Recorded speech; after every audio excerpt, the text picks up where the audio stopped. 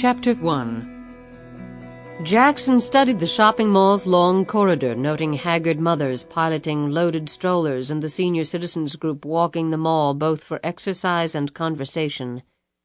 Dressed in a gray pinstriped suit, the stocky Jackson stared intently at the north entrance to the shopping mall. That would no doubt be the one she would use, since the bus stop was right in front. She had, Jackson knew, no other form of transportation. Her live-in boyfriend's truck was in the impoundment lot, the fourth time in as many months. It must be getting a little tedious for her, he thought. The bus stop was on the main road. She would have to walk about a mile to get there, but often she did that. What other choice did she have? The baby would be with her. She would never leave it with the boyfriend. Jackson was certain of that. While his name always remained Jackson for all of his business endeavors, next month his appearance would change dramatically from the hefty middle-aged man he was currently. Facial features, of course, would again be altered. Weight would probably be lost, height added or taken away along with hair. Male or female, aged or youthful, often the persona would be taken from people whom he knew, either wholly or bits of thread from different ones, sewn together until the delicate quilt of fabrication was complete. In school, biology had been a favorite subject. Specimens belonging to that rarest of all classes, the hermaphrodite, had never ceased to fascinate him. He smiled as he dwelled for a moment on this greatest of all physical duplicities. Jackson had received a first-rate education from a prestigious Eastern school. Combining his love of acting with his natural acumen for science and chemistry, he had achieved a rare double major in drama and chemical engineering. Mornings would find him hunched over pages of complex equations or malodorous concoctions in the university's chemistry lab, while the evenings would have him energetically embroiled in the production of a Tennessee Williams or Arthur Miller classic. Those accomplishments were serving him very well. Indeed, if his classmates could only see him now. In keeping with today's character, a middle-aged male, overweight and out of shape from leading a sedentary lifestyle, a bead of perspiration suddenly sprouted on Jackson's forehead. His lips curled into a smile. This physical reaction pleased him immensely, aided as it was by the insulation of the padding he was wearing to provide bulky proportions and to conceal his own wiry frame. But it was something more than that, too. He took pride in the fact that he became the person totally, as though different chemical reactions took place within him depending on who and what he was pretending to be. He didn't normally inhabit shopping malls. His personal tastes were far more sophisticated.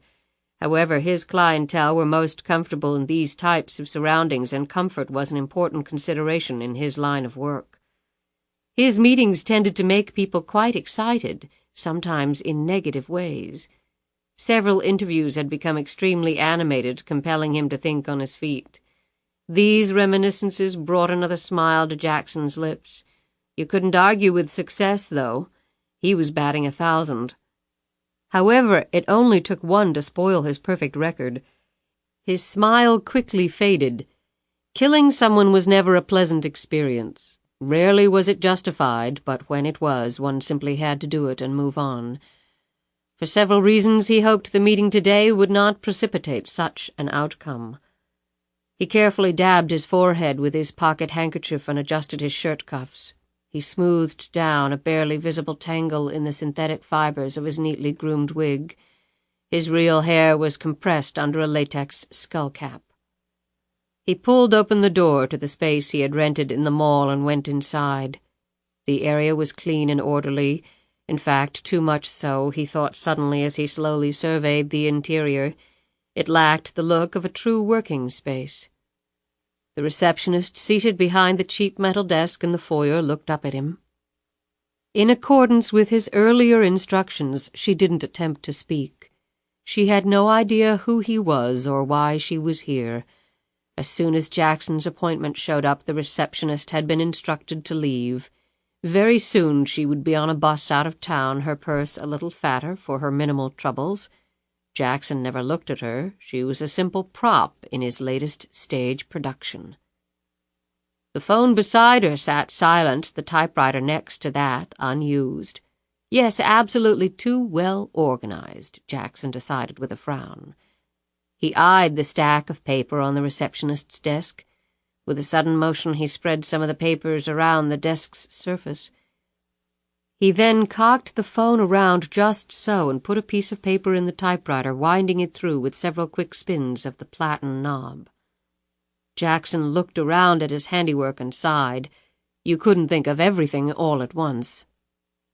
Jackson walked past the small reception area, quickly hitting the end of the shallow space, and then turned right. He opened the door to the tiny interior office, slipped across the room, and sat down behind the scuffed wooden desk. A small TV sat in one corner of the room, its blank screen staring back at him. He pulled a cigarette from his pocket, lit it, and leaned far back in the chair, trying his best to relax despite the constant flow of adrenaline. He stroked his thin, dark mustache. It, too, was made of synthetic fiber, ventilated on a lace foundation and attached to his skin with spirit gum. His nose had been changed considerably as well, a putty base highlighted and shadowed, to make his nose's actual delicate and straight appearance bulky and slightly crooked. The small mole resting next to the altered bridge of his nose was also fake, a concoction of gelatin and alfalfa seeds mixed in hot water. His straight teeth were covered with acrylic caps to give them an uneven and unhealthy appearance. All of these illusions would be remembered by even the most casual observer. Thus, when they were removed, he, in essence, disappeared. What more could someone wholeheartedly engaged in illegal activities want? Soon, if things went according to plan, it would all begin again. Each time was a little different, but that was the exciting part, the not knowing. He checked his watch again. Yes, very soon. He expected to have an extremely productive meeting with her. More to the point, a mutually beneficial meeting. He only had one question to ask LuAnn Tyler, one simple question that carried the potential for very complex repercussions. Based upon his experience, he was reasonably certain of her answer, but one just never knew. He dearly hoped, for her sake, that she would give the right one, for there was only one right answer. If she said no, well, the baby would never have the opportunity to know its mother because the baby would be an orphan. He smacked the desktop with the palm of his hand. She would say yes. All the others had. Jackson shook his head vigorously as he thought it through.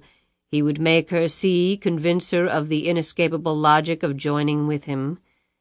How it would change everything for her, more than she could ever imagine, more than she could ever hope for. How could she say no? It was an offer that simply no one could refuse. If she came. Jackson rubbed his cheek with the back of his hand, took a long, slow drag on the cigarette, and stared absently at a nail pop in the wall. But, truth be known, how could she not come? Chapter 2. The brisk wind sailed straight down the narrow dirt road between the compression of thick woods on either side. Suddenly the road curved north and then just as abruptly dipped to the east. Over a slight rise the view yielded still more trees, some dying, bent into what seemed painful shapes by wind, disease, and weather, but the majority were ramrod straight, with thickening girths and soaring leafy branches.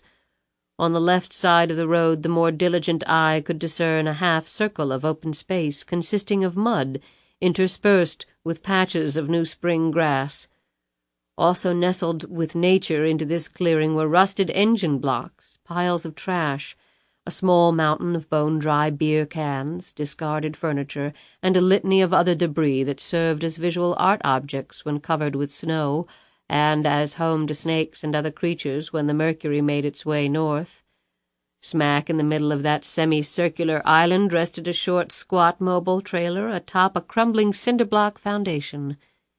Seemingly its only touch with the rest of the world were the electrical and telephone lines that ran down from the thick, leaning poles along the road and collided with one side of the trailer. The trailer was a decided eyesore in the middle of nowhere.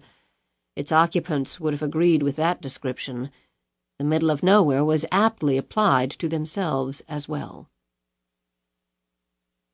Inside the trailer, LuAnn looked at herself in the small mirror perched atop the leaning chest of drawers.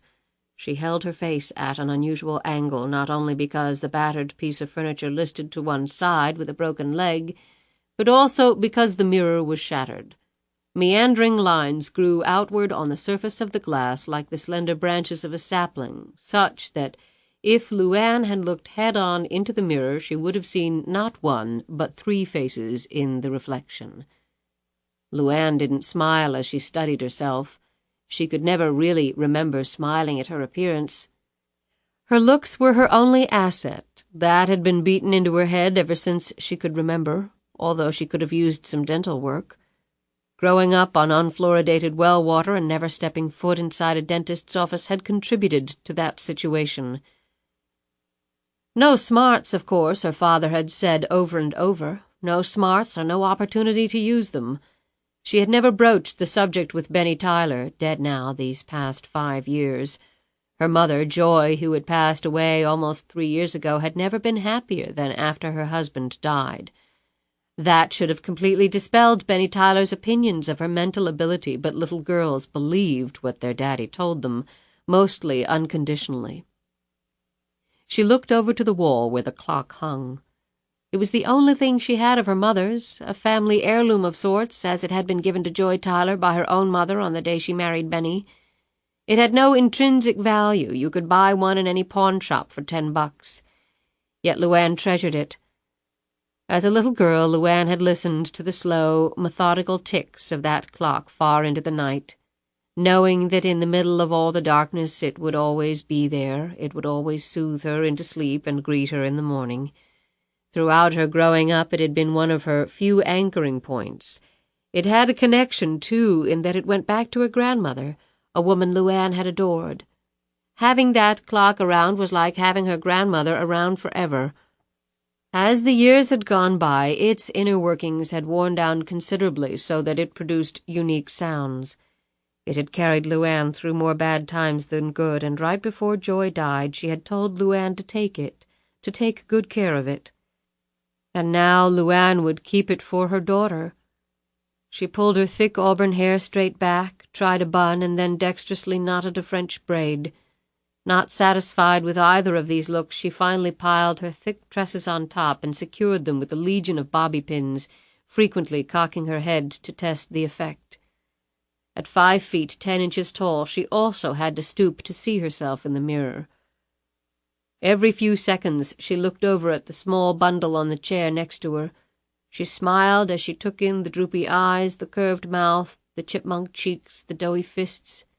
8 months and growing up fast. Her daughter had already started to crawl with the funny back-and-forth gyrations of infancy.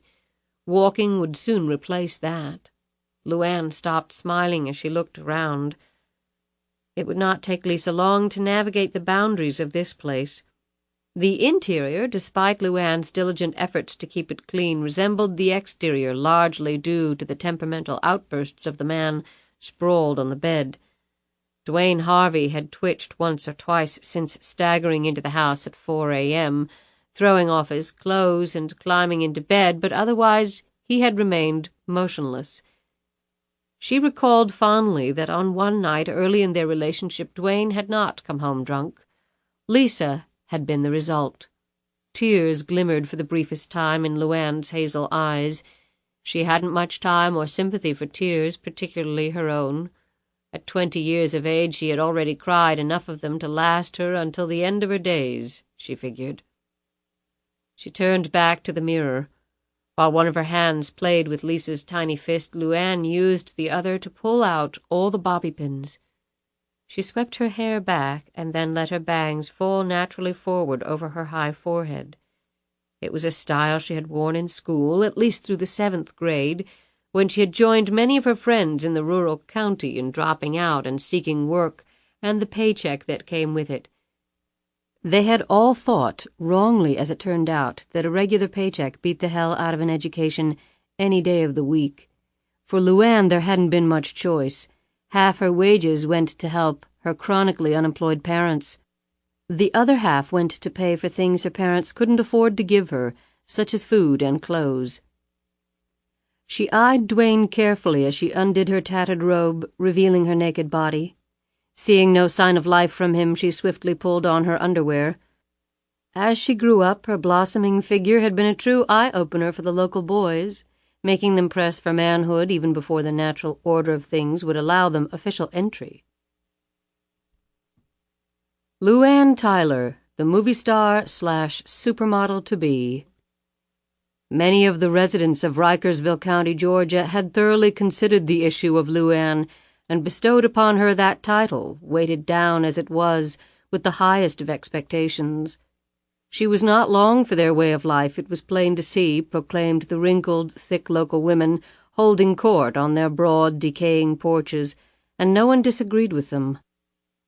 The natural beauty she possessed would hold out for nothing less than the glossiest of all brass rings. She was the vicarious hope for the locals. New York or maybe Los Angeles would beckon to their LuAnn. It was only a matter of time. Only she was still here, still in the very same county where she had lived all her life. She was a disappointment of sorts, without ever, being barely out of her teens, having had the opportunity to realize any of her goals.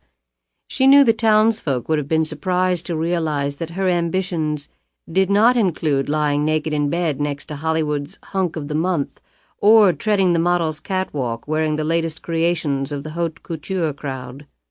Although, as she slipped into her bra, it occurred to her that right about now sliding into the latest fashions in exchange for $10,000 a day was not such a bad deal. Her face and her body. Her father had often commented on that attribute, too. Voluptuous, full-figured, he had described it as though it were an entity distinct from her. Weak mind, dazzling body. Thankfully, he had never gone beyond those verbalizations. Late at night, she sometimes wondered if he had ever wanted to, but simply lacked the courage or the opportunity. Sometimes the way he would look at her. On rare occasions, she would venture into the deepest parts of her subconscious and sense, like the sudden scary prick of a needle, the disjointed pieces of a memory that made her wonder if the opportunity maybe had presented itself. At that point she would always shudder and tell herself that thinking such evil of the dead was not a good thing. She studied the contents of the small closet. Really, she owned only one dress that would be appropriate for her appointment. The short-sleeve navy blue with white trim around the collar and hemline. She remembered the day she bought it. A whole paycheck blown. 65 entire dollars. That was 2 years ago, and she had never repeated that insane extravagance. In fact, it was the last dress she had bought. The garment was a little frayed now, but she had done a nice touch-up job with needle and thread. A strand of small, fake pearls, a birthday gift from a former admirer, encircled her long neck. She had stayed up late, methodically coloring in the nicks on her only pair of high heels. They were dark brown and didn't match the dress, but they would have to do. Flip-flops or sneakers, her only other two choices, were not going to cut it today, although she would wear the sneakers on the mile-long trek to the bus stop. Today could be the start of something new, or at least different. Who knew? It could lead to somewhere, anywhere. It could carry her and Lisa away to something other than the Duanes of the world. LuAnn took a deep breath, opened up the zippered interior pocket of her purse, and carefully unfolded the piece of paper. She had written down the address and other information from the phone call from someone who had identified himself as a Mr. Jackson, a call she had almost not answered after pulling the midnight to 7 shift as a waitress at the No. 1 truck stop. When the phone call came, LuAnn's eyes had been welded shut as she sat on the kitchen floor breastfeeding Lisa. The little girl's teeth were coming in, and LuAnn's nipples felt like they were on fire, but the baby formula was too damn expensive, and they were out of milk. At first, LuAnn had no desire to answer the phone. Her job at the popular truck stop, right off the interstate, kept her running non-stop, with Lisa meanwhile tucked safely under the counter in her baby seat. Luckily, the little girl could hold a bottle, and the diner's manager liked LuAnn enough that the arrangement hadn't jeopardized her position. They didn't get many calls. Mostly Dwayne's buddy looking for him to go drinking or strip a few cars that had broken down on the highway. Their bud and babe money, they called it, and often right to her face. No, it was not Dwayne's boys calling this early. 7 a.m. would find them 3 hours into the deep sleep of another drinking binge.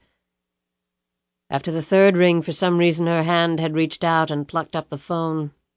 The man's voice was crisp and professional. He had sounded as though he were reading from a script, and her sleep-clouded mind had pretty much reasoned that he was trying to sell her something. That was a joke. No charge cards, no checking account, just the little bit of cash hung in a plastic bag inside the hamper she used for Lisa's dirty diapers. It was the only place Dwayne would never search. "Go ahead, mister, you just try to sell me something. Credit card number? Well, let me just make one up right now. Visa, MasterCard, Amex, Platinum. I've got 'em all, at least in my dreams." But the man had asked for her by name, and then he had mentioned the work. He wasn't selling her anything. He essentially was offering her employment. "How did you get my phone number?" she had asked him. The information was readily available, he had replied, so authoritatively that she instantly believed him. But she already had a job, she told him. He asked what her salary was. She refused to answer at first, and then, opening her eyes while Lisa suckled contentedly, she told him. She wasn't sure why.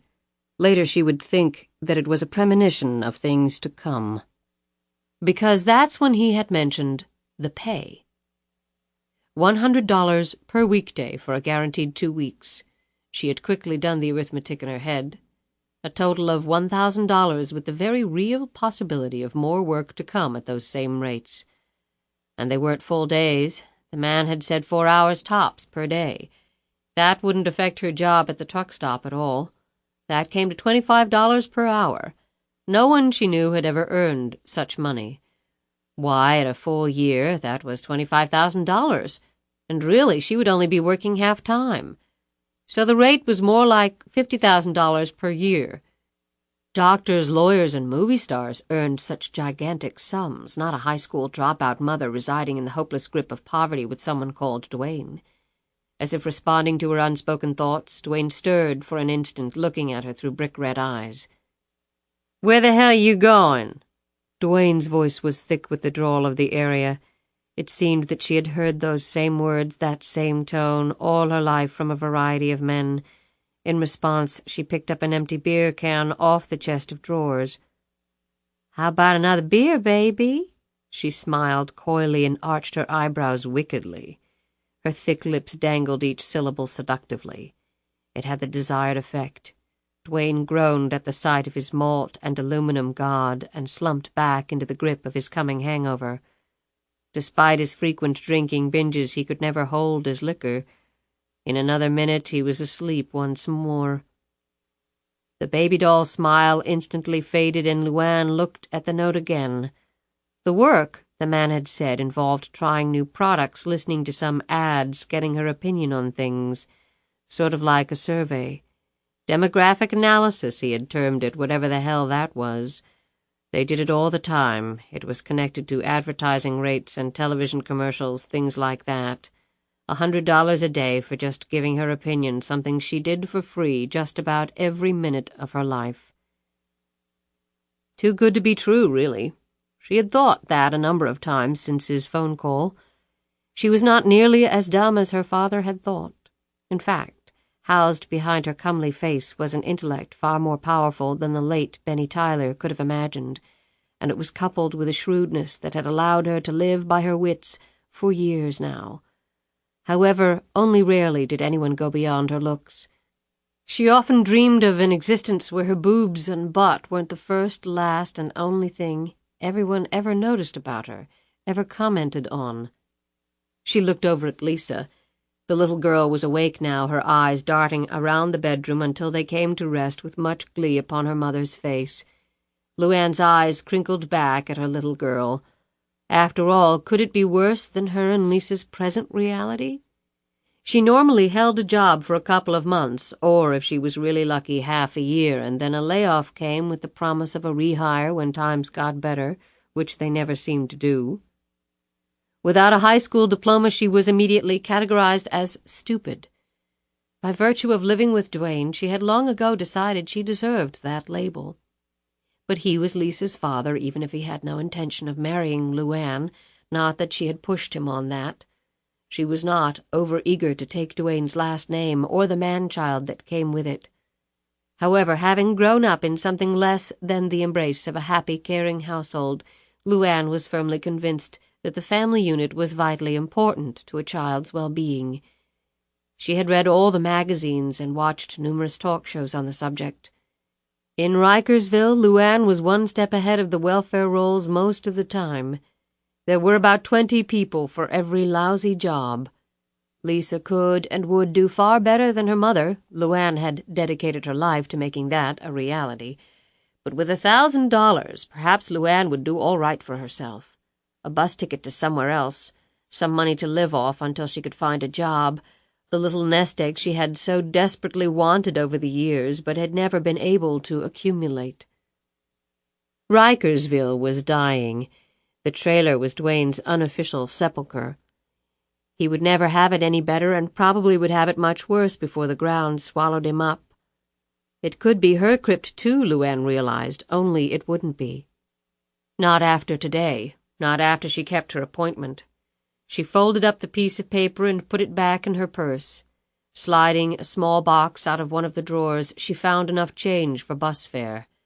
She finished with her hair, buttoned her dress, swooped up Lisa, and quietly left the trailer and Duane behind. Chapter 3. There was a sharp knock on the door. The man quickly stood up from behind the desk, adjusted his tie, and opened a file folder lying in front of him. In the ashtray next to him were the remains of 3 cigarettes. "Come in," he said, his voice firm and clear. The door opened, and LuAnn stepped into the room and looked around. Her left hand clutched the handle of the baby carrier where Lisa lay, her eyes looking around the room with obvious curiosity. Over LuAnn's right shoulder hung a large bag. The man observed the vein plunging down LuAnn's long, sinewy biceps until it connected with a maze of others in her muscular forearm. The woman was obviously strong physically. What about her character? Was it as strong? "Are you Mr. Jackson?" LuAnn asked.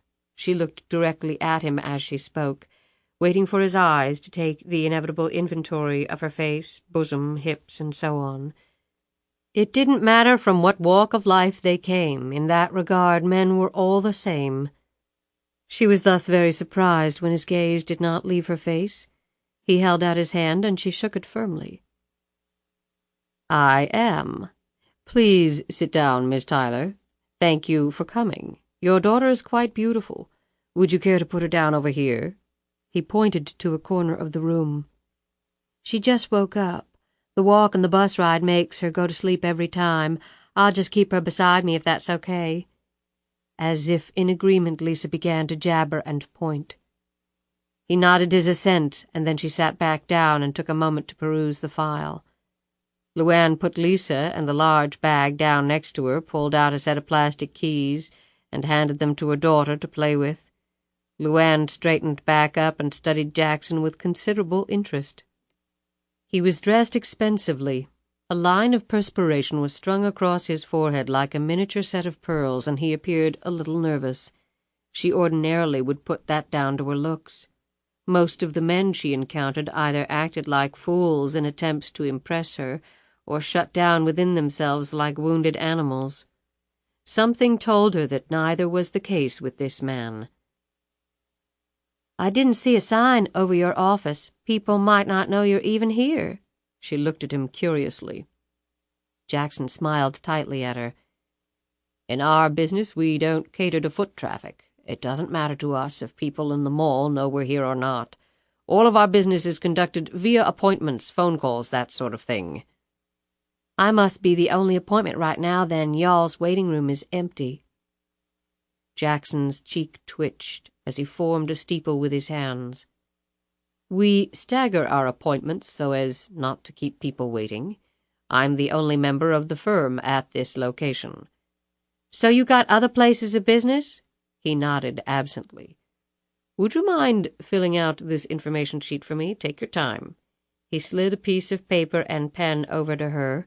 LuAnn quickly filled out the form, making short, tight motions with the pen. Jackson watched as she did so. He reviewed her information after she finished. He already knew everything on it. LuAnn looked around the place. She had always been observant. Being the object of many males' desires, she typically studied the configuration of every place she was in, if only to determine the fastest exit. When he looked up, he noted her scrutinizing the office surroundings. "Something wrong?" he asked. "It's kind of funny." "I'm afraid I don't understand." "You got a funny office is all." "How do you mean?" "Well, there's no clock anywhere, no trash can, no calendar, and no phone. Now, I ain't worked in any places where people wear neckties on the job, but even Red over at the truck stop keeps a calendar, and he's on the phone more than he's not. And the lady out front, she don't got a clue as to what's going on. Hell, with those 3-inch nails, using that typewriter would be mighty hard anyway." LuAnn caught the stunned look on his face and quickly bit her lip. Her mouth had gotten her in trouble before, and this was one job interview she couldn't afford to blow. "I don't mean nothing by it," she said quickly. "Just talking. Guess I'm a little nervous, is all." Jackson's lips moved for an instant, and then he smiled grimly. "You're very observant." "Got 2 eyes like everybody else." LuAnn smiled prettily, falling back on the old reliable. Jackson ignored her look and rustled his papers. "You recall the terms of the employment I gave to you over the phone?" She snapped back to business. $100 per day for 2 weeks, with maybe some more weeks at that same pay. I work until 7 in the morning right now. If it's all right, I'd like to come and do this job in the early afternoon around about 2, and is it okay if I bring my little girl? She takes her big nap around then. She won't be no trouble at all, cross my heart." With an automatic motion, LuAnn reached down and picked up the toy keys from the floor where the little girl had flung them and handed them back to Lisa. Lisa thanked her mother with a loud grunt. Jackson stood up and put his hands in his pockets. "That's fine, it's all fine. You're an only child and your parents are dead, correct?" LuAnn jerked at the abrupt change in subject. She hesitated and then nodded, her eyes narrowing. "And for the better part of 2 years you have lived with one Dwayne Harvey, an unskilled laborer of sorts, currently unemployed in a trailer in the western part of Rikersville." He looked at her as he recounted this information. He was not waiting for affirmation now. LuAnn sensed that and merely stared back at him. "Dwayne Harvey is the father of your daughter, Lisa, age 8 months. You quit school in the 7th grade and have held numerous low-paying jobs since that time. All of them, I think, would be accurately summed up as dead ends. You are uncommonly bright and possess admirable survival skills. Nothing is more important to you than your daughter's well-being. You are desperate to change the circumstances of your life, and you are just as desperate to leave Mr. Harvey far behind.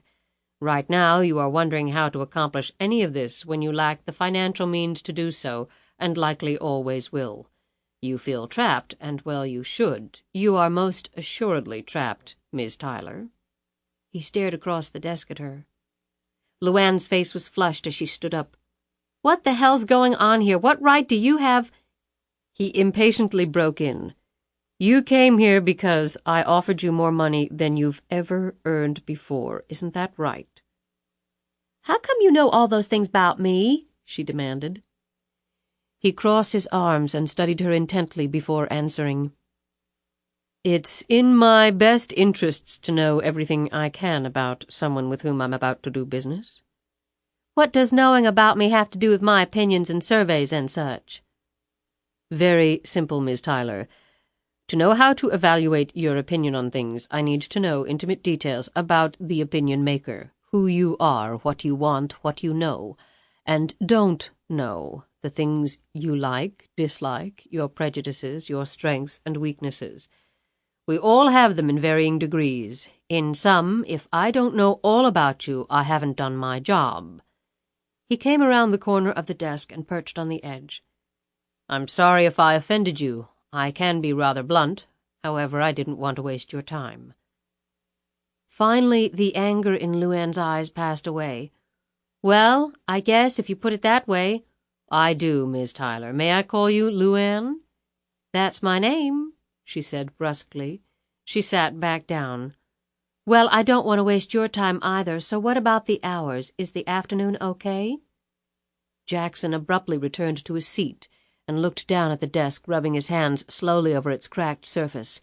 When he looked back up at her, his countenance was even more serious than it had been seconds before. "Have you ever dreamed of being rich, LuAnn? I mean, rich beyond all your wildest fantasies.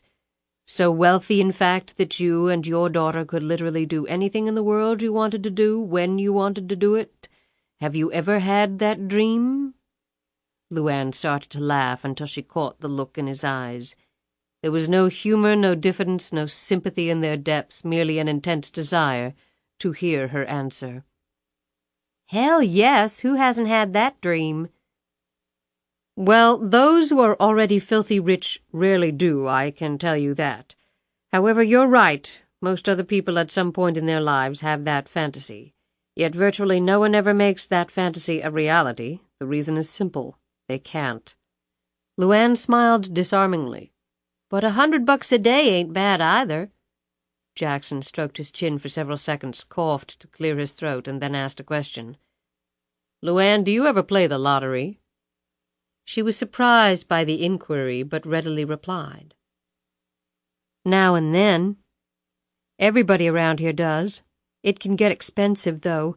Dwayne plays every week, sometimes half his paycheck. That is when he pulls a paycheck, which usually ain't the case. He's all fired certain he's going to win, plays the same numbers every time, says he saw them in a dream. I say he's just dumber than dirt. Why?" "Have you ever played the National Lotto?" "You mean the one for the whole country?" Jackson nodded, his eyes fixed on her. "Yes," he said slowly. "That's exactly the one I mean." "Once in a while, but the odds are so big I got a better chance of going for a stroll on the moon than I do of winning that thing." "You're absolutely right.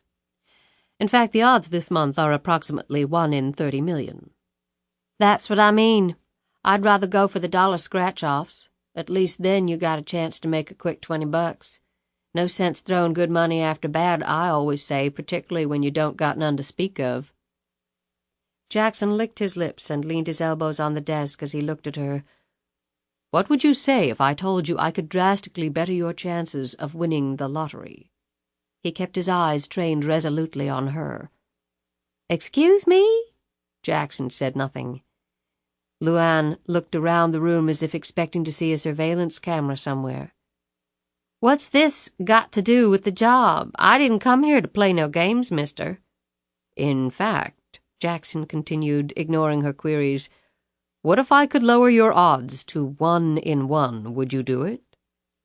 LuAnn exploded. "Is this some kind of a big joke? If I didn't know better, I'd think maybe Dwayne was behind this. You better tell me what the hell's going on before I get really mad." "This is no joke, LuAnn." LuAnn rose out of the chair. "You darn sure got something else on the burner, and I don't want no parts of it. No parts. $100 a day or not," she said with deep disgust, mingled with deeper disappointment, as her plans for the $1,000 payday rapidly faded away. She picked up Lisa and her bag and turned to leave. The quiet tones of Jackson's voice rippled across her back. "I am guaranteeing that you will win the lottery, LuAnn. I am guaranteeing that you will win, at minimum, $50 million. She stopped. Despite her brains telling her to run as fast as she could out of the place, she found herself slowly turning to face him. Jackson had not moved. He sat behind the desk, his hands clasped in front of him. No more Dwaynes, no more graveyard shifts at the truck diner, no more worrying about having food and clean clothes for your daughter. Anything you want, you can have. Anywhere you want to go, you can go. Anyone you want to become, you can. His tone remained quiet and steady.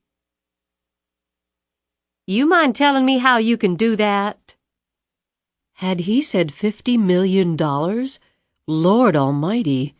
She placed one hand against the door to steady herself. "I need an answer to my question." "What question?" Jackson spread his hands. "Do you want to be rich?" "Are you a crazy man or what?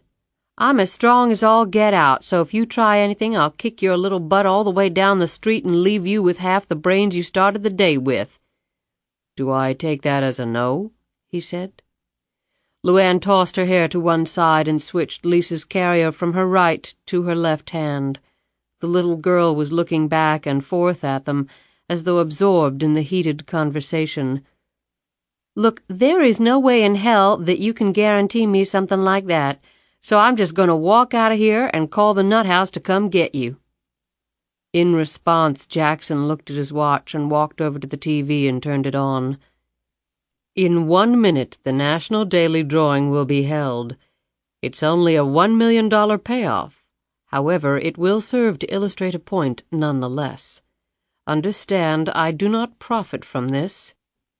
It is used only for demonstration purposes to quell your quite understandable skepticism." LuAnn turned to look at the screen. She watched as the lottery drawing began and the ball machines fired up. Jackson glanced over at her. "The winning numbers will be 8, 4, 7, 11, 9, and 6 in that order." He pulled a pen and paper from his pocket and wrote the numbers down. He handed the paper to LuAnn. She almost laughed, and a loud snort did escape her mouth. It stopped just as quickly when the first number announced was 8. In rapid succession, the 4, 7, 11, 9, and 6 balls were kicked out and announced as the winning combination. Her face pale, LuAnn stared down at the paper and then at the winning numbers on the screen. Jackson turned off the TV. "I trust that your doubts about my abilities are now satisfied. Perhaps we can get back to my offer." LuAnn leaned back against the wall. Her skin seemed to be humming against her bones as though a million bees had plunged into her body. She looked at the TV. She saw no special wires or contraptions that could have aided him in predicting the outcome. No VCR. It was just plugged into the wall. She swallowed hard and looked back at him. "How the hell did you do that?" The words came out in a hushed, fearful tone. "You have no possible need to know that information. Just answer my question, please." His voice rose slightly. She took a deep breath, tried to calm her twitching nerves. "You're asking me if I want to do something wrong. Then I'm telling you flat out that I won't. I ain't got much, but I'm no criminal." "Who says it's anything wrong?" "Excuse me, but are you saying that guaranteeing to win the lottery ain't wrong? Sure as hell sounds like a fix to me. You think just because I work crap jobs I'm stupid?" "I actually have a high opinion of your intelligence. That's why you're here. However, someone has to win that money, LuAnn. Why not you?" "Because it's wrong, that's why." "And who exactly are you hurting? Besides, it's not wrong technically if no one ever finds out." "I know." Jackson sighed. "That's very noble. However, do you really want to spend the rest of your life with Dwayne?" "He has his good points." "Really? Would you care to enumerate them?" "Why don't you go straight on to hell? I think my next stop's going to be at the police station. I got a friend who's a cop. I bet you he'll be real interested to hear about all this." LuAnn turned and gripped the doorknob. This was the moment Jackson had been waiting for. His voice continued to rise. "So Lisa grows up in a filthy trailer in the woods. Your little girl will be extraordinarily beautiful if she takes after her mother. She reaches a certain age, the young men start to get interested, she drops out of school, a baby perhaps comes along, the cycle starts anew. Like your mother?" He paused. "Like you?" Jackson added very quietly. LuAnn turned slowly around, her eyes wide and glimmering. Jackson eyed her sympathetically. "It's inevitable, LuAnn. I'm speaking the truth, you know I am. What future do you and Lisa have with him? And if not him, another Duane, and then another and another. You'll live in poverty, and you'll die in poverty, and your little girl will do the same. There's no changing that. It's not fair, of course, but that doesn't make it any less certain. Oh, people who have never been in your situation would say that you should just pack up and go. Take your daughter and just leave. Only they never tell you how you're supposed to do that. Where will the money for bus fare and motel rooms and food come from? Who'll watch your child, first while you look for work, and then when you find it, if you ever do? Jackson shook his head in sympathy and slid the back of one hand under his chin as he eyed her. Of course you can go to the police if you want, but by the time you get back there will be no one here. And do you think they'll really believe you? An expression of condescension played across his features. And then what will you have accomplished? You'll have missed the opportunity of a lifetime. Your only shot at getting out. Gone. He shook his head sadly at her as if to say, Please don't be that stupid. LuAnn tightened her grip on the baby carrier. An agitated Lisa was starting to struggle to get out, and her mother automatically started rocking the little girl back and forth. You talking about dreams, Mr. Jackson? I got me my own dreams. Big ones, damn big ones. Her voice was trembling, though. LuAnn Tyler had a very tough exterior built up over long, hard years of scrapping for an existence and never getting anywhere. However, Jackson's words had hurt LuAnn, or rather, the truth in those words. I know you do. I said you were right, and you've done nothing at this meeting but reinforce that opinion. You deserve far better than what you have now. However, rarely do people get what they deserve in life. I'm offering you a way to achieve your big dreams. He abruptly snapped his fingers for effect. Like that. She suddenly looked wary. How do I know you're not the police trying to set me up? I ain't going to no prison over money. Because it would be a clear case of entrapment, that's why. It would never hold up in court. And why in the world would the police target you for such an elaborate scheme? LuAnn leaned up against the door. Under her dress, she felt her heart beating erratically between her breasts. Jackson stood up. I know you don't know me, but I take my business very, very seriously. I never do anything without a very good reason. I would not be here wasting your time with some joke, and I most certainly never waste my time. Jackson's voice carried an unmistakable ring of authority, and his eyes bored into LuAnn with an intensity that was impossible to ignore. Why me? Out of all the people in the whole friggin' world, why'd you come knocking on my door? She was almost pleading. Fair question. However, it's not one I'm prepared to answer, nor is it particularly pertinent. How can you know I'm going to win? He looked at the TV. Unless you think I was incredibly lucky with that drawing, then you shouldn't doubt the outcome. Huh. Right now I doubt everything I'm hearing. So what if I play along and I still don't win? Then what have you lost? The $2 it costs to play, that's what. It might not sound like much money to you, but that's bus fare for almost a whole week. Jackson pulled 4 singles from his pocket and handed them to her. Then consider that risk eliminated and 100% return on top of it. She rubbed the money between her fingers. I want to know what's in it for you. I'm a little too old to believe in good fairies and wishes on a star. LuAnn's eyes were clear and focused now. Again, a good question, but one that only becomes applicable if and when you agree to participate. You're right, however. I'm not doing this out of the goodness of my heart. A tiny smile escaped his lips. It's a business transaction, and in all good business transactions, both sides benefit. However, I think you'll be pleased at how generous the terms will be. LuAnn slid the money into her bag. If you need my answer right this very minute, it's going to be a big, fat no. I realize that my proposition has certain complexities. Therefore, I will give you some time to think about it. He wrote a toll-free number down on a piece of paper and held it out to her. But not too much time. The monthly lottery drawing takes place in 4 days. I have to have your answer by 10 a.m. the day after tomorrow. This number will reach me anywhere. She looked at the paper in his hand. And if I still say no in 2 days, which I probably will?" Jackson shrugged. "Then someone else will win the lottery, LuAnn. Someone else will be at least $50 million richer, and they certainly won't waste any time feeling guilty about it.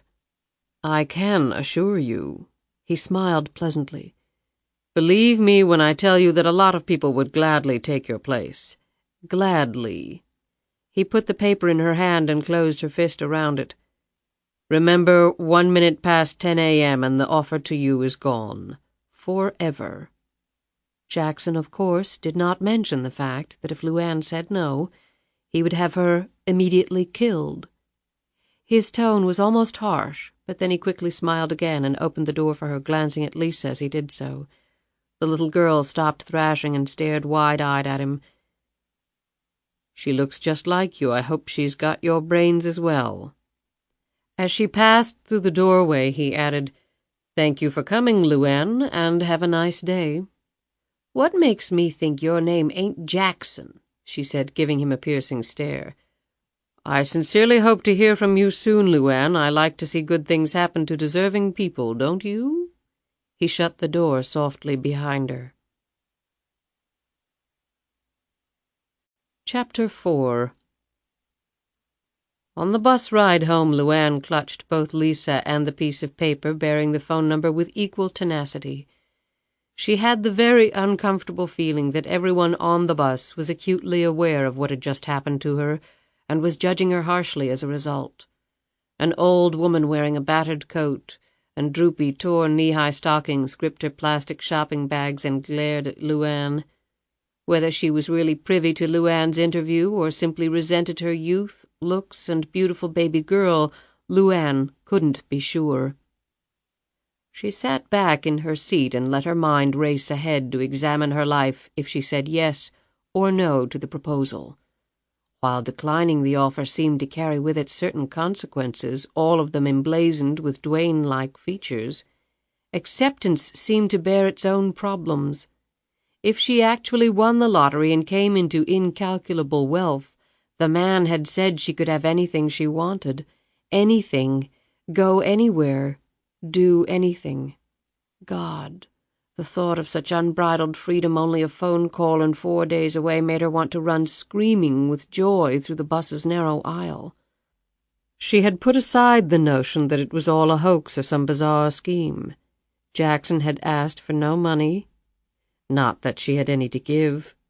He had also given no indication that he desired any sexual favors from her, although the full terms had not, as yet, been disclosed. However, Jackson did not strike her as being interested in her sexually. He had not tried to touch her, had not commented on her features, at least not directly, and seemed in every way professional and sincere.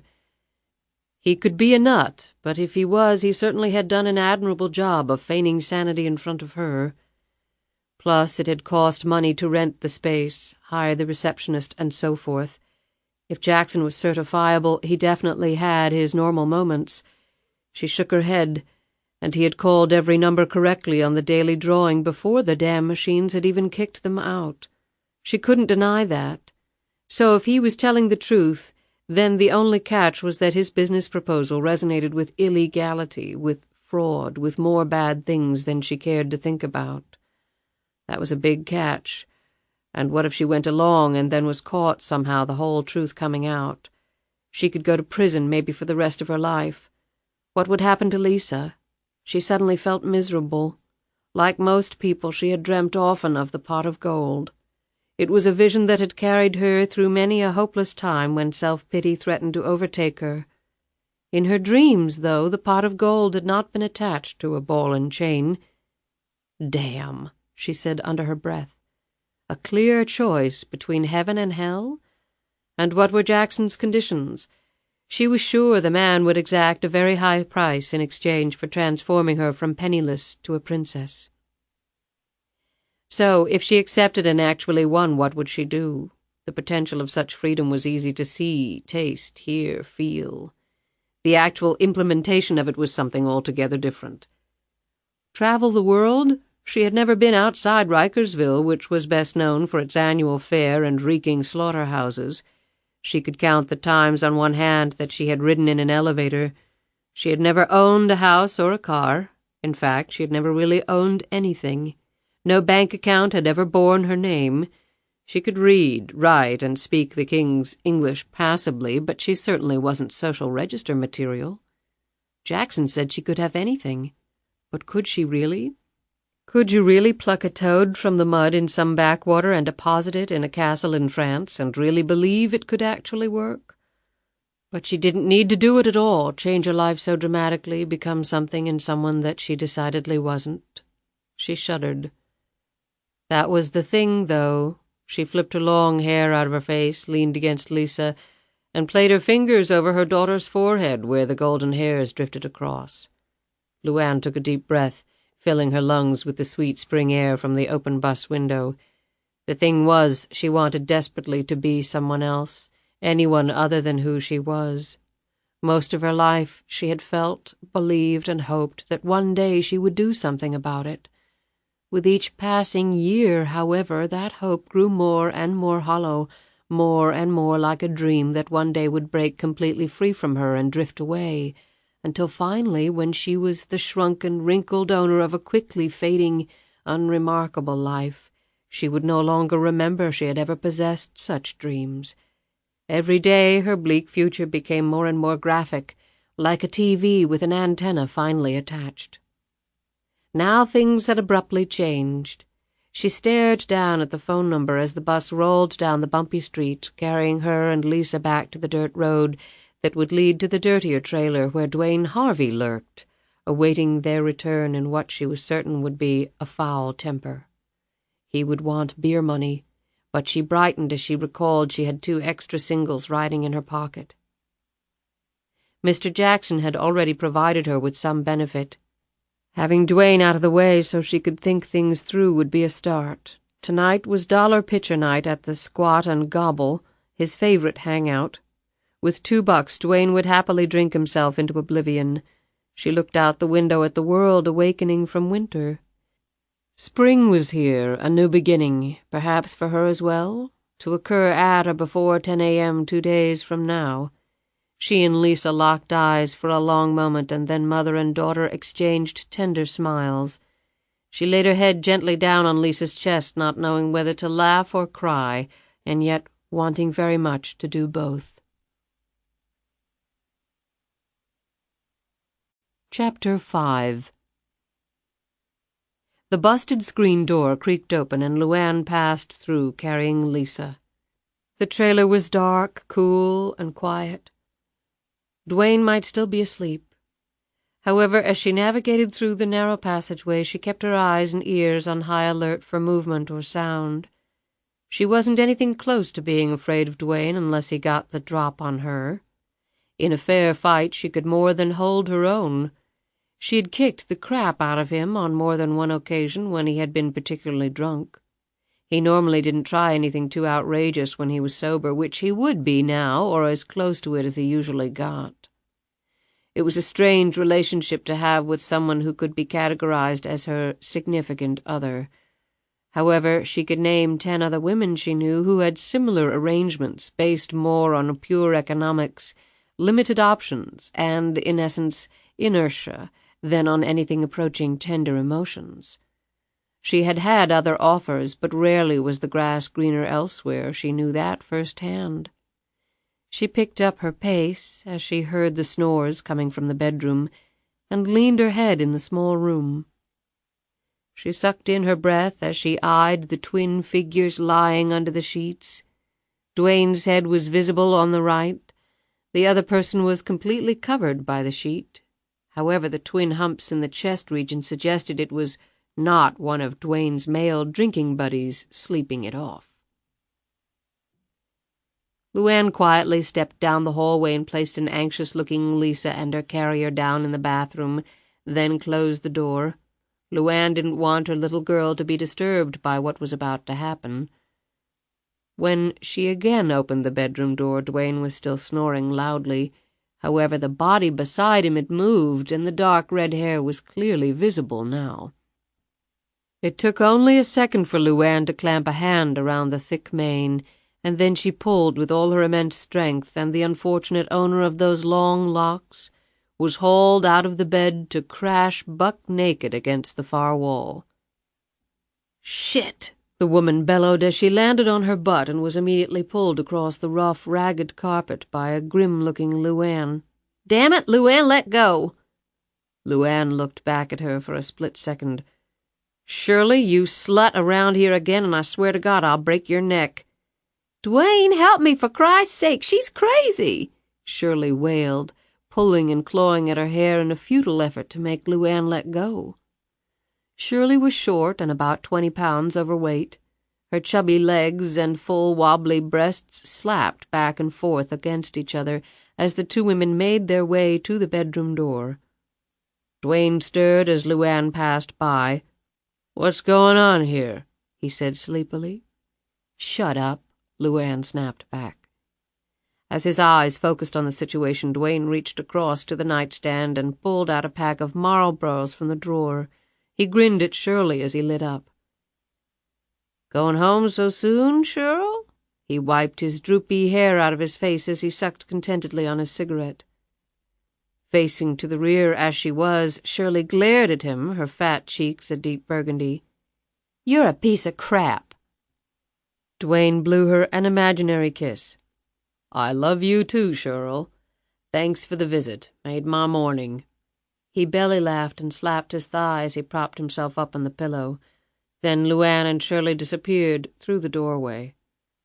After depositing Shirley next to a rusted-out Ford engine block in the front yard, LuAnn turned back to the trailer. Shirley stood up and shrieked, "You pulled half my hair out, you bitch!" LuAnn kept walking, not looking back.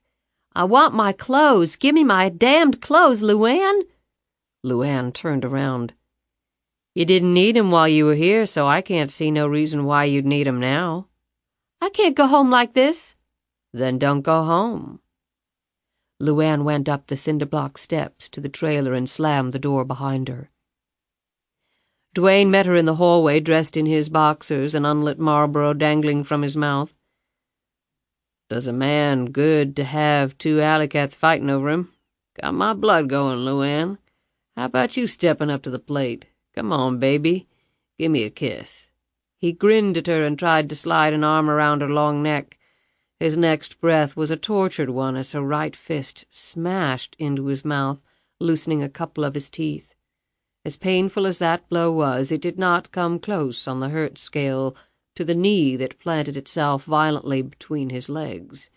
Dwayne dropped heavily to the floor. LuAnn hovered over him. "If you pull that crap again, Dwayne Harvey, so help me God, I'll rip it right off and flush it down the toilet." "Crazy-ass woman," he half-sputtered, half-whimpered, clutching at his groin. Blood seeped through his lips. She reached down and clamped an iron grip across his cheeks. "No, you're crazy if you think for 1 second I'm gonna put up with that shit." "We ain't married." "That's right, but we live together. We got a kid together, and this place is as much mine as it is yours." "Shirl don't mean nothing to me. What do you care?" He stared up at her, small tears gathering in the corners of his eyes as he continued to clutch his privates. "Because that little fat piece of bacon is going to waddle on down to the IGA and the beauty parlor and the damned squat and gobble and tell everybody that will listen all about it, and I'm going to look like the biggest piece of trash in the world." "You shouldn't have left me this morning." He struggled up off the floor. "See, this here's all your fault. She came by to see you about something. What was I supposed to do?" "I don't know, Dwayne. How about giving her a cup of coffee instead of your dick?" "I don't feel so good, babe. I really don't." He leaned up against the wall. She roughly pushed past him on her way to check on Lisa. "Best news I've heard all day." A minute later she marched past him again and entered the bedroom, where she proceeded to rip the sheets off the bed. Dwayne sulkily watched her from the doorway. "Go ahead and throw 'em away. I don't give a crap. You bought 'em." She didn't look at him as she answered. "I'm taking 'em over to Wanda's to wash. If you're going to sleep around with sluts, it ain't going to cost me nothing." As she lifted the mattress, a flash of green caught her eye.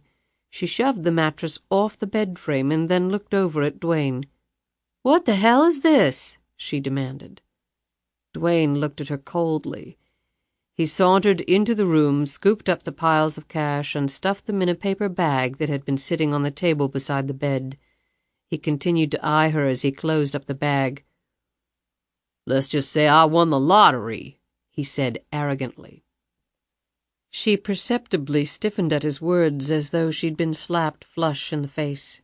For a moment she felt as though she would topple right over in a dead faint. Had Dwayne actually been behind all of this? Were he and Jackson in this together? She could not have envisioned a more unlikely pair. It couldn't possibly be. She quickly recovered and crossed her arms. "Bull. Where'd you get it, Dwayne? Let's just say it's a real good reason to be nice to me and to keep your mouth shut." Angrily pushing him from the room, she locked the door. She changed into jeans, sneakers, and a sweatshirt, and then quickly packed an overnight bag. When she unlocked and threw open the door, Dwayne hadn't budged. The bag was still clutched in his hand. She moved quickly past him, opened the door to the bathroom, and scooped up a wriggling Lisa in one arm. The dirty linen and overnight bag in her other hand, she headed for the front door. "Where you going, LuAnn?" "None of your damned business." "How long you gonna be pissed about this? I didn't get mad at you for kicking me in the balls, did I? I done already forgot about it, in fact." She whirled around for a second. "Dwayne, you have got to be the dumbest person on the face of this earth." "Is that right? Well, who do you think you are, Princess Di? Well, if it weren't for me, you and Lisa wouldn't even have a damned place to stay. I took you in or you wouldn't have nothing." He lit up another cigarette, but warily kept out of range of her fist. He scrunched the match out on the tattered carpet. "So maybe instead of bitching all the time, you ought to try being nice to me." He held up the paper bag stuffed with cash. "There's plenty more where this came from, too, little girl. I ain't gonna be living in this crap hole much longer. You best think about it. You best think real good about that. I ain't taking crap from you or anybody else anymore. You hear me?" She opened the front door. "Dwayne, I'll start being nice to you right now. You know how? I'm gonna leave before I kill you." Lisa started to cry at her mother's angry tones as though she thought they were directed at her. LuAnn kissed the little girl and cooed in her ear to calm her down. Dwayne watched LuAnn march across the muddy yard, admiring her soft behind and the tight jeans. For a moment he looked around for Shirley, but she had evidently already made a run for it, naked and all. "I love you, babe," he yelled after LuAnn, grinning. "Go to hell, Dwayne." Chapter 6. The mall was far busier than it had been during her visit the day before. LuAnn was grateful for the crowds as she made a wide berth around the office she had visited earlier, though she did glance in its direction as she passed by. Through the glass panes on either side of the door it seemed dark inside. She supposed if she tried the door it would be locked. She didn't imagine that Jackson would have hung around long after she had left, and she assumed she had been his sole client. She had called in sick to work and spent a sleepless night at a friend's house, alternating between staring at a full moon and Lisa's tiny mouth, as it randomly produced smiles, grimaces, and every expression in between while the little girl slept heavily. She had finally decided not to make a decision on Jackson's proposal until she had some more information. One conclusion had come fairly rapidly. She would not go to the police. She could prove nothing, and who would believe her? There was no upside potential to such a move, and at least 50 million reasons against it. For all her sense of right and wrong, she could not get past that one inescapable temptation. Incredible, sudden wealth was perhaps staring her in the face. She felt guilty that the decision wasn't more black and white. However, her latest episode with Dwayne had only reinforced to her that Lisa could not be allowed to grow up in such an environment. Something had to give. The mall office was at the end of a corridor on the south side of the building. LuAnn swung open the door and went in. "LuAnn?" LuAnn stared at the source of this exclamation. Behind the counter, the young man was dressed neatly in a short-sleeved shirt, necktie, and black slacks. In his excitement, he repeatedly clicked a pen in his right hand. LuAnn stared at him, but no recognition was forthcoming. The young man almost vaulted over the counter. "I didn't expect you to remember me. Johnny Jarvis. I go by John now."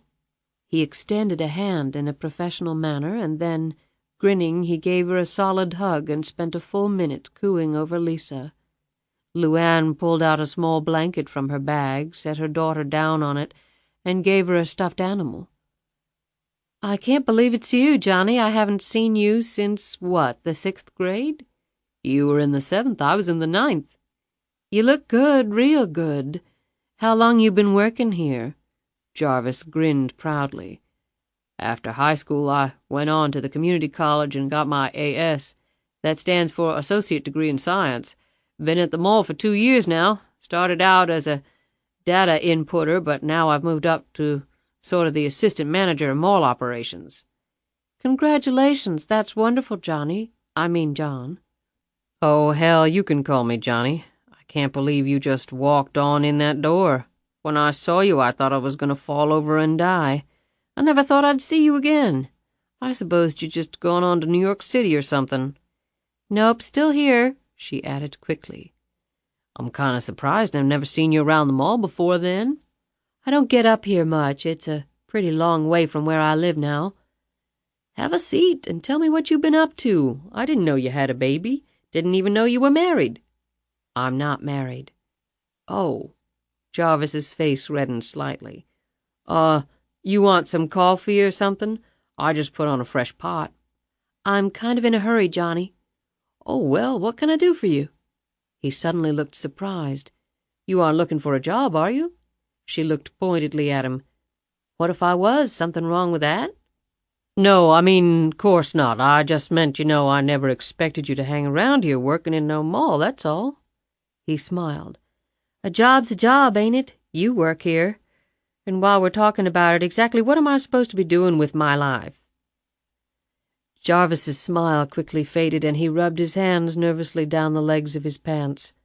"I didn't mean nothing by it, LuAnn. I just always thought of you living in some castle somewhere, wearing fancy clothes and driving fancy cars. I'm sorry." LuAnn's anger faded as she thought back to Jackson's proposition. Castles might be within her reach now. "It's okay, Johnny. It's been a long week. You know what I mean? I'm not looking for a job. What I'm looking for is a little information about one of your renters here." Jarvis glanced over his shoulder at the rear office, where the sounds of phones and clattering keyboards could be heard, mixed with short bursts of conversation, and then he turned back to her. "Information?"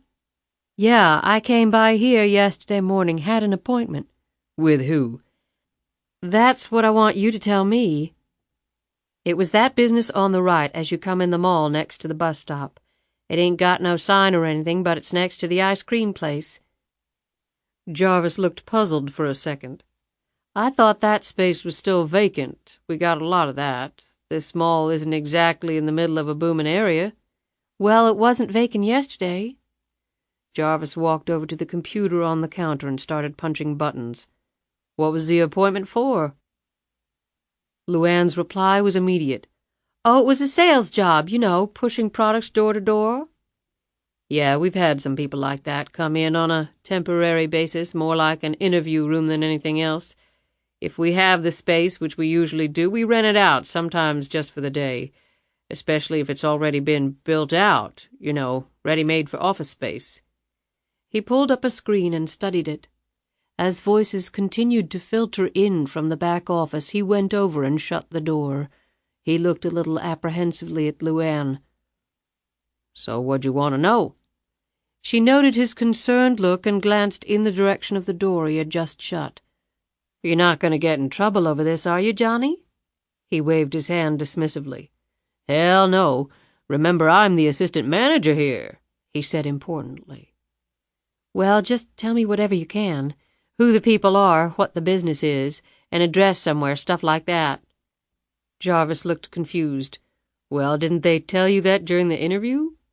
"Some of it," she said slowly, But I just want to make sure it's all legit, before I accept or not. I gotta buy some nicer clothes and maybe get me a car. I don't want to do that if it's not on the up and up." Jarvis snorted. "Well, you're smart to do that. I mean, just because we rent space to these people, it don't mean they're shooting straight with you." He added anxiously, "They didn't ask for money from you, did they?" "No, as a matter of fact, the money they were talking about me getting was pretty unbelievable." "Probably too good to be true, then."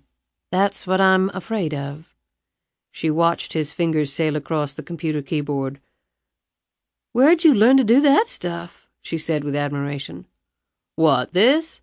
That's when I was at the community college. They got programs over there that teach you just about anything. Computers are cool." "I wouldn't mind going back to school one day." "You were always real smart in school, LuAnn. I bet you'd pick it up like nobody's business." She gave him a pretty look. "Maybe one day. Now what you got for me?" Jarvis studied the screen again. "Company's name is Associates, Inc. At least that's what they put on the rental agreement. They leased for a week, starting yesterday, in fact, paid in cash. Didn't give any other address. When they pay in cash, we don't really care." "There ain't nobody there now." Jarvis nodded absently as he tabbed down the screen. "Guy named Jackson signed the lease agreement," he said. "About my height with black hair, sort of fat?" "That's right. I remember him now. He seemed very professional. Anything out of the way happened during your interview?" "Depends on what you call out of the way. But he was real professional to me, too. Anything else you can tell me?" Jarvis studied the screen again, hoping to find a few more kernels of information with which to entice LuAnn. Finally, strong disappointment etched across his features. He looked at her and sighed. "Not really, I guess." LuAnn hoisted up Lisa and then eyed a stack of steno pads and a cup of pens on the counter. "Could I have one of those pads and a pen, Johnny? I could pay you something for them." "You kidding? Good golly, take all you want." "One of each is all I need, thanks." She put the pad and pen in her handbag. "No problem at all, we got tons of that stuff." "Well, I appreciate what you told me, I really do, and it was real nice seeing you, Johnny." "Hell, you made my whole year walking in the door like that." He took a peek at his watch. "I take my lunch break in about 10 minutes. They got a nice Chinese place down at the food court. You have time? My treat. We could talk some more, catch up." "Maybe another time. Like I said, I'm kinda in a hurry." LuAnn observed Jarvis's disappointment and felt a little guilty. She put Lisa down and gave him a big hug. She smiled as she listened to him breathe deeply into her freshly washed hair. As he pressed his hands against the small of her back and the warmth and softness of her chest spread over his, Jarvis's spirits were instantly rekindled. "You've done real well for yourself, Johnny," LuAnn said as she stepped back. "Always knew you'd do just fine." Things might have been different, she thought, if she had come across Johnny a while back. Jarvis was now treading across fine white clouds. "You did?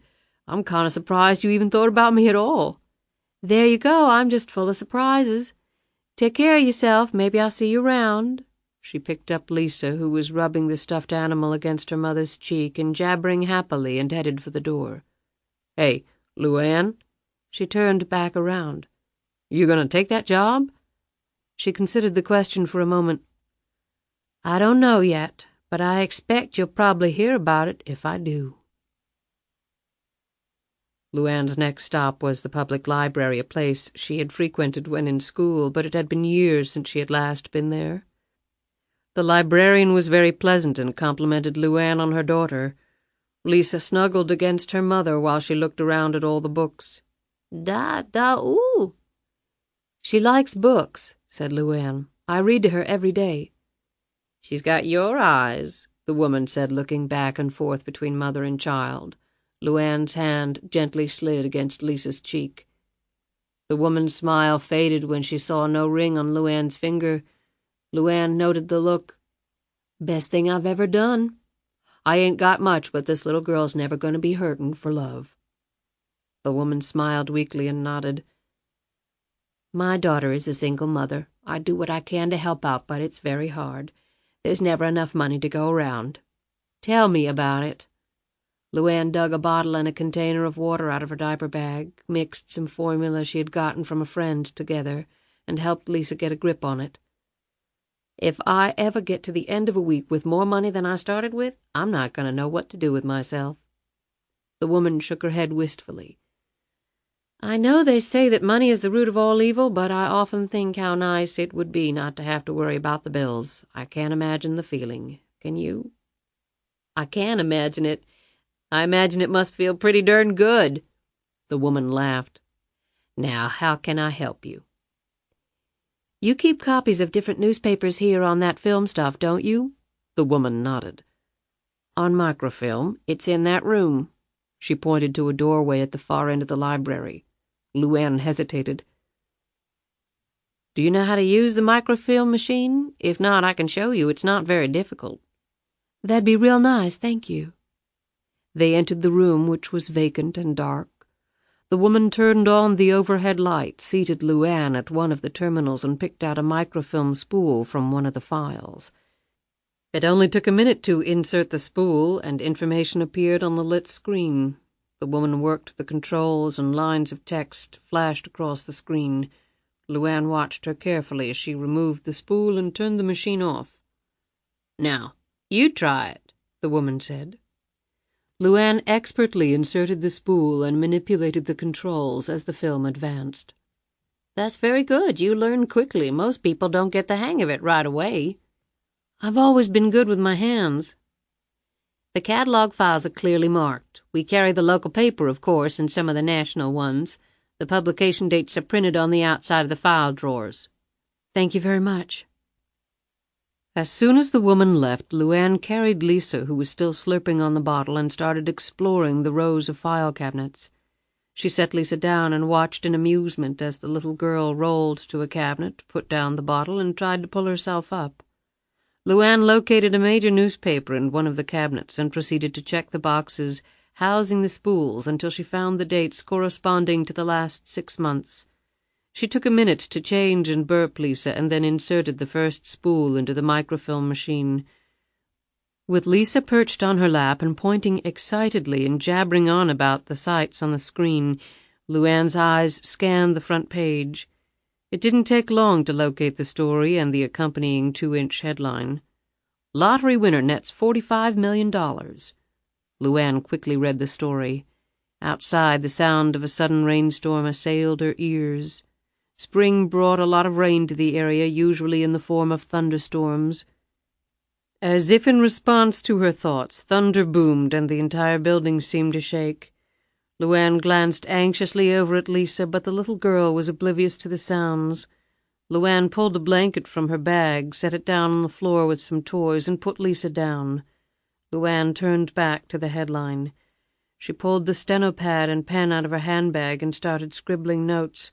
She flipped to the next month. The U.S. Lotto drawing was held on the 15th of each month. The dates she was looking at were for the 16th through the 20th. 2 hours later she had completed her review of the past 6 winners. She unwound the last spool and replaced it in the file drawer. She sat back and looked at her notes. Her head was pounding and she wanted a cup of coffee. The rain was still coming down hard. Carrying Lisa, she went back into the library, pulled some children's books down, and showed Lisa the pictures in them and read to the little girl. Within 20 minutes, Lisa had fallen asleep, and LuAnn put her in the baby carrier and set it on the table next to her. The room was quiet and warm. As LuAnn felt herself starting to doze, she put one arm protectively across Lisa and gripped the little girl's leg in a gentle squeeze. The next thing she knew, she was startled awake when a hand touched her shoulder. She looked up into the eyes of the librarian. "I'm sorry to wake you, but we're closing up." LuAnn looked around, bewildered for a moment. "Good Lord, what time is it?" "A little after 6, dear."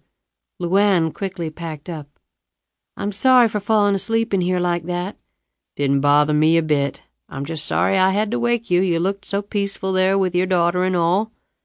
"Thanks again for all your help." LuAnn cocked her head as she listened to the rain pounding on the roof. The woman looked at her. "I wish I could offer you a ride somewhere, but I take the bus." That's okay. The bus and me know each other real good. LuAnn draped her coat over Lisa and left.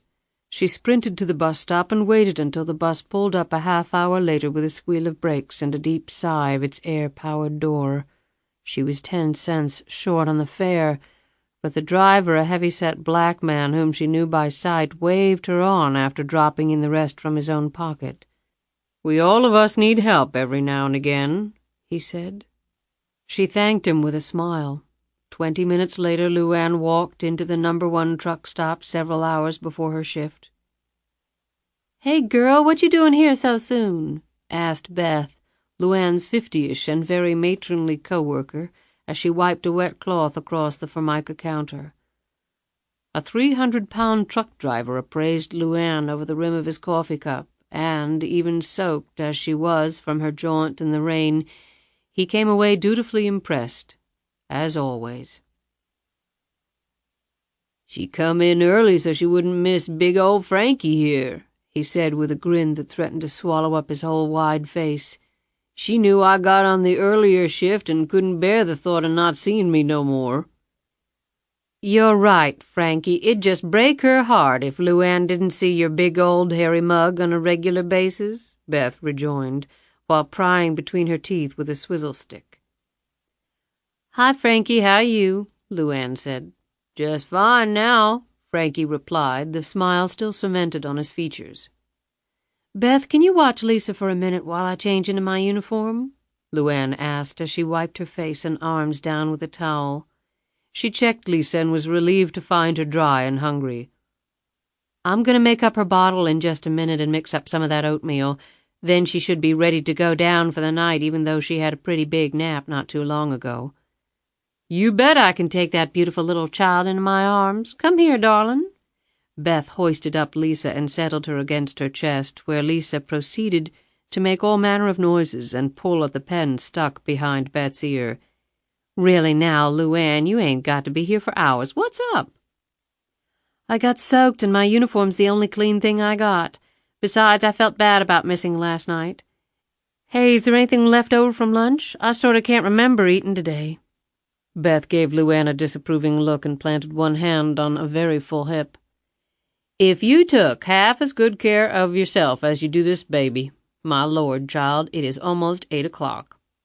"Don't nag, Beth. I just forgot, that's all." Beth grunted. "Right. Dwayne drank your money away again, didn't he?" "You ought to drop that little sumbitch, LuAnn," Frankie grumbled. "But let me kick his ass first for you. You deserve better than that crap." Beth raised an eyebrow that clearly signaled her agreement with Frankie. LuAnn scowled at them. "Thank you both for your vote on my life. Now, if you'll excuse me." Later that evening, LuAnn sat at the far corner booth, finishing a plate of food Beth had rounded up for her. She finally pushed the dinner away and sipped a cup of fresh coffee. The rain had started again, and the clattering sound against the diner's tin roof was comforting. She pulled a thin sweater tighter around her shoulders and checked the clock behind the counter. She still had 2 hours before she went on duty. Normally, when she got to the diner early, she'd try to catch a little overtime, but the manager wasn't letting her do that any more. Hurt the bottom line, he had told LuAnn. "Well, you don't want to know about my bottom line," she had told him right back, but to no avail. But that was okay. He let her bring Lisa in. Without that, there'd be no way she could work at all. And he paid her in cash. She knew he was avoiding payroll taxes that way, but she made little enough money as it was without the government taking any. She had never filed a tax return. She had lived her entire life well below the poverty line and rightly figured she didn't owe any taxes. Lisa was in her carrier across from her. LuAnn tucked the blanket more snugly around her sleeping daughter. LuAnn had fed Lisa parts of her meal. Her daughter was taking to solid food real well, but she hadn't made it through the mushed carrots before falling asleep again. LuAnn worried that her daughter wasn't getting the right kind of sleep. And she wondered, was putting her baby under the counter of a noisy, smoky truck stop every night going to mess up Lisa's head for years from now? Lower her self-esteem and do other damage LuAnn had read about in the magazines or seen on TV. That nightmarish thought had cost LuAnn more sleep than she could remember, And that wasn't all. When Lisa turned to solid food for good, would there always be enough? Not having a car, always scrounging change for the bus, walking or running through the rain. What if Lisa caught something? What if LuAnn did? What if she were laid up for a while? Who would take care of Lisa? She had no insurance. She took Lisa to the free county clinic for her shots and checkups, but LuAnn hadn't been to a doctor in over 10 years. She was young, strong, and healthy, but that could change quickly. You never knew. She almost laughed when she thought of Dwayne trying to navigate the endless details of Lisa's daily requirements. The boy would run screaming into the woods after a few minutes, but it really wasn't a laughing matter. While she looked at the tiny mouth opening and closing, LuAnn's heart suddenly felt as heavy as the semis parked in the diner's parking lot. Her daughter depended on her for everything, and the truth was LuAnn had nothing. One step from the edge every day of her life and getting closer all the time. A fall was inevitable. It was only a matter of time. She thought back to Jackson's words. A cycle. Her mother, then LuAnn.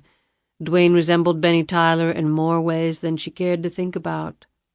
Next up was Lisa, her darling little girl for whom she would kill or be killed, whatever it took to protect her. America was full of opportunity, everybody said. You just had to unlock it. Only they forgot to give out keys for LuAnn's kind. Or maybe they didn't forget at all. Maybe it was unintentional. At least that's how she usually saw things when she was more than a little depressed, like now. She shook her head clear and squeezed her hands together. That kind of thinking wasn't going to help her now. LuAnn pulled her handbag over and slid out the steno pad. What she had found at the library had greatly intrigued her. 6 lottery winners. She had started with the ones last fall and continued up to the present. She had written down their names and backgrounds. The articles had carried a photo of each winner. Their smiles had seemed to stretch across the width of the page. In reverse order of winning they were Judy Davis, age 27, a welfare mother with 3 young children. Herman Rudy, age 58, a former truck driver on disability with massive medical bills from an injury on the job. Wanda Tripp, 66, widowed and subsisting on Social Security's safety net of $400 a month. Randy Stith, 31, a recent widower with a young child who had recently been laid off from his assembly line job. Bobby Joe Reynolds, 33, a waitress in New York, who, after winning, the article said had given up her dream of starring on Broadway to take up painting in the south of France. Finally, there was Raymond Powell, 44, a recent bankrupt who had moved into a homeless shelter. LuAnn slumped back in her seat. And LuAnn Tyler, 20 years old, single mother, dirt poor, uneducated, no prospects, no future. She would fit in perfectly with this desperate group. She had only gone back 6 months. How many more of them were there? It made for great stories, she had to admit. People in dire straits hit the jackpot. Old people with newfound wealth. Young children with a suddenly bright future. All their dreams coming true. Jackson's face appeared in her thoughts. Someone asked to win. Why not you, LuAnn? His calm, cool tones beckoned to her. In fact, those 2 sentences reverberated over and over in her head. She felt herself beginning to slide over the top of an imaginary dam. What was awaiting her in the deep waters below, she was not sure. The unknown both scared her and drew her fiercely. She looked at Lisa. She could not shake the image of her little girl growing into a woman in a trailer with no way to escape, while the young wolves circled. "What you doing, sweetie?" LuAnn jerked around and stared into Beth's face. The older woman expertly juggled plates full of food in both hands. "Nothing much, just counting up all my fortune," LuAnn said. Beth grinned and looked at the steno pad, which LuAnn quickly closed. "Well, don't forget the little people when you hit the big time, Miss LuAnn Tyler." Beth cackled and then carried the food orders to the waiting customers. LuAnn smiled uneasily. "I won't, Beth. I swear," she said quietly. Chapter 7. It was 8 o'clock in the morning, on the day. LuAnn stepped off the bus with Lisa. This was not her usual stop, but it was close enough to the trailer that she could walk it in half an hour or so, which was nothing to her. The rain had passed and left the sky a brilliant blue and the earth a lush green. Small clusters of birds sang the praises of the changing season and the exit of another tedious winter. Everywhere LuAnn turned as she tramped along under the newly risen sun there was fresh growth. She liked this time of day. It was calm, soothing, and she tended to feel hopeful about things. LuAnn looked ahead to the gently rolling fields, and her manner grew both somber and expectant. She walked slowly through the arched gateway and past the patinated sign proclaiming her entrance into the Heavenly Meadows Cemetery. Her long, slender feet carried her automatically to Section 14, Lot 21, Plot 6. It occupied a space on the small knoll in the shadow of a mature dogwood that would soon begin showing its unique wares. She laid Lisa's carrier down on the stone bench near her mother's grave and lifted out the little girl. Kneeling in the dewy grass, she brushed some twigs and dirt off the bronze marker. Her mother, Joy, had not lived all that long. 37 years. It had seemed both brief and an eternity for Joy Tyler, that LuAnn knew. The years with Benny had not been pleasant, and had, LuAnn firmly believed now, hastened her mother's exit from the living. "Remember, this is where your grandma is, Lisa. We haven't been here for a while because the weather was so bad. But now that it's spring, it's time to visit again." LuAnn held up her daughter and pointed with her finger at the recessed ground. "Right there. She's sleeping right now, but whenever we come by, she sort of wakes up. She can't really talk back to us, but if you close your eyes tight as a baby bird's and listen real, real hard, you can kind of hear her. She's letting you know what she thinks about things." After saying this, LuAnn rose up and sat on the bench with Lisa on her lap, bundled against the chill of the early morning. Lisa was still sleepy. It usually took her a while to wake up, but once she did, the little girl wouldn't stop moving or talking for several hours. The cemetery was deserted except for a workman LuAnn could see far in the distance, cutting grass on a riding mower. The sounds of the mower's engine didn't reach her, and there were few cars on the roadway. The silence was peaceful, and she closed her eyes tight as a baby bird's and listened as hard as she could. At the diner, she had made up her mind to call Jackson right after she got off work. He had said any time, and she figured he would answer the phone on the first ring, regardless of the time. Saying yes had seemed like the easiest thing in the world to do, and the smartest. It was her turn. After 20 years filled with grief, disappointment, and depths of despair that seemed to have endless elasticity, the gods had smiled upon her. Out of the masses of billions, LuAnn Tyler's name had turned the hat trick on the slot machine. It would never happen again, of that she was dead certain. She was also sure that the other people she had read about in the paper had made a similar phone call. She hadn't read anything about them getting in trouble. That sort of news would have been all over, certainly in as poor an area as she lived in, where everyone played the lottery in a frantic effort to throw off the bitter hopelessness of being a have-not. Somewhere between leaving the diner and stepping on the bus, however, she had felt something very deep inside of her prompting her not to pick up the phone, but instead to seek counsel other than her own. She came here often to talk, to lay flowers she had picked, or to spruce up her mother's final resting place. In the past, she had often thought she actually did communicate with her mother. She had never heard voices. It was more levels of feelings, of senses. Euphoria or deep sadness sometimes overtook her here, and she had finally put it down to her mother reaching out to her, letting her opinion on things having to do with LuAnn seep into her child's body, into her mind. Doctors would probably call her crazy, she knew, but that didn't take away from what she felt. Right now she hoped for something to speak to her, to let her know what to do. Her mother had raised her right. LuAnn had never told a lie until she had started living with Dwayne. Then the fabrications seemed to just happen. They seemed to be an inextricable part of simply surviving. But she had never stolen anything in her life, never really done anything wrong that she knew of. She had kept her dignity and self-respect through a lot over the years, and it felt good. It helped her get up and face the toil of another day when that day contained little in the way of hope that the next day and the next would be any different, any better. But today nothing was happening. The noisy lawnmower was drawing closer and the traffic on the road had picked up. She opened her eyes and sighed. Things were not right. Her mother apparently was not going to be available today of all days. She stood up and was preparing to leave when a feeling came over her. It was like nothing she had ever experienced before. Her eyes were automatically drawn to another section of the cemetery, to another plot that lay about 500 yards away. Something was pulling her there, and she had no doubt what it was. Eyes wide and her legs moving of their own accord, LuAnn made her way down the narrow, winding asphalt walkway. Something made her clutch Lisa tightly to her bosom, as though, if she didn't, the little girl would be snatched away by the unseen force compelling LuAnn to its epicenter. As she drew nearer to the spot, the sky seemed to turn a terrible dark. The sounds of the mowing were gone, the cars had stopped coming down the road.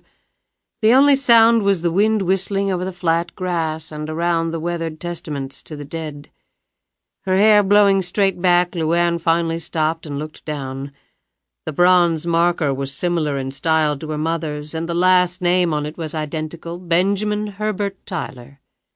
She had not been to this spot since her father had died.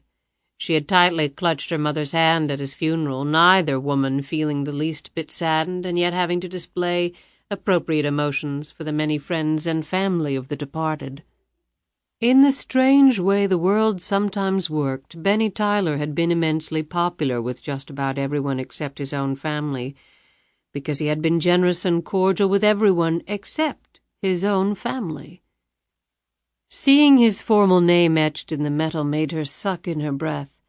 It was as though the letters were stenciled over an office door and she would soon be ushered in to see the man himself.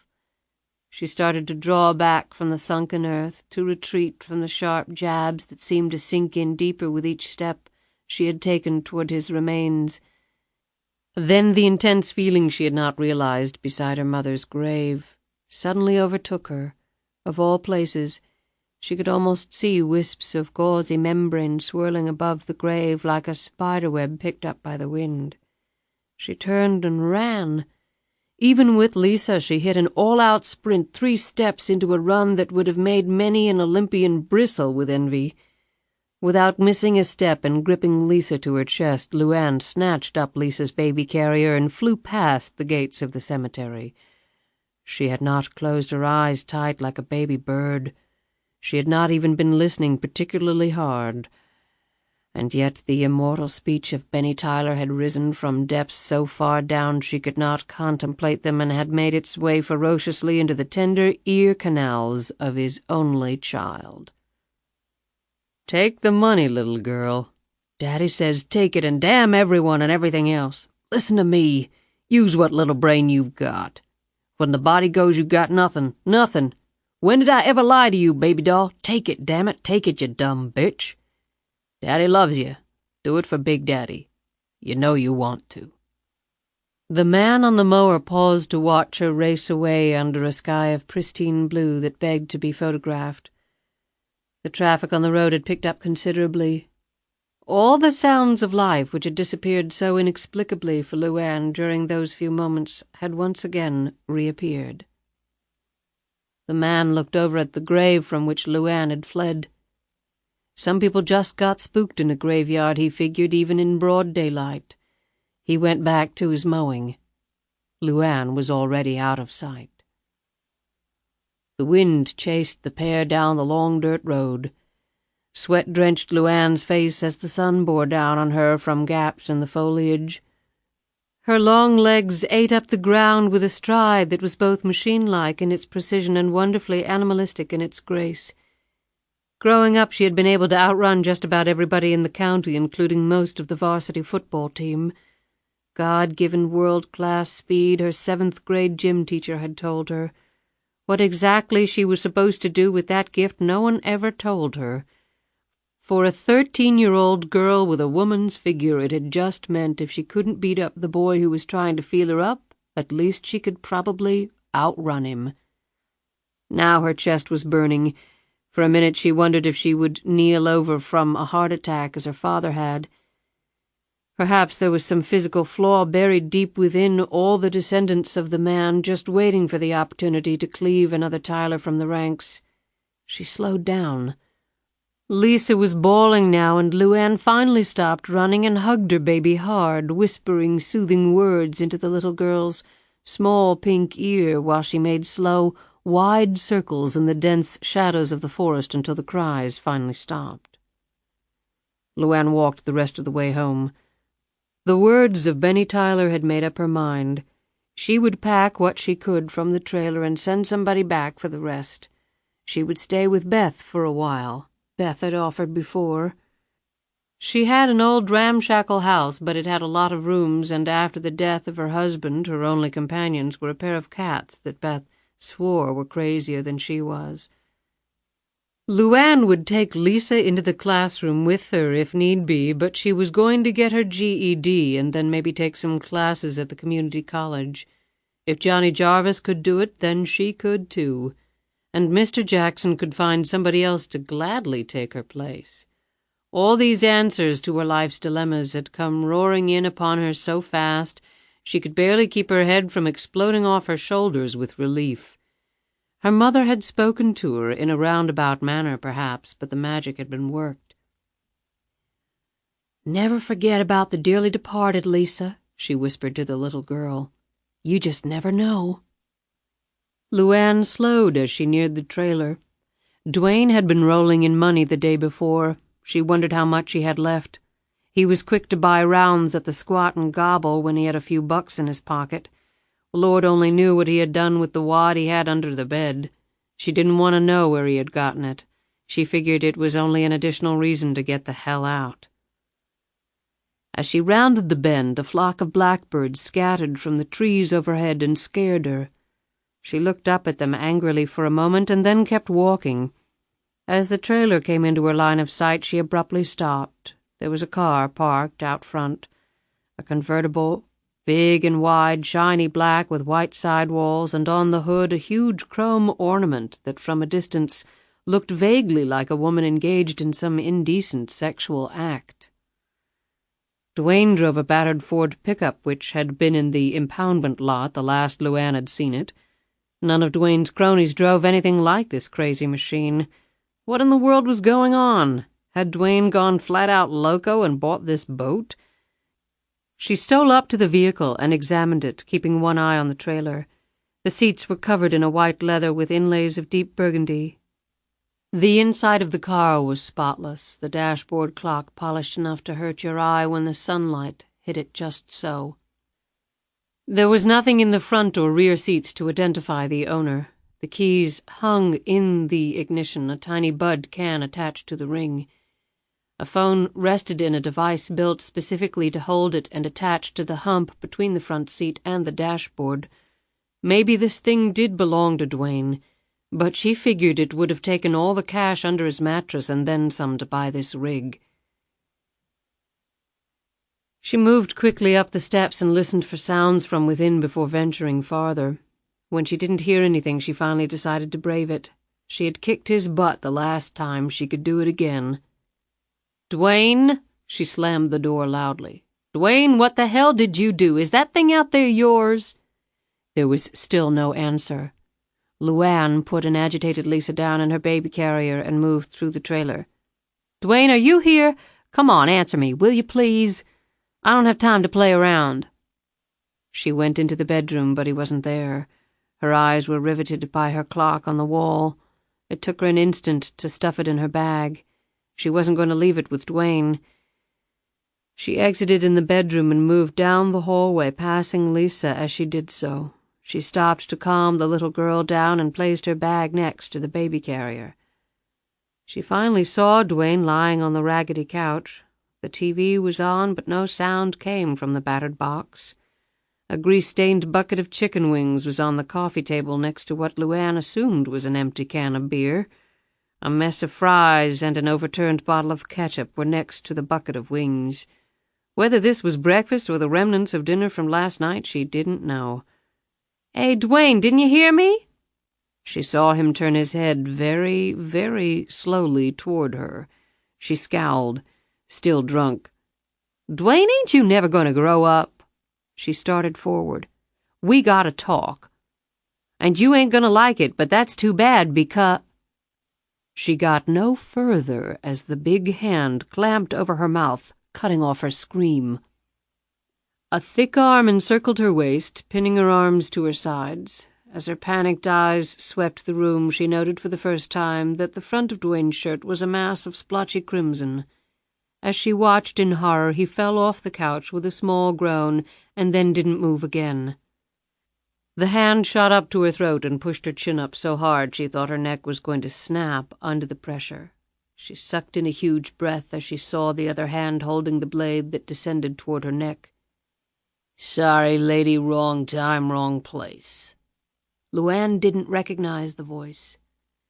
The breath was a mixture of cheap beer and spicy chicken wings. The foul odor pressed against her cheek as fiercely as the hand against her mouth. He had made a mistake, though. With one hand bracing her chin and the other holding the knife, he had left her arms free. Perhaps he thought she would be paralyzed with fear. She was far from it. Her foot crunched backward against his knee. At the same moment, her bony elbow sunk deep into his flabby gut, hitting right in the diaphragm. The force of her blow caused his hand to jerk suddenly, and the knife slashed her chin. She tasted blood. The man dropped to the floor, spitting and coughing. The hunting knife clattered to the bare carpet next to him. LuAnn hurtled toward the front door, but her attacker managed to snag a leg as she passed by, and she tumbled to the floor a few feet from him. Despite being doubled over, he clamped thick fingers around her ankle and dragged her back toward him. Finally, she got a good look at him as she turned over on her back, kicking at him with all her might. Sunburned skin, thick caterpillar eyebrows, sweaty matted black hair, and full cracked lips that were at the moment grimacing in pain. She couldn't see his eyes, which were half closed as his body shrugged off her blows. LuAnn took in those features in an instant. What was even more evident was that he was twice her size. In the grip that tightened around her legs, she knew she had no chance against him strength-wise. However, she wasn't about to leave Lisa to face him alone, not without a lot more fight than she had already given him. Instead of resisting further, she threw herself toward him, screaming as loudly as she could. The scream and her sudden leap startled him. Off balance, he let go of her leg.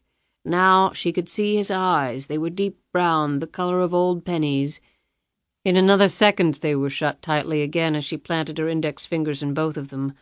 Howling again, the man fell backward against the wall, but then he ricocheted off like a bounced ball and slammed blindly into her. They both pitched over the couch. LuAnn's flailing hand seized an object on the way down.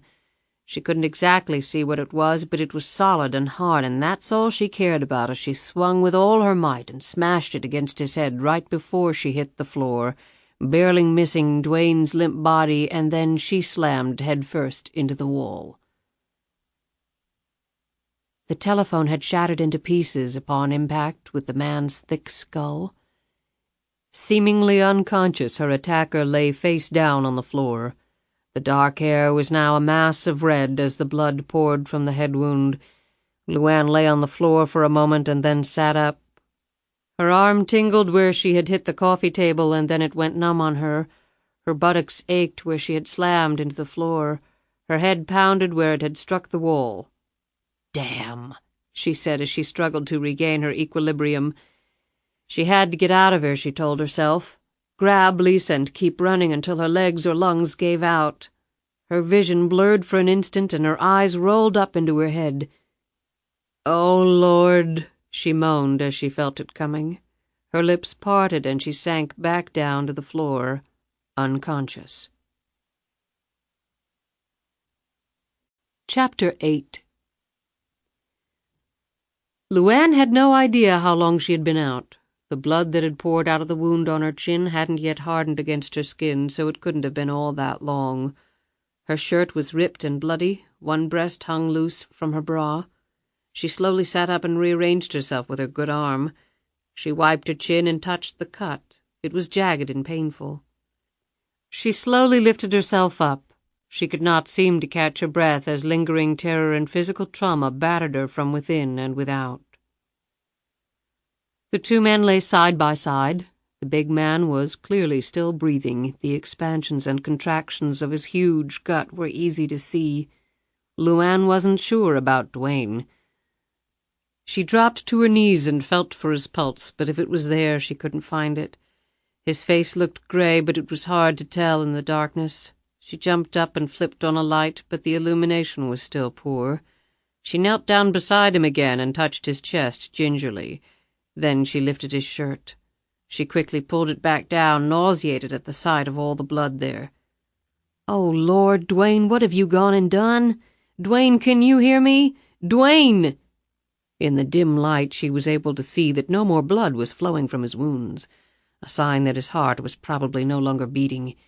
She felt his arm. It was still warm to the touch, but she felt his fingers, and they were already beginning to curl and grow cold. She eyed the remnants of the phone. There was no way to call the ambulance now, although it didn't look like Dwayne was going to need one. She should probably go fetch the police, though, find out who the other man was, why he had cut up Dwayne and tried to kill her. When LuAnn rose to leave, she noticed the small pile of bags that had been hidden behind the greasy bucketed chicken. They had fallen off the table in the scuffle. LuAnn stooped down and picked one up. It was clear plastic. Inside was a small amount of white powder. Drugs. Then she heard the whimpering. Oh, God, where was Lisa? But there was another sound. LuAnn sucked in her breath as she jerked around and looked down. The big man's hand was moving. He was starting to rise. He was coming for her. Oh, sweet Lord, he was coming for her. She dropped the bag and raced to the hallway. Using her good arm to snatch up Lisa, who started screaming when she saw her mother, LuAnn bolted through the front door, slamming it back against the side of the trailer. She ran past the convertible, stopped, and turned back. The massive wall of flesh she had clocked with the phone didn't explode through the door, at least not yet. Her eyes shifted slightly to the car. The dangling keys glimmered temptingly in the sunlight. She hesitated for only an instant, then she and Lisa were in the car. LuAnn gunned the motor and fishtailed out of the muck and onto the road. She took a minute to get her nerves under control before she turned onto the main highway into town. Now Dwayne's sudden wealth made a lot of sense. Selling drugs was obviously far more lucrative than stripping cars for a living. Only Dwayne had apparently gotten greedy and kept a little too much of the drugs or green for himself. The stupid idiot. She had to call the police. Even if Dwayne was alive, which she doubted, she was probably only saving him for a long spell in jail. But if he was still alive, she couldn't just leave him to die. The other fellow she didn't give a damn about. She only wished she had hit him harder. As she sped up, she looked over at Lisa. The little girl sat wide-eyed in her baby carrier, the terror still clearly observable in her quivering lips and cheeks. Lisa settled her injured arm over her daughter, biting back the pain this simple movement caused her. Her neck felt as though a car had run over it. Then her eyes alighted on the cellular phone. She had pulled off the road and snatched it up. After quickly figuring out how to work it, she started to dial 911. Then she slowly put down the phone. She looked down at her fingers. They were shaking so hard she couldn't make a fist. They were also covered with blood, and probably not just her own. It was suddenly dawning on her that she could easily be implicated in all of this. Despite his starting to move, the guy could have slumped back down, dead, for all she knew. She would have killed him in self-defense, she knew that, but would anyone else? A drug dealer. She was driving his car. This thought made her look around suddenly to see if anyone was watching. Some cars were heading toward her. The top. She had to close the rag top. She jumped into the back seat and gripped the stiff fabric. She pulled upward, and then the big, white convertible top descended down upon them like a clam closing up. She hit the rag top's clamps, jumped back into the driver's seat, and tore down the road. Would the police believe that she knew nothing about Dwayne selling drugs? Somehow Dwayne had kept the truth from her, but who would accept that as the truth? She didn't believe it herself. This reality swept over her like a fire raging through a paper house. There seemed to be no escape. But maybe there was. She almost shrieked as she thought of it. For an instant her mother's face appeared in her thoughts. It was with immense difficulty that she pushed it away. "I'm sorry, Mama. I ain't got no choices left." She had to do it. The call to Jackson. That's when her gaze came to rest on the dashboard. For several seconds she could not even manage a breath. It was like every ounce of blood had evaporated from her body as her eyes stayed locked on the shiny clock. It was 5 minutes past 10. Gone. Forever, Jackson had said, and she didn't doubt for an instant he had meant it. She pulled off the road and slumped over the steering wheel in her misery. What would happen to Lisa while she was in prison? Stupid, stupid Dwayne, screwed her in life and now in death. She slowly raised her head up and looked across the street, wiping her eyes so she could make out the image. A bank branch, squat, solid, all brick. If she had owned a gun, she would have seriously contemplated robbing it. Even that was not an option, though. It was Sunday and the bank was closed. As her eyes drifted over the front of the bank, her heart started to beat rapidly again. The change in her state of mind was so sudden as to feel almost drug-induced. The bank clock showed 4 minutes before 10. Bankers were supposed to be steady, reliable folk. She hoped to God their clocks were reliable as well. She snatched up the phone, at the same time digging frantically in her pocket for the slip of paper with the number on it. Her coordination seemed to have totally deserted her. She could barely force her fingers to punch in the numbers. It seemed to take forever for the line to begin ringing. Fortunately for her nerves, it rang only once before being answered. "I was beginning to wonder about you, LuAnn," Jackson said. She could envision him checking his watch, probably marveling at how close she had cut it. She forced herself to breathe normally. "I guess the time just got away from me. I had a lot going on." "Your cavalier attitude is refreshing, although quite frankly it's a bit amazing to me." "So what now? Aren't you forgetting something?" LuAnn looked puzzled. "What?" Her brain was near serious burnout. A series of pains shot through her body. If all this turned out to be a joke. "I made you an offer, LuAnn. In order to have a legally enforceable arrangement, I need an acceptance from you. A formality, perhaps, but one on which I have to insist." "I accept." "Wonderful. I can tell you with complete assurance that you will never regret that decision." LuAnn looked nervously around. 2 people walking on the other side of the highway were staring at the car. She put the vehicle in gear and headed down the road. "So now what?" she again asked Jackson. "Where are you?" Her tone was wary. "Why?" Then she added quickly, "I'm at home." "Fine. You are to go to the nearest outlet selling lottery tickets. You will purchase one." "What numbers do I play?" "That doesn't matter. As you know, you have 2 options. Either accept a ticket with numbers automatically dispensed by the machine, or pick whatever numbers you want. They're all fed into the same central computer system with up to the second results, and no duplicate combinations are allowed. That ensures only one winner. If you opt for a personalized combination and your first choice has already been taken, simply pick another combination." "But I don't understand. I thought you were going to tell me what numbers to play, the winning numbers." "There is no need for you to understand anything, LuAnn." Jackson's voice had risen a notch higher. "You are simply to do what you're told. Once you have the combination, call me back and tell me what the numbers are. I'll take care of the rest." "So when do I get the money?" "There will be a press conference." "Press conference?" LuAnn almost flipped the car over. She fought to keep it under control with her good arm as she cradled the phone under her chin. Now Jackson sounded truly exasperated. "Haven't you ever watched one of these things? The winner attends a press conference, usually in New York. It's televised across the country, the world. You'll have your photo taken holding a ceremonial check, and then reporters will ask questions about your background, your child, your dreams, what you'll do with the money. Quite nauseating, but the Lottery Commission insists. It's terrific PR for them. That's why ticket sales have been doubling every year for the last 5 years. Everybody loves a deserving winner, if for no other reason than most people believe themselves to be quite deserving. Do I have to do it? Excuse me? I don't want to be on TV. Well, I'm afraid you don't have a choice. Keep in mind that you're going to be at least $50 million richer, LuAnn. For that kind of money, they expect you to be able to handle one press conference. And, frankly, they are right. So I have to go. Absolutely. Do I have to use my real name? Why wouldn't you want to? I've got my reasons, Mr. Jackson. Would I? Yes.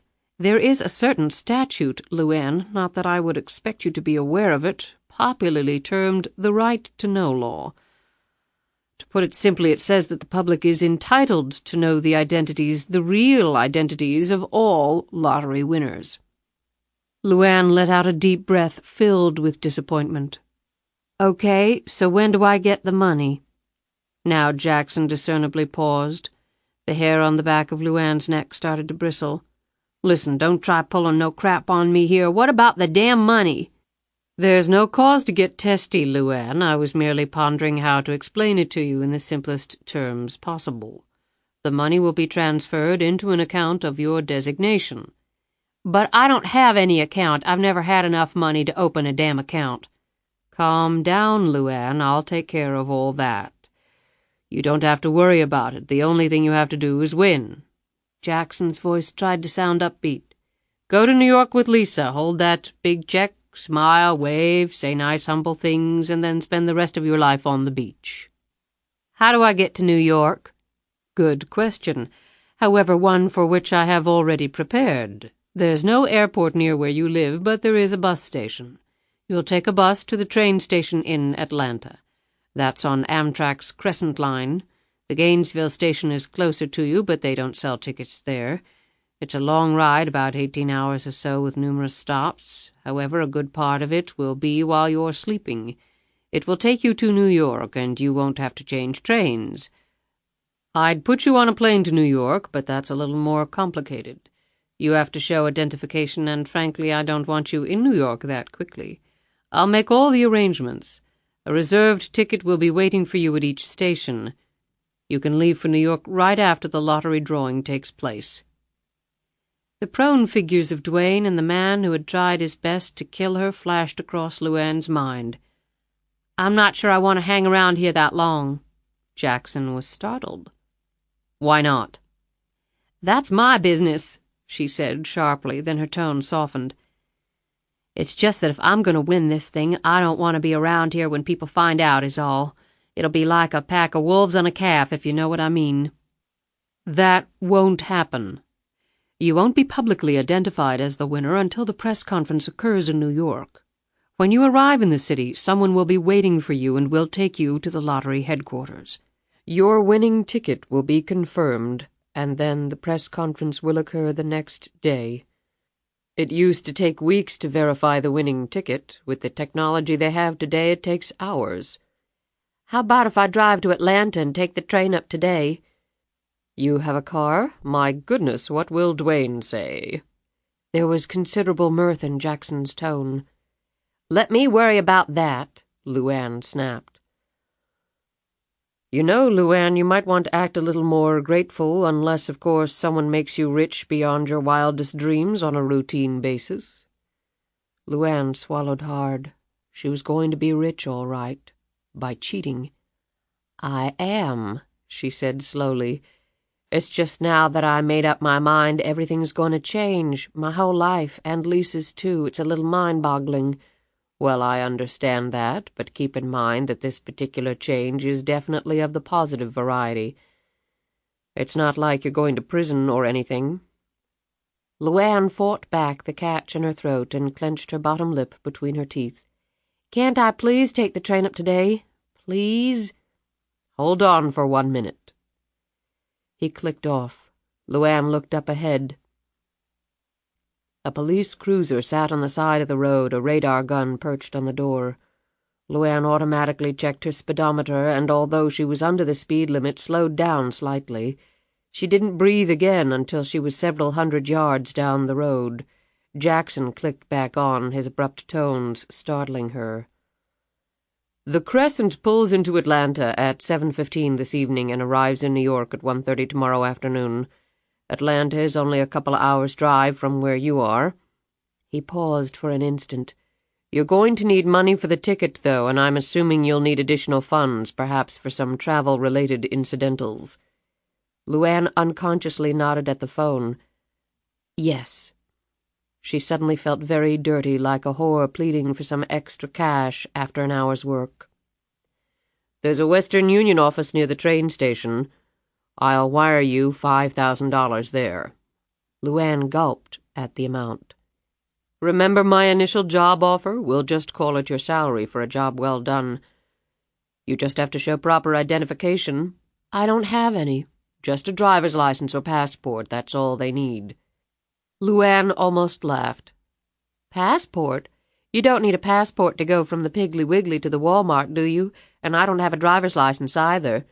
But you're planning to drive a car to Atlanta."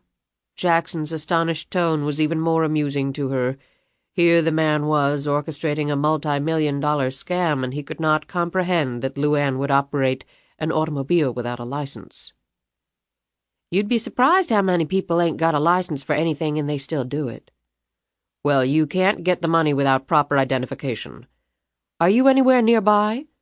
"LuAnn, I only came to glorious Rikersville to conduct my meeting with you. Once it was done, I didn't hang around." He paused again, and LuAnn could hear the displeasure in his voice when he spoke next. "Well, we have a problem, then."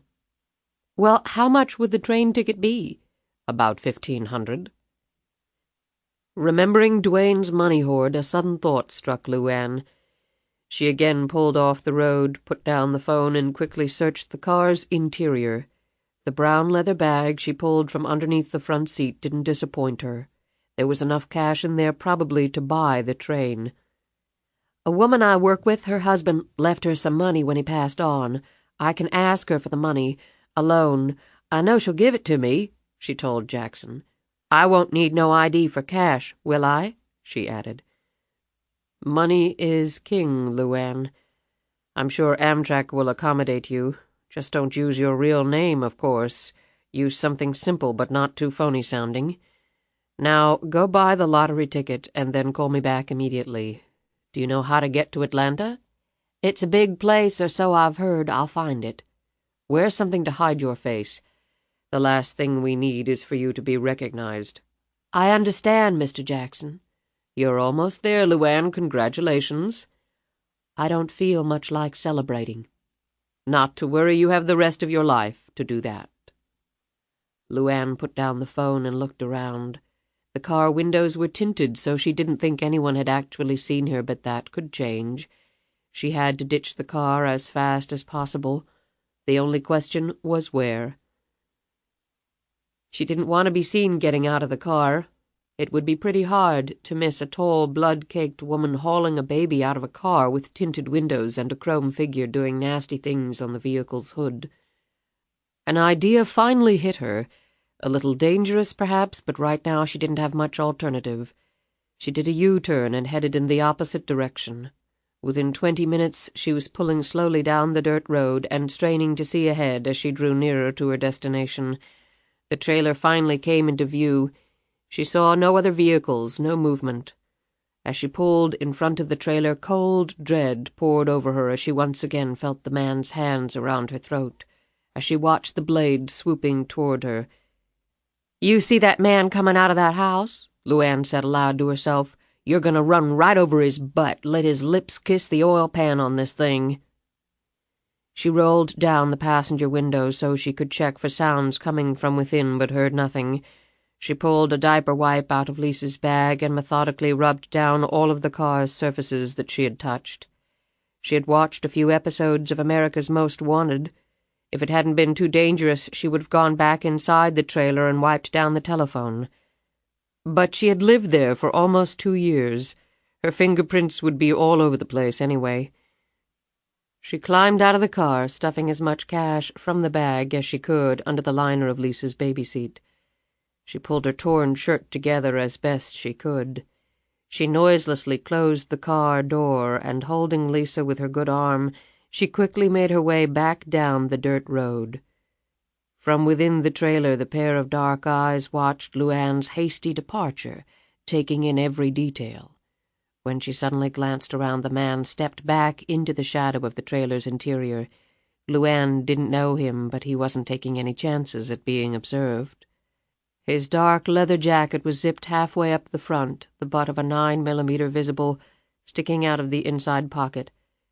He stepped quickly over the two men lying on the floor, careful to avoid the pools of blood. He had happened along at an opportune time. He was left with the spoils of a battle he had not even had to fight. What could be better? He scooped the drug packets off both the coffee table and the floor and deposited them in a plastic bag that the man pulled from his jacket. After thinking about it for a moment, he put half the stash back where he had found it. No sense being greedy, and if the organization these boys worked for got wind that no drugs had been discovered by the police in the trailer, they might start looking for who took it. If only part of the stash was missing, they'd probably assume the cops had sticky fingers. He eyed the fight scene and then noted the torn fabric on the floor. Recognition spread across his features. It was from the woman's shirt. He put it in his pocket. She owed him now. He looked at the remnants of the phone, the position of each man's body, the knife and the dents in the wall. She must have walked right into the middle of this, he deduced. Fat man got the little man, and LuAnn somehow got the fat man. His admiration for her increased as he noted the man's bulk. As if he sensed this observation, the fat man started to stir again, slowly. Not waiting for the fat man to recover further, the other man stooped down, used a cloth to snatch up the knife, and then plunged it repeatedly into the man's side. The dying man grew momentarily stiff, his fingers digging into the threadbare carpet, hanging on to the last seconds of his life, desperately unwilling to let go. After a few moments, though, his entire body shook for an instant and then slowly relaxed, his fingers uncurled and splayed out, his palms flush against the floor. His face was turned to the side. One lifeless, blood-filled eye stared up at his killer. Next, he roughly flipped over Duane, squinting in the dim light as he tried to determine if the chest was moving up or down. Just to be safe, he used several carefully aimed thrusts to make certain Duane Harvey joined the fat man in the hereafter. He tossed the knife down. In another few seconds he was through the front door and around the back of the trailer, where he plunged into the woods. His car was parked off a little used dirt trail that snaked through the heavy woods. It was windy and rough, but it would deliver him onto the main road in plenty of time to take up his real task, following LuAnn Tyler. When he climbed into his car phone was ringing. He picked it up. "Your duties are at an end," Jackson said. "The hunt has officially been called off. The balance of your payment will be sent to you via the usual channels. I thank you for your work, and I'll keep you in mind for future employment." Anthony Romanello gripped the phone hard. He debated whether to tell Jackson about the two bodies in the trailer and then decided not to. He might have stumbled onto something really interesting. "I saw the little lady tearing out of here on foot, but she doesn't look like she has the resources to go very far," Romanello said. Jackson chuckled. "I think money will be the least of her worries." Then the line went dead. Romanello clicked off his phone and pondered the matter for a moment. Technically, he had been called off. His work was at an end, and he could just return home and wait for the rest of his money. But there was something screwy going on here. Everything about the job was somehow off. Sending him down here to the sticks to kill some hick chick, and then being told not to. And there was Jackson's passing reference to money. Dollars were something that always held Romanello's interest. He made up his mind and put the car in gear. He was going to follow LuAnn Tyler. Chapter 9. LuAnn stopped at a gas station restroom and cleaned up as best she could. She cleaned the wound on her jaw, pulled a Band-Aid out of Lisa's diaper bag, and covered the cut with it. While Lisa slurped contentedly on a bottle, LuAnn bought her lottery ticket and some ointment and gauze at the local 7-Eleven. As part of the 10 numbers she picked, she used her own and Lisa's birthdays. "People been coming in here like damn cattle," said the clerk, who was a friend of hers named Bobby. "What happened there?" he asked, pointing to the large Band-Aid on her face. "Fell and cut myself," she said quickly. "So what's the jackpot up to?" LuAnn asked. "A cool 65 mil and counting." Bobby's eyes gleamed with anticipation. "I got a dozen tickets myself. I'm feeling good about this one, LuAnn. Hey, you know that movie where the cop gives the waitress half his lottery winnings? LuAnn, tell you what, darling, I win this thing, I'll give half to you, cross my heart." "I appreciate that, Bobby, but what exactly do I have to do for the money?" "Why, marry me, of course." Bobby grinned as he handed her the ticket she had purchased. "So what do you say? How about half of yours if you win? We'll still get hitched." "I think I'll just play this one all by myself. Besides, I thought you were engaged to Mary Ann Simmons." "I was, but that was last week." Bobby looked her up and down in obvious admiration. "Dwayne is dumb as dirt." LuAnn jammed the ticket far down into her jeans. "You been seeing much of him lately?" Bobby shook his head. "Nah, he's been keeping to himself lately. I heard he's been spending a lot of time over Gwinnett County way. Got some business over there or something." "What kind of business?" Bobby shrugged. "Don't know. Don't want to know. Got better things to do with my time than worry about the likes of him." "Dwayne come into some money that you know of?" "Come to think of it, he was flashing some cash around the other night. I thought maybe he won the lottery. If he did, I think I'll just go kill myself right now. Damn, she looks just like you." Bobby gave Lisa's cheek a gentle rub. "You change your mind about splitting the pot or marrying me, you just let me know, sweet cheeks. I get off at 7. "I'll see you around, Bobby." At a nearby payphone, LuAnn dialed the number again, and once again Jackson picked it up on the first ring. She gave him the 10 digits from her ticket, and she could hear him rustling the paper on the other end of the line as he wrote them down. "Read them to me once more, slowly," he said. "As you can understand, we can't have any mistakes now."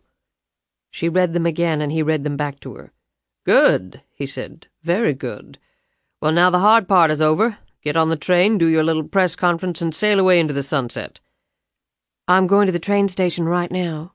"Someone will meet you at Penn Station and take you to your hotel." "I thought I was going to New York." "That's the name of the train station in New York, LuAnn," Jackson said impatiently. "The person meeting you will have a description of you and Lisa." He paused. "I'm assuming you're bringing her?"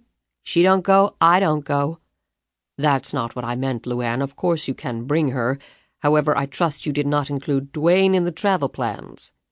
LuAnn swallowed hard as she thought back to the bloodstains on Dwayne's shirt, how he had fallen off the couch and never moved again. "Dwayne won't be coming," she said. "Excellent," Jackson said. "Enjoy your trip." The bus dropped off LuAnn and Lisa at the train station in Atlanta. After her phone call with Jackson, she had stopped at the Walmart and purchased some essentials for herself and Lisa, which were in a bag slung over her shoulder. Her own torn shirt had been replaced with a new one. A cowboy hat and a pair of sunglasses hid her face. She had thoroughly cleaned and dressed the knife wound in the restroom. It felt a lot better. She went to the ticket counter to purchase her train ticket to New York, and that's when LuAnn made a big mistake. "Name, please," the agent said. LuAnn was fiddling with a fussing Lisa and thus answered automatically, "LuAnn Tyler." She caught her breath as soon as she said it. She looked at the clerk, who was busily typing the information into her computer. LuAnn couldn't change it now. That would obviously make the woman suspicious. She swallowed hard and hoped to God the slip would not come back to haunt her. The woman recommended the deluxe sleeping car accommodations since LuAnn was traveling with a baby. "There's one available, and it has a private shower and all," the woman said. LuAnn quickly agreed. While the ticket was being processed, the sales agent raised an eyebrow when LuAnn pulled some bills from under Lisa's baby seat to pay for the ticket, stuffing the rest in her pocket. LuAnn observed the woman's look, thought quickly, and smiled at her. "My rainy day money.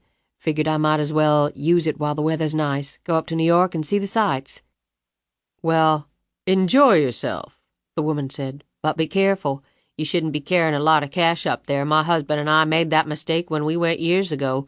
We weren't 5 minutes out of the train station when we got robbed. Had to call my mother to send us some money so we could come home." "Thanks, I'll be real careful." The woman looked behind LuAnn. "Where's your luggage?" "Oh, I like to travel light. Besides, we got family up there. Thanks again." LuAnn turned and walked toward the departure area.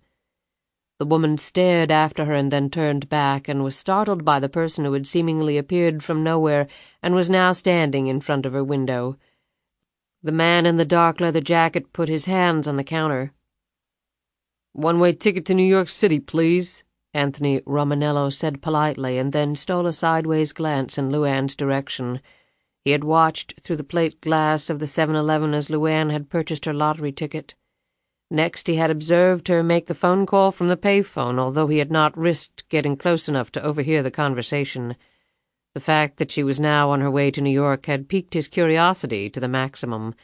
He had many reasons for wanting to leave the area as quickly as possible anyway. Even though his assignment was over, finding out what LuAnn Tyler was up to and why she was going to New York was just an added inducement. It was all the more convenient because he happened to live there. It could be she was simply running from the bodies in the trailer, or it could be much more. Much more.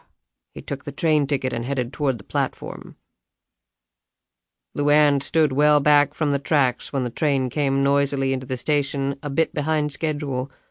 With the aid of a conductor, she found her compartment. The deluxe Viewliner sleeping compartment had a lower bunk, an upper bunk, an armchair, sink, toilet, and private shower. Because of the lateness of the hour, and with LuAnn's permission, the attendant changed the compartment to its sleeping configuration. After he was finished, LuAnn closed the door to the room, sat down in the armchair, pulled out a bottle, and started feeding Lisa as the train slid smoothly out of the station half an hour later. The train gathered speed, and soon LuAnn was watching the countryside sail by through the 2 large picture windows. She finished feeding Lisa and cradled the little girl against her chest to burp her. That accomplished, LuAnn turned Lisa around and started playing with her, doing patty cake and singing songs, which the delighted little girl joined in on in her own unique fashion. They passed an hour or so playing together until Lisa finally grew tired and LuAnn put her in the baby carrier. LuAnn sat back and tried to relax. She had never been on a train before, and the gliding sensation and rhythmic click of the wheels was making her drowsy as well. It was hard to remember the last time she had slept, and she started to drift off. LuAnn awoke with a start several hours later. It must be nearly midnight, she thought. She suddenly recalled that she hadn't eaten all day. It hadn't seemed important with everything that had happened. She popped her head out of the compartment door, spied an attendant, and asked if there was food on the train. The man looked a little surprised and glanced at his watch. "They made the last call for dinner several hours ago, ma'am. The dining car is closed now." "Oh," LuAnn said. It wouldn't be the first time she had gone hungry. At least Lisa had eaten. However, when the man caught sight of Lisa and then looked at how tired LuAnn seemed, he smiled kindly and told her to wait just a bit. 20 minutes later he came back with a tray loaded with food and even set it out for her, using the lower bunk as an impromptu table. LuAnn tipped him generously from her stash of funds. After he left, she devoured her meal.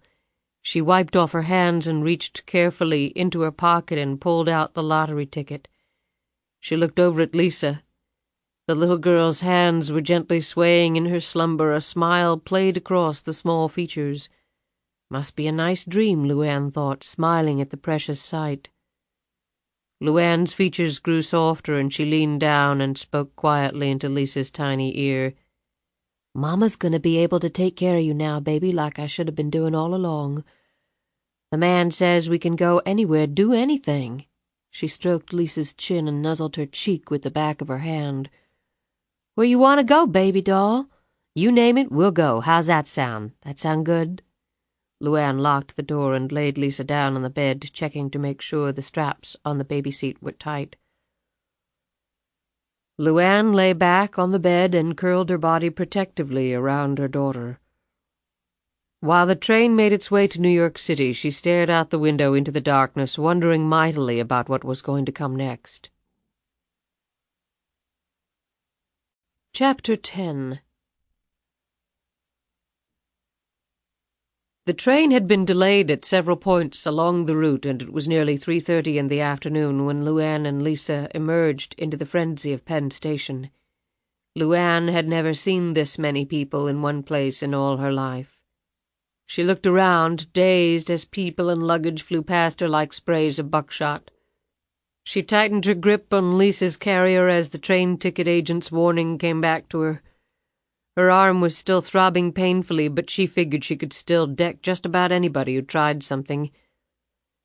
She looked down at Lisa.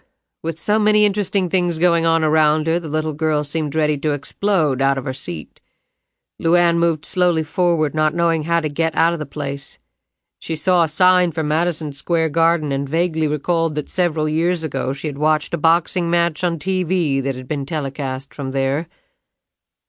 Jackson said someone would be here, but LuAnn couldn't imagine how the person would find her in the middle of all this chaos. She jerked slightly as the man brushed against her. LuAnn looked up into the dark brown eyes with a silvery mustache resting below the broad, flattened nose. For an instant LuAnn wondered if he was the man she had seen fighting at the garden. However, she quickly realized that he was much too old, at least in his early 50s. He had the breadth of shoulders, flattened, crusty ears, and battered face, though, that marked the man as an ex-boxer. "Miss Tyler?" His voice was low but clear. "Mr. Jackson sent me to pick you up." LuAnn nodded and put out her hand. "Call me LuAnn. What's your name?" The man started for an instant. "That's not really important. Please follow me. I have a car waiting." He started to walk away. "I really like to know people's names," LuAnn said without budging. He came back to her, looking slightly irritated, although somewhere in his features she thought she discerned the beginning of a smile. "Okay, you can call me Charlie. How's that?" "That's fine, Charlie. I guess you work for Mr. Jackson. Do you use your real names with each other?" He didn't answer as he led her toward the exit. "You want me to carry the little girl? That thing looks heavy." "I've got it, okay."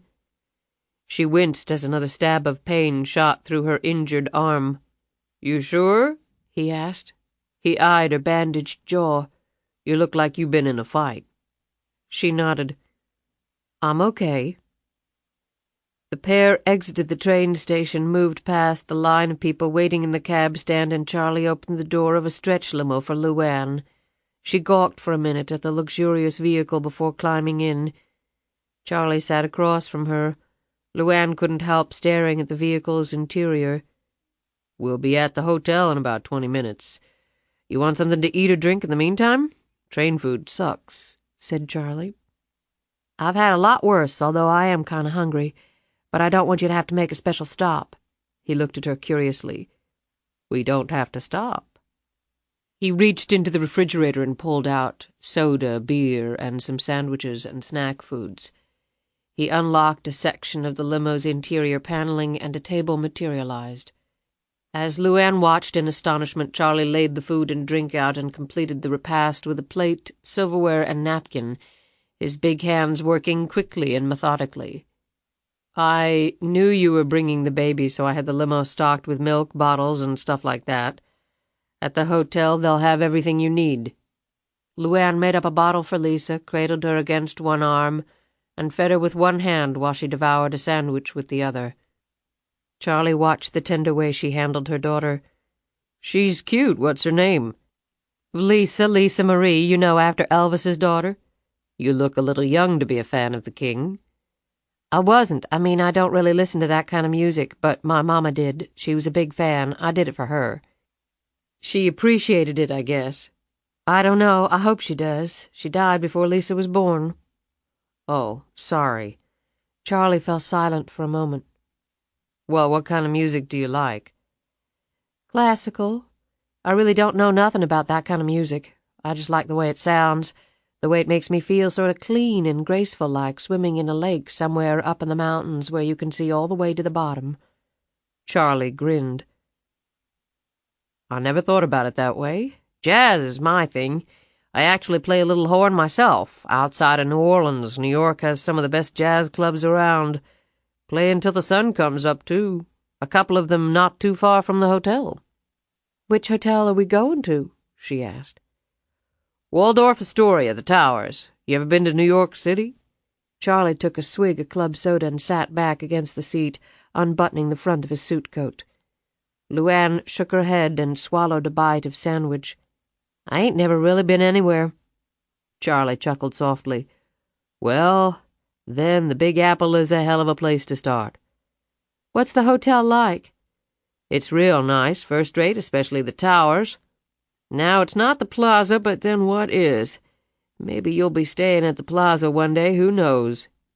He laughed and wiped his mouth with a napkin. She noticed that his fingers were abnormally large and thick, the knuckles massive and knobby. LuAnn looked at him nervously as she finished her sandwich and took a sip of Coke. Do you know why I'm here? Charlie settled a keen gaze upon her. Let's just say I know enough not to ask too many questions. Let's leave it at that. He smiled curtly. Have you ever met Mr. Jackson? Charlie's features grew grim. Let's just leave it alone, okay? Okay, just curious is all. Well, you know what curiosity did to that old cat. The dark eyes glittered briefly at LuAnn as the words rolled off his tongue. Just stay cool, do what you're told, and you and your kid have no problems ever again. Sound good to you? Sounds good to me, LuAnn said, meekly cradling Lisa closer to her hip. Right before they climbed out of the limo, Charlie pulled out a black leather trench coat and matching wide-brimmed hat and asked LuAnn to put them on. For obvious reasons, we don't want you to be observed right now. You can ditch the cowboy hat. LuAnn put on the coat and hat, cinching the belt up tight. I'll check you in. Your suite is under the name of Linda Freeman, an American business executive with a London-based firm, traveling with her daughter on a combination of business and pleasure. A business executive? I hope nobody asks me no questions. Don't worry, nobody will. So that's who I'm supposed to be, Linda Freeman? At least until the big event. Then you can go back to being LuAnn Tyler. Do I have to? LuAnn wondered to herself. The suite Charlie escorted her to after he checked her in was on the 32nd floor and was mammoth in size. It had a large sitting room and a separate bedroom. LuAnn looked around in wonderment at the elegant furnishings and almost fell over when she saw the opulent bathroom. You get to wear these robes? She fingered the soft cotton. You can have it if you want. For $75 or so, a pop, that is, Charlie replied. She walked over to the window and partially drew back the curtains. A goodly slice of the New York City skyline confronted her. The sky was overcast, and it was already growing dark. I ain't never seen so many buildings in all my life. How in the world do people tell 'em apart? They all look the same to me. She looked back at him. Charlie shook his head. You know, you're real funny. If I didn't know better, I think you were the biggest hick in the world. LuAnn looked down. I am the biggest hick in the world. At least the biggest one you'll probably ever see. He caught her look. Hey, I didn't mean anything by it. You grow up here, you get an attitude about things, you know what I mean? He paused for a minute while he watched LuAnn go over and stroke Lisa's face. Look, here's the refreshment bar, he finally said. He showed her how it worked. Next, he opened the thick closet door. Over here is the safe. He indicated the heavy metal door inserted into the wall. He punched in a code, and the cylinders whirled into place. It's a real good idea to keep your valuables in there. I don't think I have anything worth putting in there. How about that lottery ticket? LuAnn gulped, dug into her pocket, and produced the lottery ticket. So you know that much, huh? Charlie didn't answer her. He took the ticket barely glancing at it before thrusting it in the safe. "Pick a combo. Nothing obvious like birthdays or stuff like that. But choose something you'll remember off the top of your head. You don't want to be writing the numbers down anywhere. Got that?" He opened the safe again.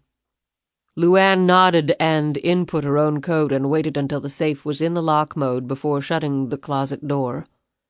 Charlie headed to the door. "I'll be back tomorrow morning about 9. In the meantime, you get hungry or anything, just order up room service. Don't let the waiter get a good look at your face, though. Put your hair up in a bun or wear the shower cap like you're about to jump in the tub. Open the door, sign the bill as Linda Freeman, and then go into the bedroom. Leave some tip money on the table. Here." Charlie took a wad of bills from his pocket and handed them to her. "Generally keep a low profile. Don't go walking around the hotel or stuff like that." "Don't worry, I know I don't sound like no executive person."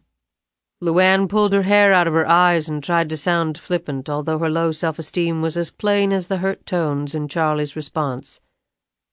"Well, that's not it, LuAnn. I didn't mean—" He finally shrugged. "Look, I barely finished high school. I never went to college, and I did okay for myself. So neither one of us could pass as a Harvard grad, so who the hell cares?" He touched her lightly on the shoulder. "Get a good night's sleep. When I come back tomorrow, we can go out and see some of the sights, and you can talk your head off. How about that?" She brightened. "Going out would be nice." "It's supposed to be chilly tomorrow, so dress warmly." LuAnn suddenly looked down at her wrinkled shirt and jeans. These are all the clothes I have. I left home kinda quick." She looked embarrassed. Charlie said kindly, "That's all right. No luggage, no problem." He sized her up quickly. "What, you're about 5'10", right? Size 8? LuAnn nodded and blushed slightly. "Maybe a little bigger on top than that." Charlie's eyes hovered over her chest area for a moment.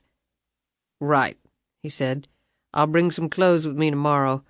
I'll get some things for Lisa, too. I'll need a little extra time, though. I'll be here around noon." "I can take Lisa with us, right?" "Absolutely, the kid comes with us." "Thanks, Charlie. I really appreciate it. I wouldn't have the nerve to go out on my own, but I'm kinda itching to, if you know what I mean. I've never seen a place this big in my whole life. I bet you there's probably more people in this one hotel than in my whole hometown." Charlie laughed. "Yeah, I guess being from here, I kinda take it for granted. But I see what you mean. I see it exactly." After he left, LuAnn gently lifted Lisa out of her carrier, and laid her in the middle of the king-size bed, stroking her hair as she did so. She quickly undressed her, gave her a bath in the oversized tub, and dressed Lisa in her pajamas. After laying the little girl back down on the bed, covering her with a blanket and propping big pillows on either side of her so she wouldn't roll off, LuAnn debated whether to venture into the bathroom and perhaps give the tub a try as well to work the pains out of her body. That's when the phone rang. She hesitated for an instant, feeling guilty and trapped at the same time. She picked it up. "Hello? Miss Freeman?" "Sorry, you've—" LuAnn mentally kicked herself.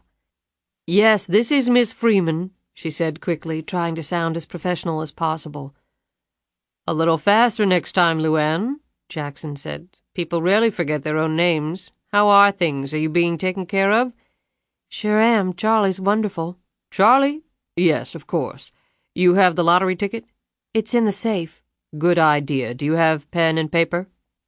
LuAnn looked around the room and then pulled a sheet of paper and a pen from the drawer of the antique-looking desk against the window. Jackson continued. "Jot down what you can. Charlie will have all the details as well. You'll be happy to know that everything is in place. At 6 p.m. the day after tomorrow, the winning ticket will be announced nationwide. You can watch it on TV from your hotel room. All the major networks will be carrying it. I'm afraid there won't be much drama in the proceedings for you, however." LuAnn could almost envision the tight little smile on his lips as he said this. "Then the entire country will eagerly wait for the winner to come forward. You won't do it immediately. We'll have to give you time, in theory, of course, to calm down, start thinking clearly, perhaps get some advice from financial people, lawyers, etc., and then you make your joyous way up to New York. Winners aren't required to come to New York, of course. The press conference can be held anywhere, even in the winner's hometown. However, many past winners have voluntarily made the trek, and the Lottery Commission likes it that way. It's far easier to hold a national press conference from here. Thus, all your activities will take a day or two. Officially, you have 30 days to claim the money, so there's no problem there.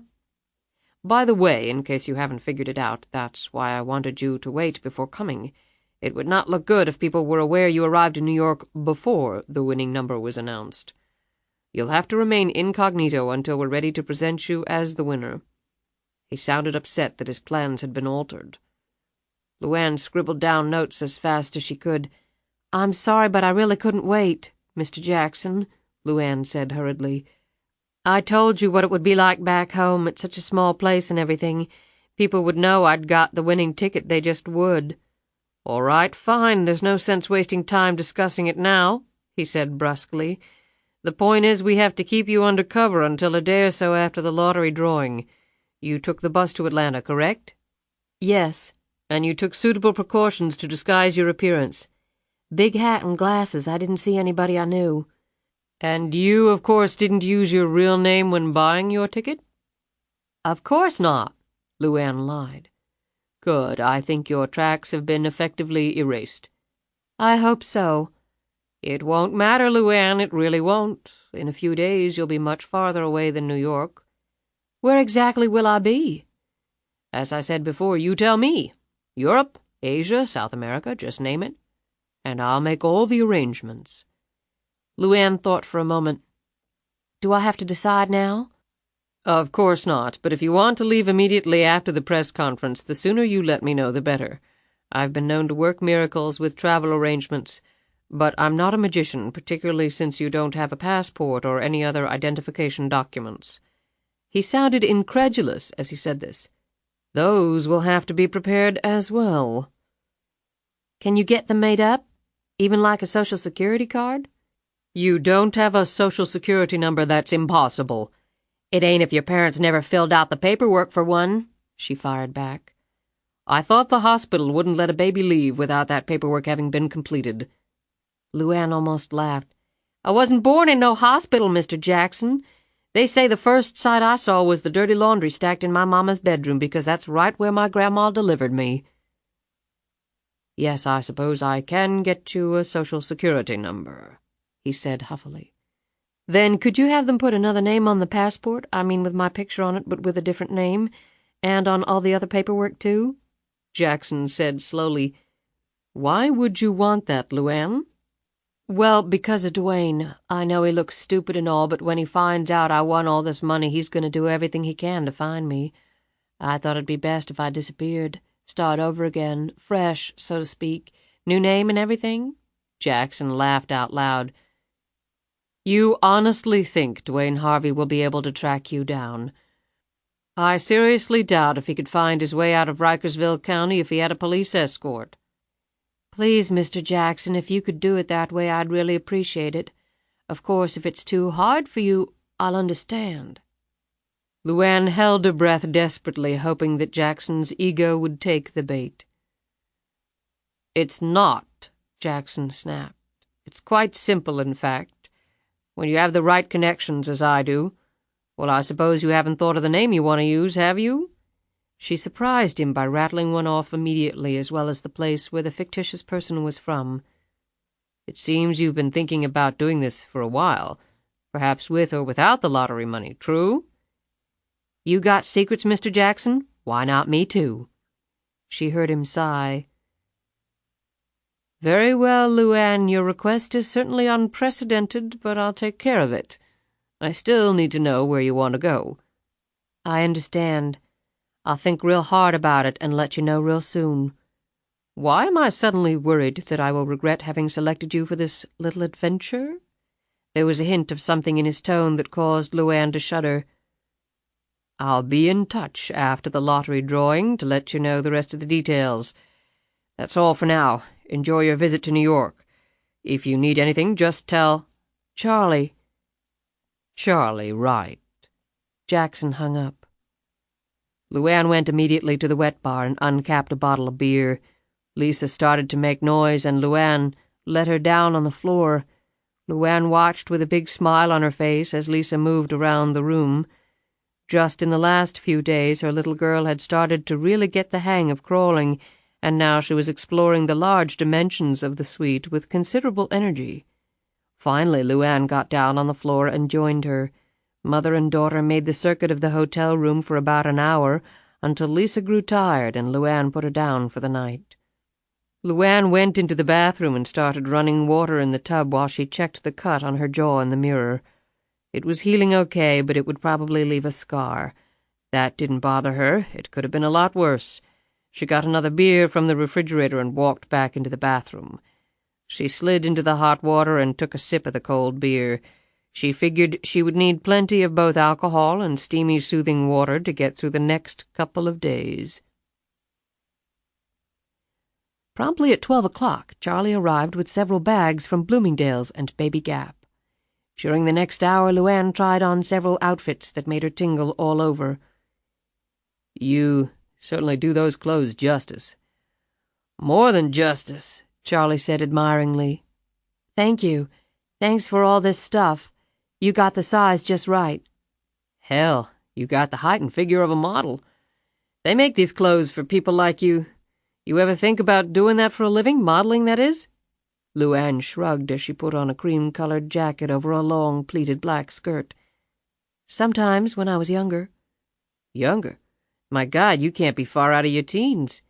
"I'm 20, but you feel older after having a baby." "I guess that's true."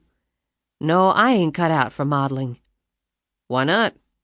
She looked at him and said simply, "I don't like getting my picture taken, and I don't like looking at myself." Charlie just shook his head. "You are definitely one strange young woman. Most girls your age with your looks, you couldn't drag them away from the mirror. Narcissus personified. Oh, but you need to wear those big sunglasses and keep the hat on. Jackson said to keep you under wraps. We probably shouldn't be going out, but in a city of 7 million, I don't think we're going to have a problem." He held up a cigarette. "You mind?" She smiled. "Are you kidding? I work in a truck diner. They don't even let you in unless you got your smokes and plan to use 'em. Most nights the place looks like it's on fire." "Well, no more truck diners for you." "I guess not." She pinned a wide-brimmed floppy hat to her hair. "How do I look?" she posed for him. "Better than anything in Cosmo, that's for sure." "You ain't seen nothing yet. You just wait till I dress my little girl," she said proudly. "Now that is something I dream about. A lot."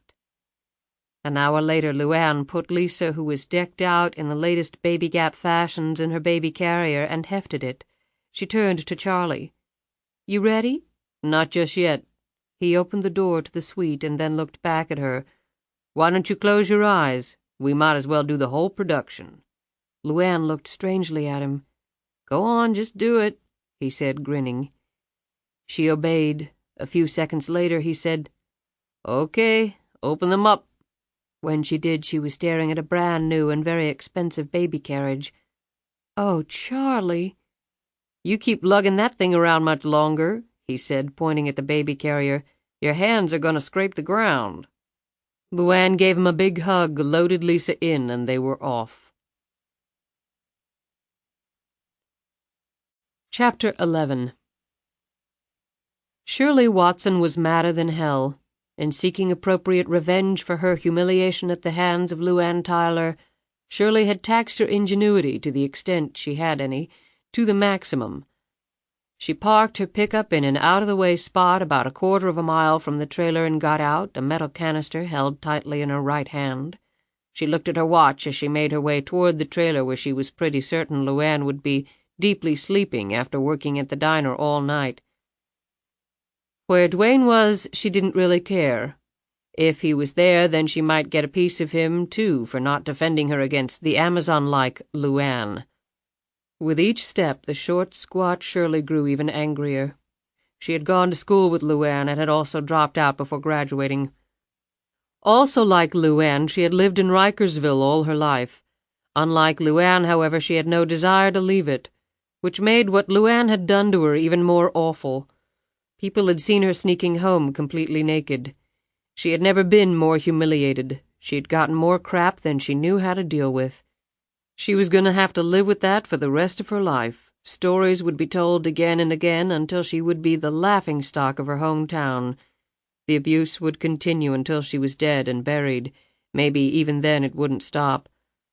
LuAnn Tyler was going to pay for that. So she was screwing around with Dwayne. So what? Everybody knew Dwayne had no intention of marrying LuAnn. And everyone also knew that LuAnn would probably kill herself before she would ever walk down the aisle with that man. LuAnn stayed because she had nowhere else to go or lacked the courage to make a change. Shirley knew that. At least she believed she did, for a fact. Everyone thought LuAnn was so beautiful, so capable. Shirley fumed and grew even more flushed in the face despite the cool breeze flickering across the road. Well, she was going to love to hear what people had to say about LuAnn's looks after she got done with her. When she drew close to the trailer, Shirley bent low and made her way from tree to tree. The big convertible was still parked in front of the trailer.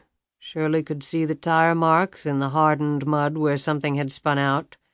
She passed the car, taking a moment to peer inside before continuing her stealthy approach. What if someone else was there? She suddenly smiled to herself. Maybe LuAnn was getting some on the side while Dwayne was away. Then she could pay LuAnn back even Steven. She smiled even more broadly as she envisioned a naked LuAnn running screaming from the trailer. Suddenly everything became very quiet, very still. As if on cue, even the breeze stopped.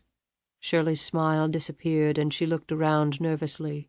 She gripped the canister even more firmly and reached in her jacket pocket and pulled out the hunting knife. If she missed with the battery acid she was carrying in the canister, then she most assuredly wouldn't miss with the knife. She had been cleaning game and fish most of her life and could wield a blade with the best of them. LuAnn's face would get the benefit of that expertise, at least in the areas the acid missed. "Damn," she said as she moved up to the front steps, and the smell hit her right in the face. She looked around again. She hadn't experienced such an odor even when working a brief stint at the local landfill. She slipped the knife back in her pocket, unscrewed the top to the canister, and then took a moment to cover her nose with a handkerchief. She had come too far to turn back now, smell or not. She silently moved into the trailer and made her way down to the bedroom. Edging open the door, she looked in. Empty. She closed the door softly and turned to head down the other way. Maybe LuAnn and her beau were asleep on the couch there. The hallway was dark, and she felt her way along the wall. As she drew closer, Shirley steeled herself to strike. She lurched forward and instead stumbled over something and fell to the floor, coming face to face with the decaying source of the stench. Her scream could be heard almost to the main road. "You sure didn't buy much, LuAnn." Charlie surveyed the few bags on the chaise longue in her hotel room. LuAnn came out of the bathroom where she had changed into a pair of jeans and a white sweater, her hair done up in a French braid.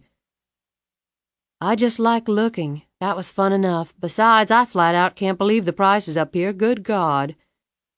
"But I would have paid for it," Charlie protested. "I told you that 100 times. I don't want you spending money on me, Charlie." Charlie sat down in a chair and stared at her. "LuAnn, it's not my money. I told you that, too. I'm on an expense account. Whatever you wanted, you could have." "Is that what Mr. Jackson said?" "Something like that. Let's just call it an advance on your future winnings." He grinned. LuAnn sat down on the bed and played with her hands, a deep frown on her face. Lisa was still in her baby carriage, playing with some toys Charlie had bought her. Her happy sounds filled the room. "Here," Charlie handed LuAnn a package of photos from their day in New York. "For the memory book." LuAnn looked at the photos and her eyes crinkled. "I never thought I'd see a horse and buggy in this city." "It was lots of fun riding around that big old park, smack dab in the middle of all them buildings, too." "Come on, you never heard of Central Park?" "Sure I had. Heard leastways. Only I just thought it was all made up." LuAnn handed him a double photo of herself that she picked out of the pack. "Oops, thanks for reminding me," said Charlie. "That's for my passport?" He nodded as he slipped the photo into his jacket pocket. "Don't Lisa need one?" He shook his head. "She's not old enough. She can travel under yours." "Oh, so I understand you want to change your name."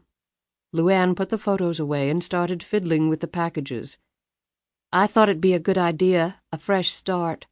"That's what Jackson said you said. I guess if that's what you want." LuAnn suddenly plopped down on the chaise longue and put her head in her hands.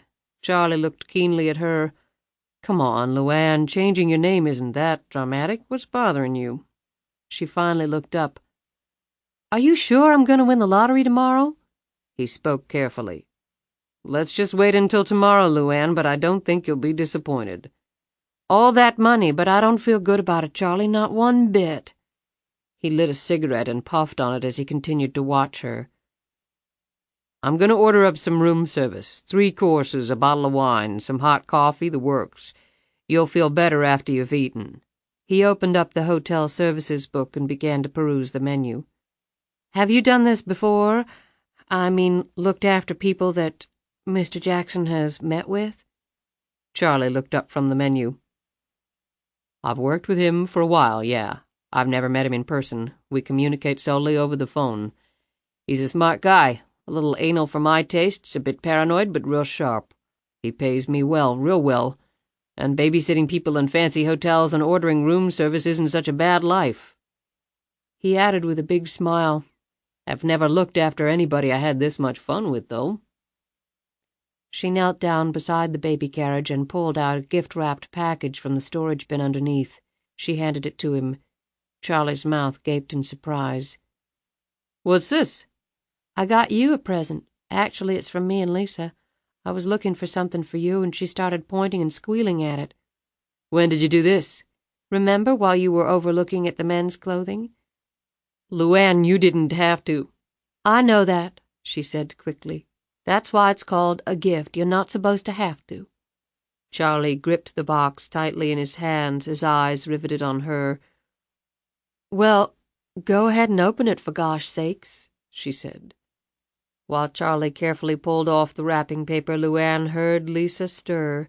She went over and picked up the little girl. They both watched Charlie as he took off the box top. "Damn!" He gently lifted out the dark green fedora. It had an inch-wide leather band on the outside and a ribbon of cream-colored silk lining the inside. "I saw you trying it on at the store. I thought you looked real nice in it, real sharp. But then you put it back. I could tell you didn't want to." "LuAnn, this thing cost a lot of money." She waved him off. "I had some saved up. I hope you like it." "I love it, thank you." He gave her a hug and then took one of Lisa's dimpled fists in his. He gave it a gentle, formal shake. "And thank you, little lady. Excellent taste." "Well, try it on again. Make sure you still like it." He slid it over his head and checked himself out in the mirror. "Slick, Charlie, real slick." He smiled. "Not bad, not bad." He fussed with it a little until he caught the proper angle. Then he took it off and sat back down. "I've never gotten a gift from the people I've looked after. I'm usually only with them for a couple of days anyway, then Jackson takes over." LuAnn quickly picked up on the opening. "So how'd you come to be doing this kind of work?" "I take it you'd like to hear my life story?" "Sure. I've been bending your ear enough." Charlie settled back in the chair and assumed a comfortable look. He pointed to his face. "Bet you didn't guess I used to ply my skills in the boxing ring." He grinned. "Mostly I was a sparring partner, a punching bag for up-and-comers. I was smart enough to get out while I still had my brains, at least some of them. After that, I took up semi-pro football. Let me tell you, that isn't any easier on the body, but at least you get to wear helmets and pads. I'd always been athletic, though, and to tell you the truth, I liked making my living that way." "You look like you're in real good shape." Charlie slapped his hard stomach. "Not bad for being almost 54. Anyway, after football, I coached a little, got married, floated around here and there, never finding anything that fit, you know?" LuAnn said, "I know that feeling real good." "Then my career path took a big turn." He paused to crush out a cigarette and immediately lit another. LuAnn took the opportunity to put Lisa back in the baby carriage. "What'd you do?" "I spent some time as a guest of the U.S. government." LuAnn looked at him curiously, not getting his meaning. "I was in a federal prison, LuAnn." She looked astonished. "You don't look the type, Charlie." He laughed. "I don't know about that. Besides, there are lots of different types doing time, LuAnn, let me tell you." "So what'd you do?" "Income tax evasion, or fraud, I guess they'd call it. At least the prosecutor did, and he was right. I guess I just got tired of paying it. Never seemed like there was enough to live on, let alone giving a chunk to the government." He brushed his hair back. "That little mistake cost me 3 years and my marriage." "I'm sorry, Charlie." He shrugged. "Probably the best thing that ever happened to me, really. I was in a minimum security facility with a bunch of other white-collar criminal types, so I didn't have to worry every minute about somebody cutting my head off. I took a bunch of classes, started thinking about what I wanted to do with my life. Really only had one bad thing happen to me on the inside." He held up the cigarette. "Never smoked until I got to prison. There just about everybody did. When I got out, I finally quit. For a long time. Took it back up about 6 months ago. What the hell. Anyway, when I got out, I went to work for my lawyer, sort of as an in-house investigator. He knew I was an honest, reliable sort despite my little conviction, and I knew a lot of people up and down the socio-economic scale, if you know what I mean. A lot of contacts. Plus, I learned a lot while I was in the slammer. Talk about your education. I had professors in every subject from insurance scams to auto chop shops. That experience helped out a lot when I jumped to the law firm. It was a good gig. I enjoyed the work." "So how'd you hook up with Mr. Jackson?" Now Charlie didn't look so comfortable. "Let's just say he happened to call one day. I had gotten myself in a little bit of trouble. Nothing real serious, but I was still on parole, and it could have cost me some serious time inside. He offered to help me out, and I accepted that offer." "Kinda like I did," said LuAnn, an edge to her voice. "His offers can be kinda hard to refuse." He glanced at her, his eyes suddenly weary. "Yeah," he said curtly. She sat down on the edge of the bed and blurted out, "I've never cheated on anything in my whole life, Charlie." Charlie dragged on a cigarette and then put it out. "I guess it all depends on how you look at it." "What do you mean by that?" "Well, if you think about it, people who are otherwise good, honest, and hard-working cheat every day of their lives. Some in big ways, most in small ones. People fudge on their taxes or just don't pay 'em, like me. Or they don't give money back when somebody figures up a bill wrong. Little white lies folks tell almost automatically on a daily basis, sometimes just to get through the day with their sanity. Then there's the big cheat. Men and women have affairs all the time. That one I know a lot about. I think my ex-wife majored in adultery." "I got a little taste of that, too," LuAnn said quietly. Charlie stared at her. "One dumb SOB is all I can say. Anyway, it all adds up over a lifetime. But not to know $50 million worth. Maybe not in dollar terms, no, but I might take one big cheat in a lifetime over 1,000 little ones that eat away at you eventually, make you not like yourself too much." LuAnn hugged herself and shivered. He studied her for a moment and then looked once more at the room service menu. "I'm going to order dinner. Fish okay with you?" LuAnn nodded absently and stared down at her shoes while Charlie conveyed their dinner order over the phone. That done, he flipped another cigarette out of the pack and lit up. "Hell, I don't know one single person who would turn down the offer you got. As far as I'm concerned, you'd be stupid to." He paused and fiddled with his lighter. "And from the little I've seen of you, maybe you can redeem yourself, at least in your eyes. Not that you'd need much redeeming." She stared up at him. "How can I do that?" "Use some of the money to help other people," he said simply. "Maybe treat it like a public trust or something like that. I'm not saying don't enjoy the money. I think you deserve that," he added. "I saw some background info on you. You haven't exactly had the easiest life." LuAnn shrugged. "I got by." Charlie sat down beside her. "That's exactly right, LuAnn. You are a survivor. You'll survive this, too." He looked at her intently. "You mind me asking a personal question now that I've spilled my guts to you?" Depends on the question. Fair enough, he nodded. Well, like I said, I looked at some of your background stuff. I was just wondering how you ever hooked up with a guy like Dwayne Harvey. He has loser stamped all over him. LuAnn thought of Dwayne's slender body lying face down on the dirty carpet, the small groan he had made before plummeting over, as though he were calling to her, pleading for help. But she hadn't answered that call. Dwayne's not so bad. He had a bunch of bad breaks. She stood up and paced.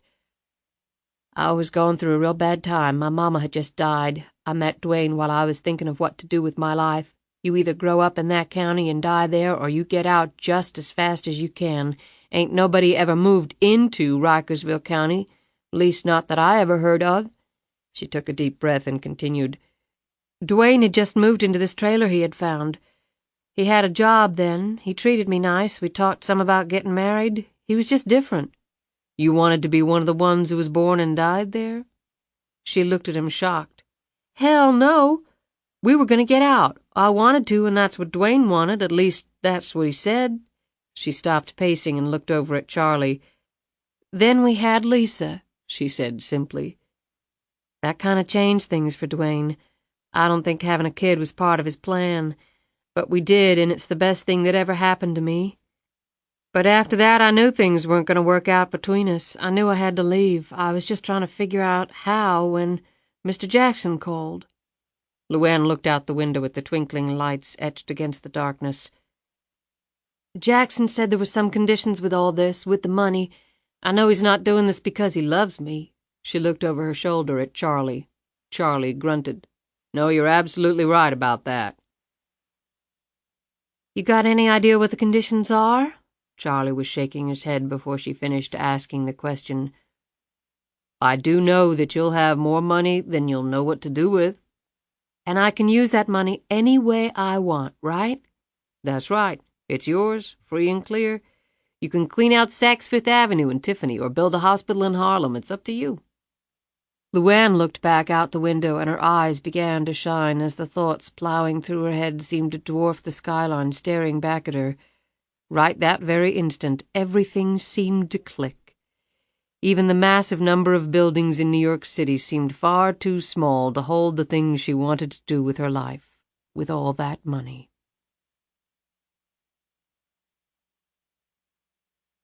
Chapter 12. We should have just stayed at the hotel and watched it from there. Charlie looked around nervously. Jackson would kill me if he knew we were here. I have strict orders never to take any of the clients here.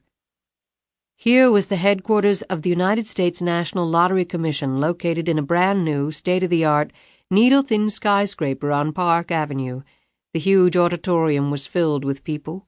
Network news correspondents were scattered throughout, microphones clamped in their fists, as were representatives from magazines, newspapers, and cable TV.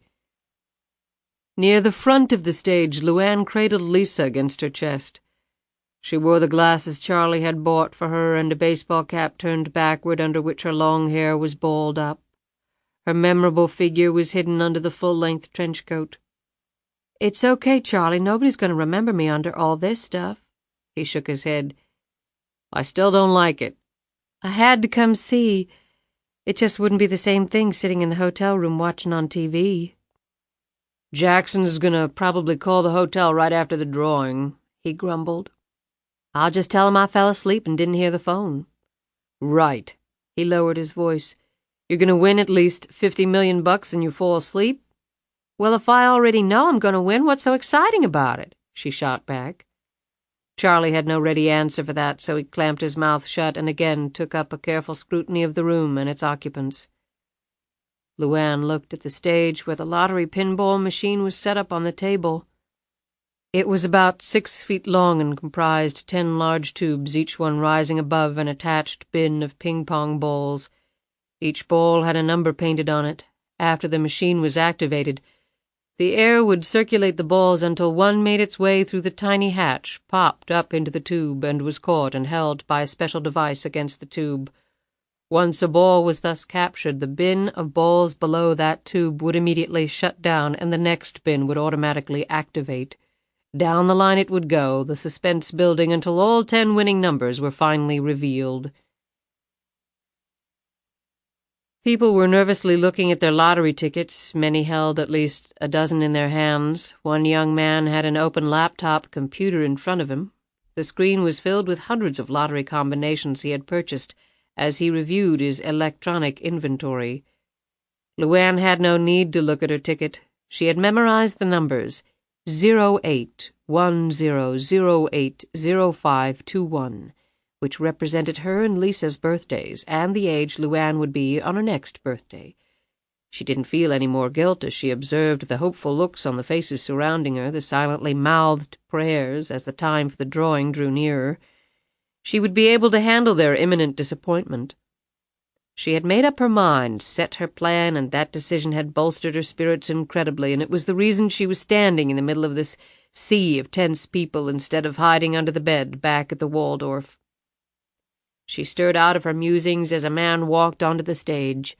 The crowd instantly hushed. LuAnn had half expected to see Jackson striding across the stage, but the man was younger and far better looking. LuAnn wondered for a moment if he was in on it. She and Charlie exchanged tight smiles. A blonde woman in a short skirt, black nylons, and spike heels joined the man and stood next to the sophisticated-looking machine, hands clasped behind her back. The man's announcement was brief and clear as the TV cameras focused on his handsome features. He welcomed everyone to the drawing, and then he paused, stared dramatically out at the crowd, and delivered the real news of the evening. The official jackpot, based upon ticket sales up to the very last minute, was a record-setting $100 million. A collective gasp went up from the crowd at the mention of the gigantic sum. Even LuAnn's mouth dropped open. Charlie looked over at her, shook his head slightly, and a small grin escaped his lips. He playfully elbowed her, leaned close, and whispered into her ear, "Hell, you can clean out Saks and Tiffany and still build that hospital just with the friggin' interest." It was indeed the largest jackpot ever, and one incredibly fortunate person was about to win it, the lottery man declared with a beaming smile and a ton of showmanship. The crowd cheered wildly. The man gestured dramatically to the woman who hit the power switch on the side of the machine. LuAnn watched as the balls in the first bin started bouncing around. When the balls started attacking the narrow pathway into the tubes, LuAnn felt her heart race and her breathing constrict. Despite the presence of Charlie beside her, the calm, authoritative manner of Mr. Jackson, his correct predicting of the daily lottery, and all the other things she had been through in the last several days, she suddenly felt that her being here was totally crazy. How could Jackson or anyone else control what those gyrating balls would do? It occurred to her that what she was witnessing resembled sperm dive-bombing an egg, something she had once seen on a TV program. What were the chances of correctly picking the one that would break through and impregnate? Her spirits plummeted as she confronted a very distinct set of options. Travel back home and somehow explain the deaths of 2 men in a drug-filled trailer she happened to call home, or seek the hospitality of the nearest homeless shelter here in the city and contemplate what to do with the wrecked state of her life. She clutched Lisa even more tightly, and one of her hands drifted over and clasped Charlie's thick fingers. A ball squirted through the opening and was caught on the first tube. It was the number 0. It was shown on a large screen suspended over the stage. As soon as this occurred, the second bin of balls started popping. In a few seconds, it too had produced a winner, the number 8. In quick succession, 6 more of the balls popped through into their respective tubes and were caught. The tally now stood as follows: 08100805.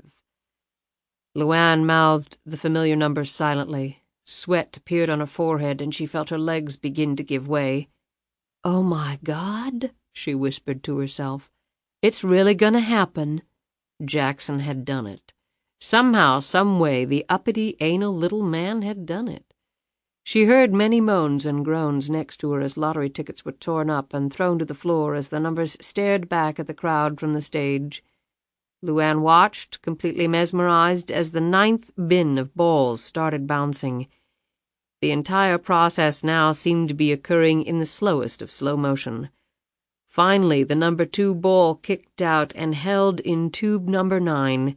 There were no hopeful faces left in the crowd, except for one. The last bin fired up, and the number 1 ball quickly fought its way right against the hatch of the last tube and appeared to be ready to shoot through to victory at any moment. LuAnn's grip on Charlie's fingers began to loosen. Then, like a pricked balloon hemorrhaging air, the number 1 ball suddenly slid back down to the bottom and was replaced, near the hatch, by a suddenly energetic and determined number 4 ball. With sharp, jerky motions, it grew closer and closer to the open pathway leading into the number 10 and final tube, although it appeared to be repeatedly repelled from the opening. The blood slowly drained from LuAnn's face, and for a moment she thought she would end up on the floor. "Oh, shit," she said out loud, although not even Charlie could hear her over the crowd noise. LuAnn squeezed Charlie's fingers so tightly he almost yelled out in pain. Charlie's own heart was racing as if in sympathy for LuAnn. He had never known Jackson to fail, but, well, you never knew. What the hell, it couldn't hurt, he thought. He moved his free hand up and quietly felt under his shirt for the thick silver crucifix he had worn for as long as he could remember. He rubbed it for good luck. Ever so slowly, even as LuAnn's heart threatened to cease beating, the 2 balls, as though carefully choreographed, again swapped places with each other in the swirling spray of hot air, even ricocheting off one another at one point. After this momentary collision, the number 1 ball, mercifully for LuAnn, finally shot through the opening and was caught in the 10th and final tube. It was all LuAnn could do not to scream out loud from pure relief rather than from the excitement of having just become $100 million richer. She and Charlie looked at each other, their eyes wide, both bodies shaking, faces drenched with perspiration as though they had just finished making love. Charlie inclined his head toward her, his eyebrows arched as if to say, "You won, didn't you?" LuAnn nodded slightly, her head swaying slowly as if to the tunes of a favorite song. Lisa kicked and squirmed as though she sensed her mother's exhilaration. "Damn," Charlie said. "I thought I was going to pee in my pants waiting for that last number to drop." He led LuAnn out of the room, and in a couple of minutes they were walking slowly down the street in the direction of the hotel. It was a beautiful, brisk night. The cloudless sky housed a stretch of stars that seemingly had no end. It matched LuAnn's mood precisely. Charlie rubbed his hand. "God, I thought you were going to snap my fingers off. What was that all about?" "You don't want to know," said LuAnn firmly. She smiled at him, sucked in huge amounts of the sweet, chilly air, and gave Lisa a tender kiss on the cheek. She suddenly elbowed Charlie in the side, a mischievous grin on her face. "Last one to the hotel pays for dinner." She took off like a blue streak, the trench coat billowing out like a parachute in her wake. Even as she left him in the dust, Charlie could hear her shrieks of joy flowing back to him. He grinned and then bolted after her. Neither one would have been so happy had they seen the man who had followed them to the lottery drawing and was watching from across the street. Romanello had figured that tailing LuAnn might result in some interesting developments, but even he had to admit that his expectations had so far been exceeded. Chapter 13. "You're certain that's where you want to go, LuAnn?" LuAnn spoke earnestly into the phone. "Yes, sir, Mr. Jackson. I've always wanted to go to Sweden. My mama's people came from there a long time ago. She always wanted to go there, but never had the chance. I'd sort of be doing it for her. Is that much trouble?" "Everything is trouble, LuAnn. It's just a matter of degrees." "But you can get it done, can't you? I mean, I'd like to go to other places, but I'd really like to start in Sweden." Jackson said testily, "If I can arrange for someone like you to win $100 million, then I can certainly take care of travel plans." "I appreciate it, I really do." LuAnn looked over at Charlie, who was holding Lisa and playing with her. She smiled at him. "You look real good doing that." "What's that?" Jackson asked. "I'm sorry, I was talking to Charlie." "Put him on. We need to arrange for your visit to the lottery office so they can confirm the winning ticket." "The sooner that's accomplished, the sooner we can get on with the press conference, and then you can be on your way." "The conditions you talked about," LuAnn began. Jackson interrupted. "I'm not ready to discuss that right now. Put Charlie on. I'm in a hurry." LuAnn swapped the phone for Lisa. She watched closely as Charlie spoke in low tones into the phone, his back to her. She saw him nod several times, and then he hung up. "Everything okay?" Her tone was anxious as she held a rambunctious Lisa. He looked around the room for a moment before his eyes finally met hers. "Sure, everything's A-okay. You have to go over to see the lottery people this afternoon. Enough time has passed." "Will you go with me?" "I'll go over in the cab with you, but I won't go in the building. I'll hang around outside until you come out." "What all do I have to do?" "Just present the winning ticket. They'll validate it and issue you an official receipt. There'll be witnesses there and all. You'll be confirmed every which way from Sunday. They go over the ticket with a high-tech laser to verify it's authentic. They got special fiber threads in the tickets, some of them right under the row of numbers. Kind of like U.S. currency to prevent counterfeiting. It's impossible to duplicate, especially in a short time frame. They'll call the outlet where you bought the ticket to confirm that lottery number was indeed purchased at that site. They'll ask for background info on you. Where you're from, kids, parents, that sort of thing. It takes a few hours. You don't have to wait. They'll get in touch when the process is complete. Then they'll release a statement to the press that the winner has come forward. But they won't release your name until the press conference. You know, keep the suspense building. That stuff really sells tickets for the next drawing. You don't have to hang around for that either. The actual press conference will be the next day." "Do we come back here?"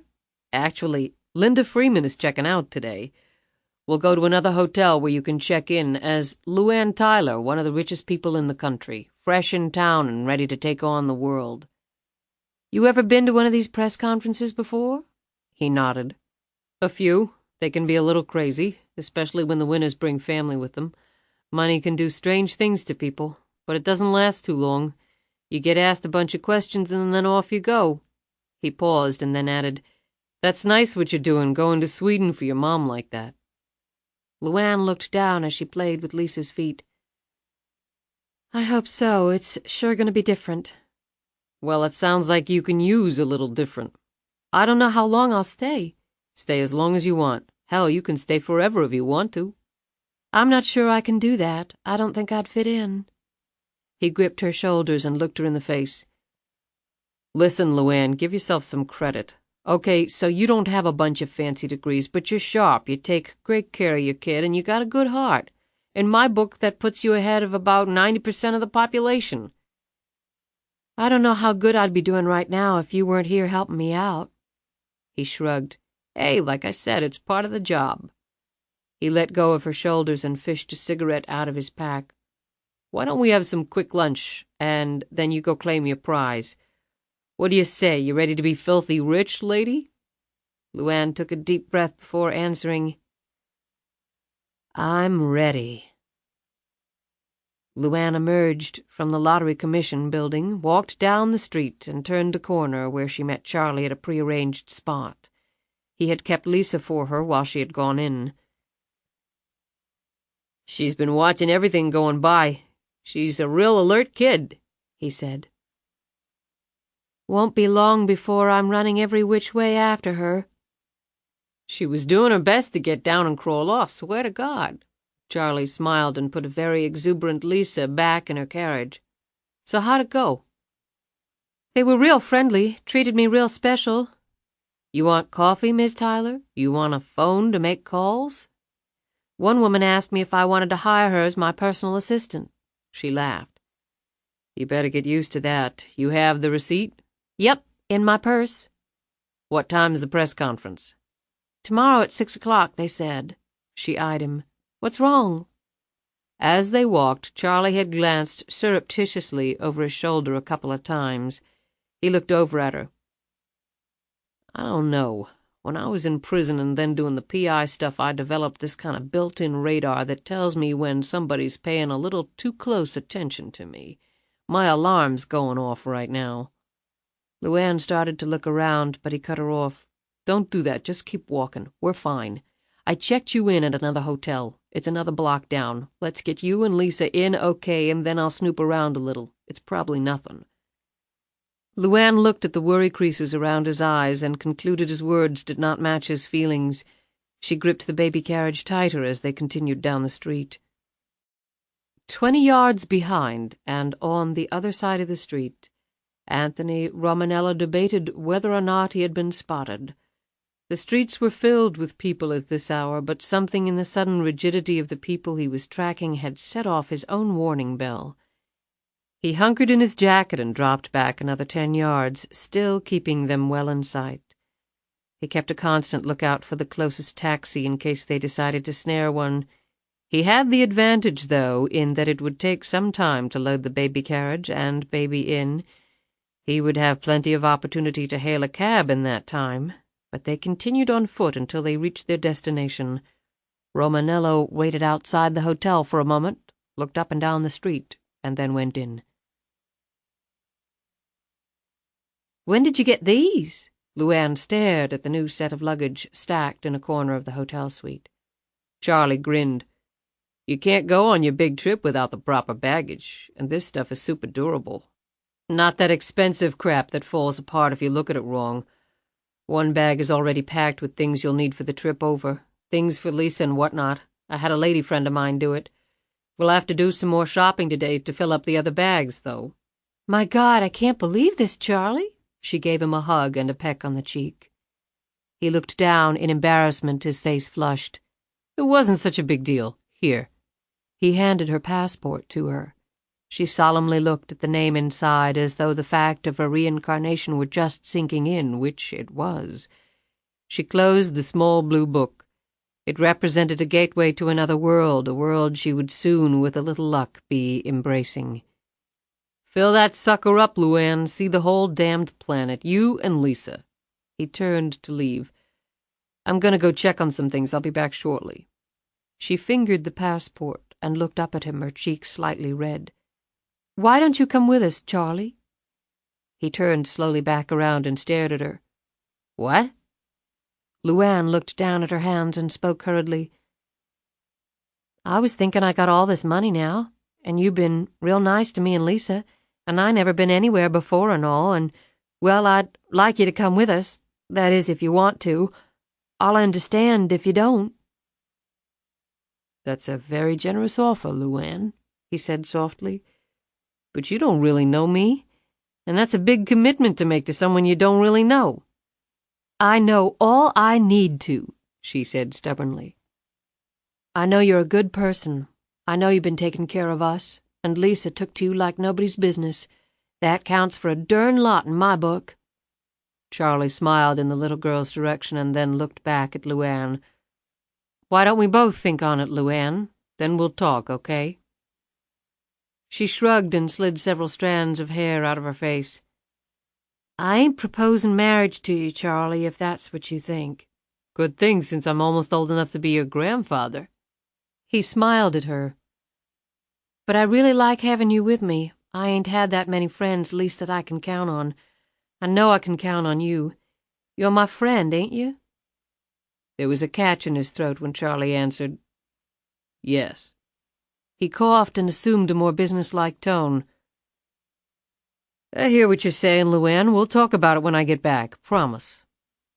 When the door closed behind him, LuAnn got Lisa ready for her nap. While the little girl drifted off to sleep, LuAnn restlessly walked the perimeters of the hotel suite. She looked out the window in time to see Charlie exit the building and head down the street. She followed him with her eyes until he was out of sight. She had not seen anyone who appeared to be tracking him, but there were so many people around she couldn't be sure. She sighed and then frowned. She was out of her element here. She just wanted to see him back, safe and sound. She began to think about the press conference, but as she envisioned a bunch of strangers asking her all sorts of questions, her nerves began to jangle too much, and she quit thinking about it. The knock at the door startled her. She stared at the door, unsure what to do. "Room service," the voice said. LuAnn went to the door and squinted through the peephole. The young man standing there was indeed dressed in a bellman's uniform. "I didn't order anything," she said, trying hard to keep her voice from quaking. "It's a note and a package for you, ma'am."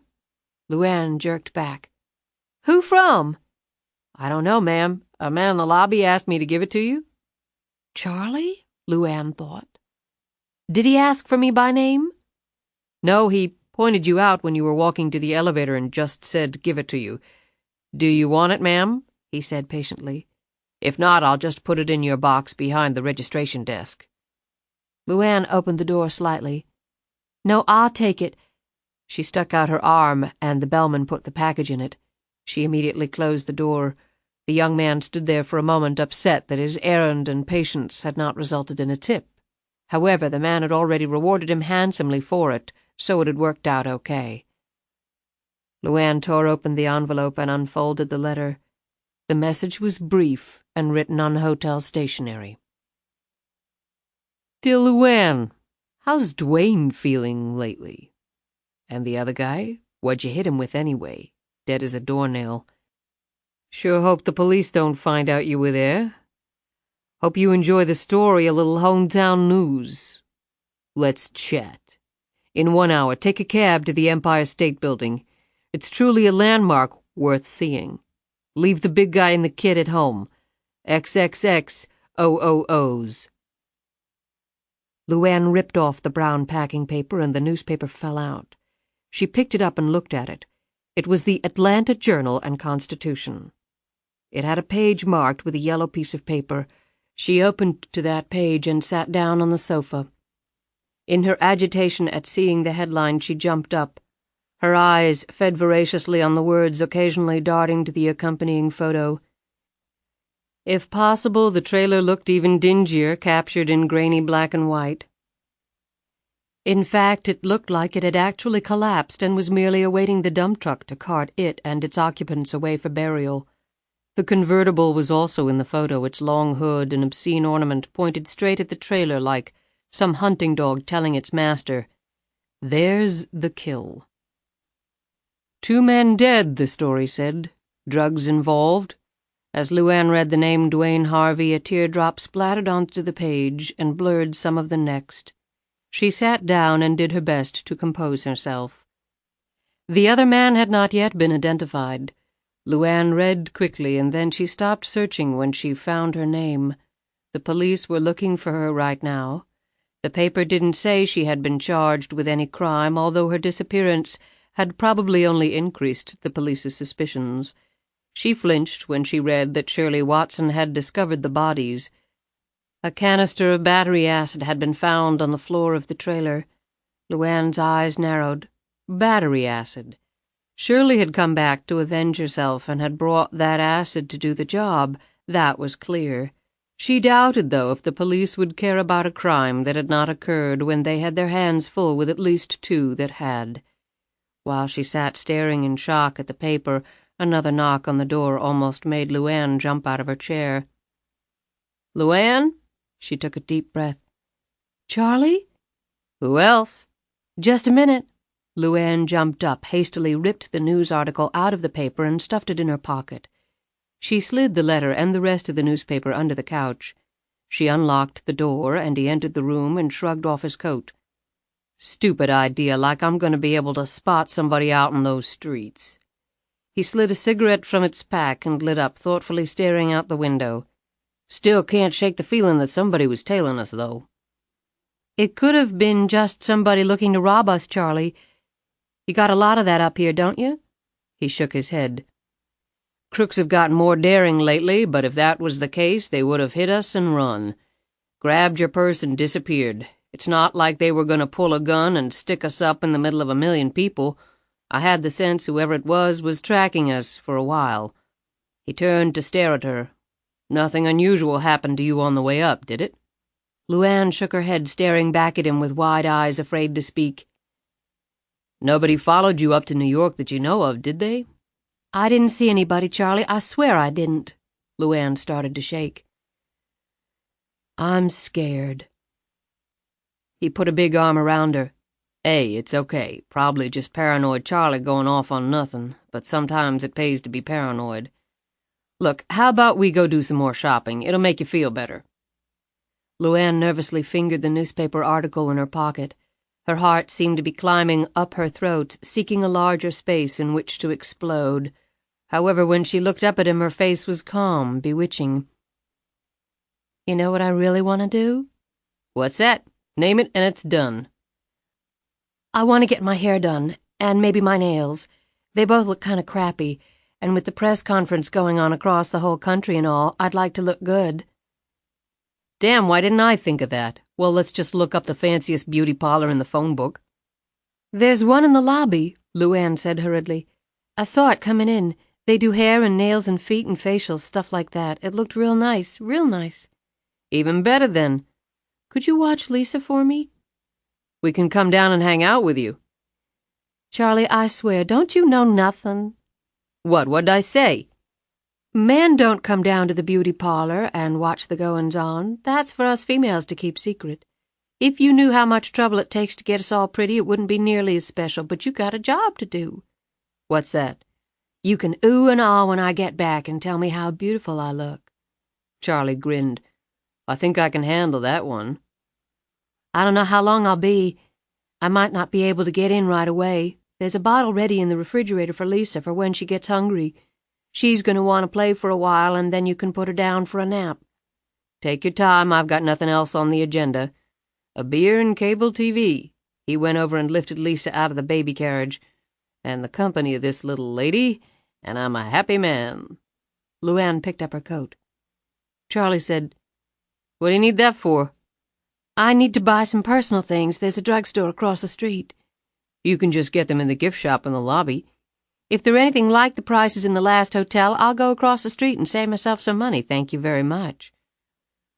LuAnn, you're one of the richest women in the world. You could buy the whole damned hotel if you wanted. Charlie, I've been scraping pennies all my life. I can't change overnight. She opened the door and glanced back at him, trying her best to hide the rising anxiety she was experiencing. I'll be back as soon as I can. Charlie moved over to the door. I don't like it. If you go out, I'm supposed to go with you. Charlie, I'm a grown woman. I can take care of myself. Besides, Lisa's going to have to take a nap soon, and we can't leave her here all by herself, can we? Well, no, but... LuAnn slid an arm across his shoulder. You look after Lisa, and I'll be back as soon as I can. She gave Lisa a kiss on the cheek and Charlie a gentle squeeze on the arm. After she left, Charlie grabbed a beer from the wet bar and settled into his chair with Lisa on his lap and the TV remote in his hand. He suddenly paused and looked over at the doorway, a frown appearing on his features as he did so. Then he turned back and did his best to interest Lisa in channel surfing. Chapter 14. When LuAnn stepped from the cab, she looked up at the towering presence of the Empire State Building. She didn't have long to dwell upon the architecture, though, as she felt the arm slide around hers. This way we can talk. The voice was smooth, comforting, and it made every hair on her neck stiffen. She pulled her arm free and looked at him. Very tall and broad-shouldered, his face was clean-shaven, the hair thick and dark, matching the eyebrows. The eyes were big and luminous. What do you want? Now that she could actually see the man behind the note, LuAnn's fear quickly receded. Romanello looked around. You know, even in New York, we're bound to attract attention if we conduct this investigation out in the open. There's a deli across the street. I suggest we continue our chat there. Why should I? He crossed his arms and smiled at her. You read my note in the news article, obviously, or you wouldn't be here. I read it, LuAnn said, keeping her voice level. Then I think it's clear we have some things to discuss. What the hell do you have to do with it? Were you involved in that drug dealing? The smile faded from the man's lips, and he stepped back for a moment. Look, I didn't kill nobody, she said fiercely. Romanello looked around nervously. Do you want everybody here to know our business? LuAnn looked around at the passers-by and then stalked toward the deli with Romanello right behind. Inside, they found an isolated booth far in the back. Romanello ordered coffee and then looked at LuAnn. Anything interest you on the menu? He asked pleasantly. Nothing, she glared back at him. After the waitress departed, he looked at her. Since I can understand you're not wanting to prolong this discussion, let's get to the heart of it. What's your name? He looked startled. Why? Just make one up, that's what everybody else seems to be doing. What are you talking? He stopped and considered for a moment. All right, call me Rainbow. Rainbow, huh? That's a different one. You don't look like no rainbow I've ever seen. See, that's where you're wrong. His eyes gleamed for an instant. Rainbows of pots of gold at the end. So? LuAnn's tone was calm, but her look was wary. So you're my pot of gold, LuAnn, at the end of my rainbow. He spread apart his hands. She started to get up. Sit down. The words shot out of his mouth. LuAnn stopped in mid-rise, staring at the man. Sit down unless you want to spend the rest of your life in prison instead of paradise. The calm returned to his manner, and he politely gestured for her to resume her seat. She did so, slowly, her eyes squarely on his.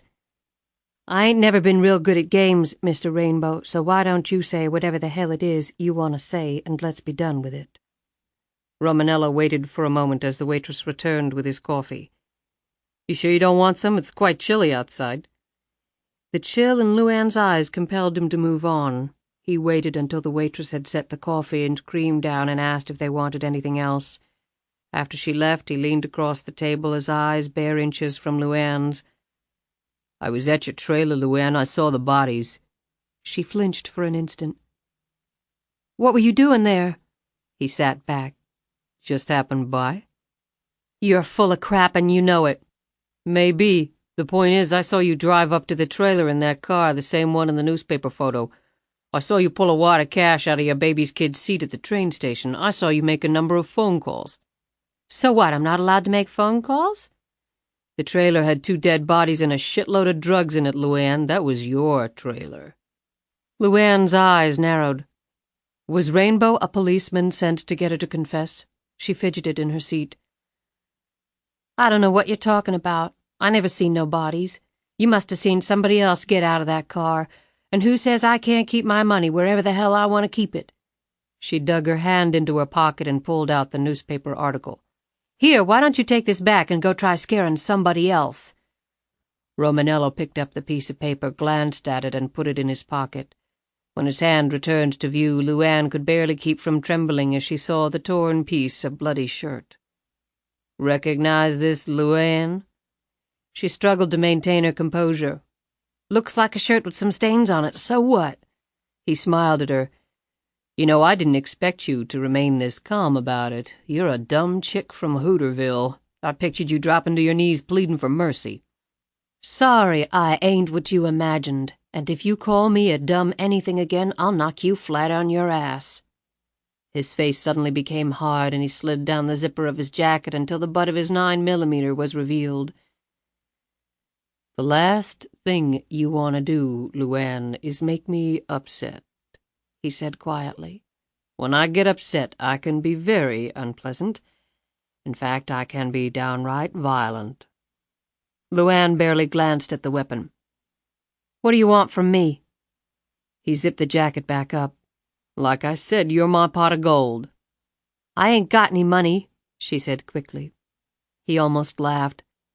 Why are you in New York, LuAnn? I bet you never been out of that god-forsaken county before. Why, of all places, did you take off for the Big Apple? He cocked his head at her, waiting for an answer. LuAnn rubbed her hands nervously across the uneven surface of the table. She didn't look at him when she finally spoke. Okay, maybe I knew what happened in that trailer. But I didn't do nothing wrong. I had to get out, though, because I knew it might look real bad for me. New York seemed as good as any place. She looked up to test his reaction to her explanation. The mirth was still there. What are you going to do with all the money, LuAnn? She nearly crossed her eyes. What are you talking about? What money? In the baby seat? I would hope you weren't going to try and stuff $100 million in a baby seat. He eyed her chest. Or, despite its obvious capacity, your bra. She just stared at him, her mouth open a notch. Let's see, he continued. What's the going price for blackmail these days? 10%, 20%, 50%? I mean, even at half, you're still talking millions in your bank account. That'll keep you and the kid in jeans and sneakers for life, right? He took a sip of his coffee and sat back, idly fingering the edges of his napkin while he watched her. LuAnn clamped a fist around the fork in front of her. For a moment she thought about attacking him, but that impulse subsided. You're crazy, mister, you really are. The press conference is tomorrow, LuAnn. What press conference? You know that's where you're going to hold that big old check and smile and wave to the disappointed masses? I've got to go. His right hand shot across and gripped her arm. I don't think you can spend that money from a prison cell. I said I gotta go. She jerked her hand free and stood up. Don't be a fool, LuAnn. I saw you buy the lottery ticket. I was at the lottery drawing. I saw the big smile on your face, the way you ran down the street whooping and hollering, and I was inside the lottery building when you went to get your winning ticket validated. So don't try to bullshit with me. You walk out of here, and the first thing I'm going to do is place a call to that podunk county and that podunk sheriff and tell them everything I saw. And then I'm going to send them this piece of shirt. You can't believe the high-tech stuff they've got in the lab these days. They'll start piecing it together. And when I tell them you just won the lottery and maybe they should grab you before you disappear, then you can just kiss your new life goodbye. Although I guess you can afford to put your kid up somewhere nice while you rot in jail. I didn't do nothing wrong. No, what you did was stupid, LuAnn. You ran. And when you run, the cops always figure you're guilty. It's how cops think. They'll believe you were in it up to your pretty little ass.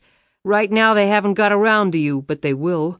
It's up to you to decide whether they start focusing on you 10 minutes from now or 10 days from now. If it's 10 minutes, you're dead. If it's 10 days, I figure your plan is to disappear forever. Because that's what I intend to do.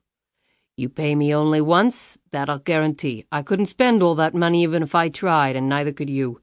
We all win that way. The other way, you lose. Slam dunk. So, what's it gonna be? She stood frozen for a moment, halfway out of her chair. Slowly, inch by inch, she sat back down. Very smart of you, LuAnn. I can't pay you half. His face darkened. Don't be greedy, lady. It's got nothing to do with that. I can pay you, I just don't know how much, but it'll be a lot. Enough for you to do whatever the hell you want to do. I don't understand, he began. LuAnn interrupted, borrowing phraseology from Jackson. You don't have to understand nothing. But if I do this, I want you to answer one question for me, and I want the truth, or you can just go and call the cops. I don't care. He eyed her cautiously. What's the question? LuAnn leaned across the table, her voice low but intense. What were you doing in that trailer? You just didn't happen on by. I know that sure as I'm sitting here. Look, why does it matter why I was there? He threw his arm up in a casual motion. LuAnn reached out as quickly as a striking rattler and grabbed his wrist. He winced as she squeezed it with a strength he had not anticipated. Big and strong as he was, it would have taken all his might to break that grip. I said I wanted an answer, and it better be the right one. I earn my living. He smiled and corrected himself. I used to earn my living by taking care of little problems for people. LuAnn continued to grip the wrist. What problems? Did this have to do with the drugs Dwayne was dealing? Romanello was shaking his head.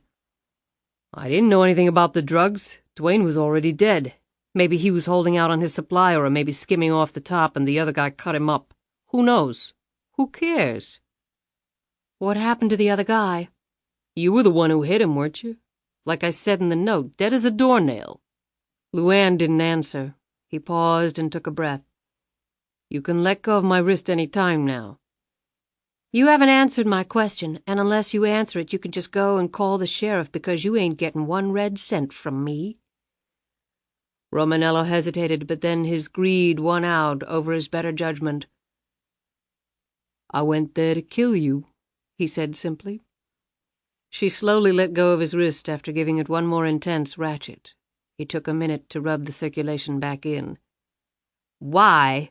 LuAnn demanded fiercely. I don't ask questions, I just do what I'm paid to do. Who told you to kill me? He shrugged. I don't know. She reached for his wrist again, but this time he was ready for her and jerked it out of danger. "I'm telling you, I don't know. My clients don't just drop by and have coffee and chat about who they want me to take out. I got a call. I got half the money up front, half when the job was done, all through the mail." "I'm still alive." "That's right, but only because I got called off." "By who?" "By whoever hired me." "When did you get the call?" "I was in your trailer. I saw you get out of the car and take off. I went to my car and got the call then, around 10:15. LuAnn sat back as the truth dawned on her. Jackson. So that's how he took care of those who refused to go along. When she didn't say anything, Romanello leaned forward. "So now that I've answered all your questions, why don't we discuss the arrangements for our little deal?" LuAnn stared at him for a full minute before speaking.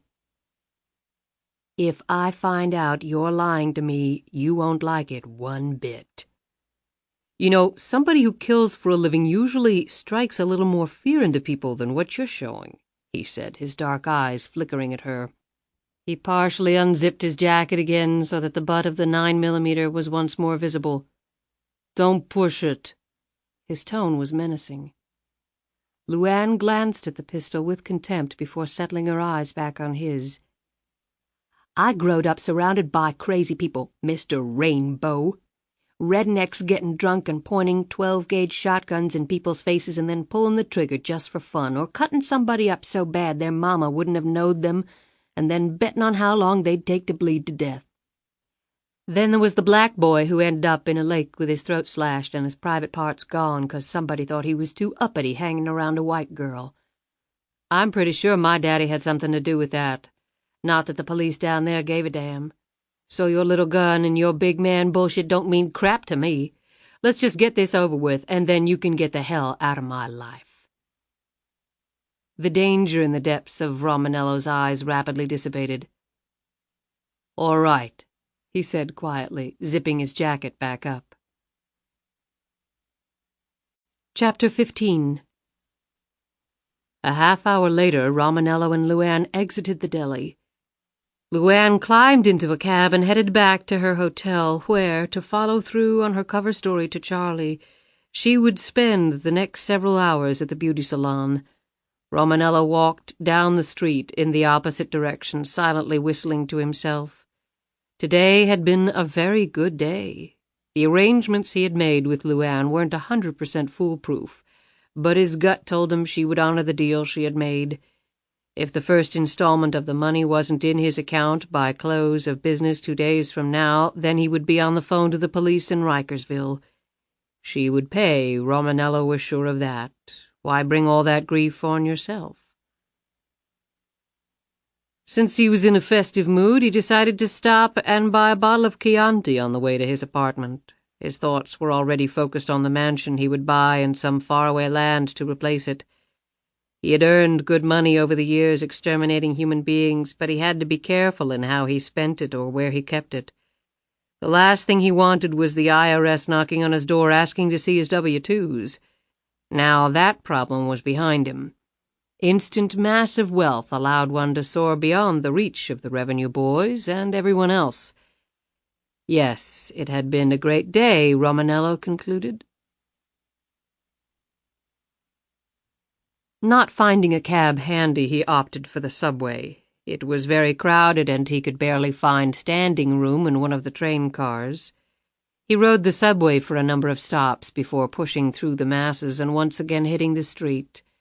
He turned the key in his door, closed and locked it, and walked into the kitchen to drop off the bottle.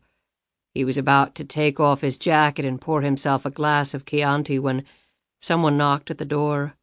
He squinted through the peephole. The brown uniform of the UPS man filled his line of vision. "What's up?" he asked through the door. "Got a delivery for an Anthony Romanello, this address?"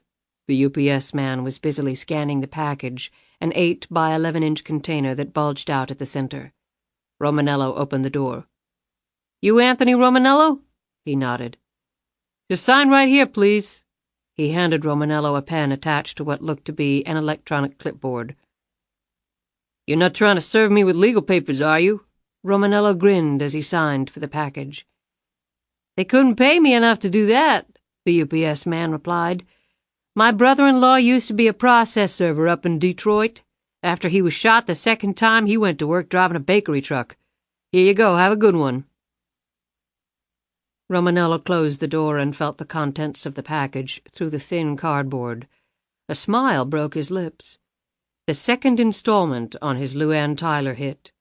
He had been told of the possibility of being called off, but his employer had assured him that the rest of the money would be forthcoming regardless. The smile froze on his face as it suddenly struck him that the payment should have been mailed to his post office box. Nobody was supposed to know where he lived, or his real name. He whirled around at the sound behind him. Jackson emerged from the shadows of the living room. Dressed as immaculately as he had when he interviewed LuAnn, Jackson leaned against the doorway to the kitchen and looked Romanello up and down behind a pair of dark glasses. Jackson's hair was streaked with gray, and a neatly trimmed beard covered his chin. His cheeks were large and puffy, the ears red and flattened-looking, both the result of carefully designed latex molds. "Who the hell are you, and how did you get in here?" In response, Jackson pointed one gloved hand at the package. "Open it." "What?" Romanello growled back. "Count the money and make certain it's all there. Don't worry, you won't hurt my feelings by doing so." "Look." Jackson slipped off the glasses and his eyes bored into Romanello. "Open it." The voice was barely above a whisper and spoken in an entirely non-threatening manner that made Romanello wonder why he was shivering inside. After all, he had murdered 6 people in premeditated fashion over the span of the last 3 years. Nobody intimidated him. He quickly ripped open the package and the contents spilled out. Romanello watched as the cut-up newspaper drifted to the floor. "Is this supposed to be funny? If it is, I'm not laughing." He glowered at Jackson. Jackson shook his head sadly. "As soon as I hung up with you, I knew my little slip over the phone would prove to be serious. I made mention of LuAnn Tyler and money, as you well know, makes people do strange things." "What exactly are you talking about?" "Mr. Romanello, you were hired to perform a job for me. Once that task was called off, your participation in my affairs was at an end. Or, let me rephrase that, your participation in my affairs was supposed to be at an end." "They were at an end. I didn't kill the lady, and all I get from you is cut-up newspaper. I'm the one who should be pissed." Jackson ticked the points off with his fingers. "You followed the woman back to New York. You, in fact, have been following her all over the city.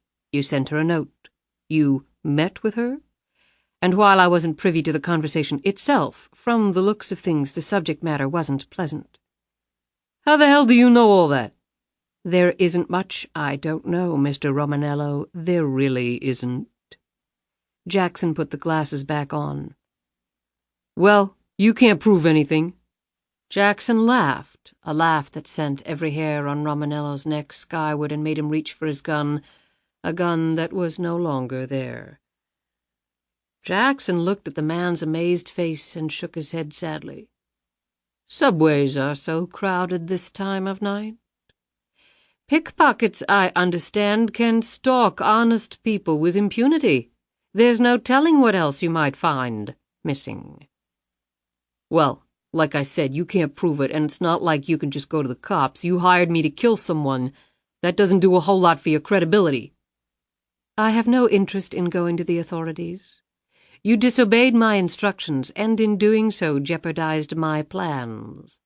I came here to inform you that I was aware of this, to plainly show you that the rest of your money has been forfeited because of your improper actions, and that I have decided upon the appropriate punishment. A punishment that I fully intend to mete out now." Romanello drew himself up to his full 6 feet 3 inch height, towering over Jackson, and laughed heartily. "Well, if you came here to punish me, I hope you brought somebody else with you to do the punishing." "I prefer to handle these matters myself." "Well, then this is going to be your last job." In a flash, Romanello's hand went down to his ankle, and he was erect again in a second, the jagged-edged blade in his right hand. He started forward and then stopped as he eyed the device in Jackson's hand. The touted advantages of strength and superior size are so often overrated, wouldn't you agree? Said Jackson. The twin darts shot out from the laser gun and hit Romanello dead center in the chest. Jackson continued to squeeze the trigger, sending 120,000 volts of electricity along the thin metal cords that were attached to the darts. Romanello went down as though poleaxed, and he lay there staring up as Jackson stood over him. "I've held the trigger down for a full minute now, which will incapacitate you for at least 15 minutes, more than ample for my purposes." Romanello watched helplessly as Jackson knelt down beside him and gingerly pulled the 2 darts free and packed the apparatus back in his pocket. He carefully opened Romanello's shirt. "Quite hairy, Mr. Romanello. A medical examiner will never pick up on the extremely small holes in your chest." The next item Jackson withdrew from his coat would have left Romanello numb if he hadn't already been. With his tongue feeling as big as a knobby tree root, Romanello thought he had suffered a stroke. His limbs were useless to him. There was no physical sensation at all. He could still see clearly, however, and suddenly wished he had been blinded as well. He watched in horror as Jackson methodically checked the hypodermic needle he held in his hand. "It's mostly an innocuous saline solution, you know," Jackson said, as though he were addressing a science class. "I say mostly because what's lurking in here can be quite deadly under certain conditions."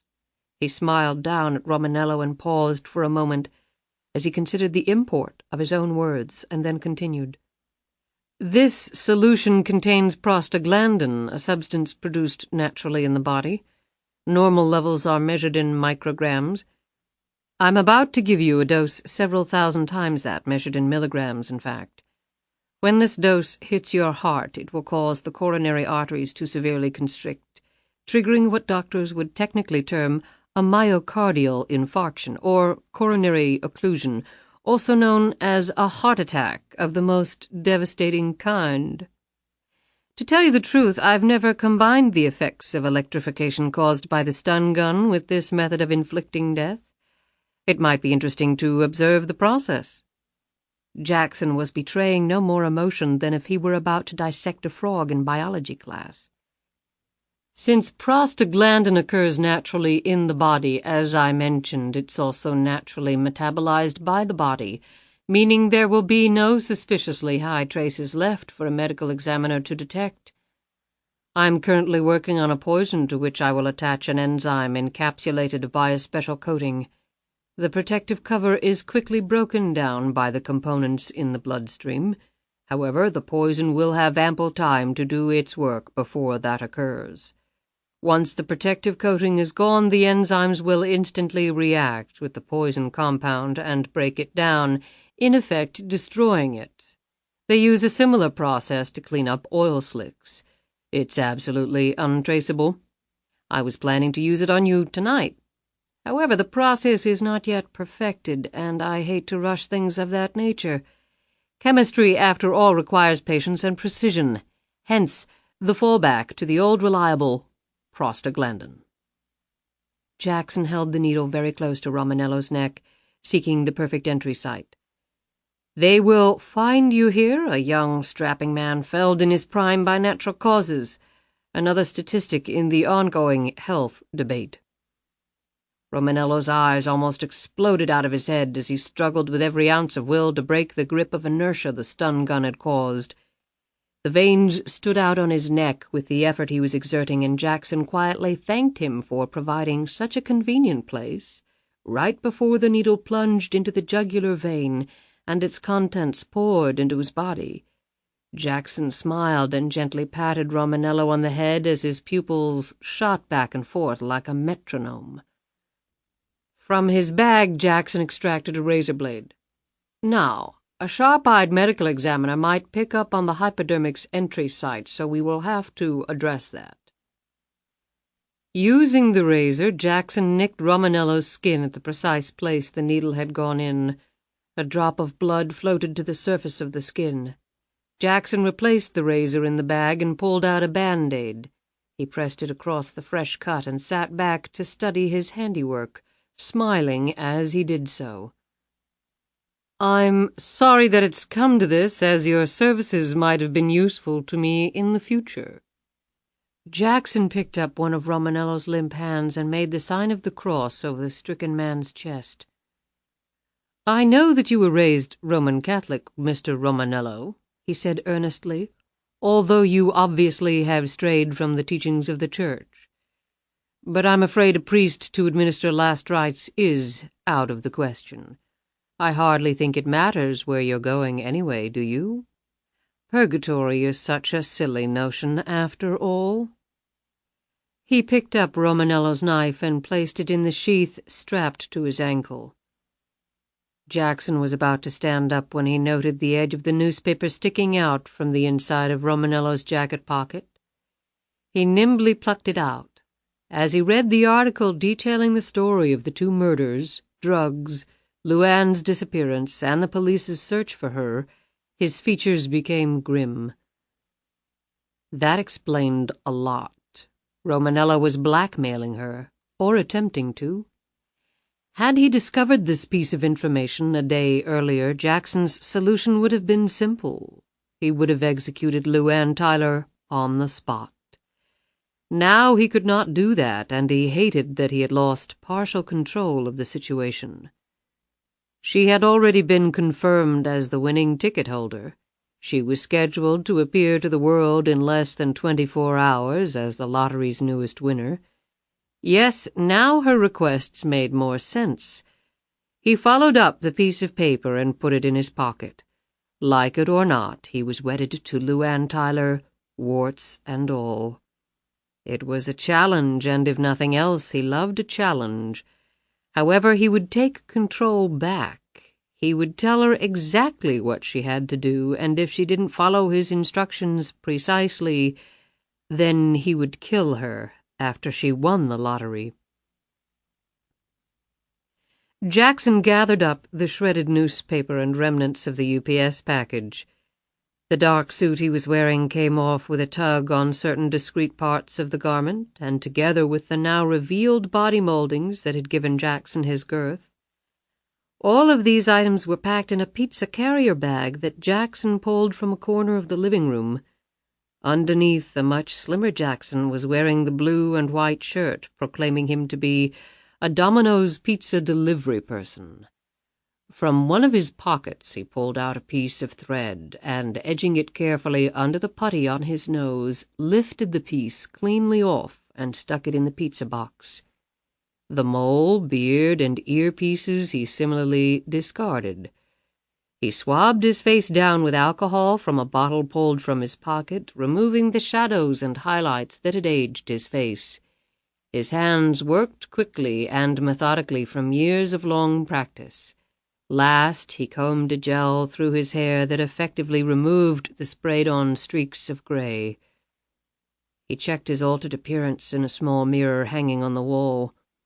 Then this chameleon landscape was swiftly altered by a small, bristly mustache applied with spirit gum, and a hair extender hung in a long ponytail out from under the Yankee baseball cap he was now putting on. Dark glasses covered his eyes. Dress shoes were replaced with tennis shoes. He once again checked his appearance. Completely different. He had to smile. It was quite a talent. When Jackson quietly left the building a few seconds later, Romanello's features were relaxed, peaceful. They would forever remain so. Chapter 16. "Everything will be all right, LuAnn." Roger Davis, the young, handsome man who had announced the lottery drawing, said these words as he patted her on the hand. "I know you have to be nervous, but I'll be right there with you. We'll make it as painless as possible for you, I give you my word," he said gallantly. They were in a plush room inside the lottery building, just down the corridor from the large auditorium, where a mass of press and regular folk awaited the latest lottery winner's arrival. LuAnn wore a pale blue, knee-length dress with matching shoes, her hair and makeup impeccable thanks to the in-house staff at the Lottery Commission. The cut on her jaw had healed enough that she had opted for makeup instead of the bandage. "You look beautiful, LuAnn," said Davis. "I can't remember a winner looking so ravishing. I mean that." He sat down right next to her, his leg touching hers. LuAnn flashed him a quick smile, slid a couple of inches away, and turned her attention to Lisa. "I don't want Lisa to have to go out there. All them lights and people would just scare her to death." "That's fine. She can stay in here. We'll have someone watching her, of course, every minute." "Security is very tight here, as you can imagine." He paused while he once again took in LuAnn's shapely form. "We'll announce that you have a daughter, though. That's why your story's so great. Young mother and daughter, all this wealth. You must be so happy." He patted her on the knee and then let his hand linger for a moment before pulling it away. She wondered again whether he was in on all of it, whether he knew she had won an enormous fortune by cheating. He looked the type, she concluded, the kind who would do anything for money. She imagined he would be very well paid for helping to pull off something this big. "How long until we go out there?" she asked. "About 10 minutes. He smiled at her again and then said, as casually as possible, You weren't exactly clear on your marital status. Will your husband—" "I'm not married," LuAnn said quickly. "Oh, well, will the father of the child be attending?" He added quickly, "We just have to know for scheduling purposes." LuAnn looked dead at him. "No, he won't." Davis smiled confidently and inched closer. "I see. He made a steeple with his hands and rested them against his lips for a moment, and then he laid one arm casually across the back of her seat. "Well, I don't know what your plans are, but if you need anyone to show you around town, I'm absolutely here for you, LuAnn, 24 hours a day. I know after living all your life in a small town that the big city—" Davis lifted his other arm dramatically toward the ceiling— "must be very overwhelming. But I know it like the back of my hand. The best restaurants, theaters, shopping. We could have a great time."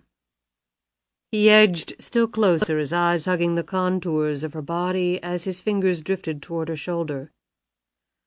"Oh, I'm sorry, Mr. Davis. I think maybe you got the wrong idea. Lisa's father ain't coming for the press conference, but he's coming up after.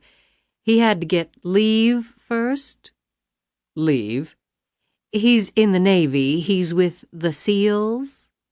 She shook her head and stared off as if digging up some shocking memories. "Let me tell you, it downright scares me, some of the stuff he's told me about. But if there's anybody that can take care of himself, it's Frank.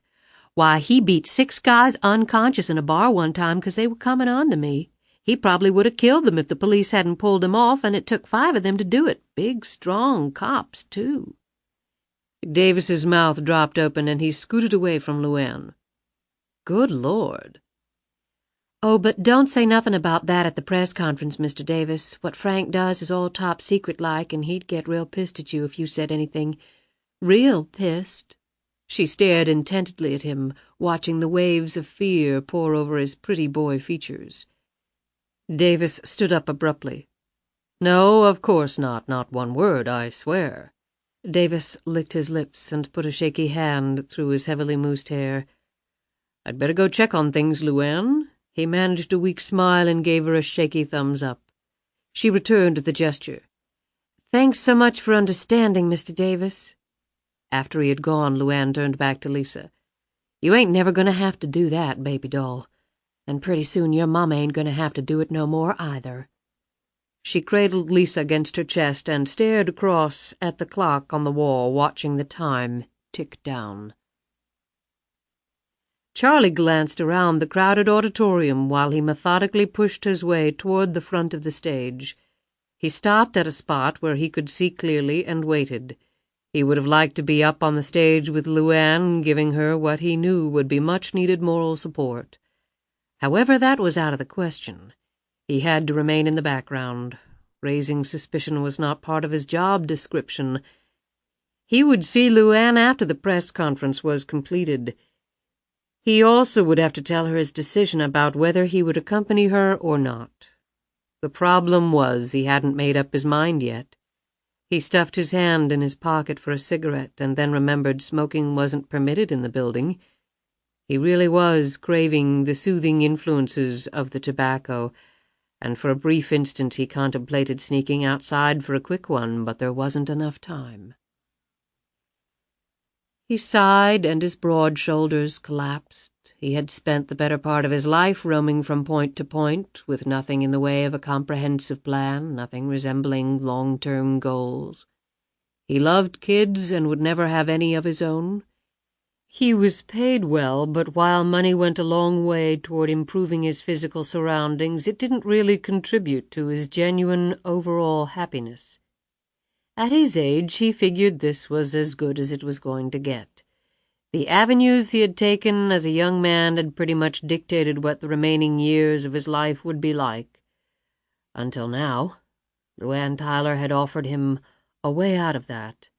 He held no delusions that she was interested in him sexually, and in the cold face of reality, away from her unpretentious and yet incredibly seductive presence, Charlie had concluded that he did not want that either. What he wanted was her sincere friendship, her goodness, two elements that had been appallingly lacking in his life, and that brought him back to the choice. Should he go or not?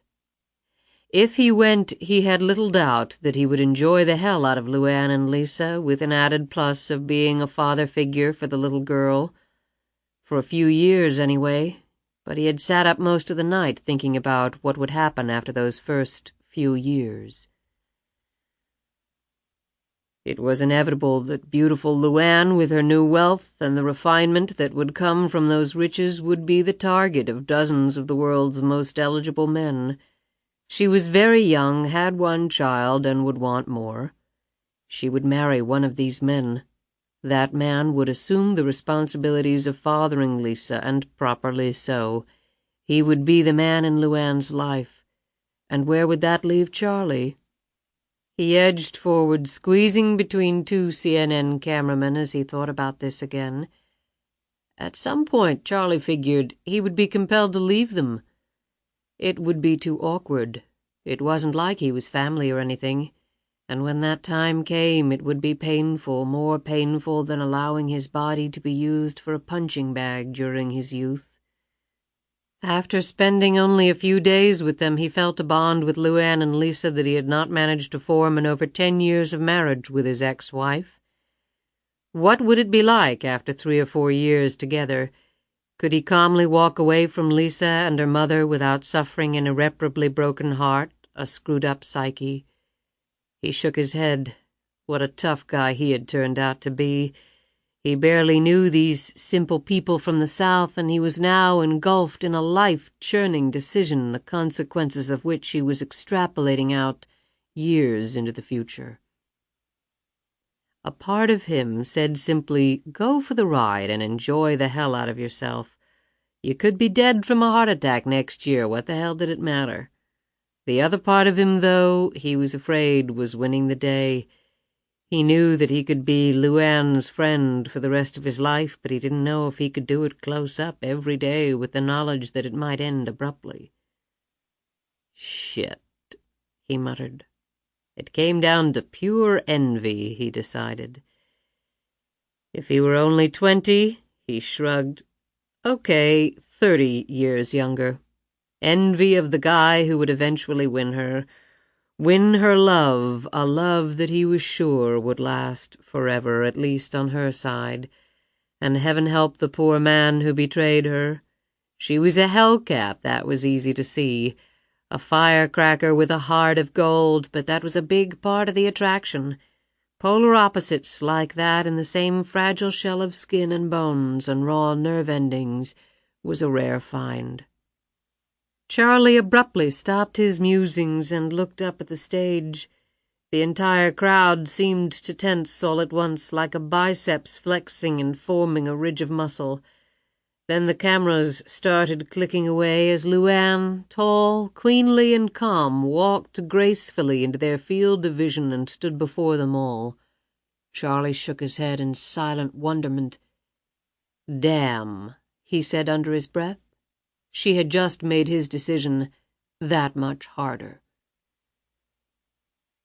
Sheriff Roy Waymer nearly spit his mouthful of beer clear across the room as he watched LuAnn Tyler waving back at him from the TV. "Jesus, Joseph, Mary!" He looked over at his wife, Doris, whose eyes were boring into the 27-inch screen. "You've been looking for her all over the county, and there she is right there in New York City," Doris exclaimed. "The gall of that girl! And she just won all that money?" Doris said this bitterly as she wrung her hands together. 24 torn-up lottery tickets resided in the trash can in her backyard. Waymer wrestled his considerable girth out of his lazy boy and headed toward the telephone. "I phoned up to the train stations around here and at the airport in Atlanta, but I hadn't heard nothing back yet. I didn't take her to be heading up to no New York, though. I didn't put no APB out on LuAnn because I didn't think she'd be able to get out of the county, much less the state. I mean, the girl ain't even got a car, and she had the baby and all. I thought for sure she'd just hightail it over to some friend's house." "Well, it sure looks like she slipped right out on you." Doris pointed at LuAnn on the TV. "Right or wrong, there ain't many people that look like that, that's for sure." "Well, Mother," he said to his wife, "we don't exactly have the manpower of the FBI down here. With Freddie out with his back, I only got 2 uniformed officers on duty, and the state police are up to their eyeballs in work. They couldn't spare nobody." He picked up the phone. Doris looked at him anxiously. "You think LuAnn killed Dwayne and that other boy?" Waymer held the phone up to his ear and shrugged. "LuAnn could kick the crap out of most men I know. She sure as hell could Dwayne. But that other guy was a hoss, almost 300 pounds. He started punching in numbers on the phone.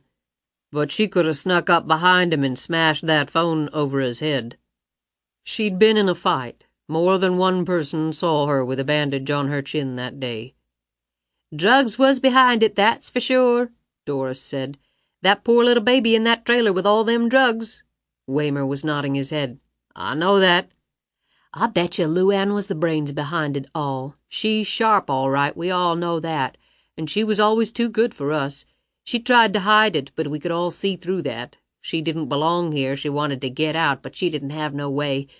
Drug money, that was her way, you mark my words, Roy." "I hear you, Mother, except she don't need drug money no more." He nodded toward the TV. "You best hurry up, then, before she gets away. I'll contact the police up in New York to go pick her up." "Think they'll do that?" "Mother, she's a possible suspect in a double murder investigation," he said importantly. "Even if she ain't done nothing wrong, she's probably gonna be what they call a material witness."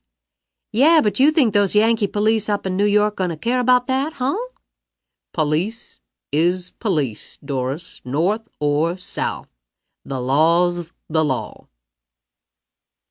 Unconvinced of the virtues of her northern compatriots, Doris snorted and then suddenly looked hopeful. "Well, if she's convicted, wouldn't she have to give back the money she won?" Doris looked back at the TV, at LuAnn's smiling face, wondering whether to go out to the trash and try to reconstruct all those lottery tickets. "She sure as heck wouldn't need all that money in prison, would she?" Sheriff Waymer didn't answer. He was now trying to get through to the NYPD. LuAnn held the big check, waved, and smiled at the crowd and answered a barrage of questions thrown at her from all sides of the vast room. Her picture was transported across the United States and then across the world. Had she definitive plans for the money? If so, what were they? "You'll know," LuAnn answered. "You'll see, but you'll just have to wait." There were a series of predictably stupid questions, such as, "Do you feel lucky?"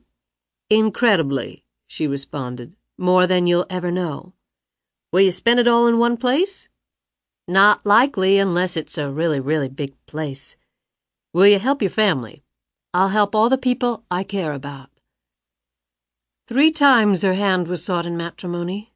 She answered each suitor differently and with polite humor, but the bottom line was always no.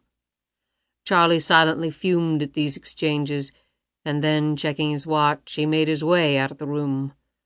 After more questions, more photos, and more laughter and smiles, the press conference was finally over, and LuAnn was escorted off the stage. She returned to the holding room, quickly changed into slacks and a blouse, erased all the makeup from her face, piled her long hair under a cowboy hat, and picked up Lisa. She checked her watch. Barely 20 minutes had passed since she had been introduced to the world as the new lottery winner. She expected that the local sheriff would be contacting the New York police by now. Everyone from LuAnn's hometown watched the lottery drawing religiously, including Sheriff Roy Waymer. The timing would be very tight. Davis leaned his head in the door. Miss Tyler, there's a car waiting for you at the rear entrance to the building. I'll have someone escort you down if you're ready." "Ready as I'll ever be." When he turned to leave, LuAnn called after him, "If anybody shows up asking for me, I'll be at my hotel." Davis looked at her coldly. "Are you expecting anyone?" "Lisa's father, Frank." Davis's face tightened. "And you're staying at the Plaza, of course. But please don't tell anybody else where I am. I haven't seen Frank in a while. He's been on maneuvers for almost 3 months, so we don't want to be disturbed." She arched her eyebrows wickedly and smiled. "You know what I mean?" Davis managed a very insincere smile and made a mock bow. "You can trust me implicitly, Miss Tyler. Your chariot awaits." Inwardly, LuAnn smiled.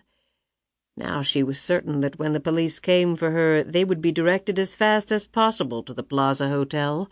That would gain her the precious moments she would need to escape this town and this country. Her new life was about to begin. Chapter 17. The rear exit was very private and thus very quiet. A black stretch limo confronted LuAnn as she left the building. The chauffeur tipped his cap to her and held open the door. She got in and settled Lisa in the seat next to her. "Good work, LuAnn. Your performance was flawless," Jackson said.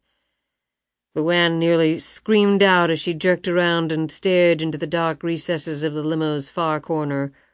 All the interior lights in the rear of the limo were off except for a solitary one directly over her head that suddenly came on, illuminating her. She felt as though she were back on the stage at the lottery building. She could barely make out his shape as he hunkered back into his seat. His voice drifted out to her. "Really very poised and dignified, a touch of humor when it was called for. The reporters eat that up, you know, and of course the looks to top it all off. Marriage proposals during one press conference is certainly a record as far as I'm aware." LuAnn composed herself and settled back into her seat as the limo proceeded down the street. "Thank you. Quite frankly, I was concerned that you would make a complete fool of yourself. Nothing against you, of course. As I said before, you are an intelligent young woman. However, anyone, no matter of their sophistication, thrust into a strange situation is more apt to fail than not, wouldn't you agree?" "I've had a lot of practice." "Excuse me?" Jackson leaned forward slightly, but still remained hidden from her view. "Practice with what?" LuAnn stared toward the darkened corner, her vision blocked by the shining light. "Strange situations." "You know, LuAnn, you really do amaze me sometimes, you really do. In some limited instances, your perspicacity rivals my own, and I don't say that lightly." He stared at her for several more seconds and then opened a briefcase lying on the seat next to him and pulled out several pieces of paper. As he sat back against the soft leather, a smile played across his features and a sigh of contentment escaped his lips. "And now, LuAnn, it's time to discuss the conditions." LuAnn fumbled with her blouse before crossing her legs. "We need to talk about something first." Jackson cocked his head. "Really? And what might that be?" LuAnn let out a deep breath. She had stayed awake all night, deciding how best to tell him about the man calling himself Rainbow. She had first wondered whether Jackson needed to know at all. Then she decided that since it was about the money that he would probably find out at some point, better it be from her. "A man came and talked to me yesterday." "A man, you say? What about?" "He wanted money from me." Jackson laughed. "LuAnn, my dear, everybody will want money from you." "No, it's not like that. He wanted half my winnings." "Excuse me, that's absurd." "No, it ain't. He had some information about me, things that had happened to me that he said he would tell if I didn't pay him." "My goodness, what sorts of things?" LuAnn paused and looked out the window. "Can I have something to drink?" "Help yourself." A gloved finger came out of the darkness and pointed to the door built into one side of the limo. LuAnn did not look in his direction as she opened the refrigerator door and pulled out a Coke. She took a long drink, wiped her lips, and continued, "Something happened to me right before I called to tell you I was going to take your offer." "Would that possibly be the 2 dead bodies in your trailer? The drugs there? The fact that the police are looking for you? Or perhaps something else you tried to hide from me?" She didn't answer at first, nervously cradling the soda in her lap, the astonishment clear on her face. "I didn't have nothing to do with those drugs, and that man was trying to kill me. I was just protecting myself." "I should have realized when you wanted to leave town so quickly, change your name, all that there was something up." He shook his head sadly. "My poor, poor LuAnn. I guess I would have left town quickly, too, confronted with those circumstances. And who would have thought of it, of our little Dwayne? Drugs, how terrible! But I tell you what, out of the goodness of my heart I won't hold it against you. What's past is past. However—" Here Jackson's tone became starkly forceful. "Don't ever try to hide anything from me again, LuAnn. Please don't do that to yourself." "But this man—" Jackson spoke impatiently. "That's taken care of. You certainly won't be giving any money to him." She stared into the darkness, amazement again spreading across her face. "But how could you have done that?" "People are always saying that about me. How could I have done that?" Jackson looked amused and said in a slightly hushed voice, "I can do anything, LuAnn. Don't you know that by now? Anything. Does that frighten you? If it doesn't, it should. It even frightens me sometimes." "The man said he was sent to kill me." "Indeed. But then he got called off." "How terribly peculiar." "Time-wise, I figure he got called off right after I called you and said I'd do it." "Life is chock full of coincidence, isn't it?" Jackson's tone had become mocking. Now LuAnn's features took on their own glint of ferocity. "I get bit, I bite back real hard, just so we understand each other, Mr. Jackson." "I think we understand each other perfectly, LuAnn." In the darkness she heard papers rustling. "However, this certainly complicates matters. When you wanted your name changed, I thought we could still do everything above board." "What do you mean?" "Taxes, LuAnn. We do have the issue of taxes." "But I thought all that money was mine to keep. The government couldn't touch it. That's what all the ads say." "That's not exactly true. In fact, the advertising is very misleading. Funny how the government can do that. The principal is not tax-free. It's tax-deferred, but only for the first year." "What the hell does that mean?" "It means that for the first year the winner pays no federal or state taxes, but the amount of that tax is simply deferred until the next year. The underlying tax is still owed. It's just the timing that's affected. No penalties or interest will accrue, of course, so long as payment is made on a timely basis during the next tax year. The law states that the tax must be paid over 10 years in equal installments. On $100 million, for example, you will owe roughly $50 million in state and federal income tax, or 1/2 the total amount. You're obviously in the highest tax bracket now. Divided by 10 years, the tax payment comes to $5 million per year.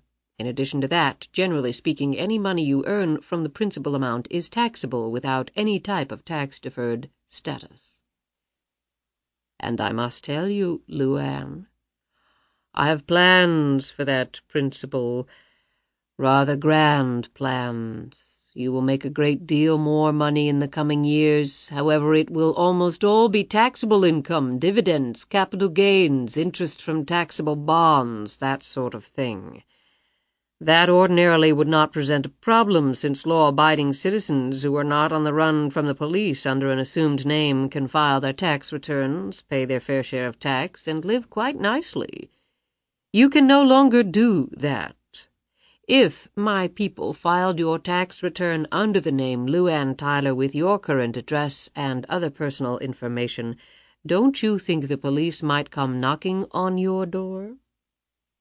Well, can't I pay tax under my new name? Ah, potentially a brilliant solution. However, the IRS tends to get quite curious when the very first tax return filed by someone barely out of her teens has so many zeros in it. They might wonder what you were doing before and why all of a sudden you're richer than a Rockefeller. Again, the result would probably be the police, or even more likely the FBI, knocking on your door. No, that won't really do. So what do? When Jackson next spoke, the tone that reached LuAnn's ears made her tighten her grip on Lisa. You will do exactly as I tell you, LuAnn. You are ticketed on a flight that will take you out of the country. You will never return to the United States. This little mess in Georgia has bestowed upon you a life on the move, forever, I'm afraid. But there is no but to it, LuAnn. That is the way it will be. Do you understand? LuAnn sat back against the leather seat and said stubbornly, I got enough money now to where I can handle myself okay, and I don't like people telling me what to do. Is that right? Jackson's hand closed around the pistol he had lifted from his briefcase. In the darkness he could have swung it up in an instant, mother and child obliterated. Well, then, why don't you take your chances on getting out of the country by yourself? Would you like to do that? I can take care of myself. That's not the point. You made a deal with me, LuAnn. A deal I expect you to honor. Unless you're a fool, you will work with me and not against me. You will see that in the long run, your and my interests are the same. Otherwise, I can stop the limo right here, toss you and the child out, and I'll phone the police to come and pick you up. It's your choice. Decide. Now. Confronted with that option, LuAnn looked desperately around the interior of the limo. Her eyes finally settled on Lisa. Her daughter looked up at her with big, soft eyes. There was complete faith there. LuAnn let out a deep breath. What choice did she really have? All right. Jackson again rustled the papers he held. Now, we have just enough time to go over these documents. There are a number of them for you to sign. But let me discuss the principal terms first. I will try to be as simple in my explanation as possible. You have just won $100 million and change. As we speak, that money has been placed into a special escrow account set up by the Lottery Commission under your name. By the way, I have obtained a Social Security number for you under your new name. It makes life so much easier when you have one of those. Once you execute these papers, my people will be able to transfer the funds out of that account and into one over which I will have complete and total control. But how do I get to the money? LuAnn protested. Patience, LuAnn. All will be explained. The money will be invested as I see fit and for my own account. However, from those investment funds you will be guaranteed a minimum return of 25% per annum, which comes to approximately $25 million per year. Those funds will be available to you all during the course of the year. I have accountants and financial advisors who will handle all of that for you, don't worry." He held up a cautionary finger. "Understand that that is income from principal. The $100 million is never touched. I will control that principal amount for a period of 10 years and invest it however I choose. It will take several months or more to fully implement my plans for the money, so the 10-year period will commence approximately in the late fall of this year. I will provide you with the exact date later. 10 years from that date, you will receive the full $100 million back. Any of the yearly income you've earned over the 10 years is, of course, yours to keep. We will invest that for you as well, free of charge. I'm sure you're ignorant of this, but at that rate your money, compounded, less even an exorbitant personal allowance, will double approximately every 3 years, particularly when you don't pay any taxes. Under practically any reasonable projection, you will be worth hundreds of millions of dollars at the end of the 10-year period, risk-free." Jackson's eyes sparkled as he rattled off the figures. "It's positively intoxicating, isn't it, LuAnn? It just beats the hell out of $100 a day, doesn't it?" "You've come a long way in less than a week, you truly have." He laughed heartily. "To start you off, I will advance you the sum of $5 million interest-free. That should be sufficient to keep you until the investment earnings come rolling in." LuAnn swallowed hard at the mention of the gigantic sums. "I don't know nothing about investing, but how can you guarantee me so much money each year?" Jackson looked disappointed. "The same way I could guarantee that you would win the lottery. If I can perform that magic, I think I can handle Wall Street." "What if something should happen to me?" "The contract you will be signing binds your heirs and assigns." He nodded at Lisa. "Your daughter. However, that income would go to her, and at the end of the 10-year period, so would the principal amount. There's also a power of attorney form. I took the liberty of already having filled in the notary panel. I'm a man of many talents." He chuckled lightly. From out of the darkness, Jackson extended the packet of documents and a pen to her. "They're clearly marked where your signature is required. I trust that you are satisfied with the terms. I told you from the start that they would be generous, didn't I?" LuAnn hesitated for an instant. "Is there a problem, LuAnn?" Jackson asked sharply. She shook her head, quickly signed the documents, and handed them back. Jackson took the documents and slid open a compartment in the console of the limo. LuAnn heard Jackson make some tapping sounds, and a loud screech ensued and then stopped. Jackson said, "Faxes are wonderful things, especially when time is of the essence. Within 10 minutes the funds will be wired into my account." He picked the papers up as they slid out of the machine and placed them back into his briefcase. "Your bags are in the trunk. I have your plane tickets and hotel reservations with me. I have planned your itinerary out for the first 12 months. It will be a great deal of travel. However, I think the scenery will be pleasant enough. I have honored your request to travel to Sweden, the land of your maternal ancestors. Think of it all as an extremely long vacation. I may have you end up in Monaco. They have no personal income tax. However, out of an abundance of caution, I'm putting together and thoroughly documenting an intricate cover story for you. In sum, you left the States as a very young girl. You met and married a wealthy foreign national. The money will all be his as far as the IRS is concerned.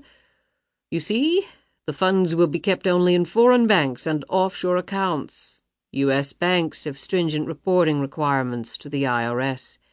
None of your money will ever be kept in the United States. However, keep in mind that you will be traveling under a United States passport as a United States citizen. Some accounts of your wealth may well trickle back here. We have to be prepared for that. However, if the money is all your husband's, who is not an American citizen, who does not reside at any time in this country, who earns no income directly in America or from investments or business endeavors connected to this country, then, generally speaking, the IRS cannot touch you. I won't bore you with the complex tax rules having to do with U.S. source income, such as interest on bonds issued by U.S. concerns, dividends paid by U.S. corporations, other transactions and sales of property having some tangible connection to the United States that could trip up the unwary. My people will take care of all that.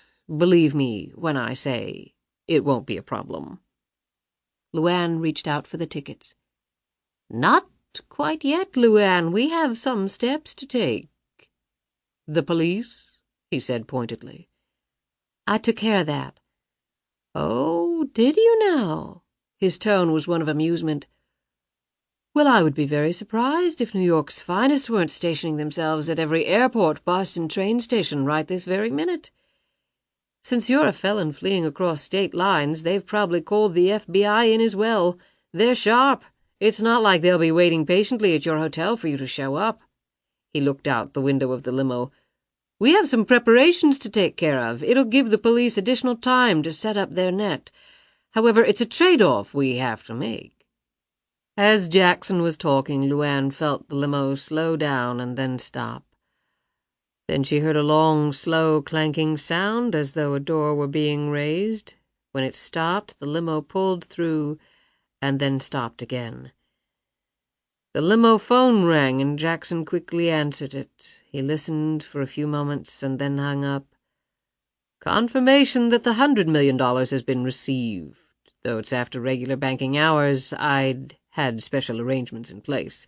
Omniscience is such a rewarding gift. He patted the seat. Now, I need you to sit next to me. First, close your eyes, and then give me your hand so I can guide you, Jackson said, reaching out for it out of the darkness. Why do I have to close my eyes? Indulge me, LuAnn. I can't resist a little drama in life, particularly since it's so rare.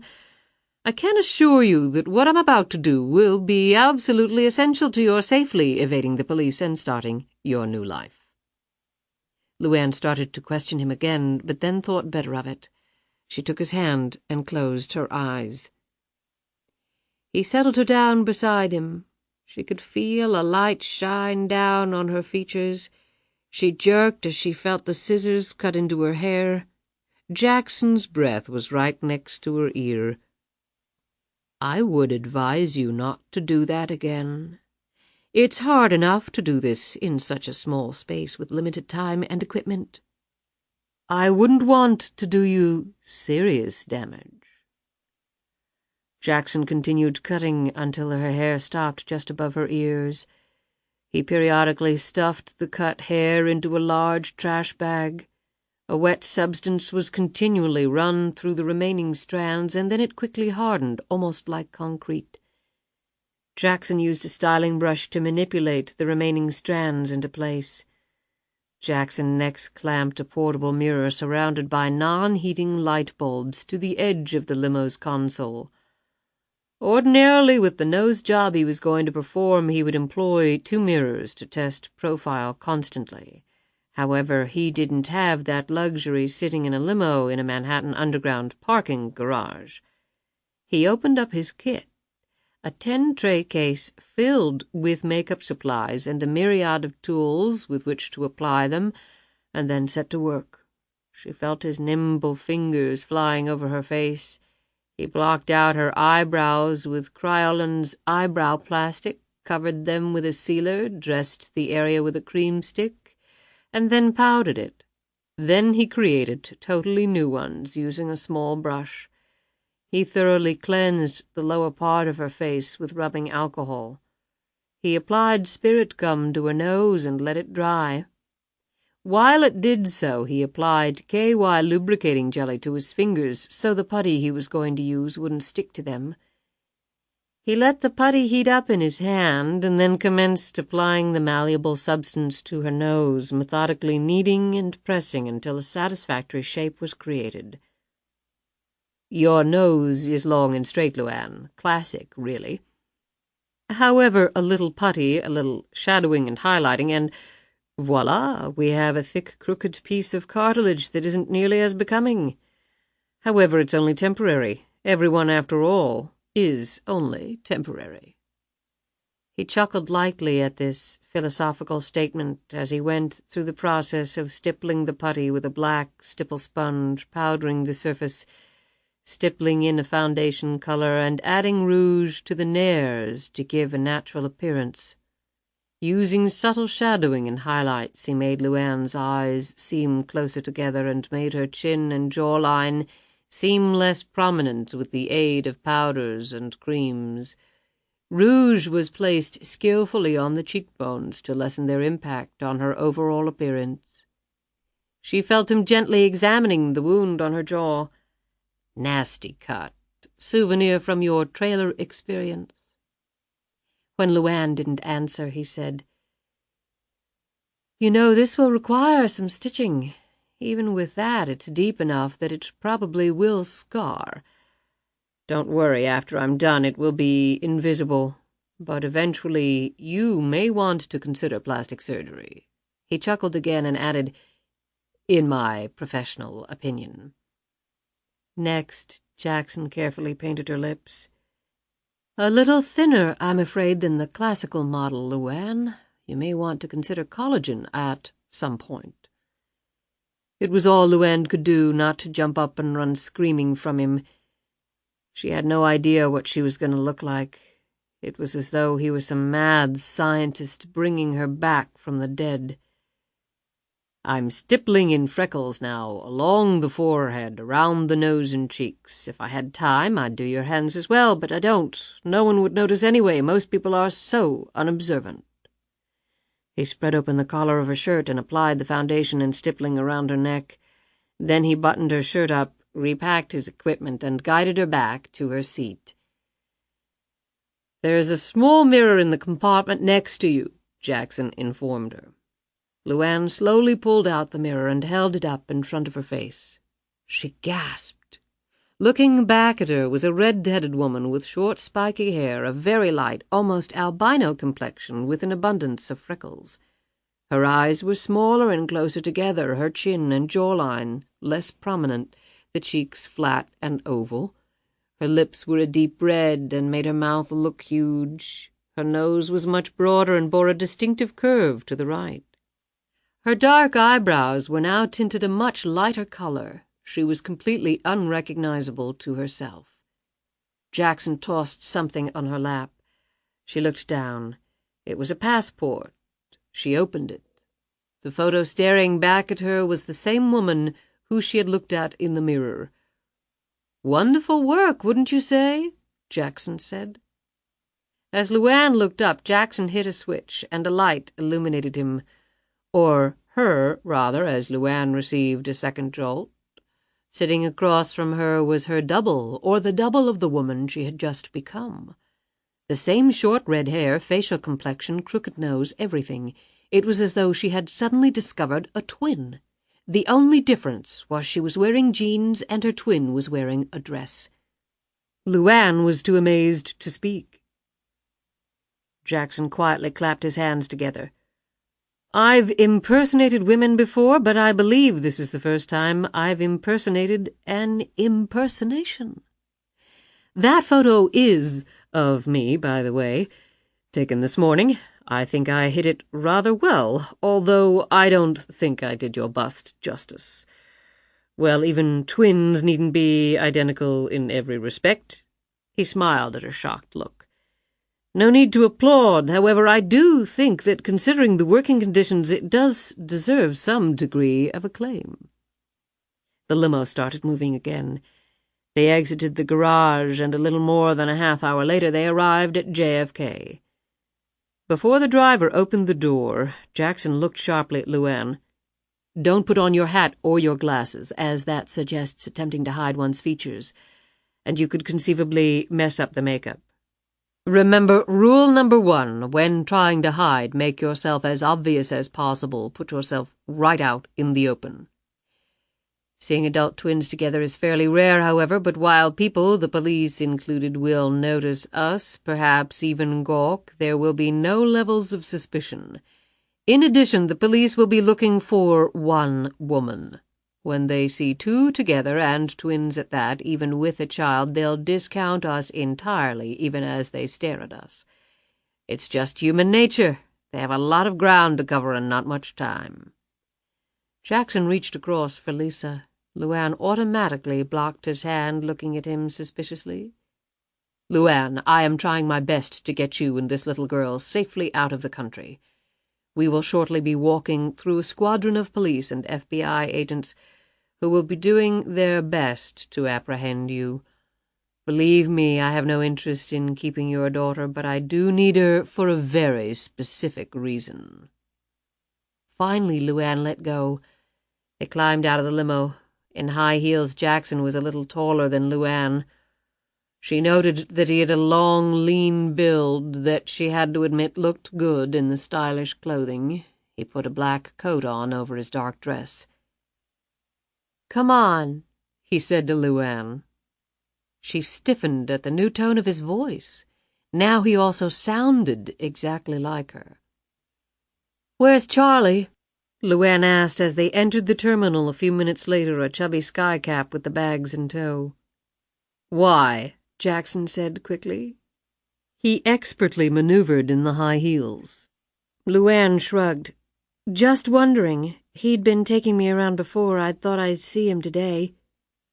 "I'm afraid Charlie's duties with you are at an end." "Oh. Don't worry, LuAnn, you're in much better hands." They entered the terminal and Jackson glanced up ahead. "Please act natural. We're twin sisters, if anyone asks, which they won't. However, I have identification to support that cover just in case they do. Let me do the talking." LuAnn looked up ahead and swallowed quickly as she eyed the quartet of police officers, carefully scrutinizing each of the patrons at the crowded airport. They passed by the officers, who did indeed stare at them. One even took a moment to check out Jackson's long legs as the coat he was wearing flapped open. Jackson seemed pleased at the attention. Then, just as Jackson had predicted, the police quickly lost interest in them and focused on other persons coming into the terminal. Jackson and LuAnn stopped near the international flight check-in for British Airways. "I'll check in at the ticket counter for you while you wait over near that snack bar." Jackson pointed across the broad aisle of the terminal. "Why can't I check in myself?" "How many times have you flown overseas?" "I ain't never flown." "Precisely. I can get through the process a lot faster than you. If you messed up something, said something you weren't supposed to, then we might attract some attention that we don't really need right now. Airline personnel aren't the most security-conscious people I've ever run across, but they're not idiots either, and you'd be surprised what they pick up on." "All right, I don't want to mess nothing up." "Good. Now give me your passport, the one I just gave you." LuAnn did so and watched as Jackson, the skycap behind him, swung Lisa's baby carrier in one hand as he sauntered over to the ticket counter. Jackson had even picked up that mannerism of hers. LuAnn shook her head in awe and moved over to the spot designated by Jackson. Jackson was in the very short first-class line, and it moved very quickly. He rejoined LuAnn in a few minutes. "So far, so good. Now, I wouldn't recommend changing your appearance for several months. You can wash the red dye out, of course, although, frankly, I think the color works well on you." His eyes twinkled. "Once things die down and your hair grows out, you can use the passport I originally made up for you." He handed a second U.S. passport to her, which she quickly put in her bag. From the corner of his eye, Jackson watched as two men and a woman all dressed in suits moved down the aisle, their eyes sweeping the area. Jackson cleared his throat, and LuAnn glanced in their direction and then away again. LuAnn had spied in one of their hands a piece of paper. On it was a picture of her, no doubt taken at the press conference. She froze until she felt Jackson's hand inside hers. He gave it a reassuring squeeze. "Those are FBI agents, but just remember that you don't look anything like that photo now. It's as if you're invisible." His confident tones assuaged her fears. Jackson moved forward. Your flight leaves in 20 minutes. Follow me." They went through security and down to the departure gate and sat down in the waiting area. "Here." Jackson handed her the passport along with a small packet. "There's cash, credit cards, and an international driver's license in there, all in your new name. And your new appearance with respect to the driver's license." He took a moment to toy with her hair in a completely clinical fashion. He scrutinized her altered features and came away duly impressed with himself again. Jackson took a moment to grip her by the hand and even patted her shoulder. "Good luck. If you find yourself in difficulty at any time, here is a phone number that will reach me anywhere in the world, day or night. I will tell you, though, that unless there is a problem, you and I will never meet or speak to each other again." He handed her the card with the number on it. "Isn't there something you want to say to me, LuAnn?" Jackson was smiling pleasantly. She looked at him curiously and shook her head. "Like what?" "Perhaps thank you," he said, no longer smiling. "Thank you," she said very slowly. It was difficult pulling her gaze away from him. "You're welcome," he said very slowly back, his eyes riveted to hers. Finally, LuAnn nervously looked down at the card. She hoped she would never have to use it. If she never looked upon Jackson's face again, it would be all right with her. The way she felt around the man was too close to the feeling she had experienced at the cemetery when her father's grave had threatened to swallow her up. When she looked up again, Jackson had disappeared into the crowd. She sighed. She was already tired of running, and now she was about to start a lifetime of just that. LuAnn took out her passport and looked at its blank pages. That would soon change. Then she turned back to the first page and stared at the strange photo and the stranger name underneath it, a name that would not be so unusual after a while. Catherine Savage, from Charlottesville, Virginia. Her mother had been born in Charlottesville before moving as a young girl into the Deep South. Her mother had spoken to LuAnn often of the good times she had as a child in the beautiful rolling countryside of Virginia. Moving to Georgia and marrying Benny Tyler had abruptly ended those good times. LuAnn thought it appropriate that her new identity should call that city her hometown as well. Her new name had been well thought out, too. A savage she was, and a savage she would remain, despite an enormous fortune at her command. She looked at the photo again, and her skin tingled as she remembered that it was Jackson staring back at her. She quickly closed the passport and put it away. She touched her new face gingerly and then looked away after she eyed another policeman making his way toward her. She couldn't tell if he was one of the ones who might have seen Jackson check in for her. If so, what if he watched her get on the plane instead of Jackson? Her mouth went dry, and she silently wished that Jackson hadn't left. Her flight was called. As the policeman approached, LuAnn willed herself to stand. As she picked up Lisa, her packet of documents tumbled to the floor. Her heart trembling, she bent down to retrieve them with one hand, at the same time awkwardly balancing Lisa in her car seat with her other. She suddenly found herself staring at a pair of black shoes. The cop bent down and looked her over. In one hand he held a photo of her. LuAnn froze for an instant as his dark eyes bored into hers. A kindly smile emerged on his face. "Let me help you, ma'am. I've got kids of my own. Traveling with them is never easy." He scooped up the papers, replaced them in the packet, and handed it to her. LuAnn thanked him, and he tipped his cap to her before moving off. LuAnn was sure that if someone had cut her at that instant, no blood would have come out. It was all frozen inside her. Since first-class passengers could board at their leisure, LuAnn took some time to look around. However, her hopes were fading. It was clear that Charlie wasn't coming. She walked down the jet walk, and the flight attendant greeted her warmly while LuAnn marveled at the interior size of the Boeing 747. "Right this way, Miss Savage. Beautiful little girl." LuAnn was led up a spiral staircase and escorted to her seat. With Lisa in the seat next to her, LuAnn accepted a glass of wine from the cabin attendant. She again looked around the lavish space in awe and noted the built-in TV and phone at each seat. She had never been on a plane before. This was quite a princely way to experience it for the first time. The darkness was rapidly gathering as she looked out the window. For now, Lisa was content to look around the cabin, and LuAnn used the time to think while she sipped on her wine. She took a series of deep breaths and then studied the other passengers as they entered the first-class compartment. Some were orderly and expensively dressed, others were in business suits. One young man wore jeans and a sweatshirt. LuAnn thought she recognized him as a member of a big-time rock band. She settled back in her seat and then jumped a bit as the plane pushed back from its moorings. The flight attendants went through their pre-flight safety drill, and within 10 minutes the giant plane was lumbering down the runway. LuAnn held onto the sides of her seat and gritted her teeth as the plane rocked and swayed while it gathered speed. She didn't dare look outside the window. Oh, Lord, what had she done? One of her arms flew protectively over Lisa, who appeared far calmer than her mother. Then, with a graceful motion, the plane lifted into the air, and the lurching and swaying stopped. LuAnn felt as though she were floating into the sky on an enormous bubble, a princess on a magic carpet. The image swept into her mind and stayed there. Her grip relaxed, her lips parted. She looked out the window and down at the twinkling lights of the city, the country she was leaving behind. Forever, according to Jackson.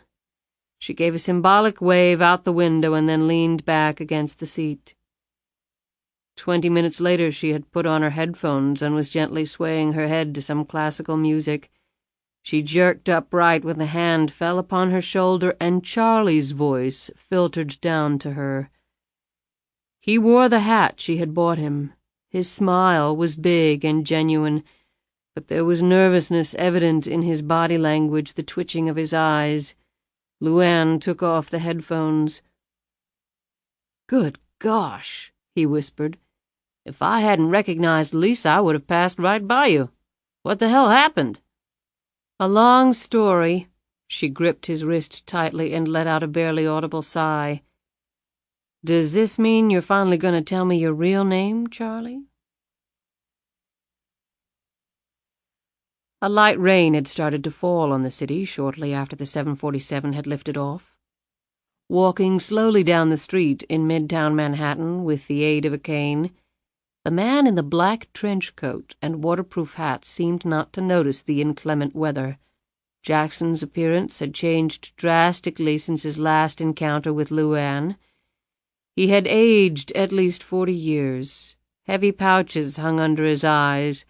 A fringe of brittle white hair circled the back of his bald head, which was mottled all over with age spots. The nose was long and saggy, the chin and neck equally so. His gait, slow and measured, matched the feebleness of his character. He often aged himself at night, as though when darkness came he felt compelled to shrink down, to draw nearer to old age, to death. He looked up into the cloudy sky. The plane would be over Nova Scotia about now as it traveled along its convex path to Europe. And she had not gone alone. Charlie had gone off with her. Jackson had stayed behind after dropping off LuAnn and watched Charlie board the aircraft, not knowing his employer was only a few feet away.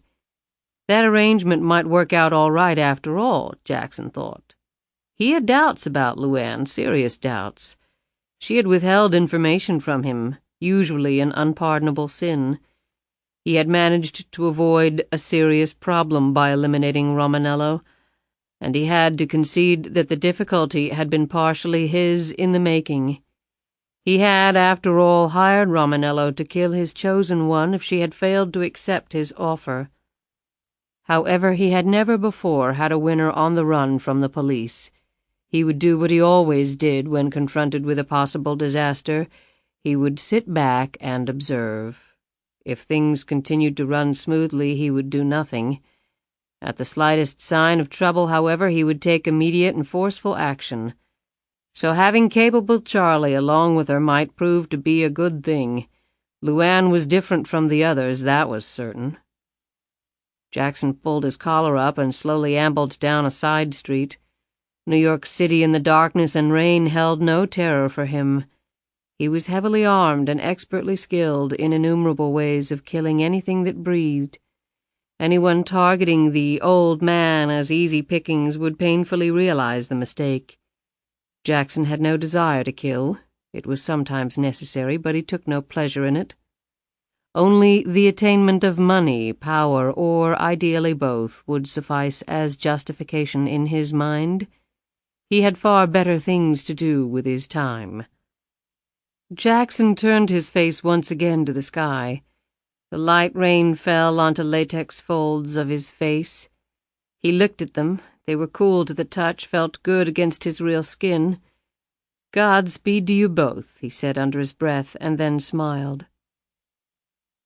"And God help you if you ever betray me." He continued down the street, thinking intently and whistling while he did so. It was now time to plan for next month's winter. Part 2. 10 years later. Chapter 18.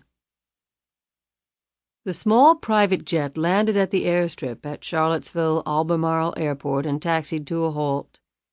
It was nearly 10 o'clock at night, and the airport had pretty much shut down for the day. The Gulfstream 5 was the day's last incoming flight, in fact. The limousine was waiting on the tarmac. 3 people quickly exited the plane and climbed into the limo, which immediately drove off, and a few minutes later was heading south on Route 29. Inside the limo, the woman took off her glasses and laid her arm across the young girl's shoulder. Then LuAnn Tyler slumped back against the seat and took a deep breath. Home.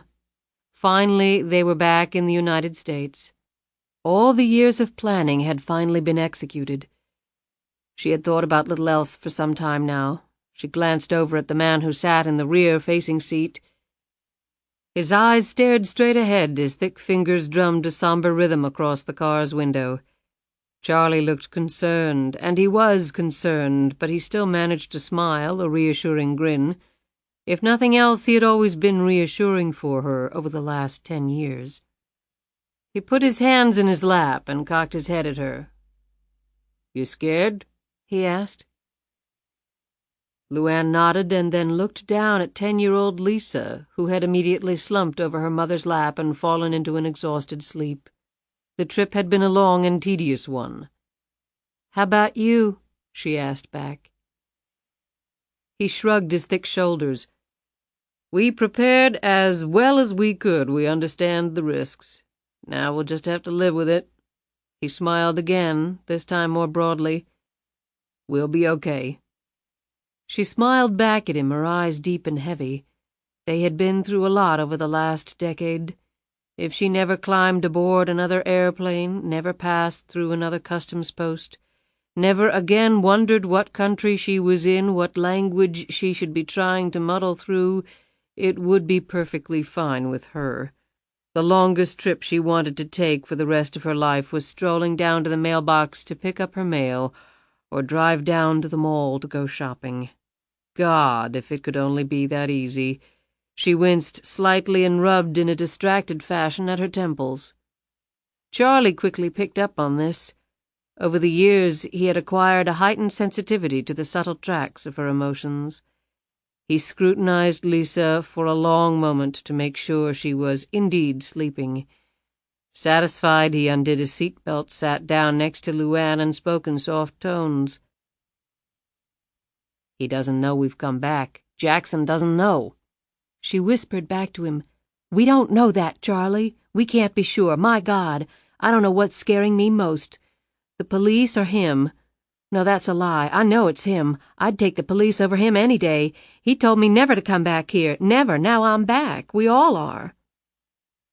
Charlie laid his hand on top of hers and spoke as calmly as he could. "If he knew, do you think he'd have let us get this far? We took about as circuitous a route as anybody could take. 5 plane changes, a train trip, 4 countries. We zigzagged halfway across the world to get here. He doesn't know, and you know what? Even if he does, he's not going to care. It's been 10 years. The deal's expired. Why should he care now? Why should he do any of the things he's done? You tell me. He does them because he wants to. Charlie sighed, undid his jacket button, and lay back against the seat. LuAnn turned to him and gently rubbed his shoulder. We're back, you're right. We made the decision, and now we're going to live with it. It's not like I'm going to announce to the whole world that I'm around again. We're going to live a nice, quiet life. In considerable luxury. You saw the photos of the house. LuAnn nodded. It looks beautiful. An old estate, about 10,000 square feet, been on the market for a long time, but with an asking price of $6 million, can't say I'm surprised. Let me tell you, we got a deal at 3.5 mil, but then I drive a hard bargain. Although, of course, we dumped another $1 million into renovation, about 14 months' worth, but we had the time, right? And secluded? Very. Almost 300 acres, plus or minus, as they say. About 100 of those acres are open, gently rolling land. That description was in the brochure. Growing up in New York, I never saw so much green grass. Beautiful Piedmont, Virginia, or so the realtor kept telling me on all those trips I took over here to scout for homes. And it was the prettiest home I saw. True, it took a lot of work to get it in shape, but I got some good people, architects and whatnot, representing our interests. It's got a truckload of outbuildings, caretaker's house, 3-stall horse barn, a couple of cottages, all vacant, by the way. I don't see us taking in renters. Anyway, all those big estates have that stuff. It's got a pool. Lisa will love that. Plenty of room for a tennis court. The works. But then there's dense forest all around. Look at it as a hardwood moat. And I've already started shopping around for a firm to construct a security fence and gate around the property line fronting the road. Probably should have already gotten that done. Like you didn't have enough to do. You do too much as it is. I don't mind. I kind of like it. And my name's not on the ownership papers? Catherine Savage appears nowhere. We used a straw man for the contract and closing. Deed was transferred into the name of the corporation I had set up. That's untraceable back to you. I wish I could have changed my name again just in case he's on the lookout for it. That would have been nice, except the cover story he built for you, the same one we used to appease the IRS, has you as Catherine Savage. It's complicated enough without adding another layer to it. Geez, the death certificate we had made up for your late husband was hell to get. I know, she sighed heavily. He glanced over at her. Charlottesville, Virginia, home to lots of rich and famous, I hear. Is that why you picked it? Private, you can live like a hermit and nobody'll care? That was one of 2 reasons. And the other? My mother was born here, LuAnn said, her voice dropping a notch as she delicately traced the hem of her skirt. She was happy here, at least she told me she was, and she wasn't rich either. She fell silent, her eyes staring off. She jolted back and looked at Charlie, her face reddening slightly. Maybe some of that happiness will rub off on us. What do you think? I think so long as I'm with you and this little one, he said, gently stroking Lisa's cheek. I'm a happy man. She's all enrolled in the private school? Charlie nodded. St. Anne's Belfield's pretty exclusive, low student-to-teacher ratio. But hell, Lisa's educational qualifications are outstanding. She speaks multiple languages, been all over the world, already done things most adults will never do their whole life. I don't know, maybe I should have hired a private tutor. Come on, LuAnn, she's been doing that ever since she could walk. She needs to be around other kids. It'll be good for her. It'll be good for you, too. You know what they say about time, anyway. She suddenly smiled at him slyly. Are you feeling claustrophobic with us, Charlie? You bet I am. I'm going to start staying out late. Might even take up some hobbies like golf or something. He grinned at LuAnn to show her he was only joking. It's been a good 10 years, hasn't it? Her voice was touched with anxiety.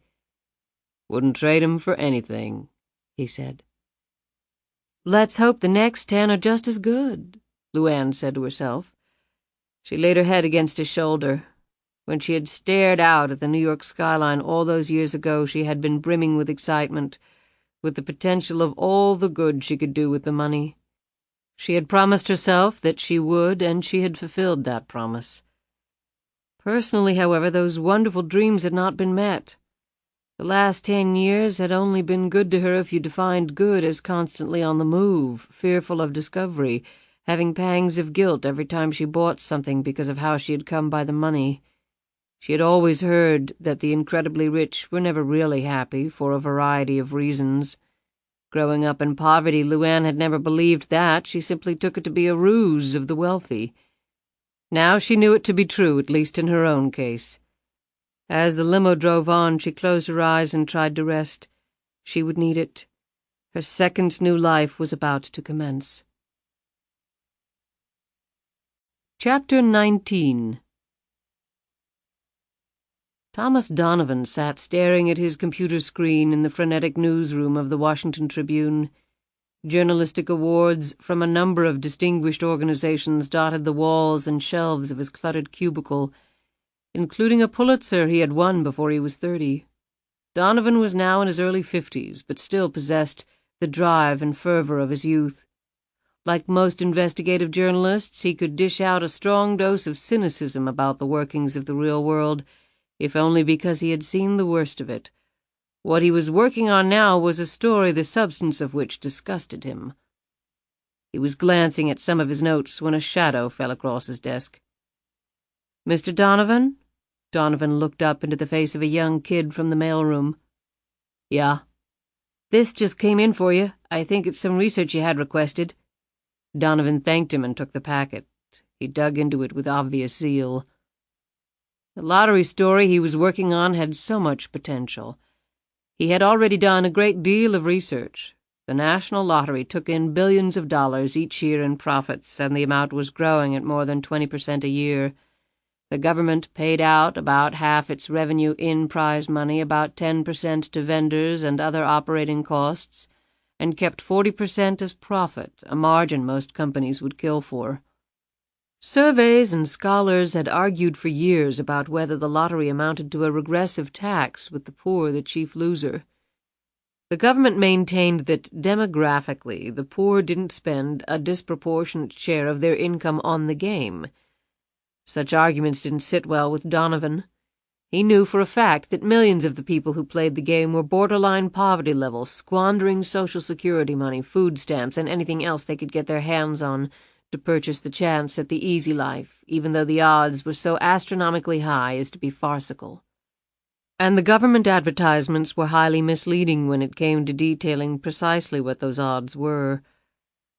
But that wasn't all. Donovan had turned up an astonishing 75% bankruptcy rate per year for the winners. 9 out of every 12 winners each year subsequently had declared bankruptcy. His angle had to do with financial management companies and other scheming, sophisticated types getting hold of these poor people and basically ripping them off. Charities calling up and hounding them relentlessly. Purveyors of every type of sybaritic gratification selling them just about anything they didn't need, calling their wares must-have status items for the nouveau riches and charging 1,000% markup for their troubles. It didn't stop there. The sudden wealth had destroyed families and lifetime friendships as greed supplanted all rational emotions. And the government was just as much to blame, Donovan felt, for these financial crashes. About 12 years ago they had bestowed the initial prize in one lump sum and given it tax-deferred status for 1 year to attract more and more players. The advertisements had played up this fact dramatically, touting the winnings as tax-free in the large print and counting on the fine print to inform the public that the amounts were actually tax-deferred and only for 1 year. Previously, the winnings had been paid out over time and taxes taken out automatically. Now the winners were on their own as far as structuring the payment of taxes went. Some, Donovan had learned, thought they owed no tax at all and went out and spent the money freely. All the earnings on that principle were subject to numerous taxes as well, and hefty ones. The feds just hung the winners out there with a pat on the back and a big check. And when the winners weren't astute enough to set up sophisticated accounting and financial systems, the tax boys would come after them and take every last dime they had, under the guise of penalties and interest and whatnot, and leave them poorer than when they started out. It was a game designed for the ultimate destruction of the winner, and it was done under the veil of the government's doing good for its people. It was the devil's game, and our own government was doing it to us, Donovan was firmly convinced. And the government did it for one reason and one reason only: money, just like everybody else. He had watched other papers give the problem lip service, and whenever a real attack or exposé was formed in the news media, government lottery officials quickly squelched it with oceans of statistics, showing how much good the lottery monies were doing. The public thought the money was earmarked for education, highway maintenance, and the like, but a large part of it went into the general purpose funds and ended up in some very interesting places, far away from buying school books and filling potholes. Lottery officials received fat paychecks and fatter bonuses. Politicians who supported the lottery saw large funds flow to their states. All of it stunk, and Donovan felt it was high time the truth came out. His pen would defend the less fortunate, just as it had over his entire career. If he did nothing else, Donovan would at least shame the government into reconsidering the morals of this gargantuan revenue source. It might not change anything, but he was going to give it his best. He refocused on the packet of documents. He had tested his theory on the bankruptcy rate going back 5 years. The documents he was holding took those results back another 7 years. As he paged through year after year of lottery winners, the results were almost identical, the ratio staying at virtually 9 out of 12 a year declaring personal bankruptcy. Absolutely astonishing. He happily thumbed through the pages. His instincts had been dead on. It was no fluke. Then he abruptly stopped and stared at one page, his smile disappearing. The page represented the list of 12 consecutive lottery winners from exactly 10 years ago. It couldn't be possible. There must be some mistake. Donovan picked up the phone and made a call to the research service he had engaged to do the study. No, there was no mistake, he was told.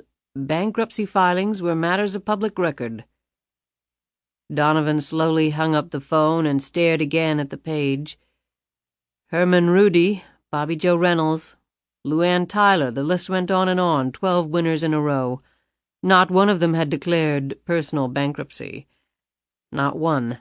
Every 12-month period for the lottery except this one had resulted in 9 bankruptcies. Most reporters of Thomas Donovan's caliber lived or died by 2 intangibles: perseverance and instincts. Donovan's instinct was that the story he might be onto right now would make his other angle seem about as exciting as an article on pruning. He had some sources to check, and he wanted to do them in more privacy than the crowded newsroom allowed. He threw the file in his battered briefcase and quickly left the office. In non-rush hour traffic, he reached his small apartment in Virginia in 20 minutes. Twice divorced with no children, Donovan led a life focused solely on his work. He had a relationship slowly percolating with Alicia Crane, a well-known Washington socialite from a wealthy family which had once been politically well-connected. He had never been fully comfortable moving in these circles. However, Alicia was supportive and devoted to him, and truth be known, flitting around the edges of her luxurious existence wasn't so bad. He settled into his home office and picked up the phone. There was a definite way to obtain information on people, particularly rich people, no matter how guarded their lives. He dialed the number of a long-time source at the Internal Revenue Service. Donovan gave that person the names of the 12 consecutive lottery winners who had not declared bankruptcy. 2 hours later he got a call back. As he listened, Donovan checked off the names on his lists. He asked a few more questions, thanked his friend, hung up, and looked down at his list. All of the names were crossed off except for one. 11 of the lottery winners had duly filed their tax returns each year, his source had reported. That was as far as his source would go, however. He would tell Donovan no specifics except to add that the income reported on all of the 11 tax returns was enormous. While the question still intrigued Donovan as to how all of them had avoided bankruptcy and apparently done very well over the last 10 years, another more puzzling question had emerged.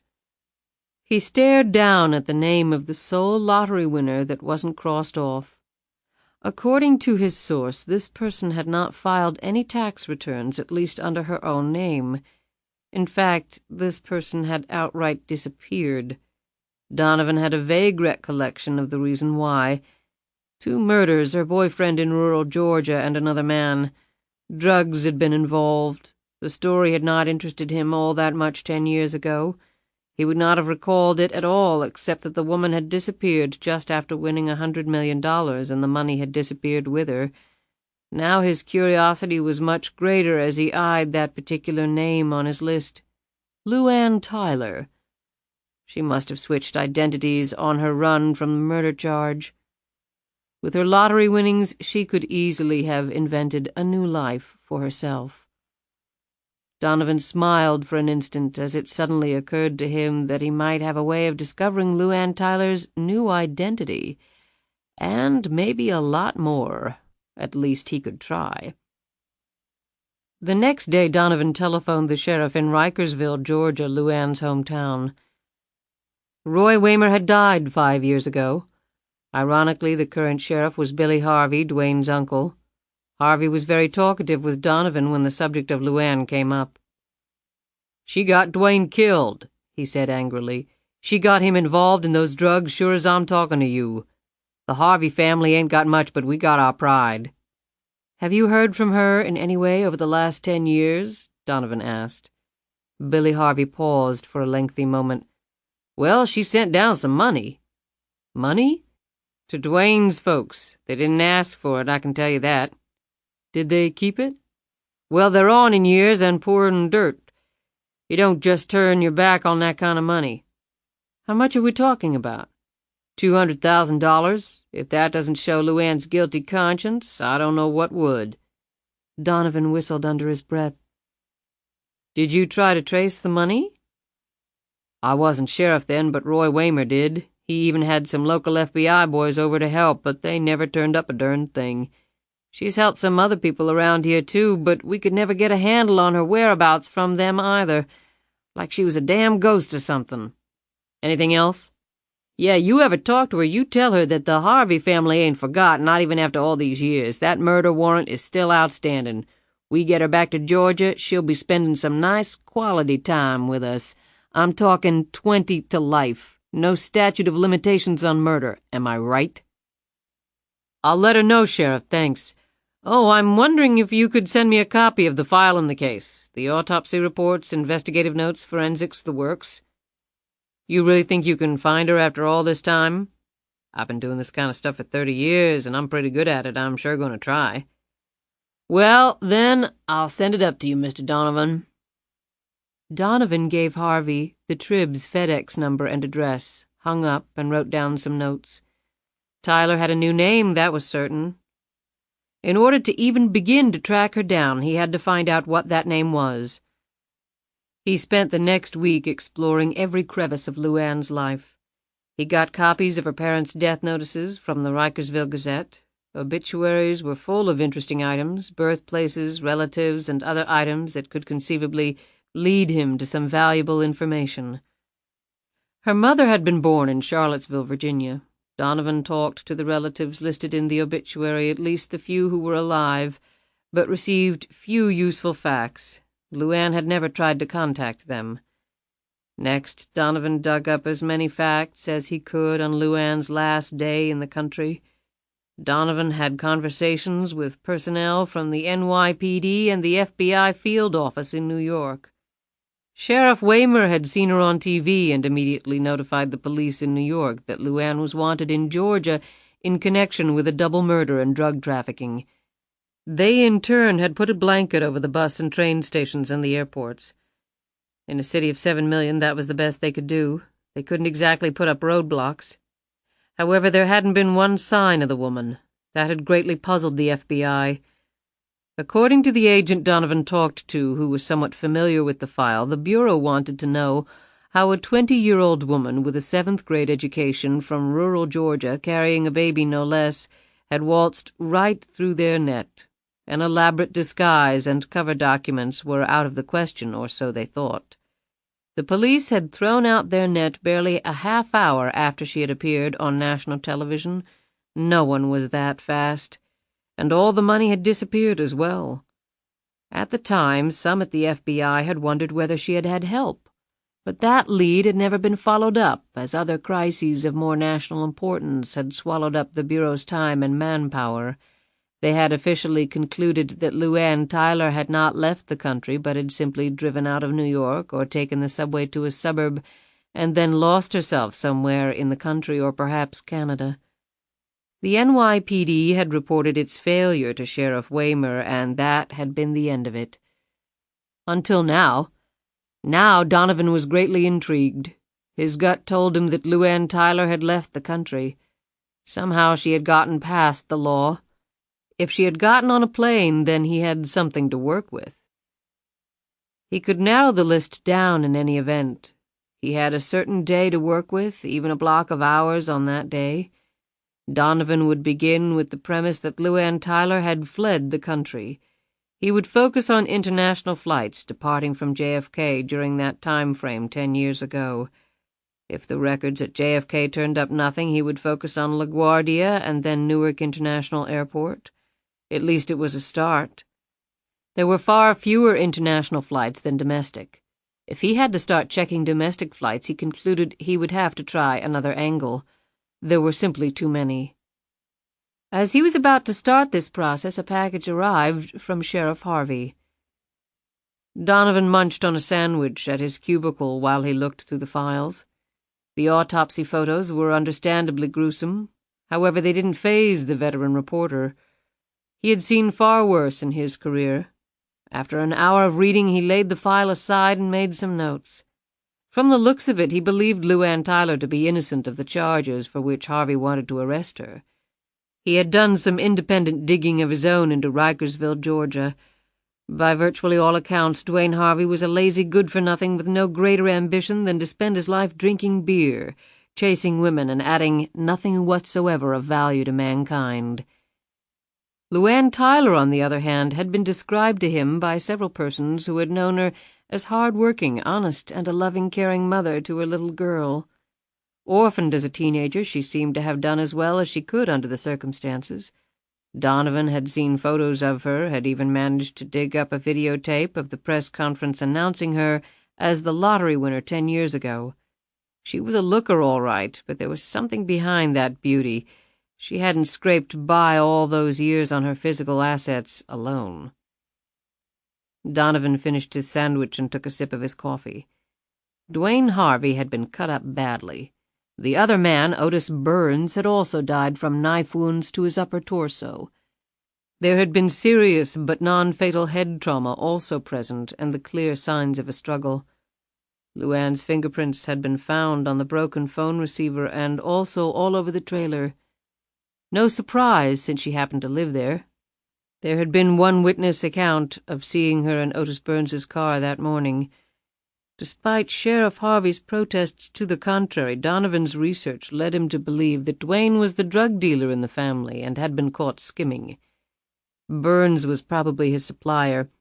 The man had a lengthy rap sheet in neighboring Gwinnett County, all drug-related.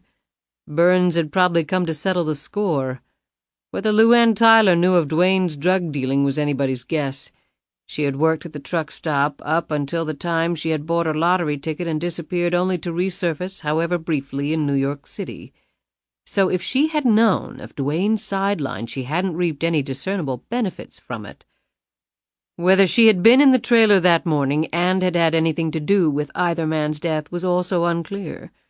Donovan really didn't care one way or another. He had no reason to sympathize with Dwayne Harvey or Otis Burns. At this point, he didn't know what he felt about LuAnn Tyler. He did know that he wanted to find her. He wanted that very much. Chapter 20. Jackson sat in a chair in the darkened living room of a luxurious apartment in a pre-war building overlooking Central Park. His eyes were closed, his hands neatly folded in his lap. Approaching 40 years of age, he was still lean and wiry in build. His actual facial features were androgynous, although the years had etched fine lines around his eyes and mouth. His short hair was cut stylishly, his clothing was quietly expensive. His eyes, however, were clearly his most distinctive feature, which he had to disguise very carefully when he was working. He rose and moved slowly through the amply proportioned apartment. The furnishings were eclectic, English, French, and Spanish antiques mixed liberally with Oriental art and sculpture. He entered an area of his apartment reminiscent of a Broadway star's dressing room. It was his makeup room and workshop. Special recessed lighting covered the ceiling. Multiple mirrors with their own special non-heating bulbs ringed the room. 2 padded reclining leather chairs sat in front of 2 of the largest mirrors. The chairs had casters which allowed them to be rolled about the room. Innumerable photos were neatly pinned to cork bulletin boards on the walls. Jackson was an avid photographer, and many of his subjects were the basis for most of the identities he had created over the years. Both full wigs and hairpieces, neatly separated into toupees and falls, lined one wall, each hanging on special cotton-covered wire. Customized wall cabinets housed dozens of latex caps and other body pieces, along with acrylic teeth, caps, and moles, and other synthetic materials and putties. One massive storage unit contained absorbent cotton, acetone, spirit gum, powders, body makeup. Large, medium, and small brushes with bristles of varying rigidity, cake makeup, modeling clay, collodion to make scars and pockmarks, crepe hair to make beards, mustaches, and even eyebrows, derma wax to alter the face, cream makeup, gelatin, makeup palettes, netting, toupee tape, sponges, ventilating needles to knot hair into net or gauze for beards and wigs, and hundreds of other devices, materials, and substances designed solely to reshape one's appearance. There were 3 racks of clothing of all descriptions and several full-length mirrors to test the effect of any disguise. In a specially built case with multiple drawers were over 50 complete sets of identification with documents that would allow Jackson to travel the world as a man or a woman. Jackson smiled as he noted various articles in the room. This was where he was most comfortable. Creating his numerous roles was the one constant pleasure in his life. Acting out the part, however, ran a close second as his favorite endeavor. He sat down at the table and ran his hand along its top. He stared into a mirror. Unlike anyone else looking into a mirror, Jackson didn't see his reflection staring back at him. Instead, he saw a blank countenance, one to be manipulated, carved, painted, covered, and massaged into someone else. Although he was perfectly content with his intellect and personality, why be limited to one physical identity one's whole life, he thought, when there was so much more out there to experience? Go anywhere, do anything. He had told that to all 12 of his lottery winners, his baby ducklings all in a row, and they had all bought it, completely and absolutely, for he had been dead right. Over the last 10 years, he had earned hundreds of millions of dollars for each of his winners and billions of dollars for himself. Ironically, Jackson had grown up in very affluent circumstances. Old money, his family had been. His parents were long dead. The old man had been, in Jackson's eyes, a typical example of those members of the upper class whose money and position had been inherited rather than earned. Jackson's father had been both arrogant and insecure.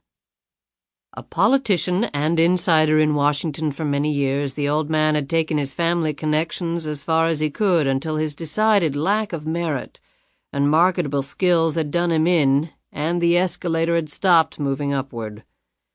And then he had spent the family money in a futile attempt to regain that upward momentum. And then the money was gone. Jackson, the eldest, had often taken the brunt of the old man's wrath over the years. Upon turning 18, Jackson discovered that the large trust fund his grandfather had set up for him had been raided illegally so many times by his father that there wasn't anything left. The continuing rage and physical abuse the old man had wielded after Jackson had confronted him with this discovery had left a profound impression on the son.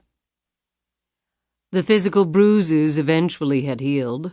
The psychological damage was still with Jackson, and his own inner rage seemed to grow exponentially with each year, as though he were trying to outdo his elder in that regard. It might seem trite to others, Jackson understood that. Lost your fortune, so what? Who gives a damn? But Jackson gave a damn. Year after year he had counted on that money to free him from his father's tyrannical persecution. When that long-held hope was abruptly torn away, the absolute shock had carved a definite change in him. What was rightfully his had been stolen from him, and by the one man who shouldn't have done it, by a man who should have loved his son and wanted the best for him, respected him, wanted to protect him. Instead, Jackson had gotten an empty bank account and the hate-filled blows of a madman.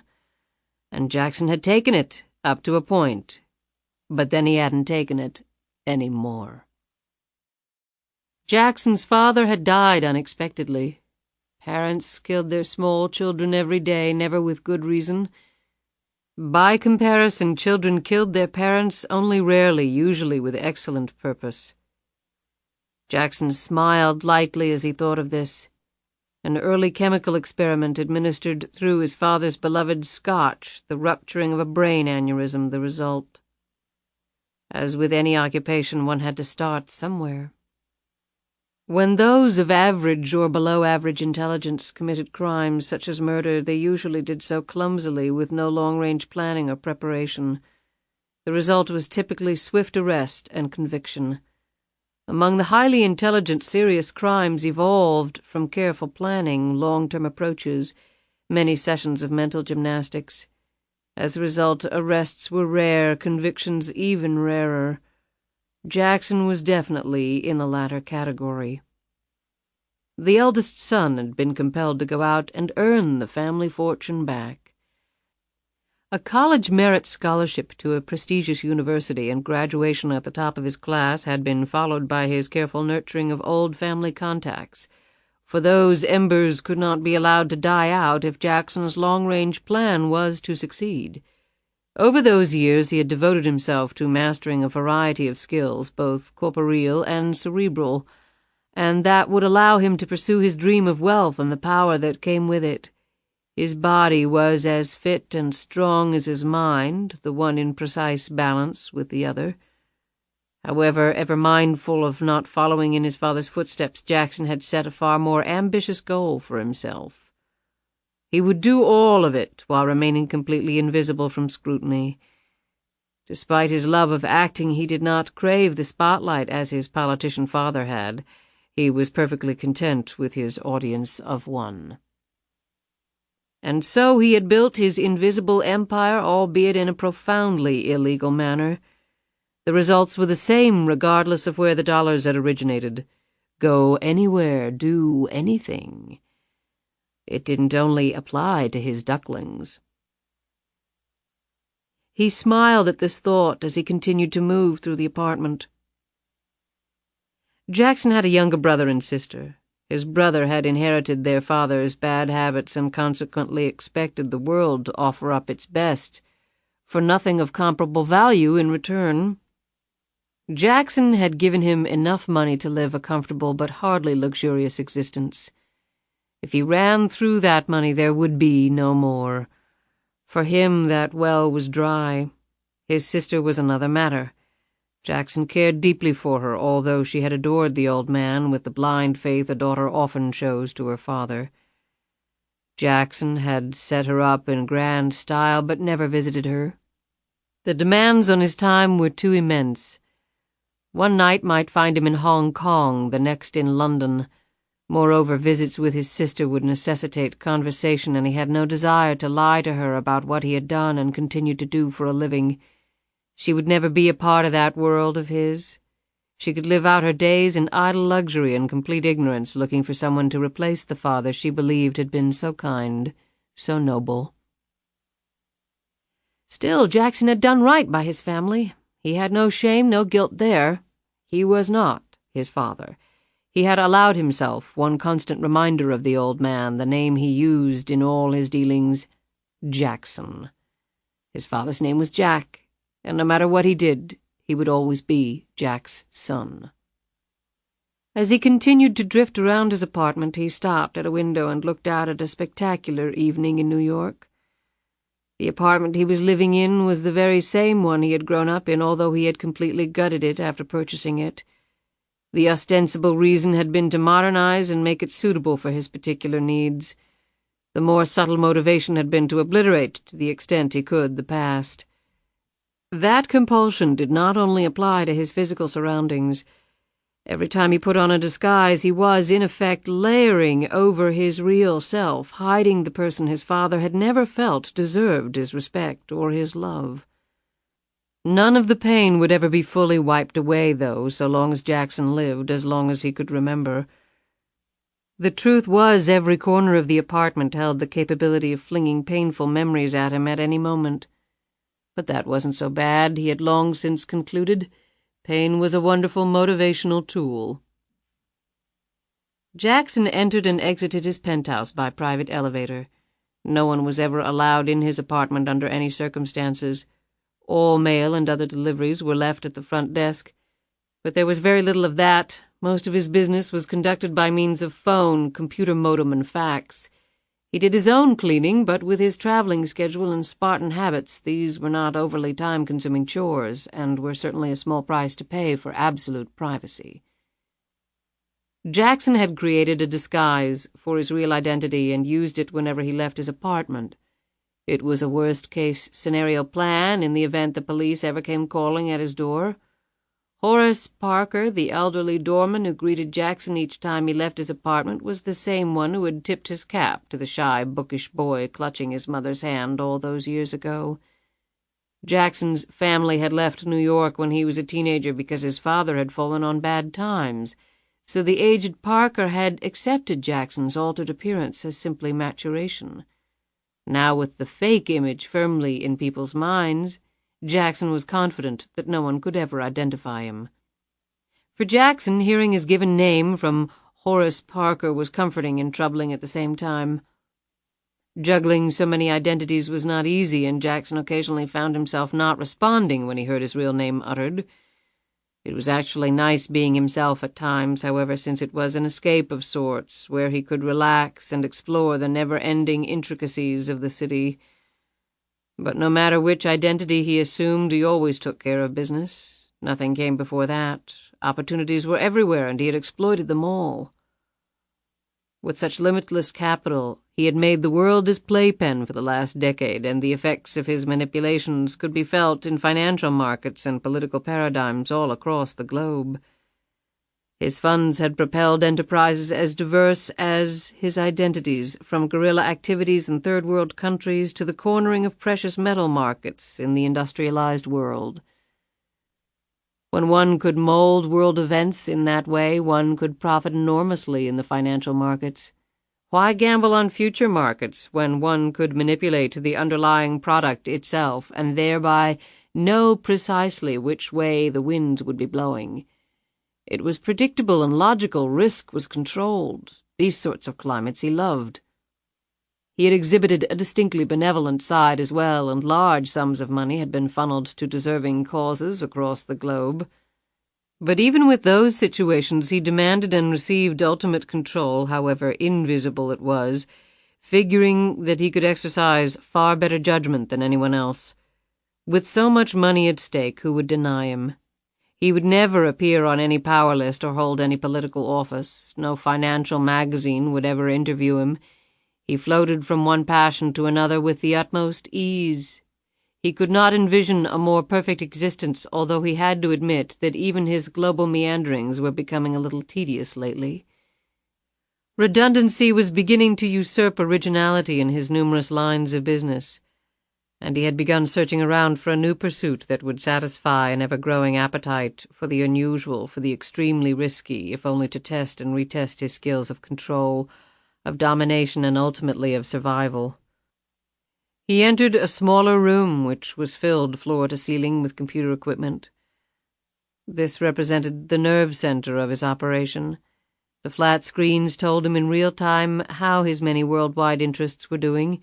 Everything from stock exchanges to futures markets to late-breaking news stories was captured, catalogued, and eventually analyzed here by him. He craved information, absorbed it like a 3-year-old learning a foreign language. He only needed to hear it once, and he never forgot it. His eyes scanned each of the screens, and from long habit he was able to separate the important from the mundane, the interesting from the obvious in a matter of minutes. Investments of his colored in soft blue on the screens meant he was doing very well. Those mired in harsh red meant he was doing less well. He sighed in satisfaction as a sea of blue blinked back at him. He went into another, larger room that housed his collection of mementos from past projects. He pulled out a scrapbook and opened it. Inside were photographs of and background information on his 12 precious pieces of gold, the dozen individuals upon whom he had bestowed great wealth and new lives, and who, in turn, had allowed him to recoup his family's fortune. He flipped idly through the pages, occasionally smiling as various pleasant memories flickered through his mind. He had handpicked his winners carefully, culling them from welfare rolls and bankruptcy filings, logging hundreds of hours, tramping through poor, desolate areas of the country, both urban and rural, searching for desperate people who would do anything to change their fortunes, normal, law-abiding citizens who would commit what was technically a financial crime of immense proportion without blinking an eye. It was wonderful what the human mind could rationalize given the appropriate inducement. The lottery had been remarkably easy to fix. It was often that way. People just assumed institutions like that were absolutely above corruption or reproach. They must have forgotten that government lotteries had been banned on a wholesale basis in the last century because of widespread corruption. History did tend to repeat itself, if in a more sophisticated and focused manner. If Jackson had learned one thing over the years, it was that nothing, absolutely nothing, was above corruption so long as human beings were involved, because, in truth, most people were not above the lure of the dollar or other material enticements, particularly when they worked around vast sums of money all day. They tended to believe that part of it was rightfully theirs anyway. And an army of people wasn't required to carry out his plans. Indeed, to Jackson, the notion of a widespread conspiracy was an oxymoron anyway. He had a large group of associates working for him around the globe. However, none of them knew who he really was, where he lived, how he had come by his fortune. None of them were privy to the grand plans he had laid, the worldwide machinations he had orchestrated. They simply performed their small slice of the pie and were very well compensated for doing so. When he wanted something, a bit of information not readily available to him, he would contact one of them, and within the hour he would have it. It was the perfect setting for contemplation, planning, and then action, swift, precise, and final. He completely trusted no one, and with his ability to create flawlessly more than 50 separate identities, why should he? With state-of-the-art computer and communications technology at his fingertips, he could actually be in several different places at the same time, as different people. His smile broadened. Could the world be any more his personal stage? As he perused one page of the scrapbook, his smile faded and was replaced with something more understated. It was a mixture of discernible interest and an emotion that Jackson almost never experienced: uncertainty. And something else. He would never have characterized it as fear. That particular demon never bothered him. Rather, he could adequately describe it as a feeling of destiny, of the unmistakable conviction that two trains were on a collision course, and no matter what one or the other did, their ominous meeting would take place in a very memorable manner. Jackson stared at the truly remarkable countenance of LuAnn Tyler. Of the 12 lottery winners, she had been by far the most memorable. There was danger in that woman, danger and a definite volatility that drew Jackson like the most powerful magnet in the world.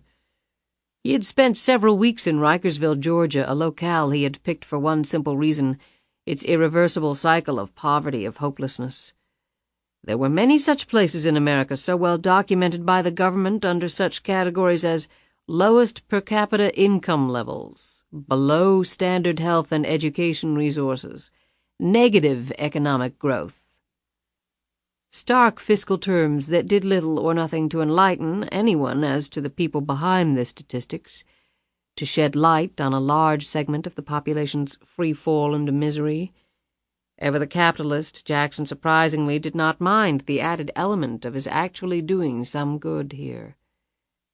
He never picked rich people to win, although he had no doubt most of them would have been far easier to persuade than the poor he solicited. He had discovered LuAnn Tyler as she rode the bus to work. Jackson had sat across from her, in disguise, of course, blending into the background in his torn jeans, stained shirt, and Georgia Bulldog's cap, a scruffy beard covering the lower part of his face, his piercing eyes hidden behind thick glasses. Her appearance had struck him immediately. She seemed out of place down here. Everyone else looked so unhealthy, so hopeless, as though the youngest among them were already counting the days until burial. He had watched her play with her daughter, listened to her greet the people around her, and watched their dismal spirits, noticeably lifted by her thoughtful comments. He had proceeded to investigate every element of LuAnn's life, from her impoverished background to her life in a trailer home with Dwayne Harvey. He had visited that trailer several times while LuAnn and her boyfriend had not been there. He had seen the small touches LuAnn had employed to keep the place neat and clean despite Dwayne Harvey's slovenly lifestyle. Everything having to do with Lisa was kept separate and immaculate by LuAnn. Jackson had seen that clearly. Her daughter was her life. Disguised as a truck driver, he had spent many a night in the roadside diner where LuAnn worked. He had watched her carefully, seen the terms of her life grow more and more desperate, observed her stare woefully into her infant daughter's eyes, dreaming of a better life. And then, after all this observation, he had chosen her as one of the fortunate few, a decade ago. And then he had not seen or spoken to her in 10 years. However, a rare week went by that he did not at least think of her.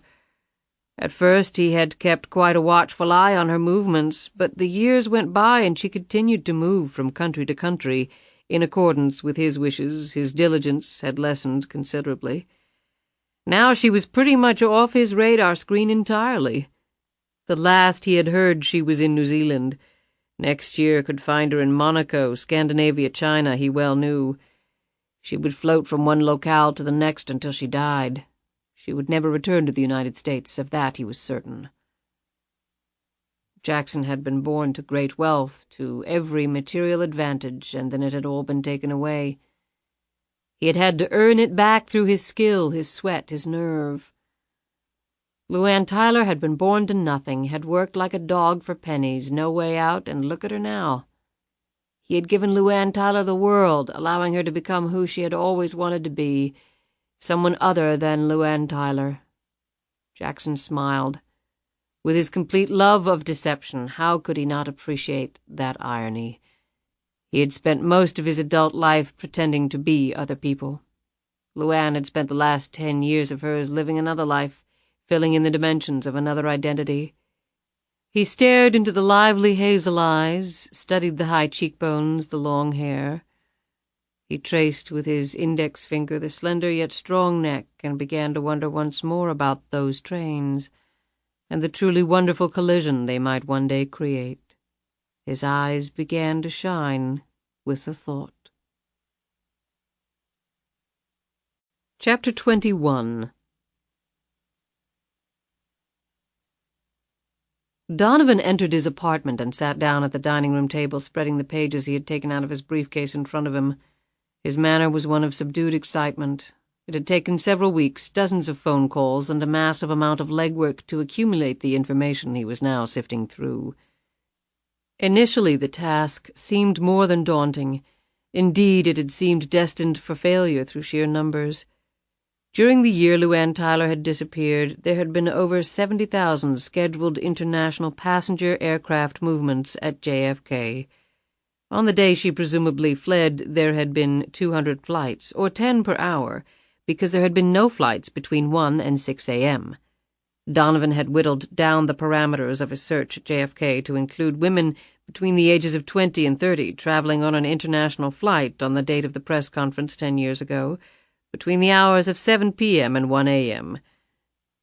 The press conference had lasted until 6:30, and Donovan doubted she could have made a 7 o'clock flight, but the flight could have been delayed, and he wasn't taking any chances. That meant checking 60 flights and about 15,000 passengers. Donovan had learned during his investigation that most airlines kept active records of passengers going back 5 years. After that, the information was archived. His task promised to be easier because most airline records had been computerized in the mid-70s. However, Donovan had met a stone wall in seeking passenger records from 10 years ago.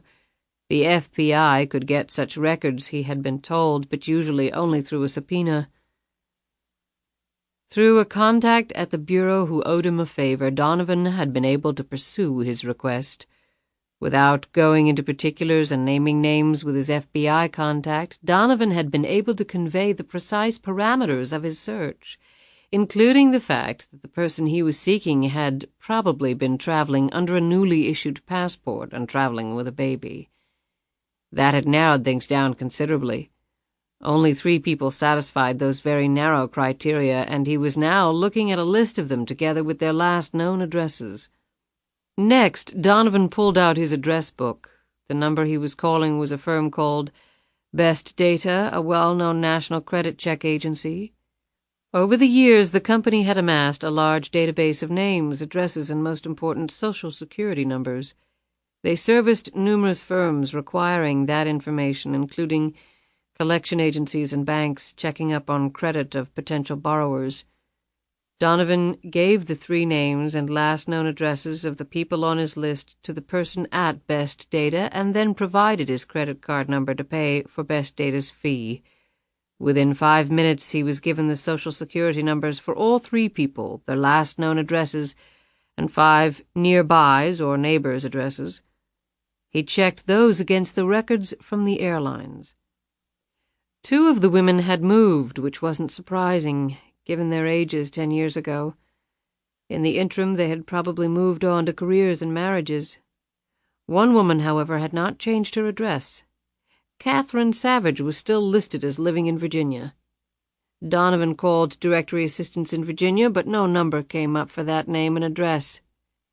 Undeterred, he next called the Virginia Department of Motor Vehicles, or DMV, and gave the woman's name, last known address, and Social Security number, which in Virginia was also the driver's license number.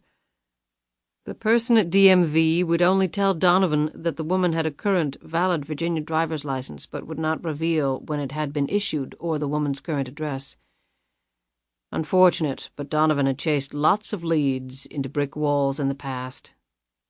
At least he knew she was now living in Virginia, or at least had a driver's license in the Commonwealth.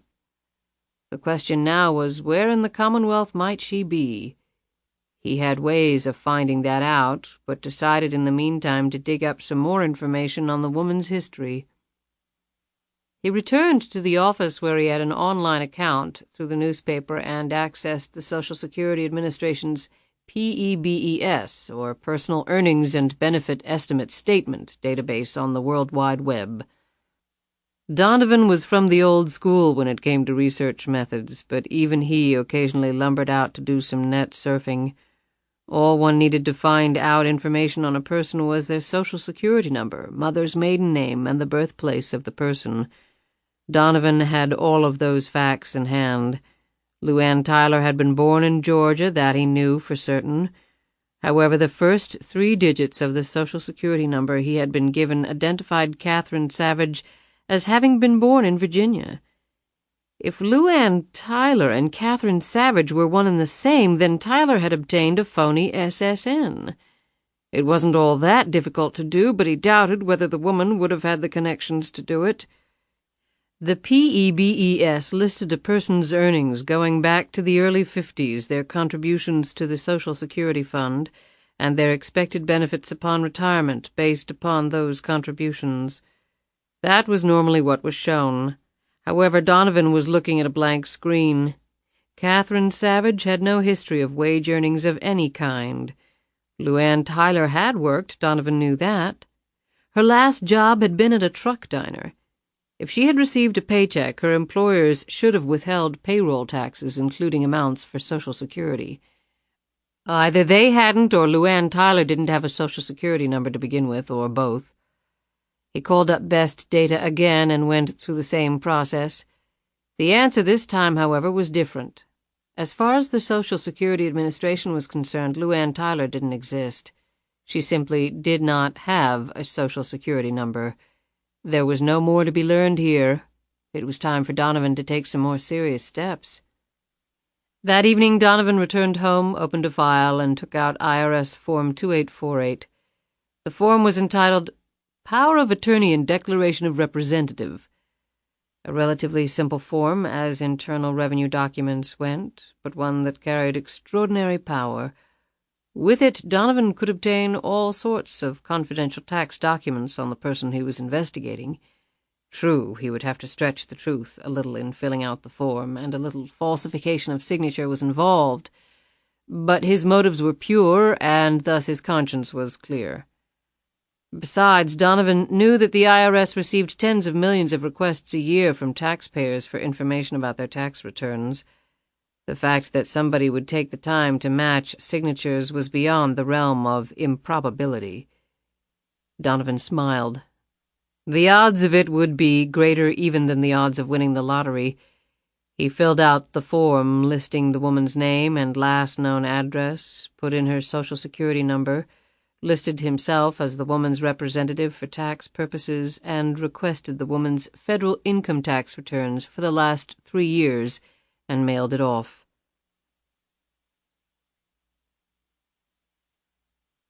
It took 2 months and numerous prodding phone calls, but the wait was worth it. Donovan had devoured the contents of the package from the IRS when it finally came.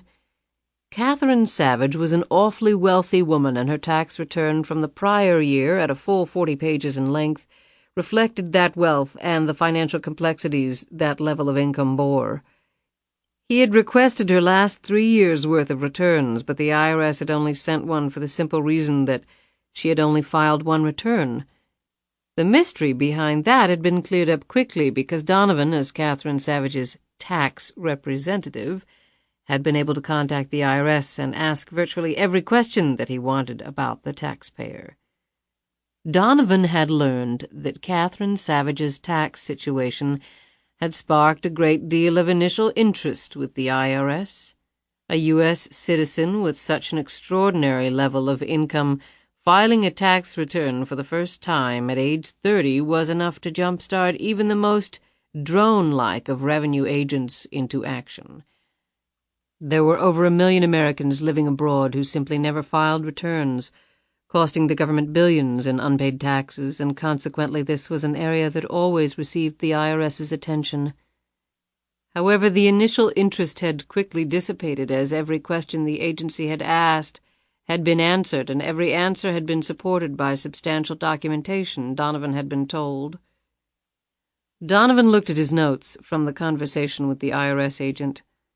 Catherine Savage had been born in the United States in Charlottesville, Virginia, in fact, and then left the country as a young girl when her father's business had taken him overseas. As a young woman living in France, she had met and married a wealthy German businessman who was a resident of Monaco at the time. The man had died a little over 2 years ago, and his fortune had duly passed to his young widow. Now, as a U.S. citizen with control of her own money, all of which was passive, unearned income, she had begun paying her income taxes to her homeland. The documents in the file were numerous and legitimate, the IRS agent had assured Donovan. Everything was above board. As far as the IRS was concerned, Catherine Savage was a responsible citizen who was lawfully paying her taxes, although residing outside the United States. Donovan leaned back in his chair and studied the ceiling, his hands clasped behind his head. The agent had also provided Donovan with another piece of interesting news. The IRS had very recently received a change of address form for Catherine Savage. She was now in the United States. In fact, she had returned, at least according to her records, to the town of her birth, Charlottesville, Virginia, the same town where LuAnn Tyler's mother had been born. That was far too much of a coincidence for Donovan. And with all that information in hand, Donovan was fairly certain of one thing. LuAnn Tyler had finally come home. And now that he was so intimately familiar with virtually every facet of her life, Donovan felt it was time that they actually meet. How and where was what he started to think about. Chapter 22. Sitting in his pickup truck parked on the side of a sharp bend in the road, Matt Riggs surveyed the area through a pair of lightweight field binoculars. The tree-filled, steeply graded land was, to his experienced eye, impenetrable. The half-mile of winding asphalt private road running to his right formed a T intersection with the road he was on. Beyond that, he knew, sat a grand country estate with beautiful vistas of the nearby mountains. However, the estate, surrounded by thick woods, couldn't be seen from anywhere except overhead, which made him wonder again why the owner would want to pay for an expensive perimeter security fence in the first place. The estate already had the very best of nature's own handiwork for protection. Riggs shrugged and bent down to slip on a pair of overland boots, then pulled on his coat. The chilly wind buffeted him as he stepped from his truck. He sucked the fresh air in and put a hand through his unkempt dark brown hair, working a couple of kinks out of his muscular frame before donning a pair of leather gloves. It would take him about an hour to walk the front location of the fence. The plans called for the fence to be 7 feet high, made of solid steel, painted glossy black, with each post set in 2 feet of concrete. The fence would have electronic sensors spaced randomly across its frame and would be topped by dangerously sharp spake finials. The front gates, set on 6-foot-high, 4-foot-square concrete monuments with a brick veneer, would be of similar style and construction. The job also called for a video camera, an intercom system, and a locking mechanism on the huge gates that would ensure that nothing less than the head-on impact of an Abrams tank could ever open it without the permission of the owner. From what he could tell, Riggs didn't expect such permission to be granted very often. Bordered by Nelson County on the southwest, Greene County to the north, and Fluvanna and Louisa counties on the east, Albemarle County, Virginia, was home to many wealthy people, some famous and some not. However, they all had one thing in common. They all craved privacy and were more than willing to pay for it. Thus Riggs was not entirely surprised at the precautions being undertaken here. All the negotiations had been handled through a duly authorized intermediary. He reasoned that someone who could afford a fence such as this, and the cost was well into the hundreds of thousands of dollars, probably had better things to do with his time than sit down and chat with a lowly general contractor. Binoculars dangling around his neck, he dutifully trudged down the road until he found a narrow pathway into the woods. The two most difficult parts of the job were clear to him, getting the heavy equipment up here and having his men work in such cramped surroundings. Mixing concrete, punching post holes, laying out the frames, clearing land and angling sections of a very heavy fence. All of that took space, ample space that they would not have here. He was very glad to have added a healthy premium to the job, plus a provision for the cost overrun for exactly those reasons. The owner apparently had not set a limit as to the price because the representative had promptly agreed to the huge dollar amount Riggs had worked up. Not that he was complaining. This single job would guarantee his best year ever in business, and although he had only been on his own for 3 years, his operation had been growing steadily ever since the first day. He got to work. The BMW pulled slowly out from the garage and headed down the drive. The road going down was lined on either side with 4-board oak fencing painted a pristine white. Most of the cleared land was surrounded by the same style of fencing, the white lines making a stunning contrast to the green landscape. It was not quite 7 in the morning, and the stillness of the day remained unbroken. These early morning drives had become a soothing ritual for LuAnn. She glanced back at the house in her rear-view mirror. Constructed of beautiful Pennsylvania stone and weathered brick, with a row of new white columns bracketing a deep front porch, a slate roof, aged-looking copper gutters, and numerous French doors, the house was elegantly refined despite its imposing size. As the car passed down the drive and out of sight of the house, LuAnn turned her eyes back to the road and suddenly took her foot off the gas and hit the brake. The man was waving at her, his arms crisscrossing themselves as he flagged her down. She inched forward and then stopped the car. He came up to the driver's side window and motioned for her to open it. Out of the corner of her eye, she saw the black Honda parked on a grass strip bordering the road. She eyed him with deep suspicion, but hit the button and the window descended slightly. She kept one foot on the accelerator, ready to mash it down if the situation called for it. His appearance was innocent enough, middle-aged and slight of build, with a beard laced around the edges with gray. "Can I help you?" she asked, her eyes attempting to duck his gaze. At the same time, she tried her best to note any sudden movements on his part. "I think I'm lost. Is this the old Brillstein estate?" He pointed up the road toward where the house was. LuAnn shook her head. "We just recently moved in, but that wasn't the name of the owners before us. It's called Wiccan's Hunt." "Huh. I could have sworn this was the right place." "Who were you looking for?" The man leaned forward so that his face filled her window. "Maybe you know her? The name is LuAnn Tyler from Georgia?" LuAnn sucked in a mouthful of air so quickly she almost gagged. There was no hiding the astonishment on her face. Thomas Donovan, his face full of satisfaction, leaned even closer, his lips right at her eye level. "LuAnn, I'd like to talk to you. It's important, and—" She hit the accelerator, and Donovan had to jump back to avoid having his feet crushed by the car tires. "Hey!" he screamed after her. The car was almost out of sight.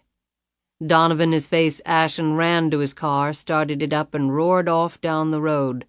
"Christ," he said to himself. Donovan had tried directory assistance in Charlottesville, but they had no listing for Catherine Savage. He would have been shocked if they had.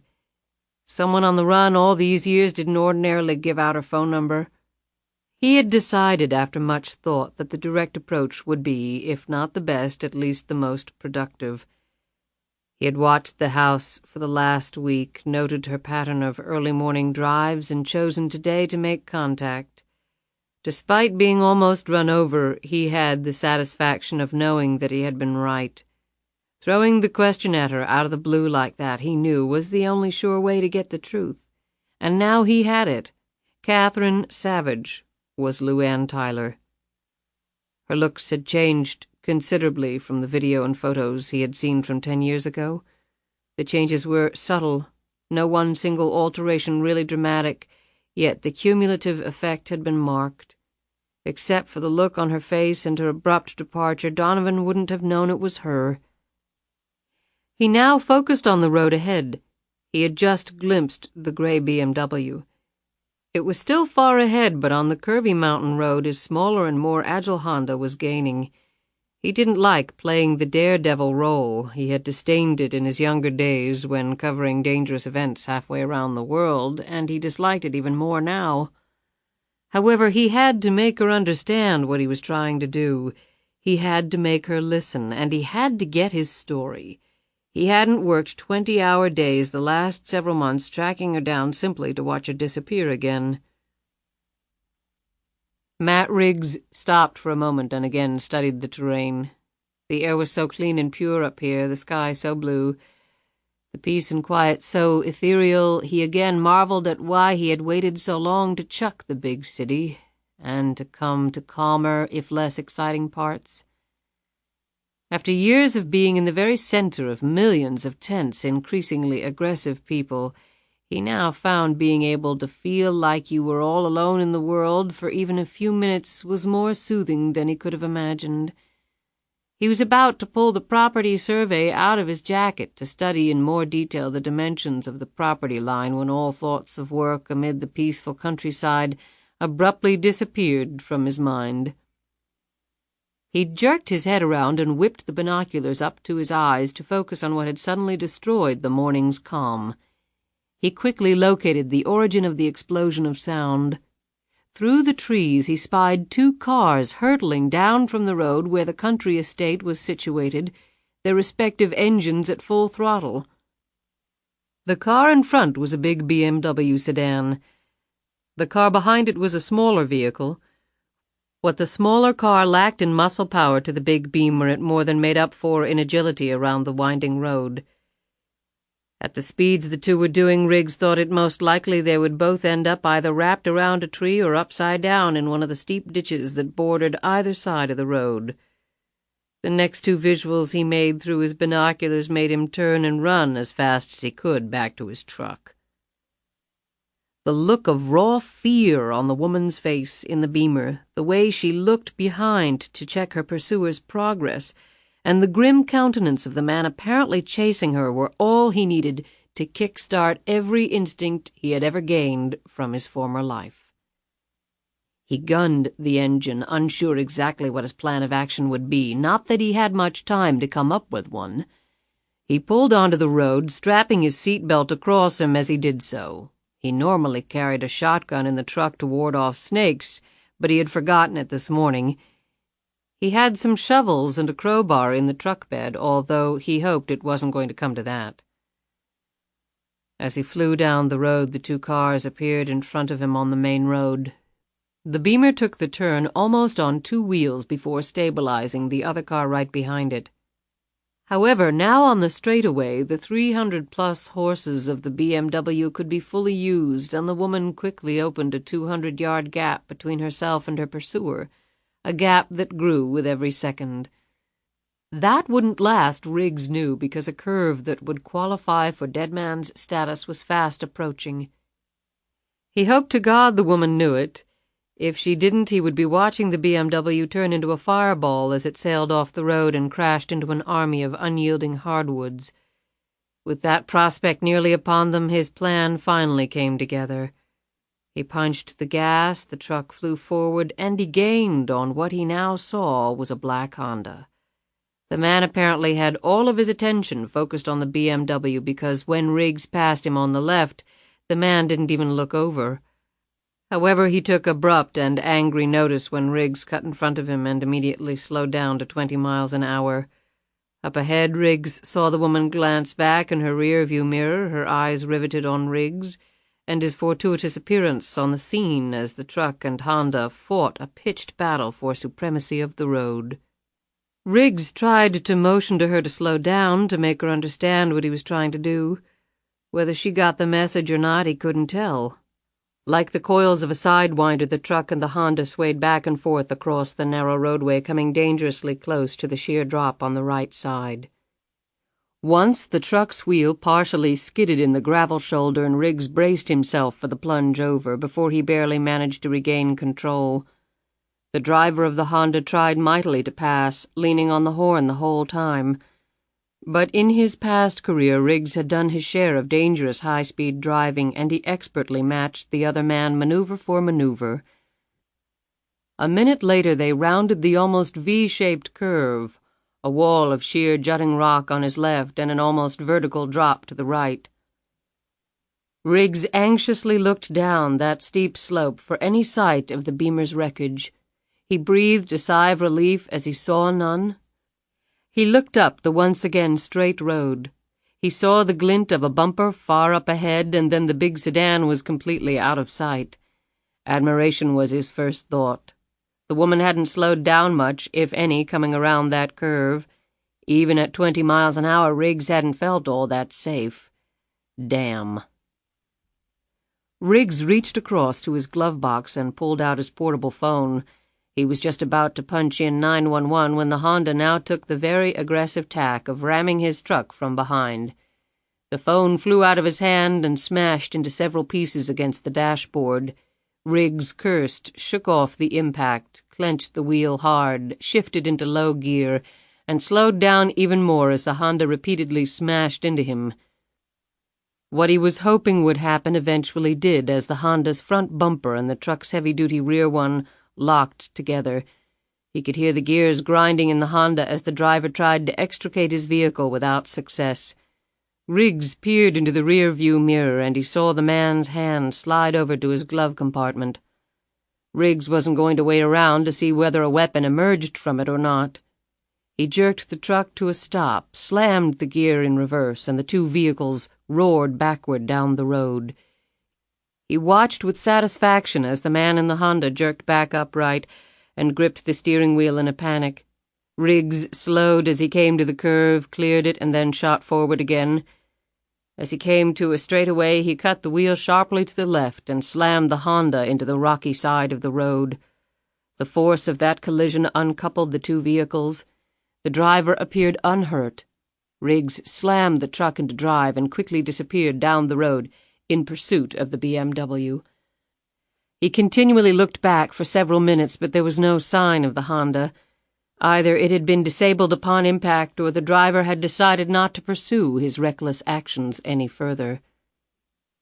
The adrenaline continued to course through Riggs's body for several minutes until it finally dissipated. 5 years removed from the dangers of his former profession, Riggs was aware that this morning's 5-minute episode had reminded him vividly of how many close calls he had survived. He had neither expected nor ever wanted to rekindle that anxious feeling in the sleepy morning mists of central Virginia.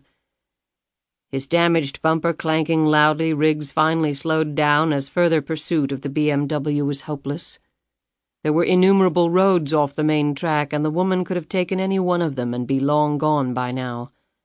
Riggs pulled off the road and stopped, plucked a pen from his shirt pocket, and wrote the license plate numbers of the Honda and the BMW down on the pad of paper he kept affixed to his dashboard. He ripped the paper off the pad and tucked it in his pocket. He had a pretty good idea who was in the Beamer, someone who lived in the big house. The same big house he had been hired to surround with a state-of-the-art security fence. Now the owner's request started to make a whole lot more sense to Riggs, and the question he was most interested in now was why. He drove off, deep in thought, the morning's peacefulness irretrievably shattered by the look of sheer terror on a woman's face. Chapter 23. The BMW had indeed pulled off on a side road several miles away from where Riggs and the Honda had tangled. The driver's side door was open, the motor running. Arms clutched tightly around her sides, LuAnn walked in tight, frenetic circles in the middle of the road, shooting frosty breaths skyward in her agitation. Anger, confusion, and frustration raced across her features. All traces of fear were gone, however. The present emotions were actually far more damaging to her. Fear almost always passed. These other mental battering rams did not retreat so easily. She had learned this over the years and had even managed to cope with it as best she could. Now 30 years old, LuAnn Tyler still carried the impulsive energy and sleek animal movements of her youth. The years had grafted onto her a more complete, mature beauty. However, the basic elements of that beauty had been discernibly altered. Her body was leaner, the waist even tighter. The effect was to make her appear even taller than she already was. Her hair had grown out and now was far more blonde than auburn and cut in a sophisticated manner that highlighted her more defined facial features, including the minor nose job done for disguise rather than aesthetics. Her teeth were now perfect, having benefited from years of expensive dentistry. There was, however, one imperfection. She had not followed Jackson's advice regarding the knife wound to her jaw. She had had it stitched, but let the scar remain. It wasn't all that noticeable, but every time she looked in the mirror it was a stark reminder of where she had come from, how she had gotten here. It was her most visible tie to the past, and not a pleasant one. That was the reason she would not cover it over with surgery. She wanted to be reminded of the unpleasantness, of the pain. People she had grown up with would probably have recognized her. However, she never planned to see anyone like that here. She had resigned herself to wearing a big hat and sunglasses whenever she ventured out into public, which wasn't very often. A lifetime of hiding from the world, that had come with her deal. She went and sat back down on the front seat of the BMW, rubbing her hands back and forth across the padded steering wheel. She continually looked back down the road for any sign of her pursuer. However, the only sounds were her car's engine and her own uneven breathing. Huddled in her leather jacket, she hitched up her jeans, swung her long legs inside the car, and closed the door and locked it. She took off, and for a few moments as she drove, her thoughts centered on the man in the truck. He had obviously helped her. Was he just a good Samaritan who had happened along at the right time? Or was he something else, something more complex than that? She had lived with this paranoia for so long now that it was like an exterior coating of paint. All observations had to pass through its screening first. All conclusions were based in some way upon how she perceived the motivation of anyone colliding unexpectedly with her universe. It all came down to one grim fact: fear of discovery. She took one long, deep breath and wondered for the 100th time if she had made a grievous mistake by returning to the United States. Riggs drove his battered truck up the private road. He had kept a close eye out for the Honda on his return down the road, but the car and the driver had not reappeared. Going up to the house, he figured, was the quickest way to find a telephone and perhaps also seek an explanation of sorts for this morning's events. Not that he deserved one, but his intervention had helped the woman, and he felt that was worth something. In any event, he couldn't exactly let it rest now. He was surprised that no one stopped him on the drive up. There was no private security, apparently. He had met with the owner's representative in town. This was his first visit to the estate, which had been christened Wiccan's Hunt long ago. The home was one of the most beautiful in the area. It had been constructed in the early 1920s with craftsmanship that was simply non-existent today. The Wall Street magnate who had it built as a summer retreat had jumped off a New York skyscraper during the stock market crash of '29. The home had passed through several hands and had been on the market 6 years before being sold to the current owner. The place had required substantial renovation. Riggs had talked to some of the subcontractors employed to do that work. They had spoken with awe of the craftsmanship and beauty of the place. Whatever moving trucks had hauled the owner's possessions up the mountain road had apparently done so in the middle of the night, because Riggs could find no one who had seen them. No one had seen the owner, either. He had checked at the courthouse land records. The home was owned by a corporation that Riggs had never heard of. The usual channels of gossip had not yielded an answer to the mystery, although St. Anne's Belfield School had admitted a 10-year-old girl named Lisa Savage who had given Wiccan's Hunt as her home address. Riggs had heard that a tall young woman would occasionally drop off and pick up the child, although she had always worn sunglasses and a large hat. Most often picking up the little girl would be an elderly man who had been described to Riggs as built like a linebacker. A strange household. Riggs had several friends who worked at the school, but none of them would talk about the young woman. If they knew her name, they wouldn't say what it was. When Riggs rounded a curve, the mansion suddenly appeared directly in front of him. His truck resembled a plain, squat tug bearing down on the QE2. The mansion stood 3 stories tall, with a double doorway spanning at least 20 feet. He parked his truck in the wraparound drive that encircled a magnificent stone fountain that on this cold morning was not operating. The landscaping was as lush and as carefully planned as the house, and where annuals and even late-blooming perennials had died out, evergreens and other hardy foliage of all descriptions had filled in the spaces. He slid out of his seat, making sure he had the piece of paper with the license plate numbers still in his pocket. As he walked up to the front door, he wondered if a place like this would condescend to have a doorbell, or would a butler automatically open the door at his approach? Actually, neither happened, but as he cleared the top step, a voice did speak to him from a brand-new-looking intercom built into the side of the wall next to the door. "Can I help you?" It was a man's voice, big, solid, and, Riggs thought, slightly threatening. Matthew Riggs. My company was hired to build a privacy fence on the property's perimeter. Okay. The door didn't budge, and the tone of the voice made clear that unless Riggs had more information to impart, this status was not going to change. He looked around, suddenly conscious that he was being observed. Sure enough, above his head, recessed within the back of one of the columns, was a video camera. That looked new as well. He waved. "Can I help you?" the voice said again. "I'd like to use a telephone. I'm sorry that's not possible." "Well, I'd say it should be possible since I just crashed my truck into a car that was chasing a big charcoal gray BMW that I'm pretty sure came from this house. I just wanted to make sure that the woman driving the car was okay. She looked pretty scared the last time I saw her." The next sound Riggs heard was the front door being unbolted and thrown open. The elderly man facing him matched the 6'1" Riggs in height, but was far broader across the shoulders and chest. However, Riggs noted that the man moved with a slight limp, as though the legs, and perhaps the knees in particular, were beginning to go. The possessor of a very strong athletic body, Riggs decided he would not want to have to take this guy on. Despite his advancing age and obvious infirmities, the man looked strong enough to break Riggs's back with ease. This was obviously the guy seen at the school picking up Lisa Savage, the doting linebacker. "What the hell are you talking about?" Riggs pointed toward the road.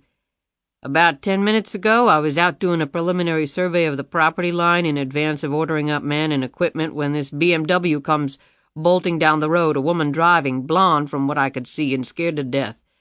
Another car, a black Honda Accord, probably a 1992 or 93 model, right on her butt. A guy was driving that one, and he looked determined as hell."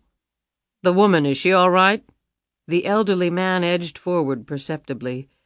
Riggs backed up a notch, unwilling to let the guy get too close until he had a better understanding of the situation. For all he knew, this guy could be in cahoots with the man in the Honda.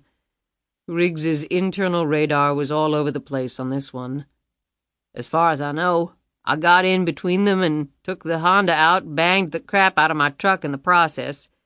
Riggs briefly rubbed his neck as the recollection of his collision brought several distinct painful twinges to that location. He would have to soak in the tub tonight. "We'll take care of the truck. Where's the woman?" "I didn't come up here to complain about the truck, mister." "Charlie, call me Charlie." The man extended his hand, which Riggs shook. He had not underestimated the strength the old guy possessed. As he took his hand back, Riggs observed the indentations in his fingers caused by the other man's vice-like grip. Whether he was merely anxious about the safety of the woman or he mangled visitors' fingers on a routine basis, Riggs didn't know. "I go by Matt. Like I said, she got away, and as far as I know, she's fine, but I still wanted to call it in." "Call it in?" "The police. The guy in the Honda was breaking at least several laws that I know of, including a couple of felonies. Too bad I didn't get to read him his rights." "You sound like a cop." Had Charlie's face darkened, or was that his imagination, Riggs wondered. "Something like that. A long while back. I got the license plate number of both cars." He looked at Charlie, studying the battered and grizzled face, trying to get beyond the solid stare he was getting in return. "I'm assuming the BMW belongs to this house and the woman." Charlie hesitated for a moment and then nodded. "She's the owner." "And the Honda?" "Never seen it before." Riggs turned and looked back down the road. "The guy could have been waiting partially down the entry road. There's nothing stopping him from doing that." Riggs turned and looked back at Charlie. "That's why we contracted with you to build the fence and the gate." A glint of anger rose in Charlie's eyes. "Now, I can see why that might be a good idea, but I only got the signed contract yesterday. I work fast, but not that fast." Charlie relaxed at the obvious logic of Riggs's words and looked down for a moment. "What about using that phone, Charlie?" Riggs took a step forward. "Look, I know a kidnap attempt when I see one." He looked up at the facade of the house. "It's not hard to see why, either, is it?" Charlie took a deep breath, his loyalties sharply divided. He was sick with worry about LuAnn. Catherine, he corrected himself mentally. Despite the passage of 10 years, he had never been comfortable with her new name. He was finding it close to impossible to allow the police to be called in. "I take it you're her friend or family?" "Both, actually," Charlie said with renewed vigor as he stared over Riggs's shoulder, a smile breaking across his face. The reason for that change in attitude reached Riggs's ears a second later. He turned and watched the BMW pull up behind his truck. LuAnn got out of the car, glanced at the truck for a moment until her eyes riveted on the damaged bumper. Then she strode up the steps, passing over Riggs to focus on Charlie. "This guy said you ran into some trouble," said Charlie, pointing at Riggs. "Matt Riggs." Riggs extended his hand. In her boots, the woman wasn't much shorter than he. The impression of exceptional beauty he had gotten through his binoculars was considerably magnified up close. The hair was long and full, with golden highlights that seemed to catch every streak of the sun's rays as it rose slowly over them. The face and complexion were flawless to the point of seeming impossible to achieve naturally, yet the woman was young, so the cut of the plastic surgeon's knife could not have beckoned to her yet. Riggs reasoned the beauty must be all her own. Then he spotted the scar that ran along her jawline. That surprised him, it seemed so out of place with the rest of her. The scar also intrigued Riggs because, to his experienced eye, the wound seemed to have been made by a knife with a serrated edge. Most women, he figured, especially those who had the kind of money she obviously did, would have paid any amount to cover up that blemish. The pair of calm hazel eyes that stared into Riggs made him conclude that this woman was different. The person he was looking at was one of those rare creations, a very lovely woman who cared little about her looks. As his eyes continued to sweep over her, he noted the lean, elegant body, but from the smaller hips and waist there grew a breadth of shoulders that suggested exceptional physical strength. When her hand closed around his, he almost gasped. The grip was almost indistinguishable from Charlie's. "I hope you're okay," said Riggs.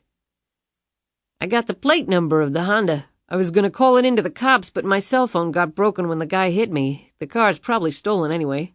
I got a good look at the guy. This is a pretty isolated place. We should be able to nail him if we act fast enough." LuAnn looked at him, confusion on her face. "What are you talking about?" Riggs blinked and stepped back. "The car that was chasing you." LuAnn looked over at Charlie.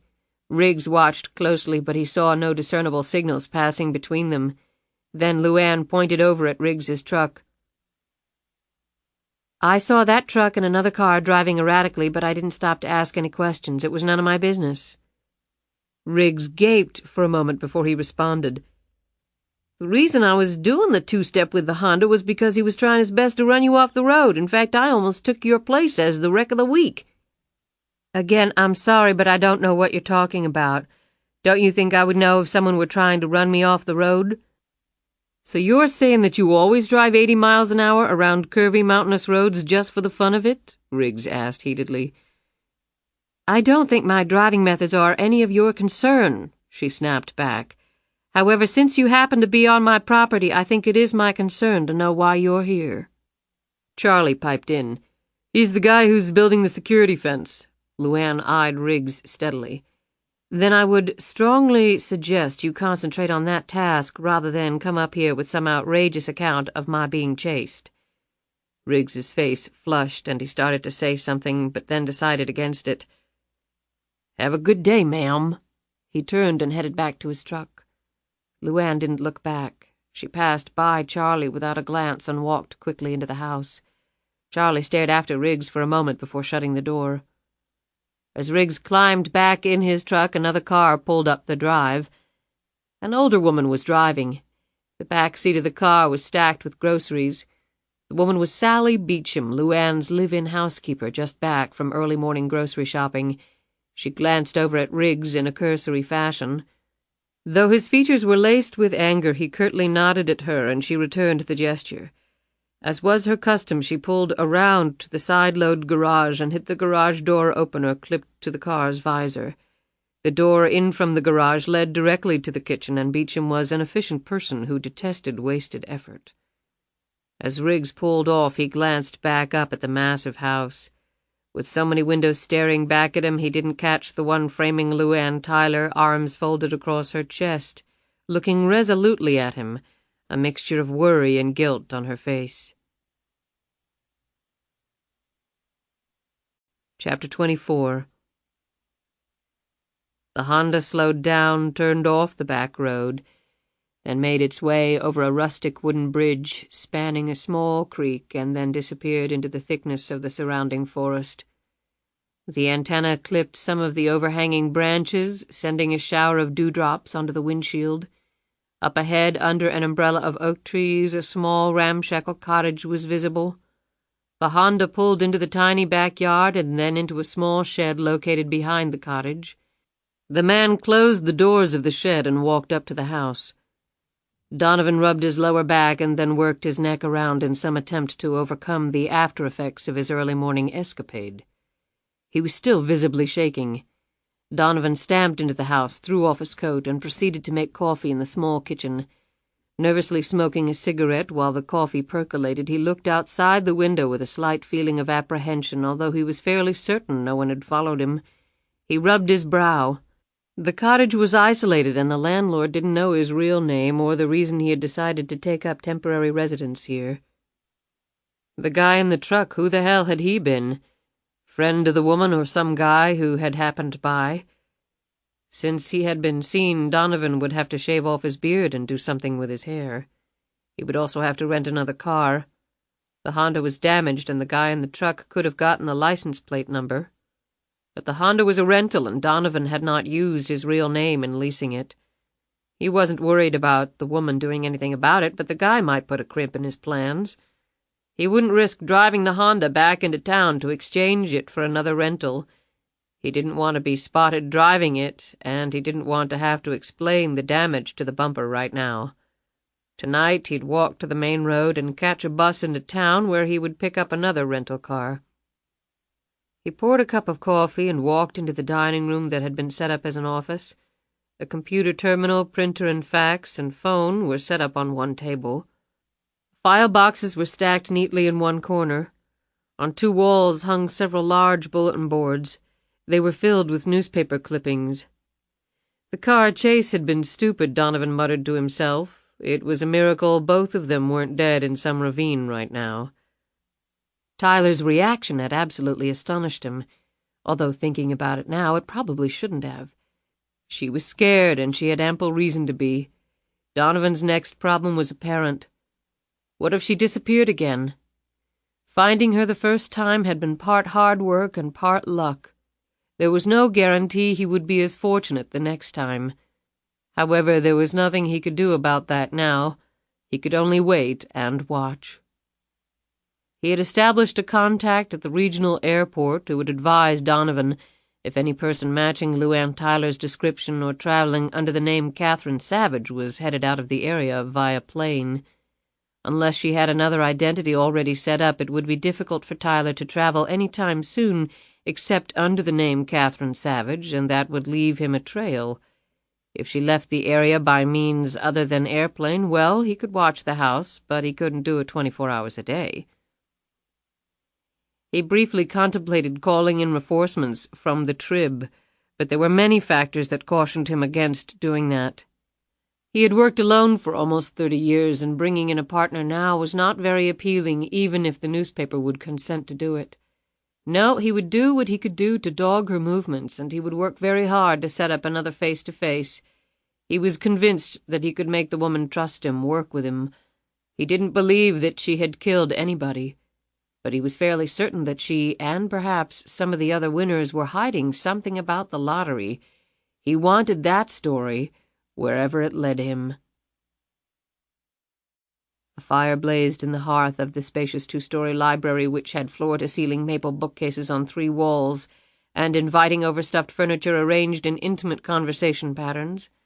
LuAnn sat on a leather sofa, her legs drawn up under her, bare feet protruding, an embroidered cotton shawl covering her shoulders. A cup of tea and a plate of uneaten breakfast sat on the table next to her. Sally Beecham, dressed in a gray uniform with a sparkling white apron, was just leaving, carrying the serving tray. Charlie closed the arched double doors behind her and sat down next to LuAnn. "Listen, are you going to tell me what really happened or not?" When LuAnn didn't answer, Charlie gripped one of her hands. "Your hands are like ice. Drink the tea." He rose and stoked the fire until the flames made his face redden. He looked at her expectantly. "I can't help you if you don't tell me what's wrong, LuAnn." Over the last 10 years, a lasting bond had been built between the two that had seen them through many crises, both minor and major, in their travels. From the time Charlie had touched her shoulder as the 747 climbed into the skies until they had arrived back in America, they had been inseparable.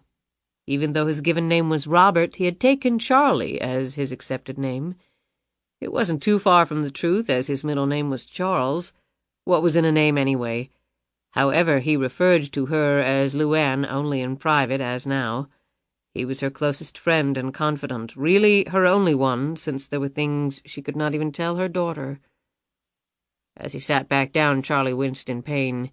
He was acutely aware that he was slowing down a process that was exacerbated by the rough treatment of his body in his youth. The difference in years between the two was now more pronounced than ever as nature took its toll on him. Even with all that, he would do anything for her, would face any danger, confront any enemy she had with every ounce of strength and ingenuity he had left. It was the look in Charlie's eyes as LuAnn read these very thoughts that made her finally start talking. "I had just left the house. He was standing in the middle of the driveway waving for me to stop."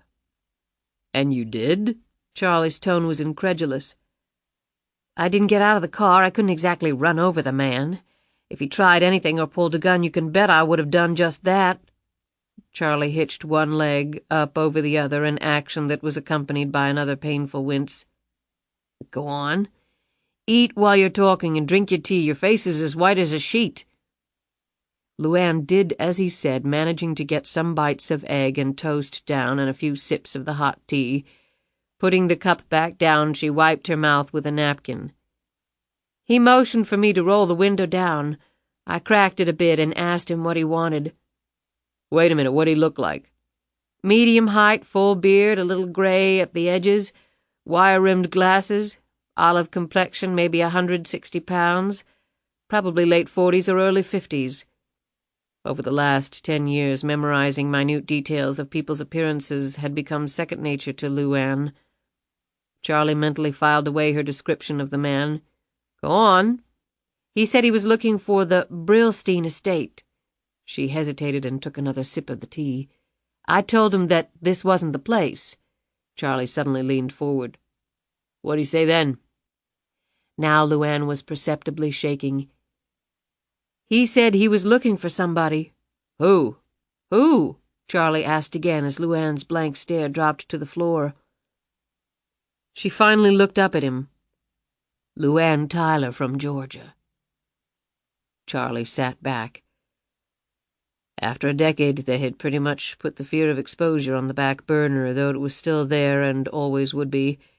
Now that flame had just been rekindled. "Did he say anything else?" LuAnn rubbed the napkin across her dry lips and then sat back up. "He said something about wanting to talk to me. Then, I just went blank, slammed the accelerator and almost ran over him." She let all the air drain out of her after speaking. She looked over at Charlie. "And he chased you?" She nodded. "I've got strong nerves, Charlie, you know that, but they have their limits. When you're going out for a relaxing early morning drive and you get hit with something like that instead—" She cocked her head at him. "God, I was just starting to feel comfortable here. Jackson hasn't shown up. Lisa loves school. This place is so beautiful." She fell silent. "What about the other guy, Riggs? Is his story true?" Suddenly agitated, LuAnn stood up and paced the room.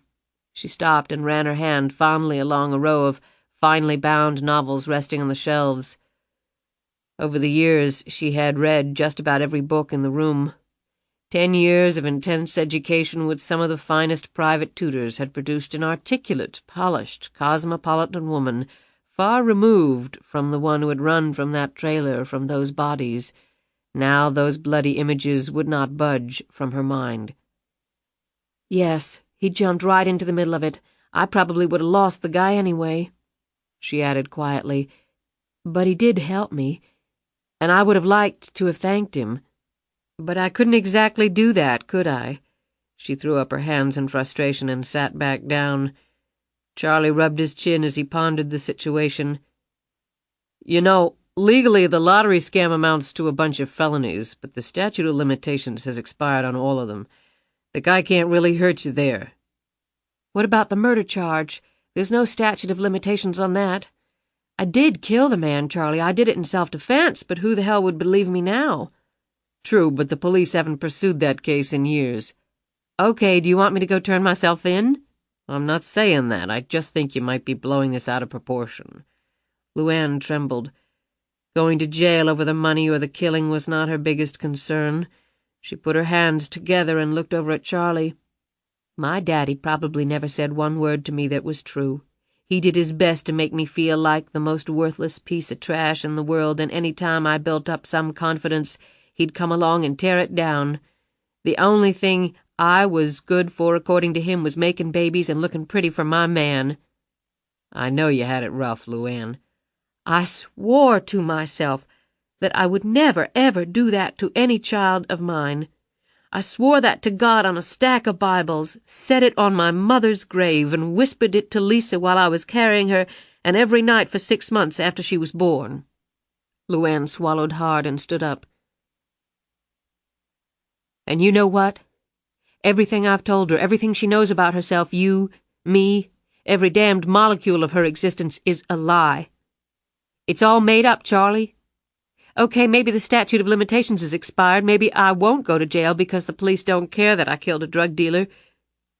But if this man has found out my past and he brings it all out into the open, then Lisa will know. She'll know that her mother told her more lies than my daddy probably ever thought of in his entire life. I'll be 100 times worse than Benny Tyler, and I'll lose my little girl as certain as the sun comes up. I'll lose Lisa. After this outburst, LuAnn shuddered and closed her eyes. I'm sorry, LuAnn, I hadn't thought about it like that. Charlie looked down at his hands. LuAnn's eyes opened, and they held a distinctly fatalistic look.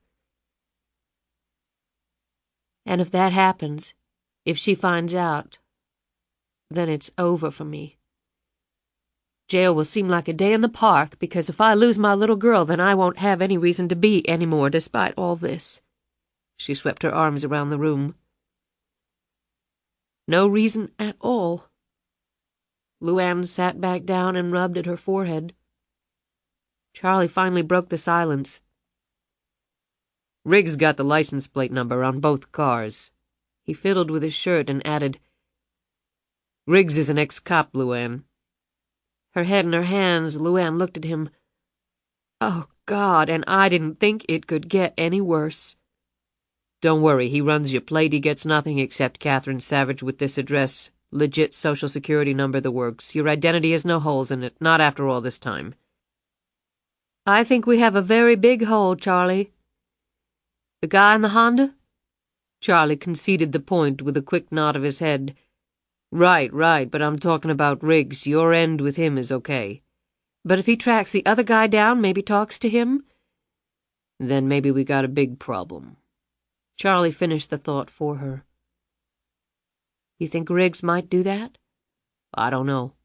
I do know that he didn't buy your story about not knowing you were being chased. Under the circumstances, I don't blame you for not acknowledging it, but an ex-cop? Hell, he's got to be suspicious. I don't think we can count on him letting it lie. LuAnn rubbed the hair out of her eyes. So what do we do? Charlie gently took one of her hands. You? Do nothing. You let old Charlie see what he can find out. We been in tight places before, right? She slowly nodded and then licked her lips nervously. But this might be the tightest one of them all. Matt Riggs walked quickly up the steps of the old Victorian with a wraparound porch that he had meticulously restored over the last year. He had had a few years of carpentry and woodworking experience before coming to Charlottesville.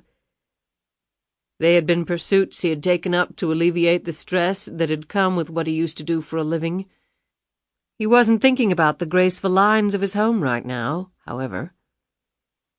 He went inside and down the hall to his office, for his home also housed his business. He shut the door, grabbed the phone, and placed a call to an old friend in Washington, D.C. The Honda had D.C. tags. Riggs was pretty sure what running the license plate would reveal, either a rental or stolen.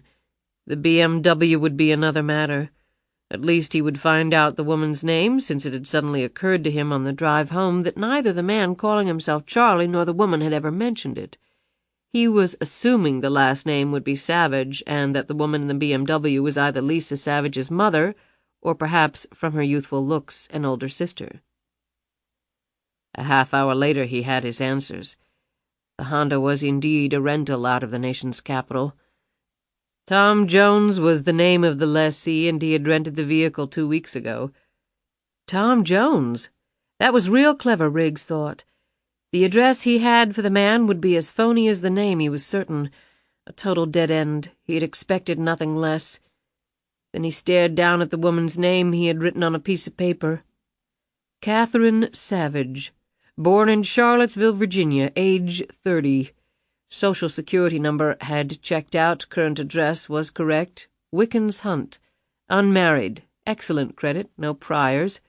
No red flags at all in her background. He had a good slice of her past right there in his hand in less than half an hour. Computers were wonderful, and yet... He looked at her age again. 30 years old. He thought back to the house and substantial grounds, 300 acres of prime Virginia real estate.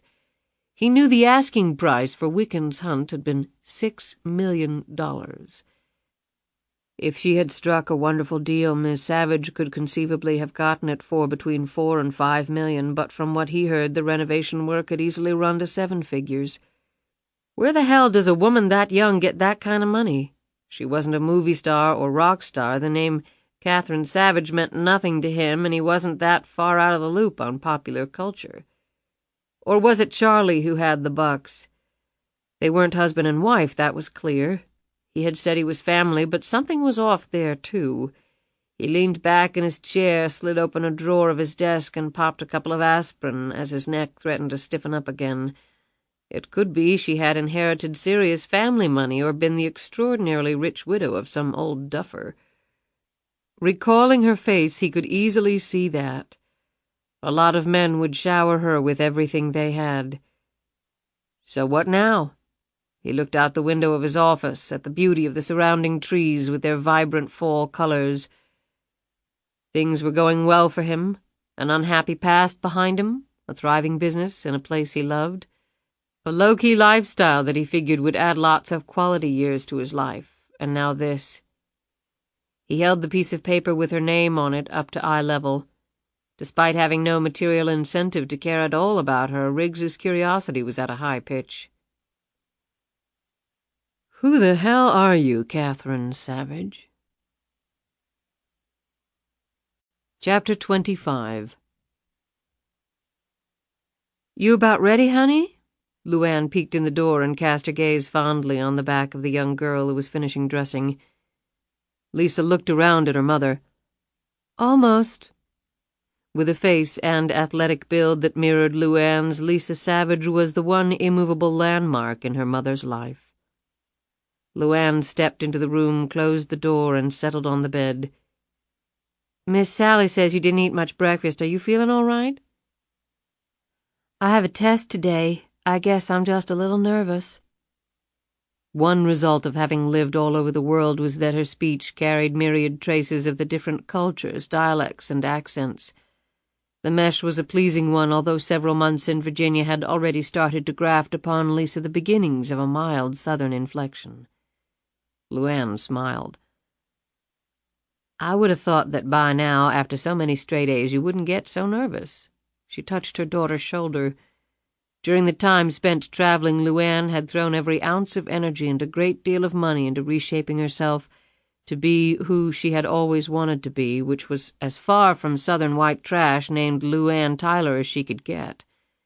Well-educated, able to speak 2 foreign languages, she noted with pride that Lisa could speak 4, as much at home in China as in London. She had covered several lifetimes in the last 10 years. With this morning's developments, maybe that was a good thing. Had she run out of time? Lisa finished dressing and sat down with her back to her mother. LuAnn picked up a brush and started doing her daughter's hair, a daily ritual between the two that allowed them to talk and catch up with each other. I can't help it. I still do get nervous. It's not always easy. Most things worthwhile in life aren't easy. But you work hard, and that's the important thing. You do your best, that's all I'll ever ask, regardless of what your grades are. She combed Lisa's hair into a thick ponytail and then clipped on a bow. Just don't bring home any bees. They both laughed. As they walked downstairs together, Lisa looked over at her mother. I saw you talking to a man outside this morning. You and Uncle Charlie? LuAnn tried to hide her apprehensiveness. You were up? It was pretty early. Like I said, I was nervous about the test. Right. Who was he? He's putting up the security fence and gate around the property. He had some questions about the plans. Why do we need a security fence? LuAnn took her hand. We've talked about this before, Lisa. We're well off financially, you know that. There are some bad people in the world. They might try to do things to get money from us. Like robbing us? Yes, or maybe something else. Like what? LuAnn stopped and sat down on the steps, beckoning Lisa to join her. Remember how I'm always telling you to be careful, watch out for people? Lisa nodded. Well, that's because some bad people might try to take you away from me. Lisa looked frightened. I'm not telling you that to scare you, baby, but in a way I guess I do want you to be concerned, to be aware of what's going on. If you use your head and keep your eyes open, everything will be fine. Me and Uncle Charlie won't let anything happen to you. Mommy promises, okay? Lisa nodded, and they went down the stairs hand in hand. Charlie met them in the hallway. My, don't we look extra pretty this morning? I've got a test. You think I don't know that? I was up last night until 10:30 with you going over this stuff. You're gonna ace it, sure as anything. Go get your coat. I'll be out front in the car. Isn't Mommy taking me today? Charlie glanced over at LuAnn. I'm gonna give your mom a break this morning. Besides, it'll give us one more time to go over the test stuff, right? Lisa beamed. Right. After Lisa had gone, Charlie turned a very serious face to LuAnn. I'm going to check some things out in town after I drop Lisa off. You think you can find this guy? Charlie shrugged as he buttoned up his overcoat. Maybe, maybe not. It's not a big town, but it's got lots of hiding places. One reason we picked it, right? LuAnn nodded. What about Riggs? I'll save him for later. I'll go knock on his door now. He might get more suspicious than he already is. I'll call from the car if I find out anything. LuAnn watched the two climb into Charlie's Range Rover and drive off. Deep in thought, she pulled on a heavy coat, walked through the house and out the back. She passed the Olympic-sized pool with surrounding flagstone patio and 3-foot-high brick wall. At this time of year, the pool was drained and protected by a metal cover. The tennis courts would probably go in next year. LuAnn cared little for either activity. Her underprivileged childhood had yielded no opportunities to idly hit a yellow ball around or lounge in chlorinated water. But Lisa was an avid swimmer and tennis player, and upon arriving at Wiccan's Hunt, she had pressed eagerly for a tennis court. Actually, it was nice to know she was going to be around in one spot long enough actually to plan something like the construction of a tennis court down the road. The one activity LuAnn had picked up in her travels was what she was heading to do right now. The horse barn was about 500 yards behind the main house and surrounded on 3 sides by a thick grove of trees. Her long strides took her there quickly. She employed several people full-time to care for the grounds and horse barn, but they were not yet at work. She pulled the gear from the tack room and expertly saddled her horse Joy, named for her mother. She snagged a wide-brimmed Stetson hat and leather gloves off the wall, swung herself up onto her ride. She had had Joy for several years now. The horse had traveled with them to several countries, not an easy task, but one that was quite manageable when your pocketbook was bottomless. LuAnn and company had arrived in the United States via plane. Joy had made the crossing by boat.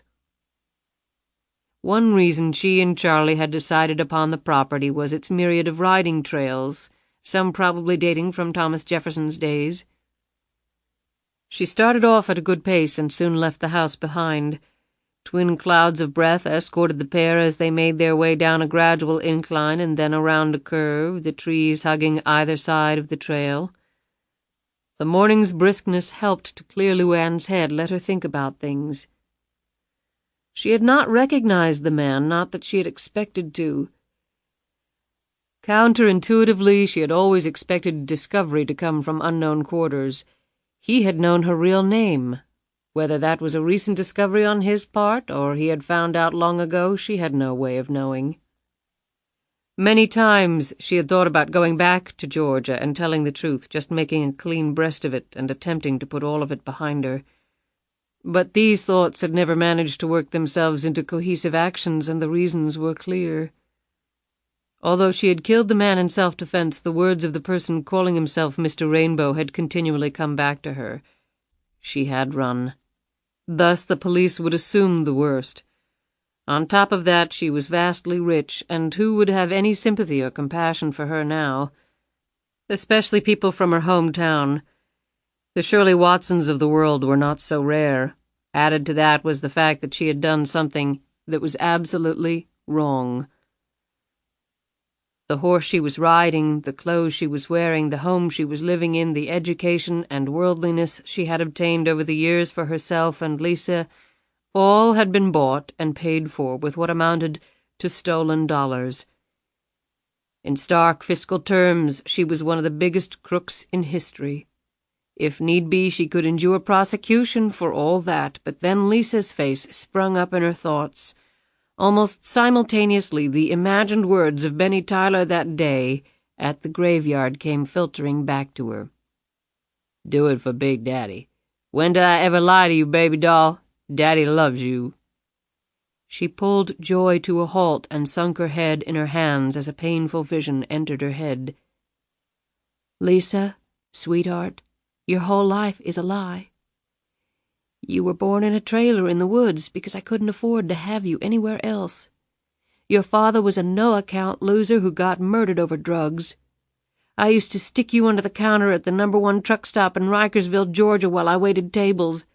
I've killed a man and run from the police over it. Mommy stole all this money, more money than you could dream of. Everything you and I have came from that stolen money. When did Mommy ever lie to you, baby doll? Mommy loves you." LuAnn slowly dismounted and collapsed on a large stone that jutted at an angle from the ground. Only after several minutes did she slowly come around, her head swaying in long, slow movements as though she were drunk. She finally rose and took a handful of pebbles from the ground. She idly skipped the stones across the smooth surface of a small pond, sending each one farther and farther with quick, graceful flicks of her wrist. She could never go back now. There was nothing to go back to. She had given herself a new life, but it had come with a terrifyingly high cost. Her past was total fabrication, thus her future was uncertain. Her day-to-day existence vacillated between fear of total collapse of the flimsy veneer shrouding her true identity and immense guilt for what she had done. But if she lived for anything, it was to ensure that Lisa's life would not be harmed in any way by her mother's past or future actions. Whatever else happened, her little girl would not suffer because of her. LuAnn remounted Joy, cantering along until she slowed the mare down to a walk as they passed through some overhanging tree branches. She guided Joy to the edge of the trail and watched the swift, powerful thrust of the swollen creek that cut a jagged path across her property. There had been recent heavy rains, and early snow in the mountains had turned the usually docile water into a dangerous torrent. She backed Joy away from the edge and continued on. 10 years ago, just after she, Charlie, and Lisa had landed in London, they had immediately boarded a plane for Sweden. Jackson had given them detailed marching orders for the first 12 months, and they had not dared to deviate from them. The next 6 months had been a whirlwind zigzag through Western Europe, and then several years in Holland, and then back to Scandinavia, where a tall, light-haired woman would not seem so out of place. They had also spent time in Monaco and surrounding countries. The last 2 years had them in New Zealand, where they had all enjoyed the quiet, civilized, and even somewhat old-fashioned lifestyle. While Lisa knew multiple languages, English had been her primary one. LuAnn had been firm on that. LuAnn was an American despite spending so much time away. It had indeed been fortunate that Charlie was a seasoned traveler. It had been largely through his efforts that potential disaster had been avoided at several different times. They had not heard from Jackson, but both assumed that he knew Charlie was with her. Thank God he was. If he hadn't gotten on that plane, LuAnn didn't know what she would have done. As it stood now, she couldn't function without him, and he wasn't getting any younger. She shook at the thought of life without the man. To be robbed of the one person in her life who shared her secret, who loved her and Lisa.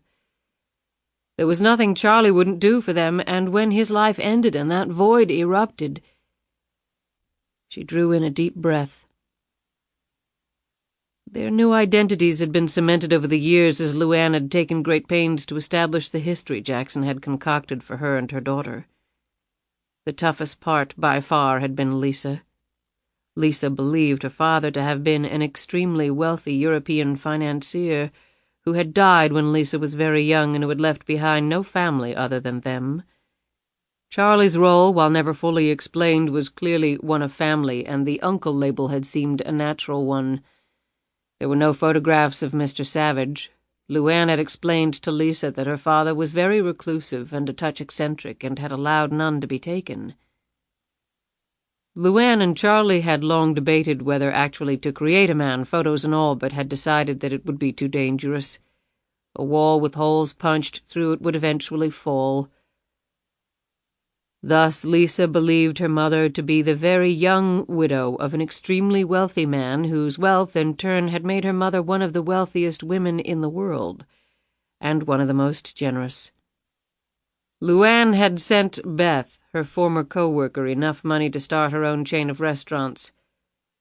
Johnny Jarvis from the mall had received enough to pay for several advanced degrees at the country's most prestigious universities.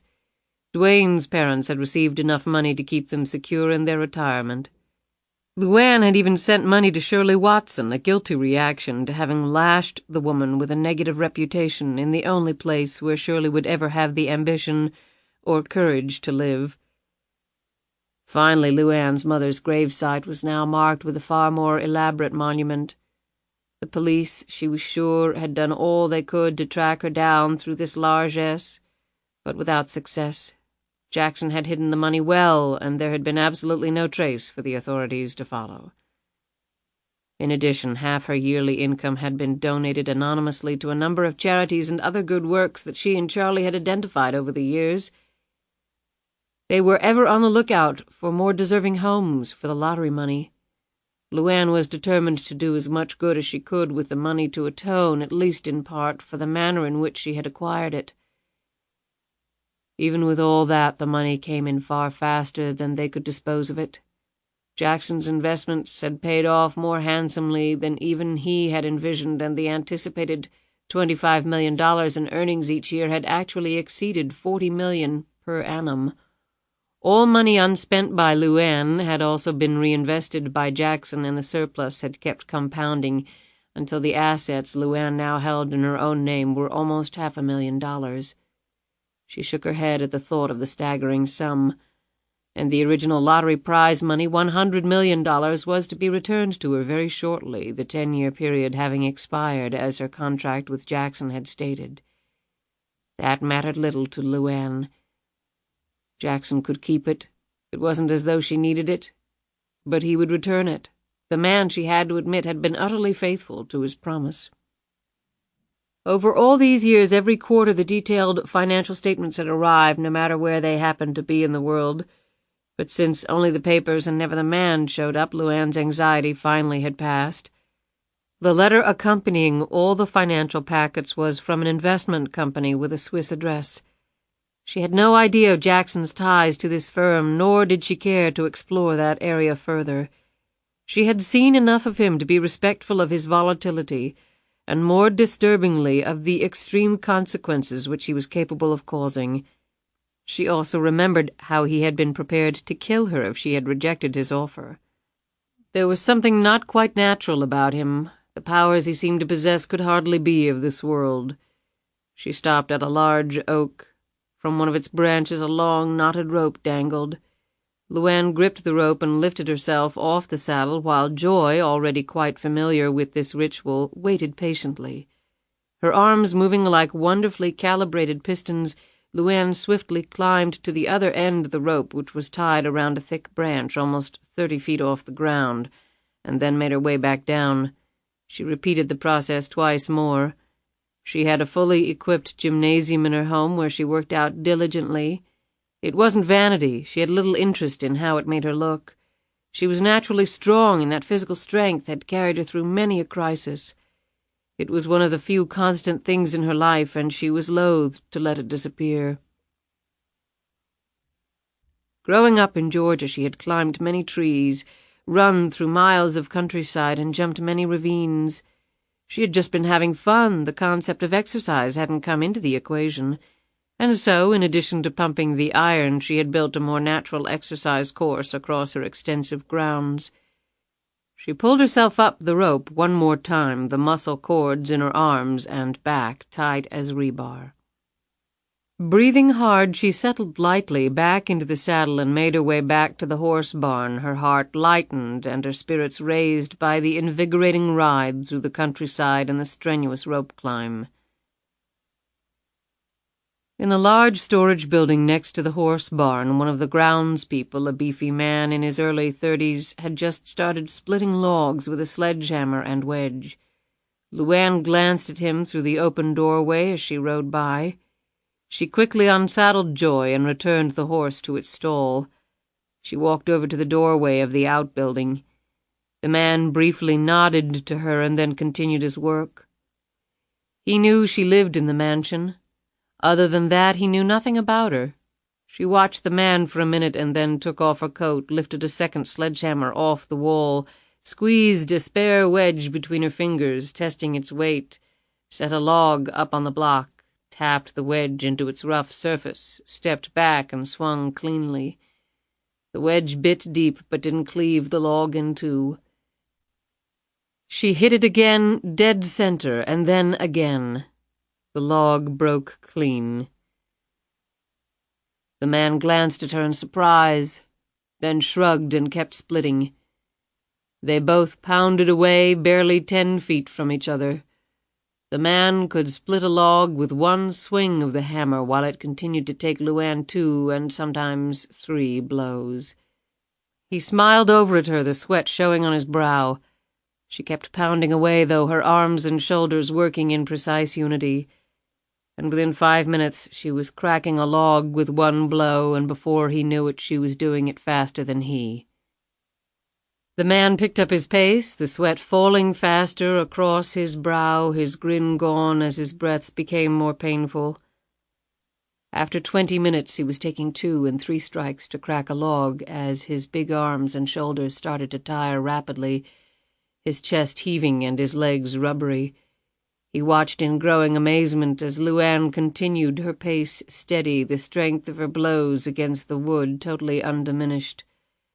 In fact, she seemed to be hitting the wedge harder and harder. The sound of metal on metal rang out louder and louder. Finally, the man dropped the sledgehammer and leaned back against the wall, his gut heaving, his arms dead, his shirt drenched in perspiration despite the chilly weather. LuAnn finished her pile of logs and, barely missing a stroke, finished off his stack as well. Her work complete, she wiped her forehead and replaced the sledgehammer on the wall hook before glancing over at the puffing man as she shook out her arms. "You're very strong," she said, looking at the substantial pile of wood he had split as she put her coat back on. He looked at her in surprise and then started laughing. "I was thinking that, too, before you came along. Now I've half a mind to go work in the kitchen." She smiled and patted him on the shoulder. She had chopped wood virtually every day of her life from the time she had started school until she was 16. She hadn't done it for exercise like now. Back then, she had done it to keep warm. "Don't feel bad. I've had a lot of practice." As she walked back up to the house, she took a moment to admire the rear facade of the mansion. The purchase and renovation of this house had been by far her greatest extravagance, and she had done it for 2 reasons. First, because she was tired of traveling and wanted to settle down, although she would have been happy in something far less magnificent than what she was staring at. Second, and more important, she had done it for the same reason she had done most things over the years, for Lisa, to give her a real home with a sense of permanence where she could grow up, marry, and have children of her own. Home the last 10 years had been hotels, rented villas, and chalets. Not that LuAnn was complaining about existing in such luxury, but none of them were home. The tiny trailer in the middle of the woods all those years ago had had far deeper roots for her than the most extravagant residence in Europe. Now they had this. LuAnn smiled at the sight, big, beautiful, and safe. At the thought of the last word, LuAnn suddenly huddled in her coat as a wind broke through the strand of trees. Safe? When they had gone to bed last night, they had been safe and secure, or as much as she could be, living the kind of existence they all did. The face of the man in the Honda sprang up before her, and she closed her eyes tightly until it finally went away. In its place came another image. The man's face stared at her with many emotions passing across it. Matthew Riggs had risked his life for her, and the best she could do was accuse him of lying. And with that response, she had only served to make him more suspicious. She pondered a moment and then sprinted toward the house. Charlie's office was straight out of a men's club in London, with a magnificent wet bar of polished walnut occupying one corner.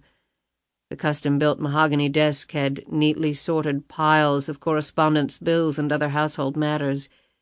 LuAnn quickly flipped through his card file until she found the one she wanted and plucked it out. She then took out a key Charlie kept high up on a shelf and used it to open a drawer in his desk. She took out the .38 revolver, loaded it, and carried it upstairs with her. The weight of the compact weapon restored some of her confidence. She showered, changed into a black skirt and sweater, threw on a full-length coat, and went down to the garage. As she drove down the private road, one hand tight around the pistol in her coat pocket, LuAnn anxiously looked around, for the Honda could be lurking. She breathed a sigh of relief when she hit the main road and was still all alone. She glanced at the address and phone number on the business card and wondered whether she should call first. Her hand hesitated over the car phone, and then she decided just to chance it. If he wasn't there, then maybe it was best. She didn't know whether what she was planning would help or hurt matters. Ever one to choose action over passivity, she couldn't change her ways now. Besides, it was her problem, not anyone else's. She would have to deal with it eventually. Eventually, she would have to deal with it all. Chapter 26. Jackson had just arrived back from a cross-country trip and was in his makeup room divesting himself of his most recent disguise when the phone rang. It was not his residential phone, it was his business line, an untraceable communications linkage, and it almost never rang. Jackson called out on the line often during the business day to convey precise instructions to his associates across the globe. Almost no one ever called him, however, and that was the way he wanted it. He had a myriad of other ways to ascertain whether his instructions were being carried out. He snatched up the phone. "Yes?" "I think we might have a problem here, or it may be nothing," the voice said. "I'm listening."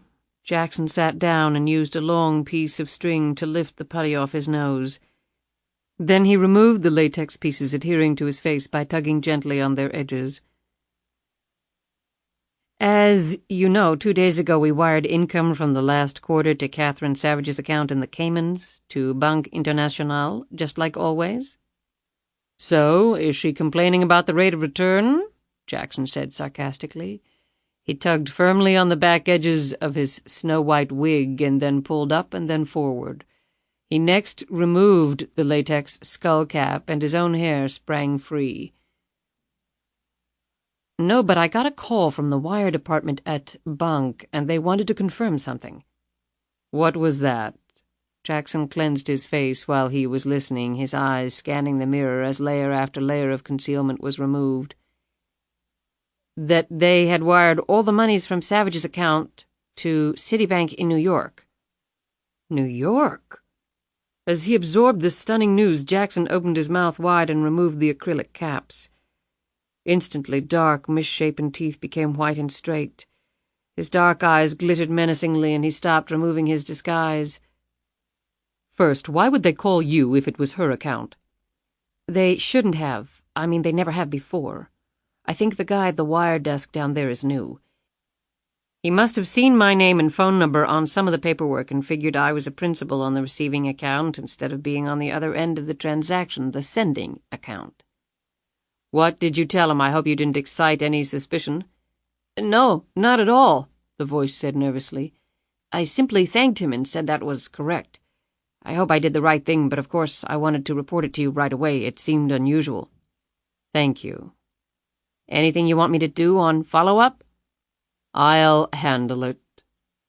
Jackson hung up the phone. He sat back and fiddled absently with the wig. None of LuAnn's money was ever supposed to end up in the United States. Money in the United States was traceable. Banks filed 1099s with the IRS and other documents detailing income and account balances. Social Security numbers were communicated and kept as part of the official record. Filings with the IRS on behalf of the taxpayer were required. None of that was ever supposed to happen in LuAnn's case.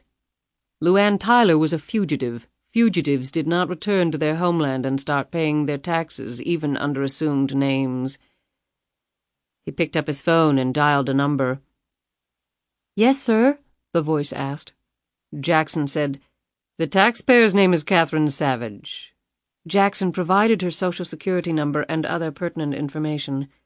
"You will find out immediately whether she has filed a U.S. tax return or any other type of documents with the IRS.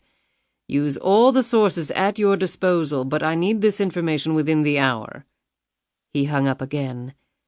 For the next 45 minutes, he walked around his apartment wearing the portable phone and headset, a requirement when you liked to pace and your apartment was as large as Jackson's was.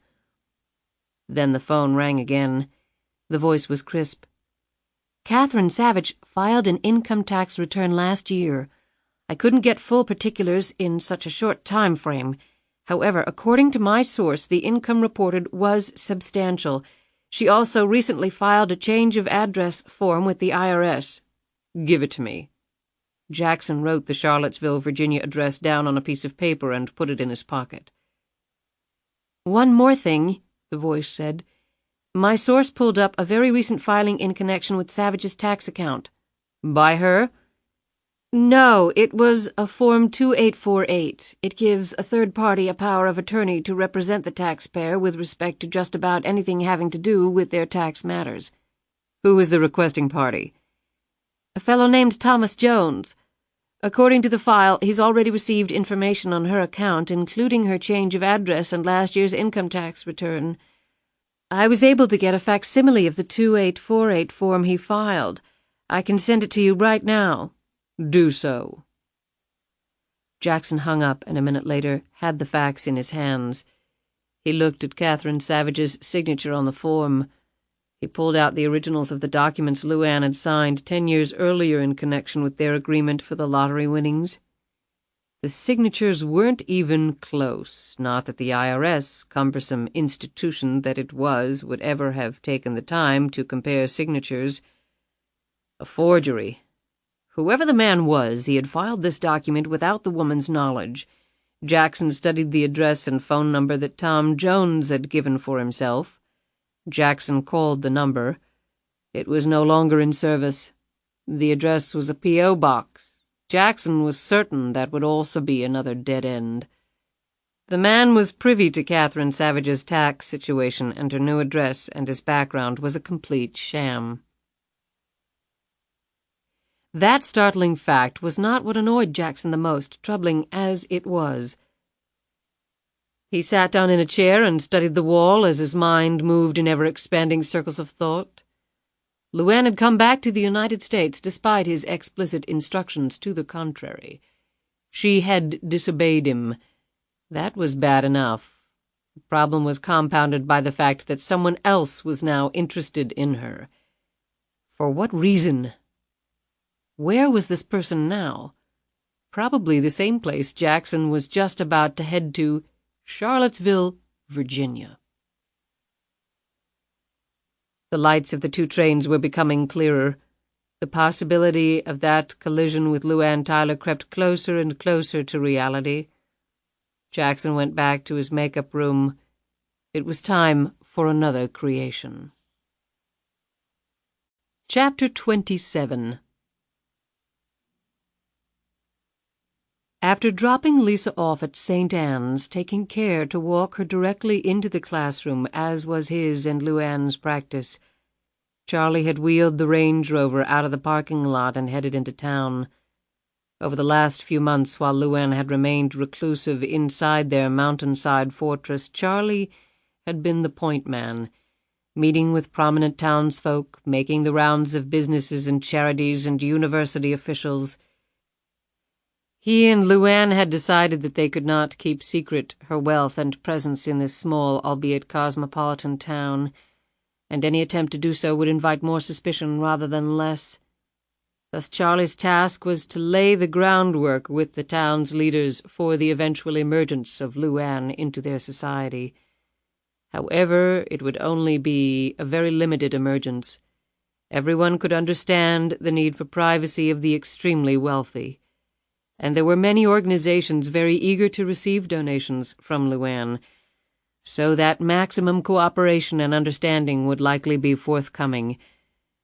That pipeline had already been opened, as LuAnn had donated over $100,000 to several local causes. As he headed down the road, Charlie shook his head wearily. All these plans, strategies, and whatnot. Being phenomenally wealthy was a big pain in the ass. Sometimes he yearned for the old days. A few bucks in his pocket, a beer nearby, and a pack of smokes when he wanted it. A fight on the tube. He smiled wryly. LuAnn had finally gotten him to stop smoking about 8 years ago, and he knew that had prolonged his life considerably. But he was allowed an occasional cigar. She wasn't about to mother him to death.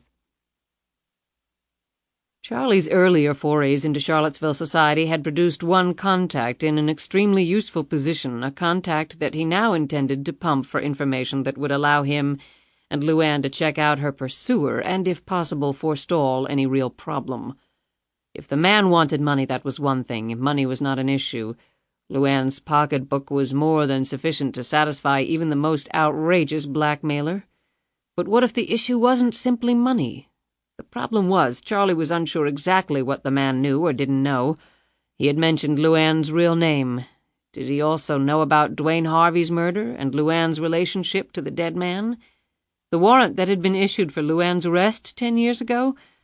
And how had he tracked LuAnn down after all these years?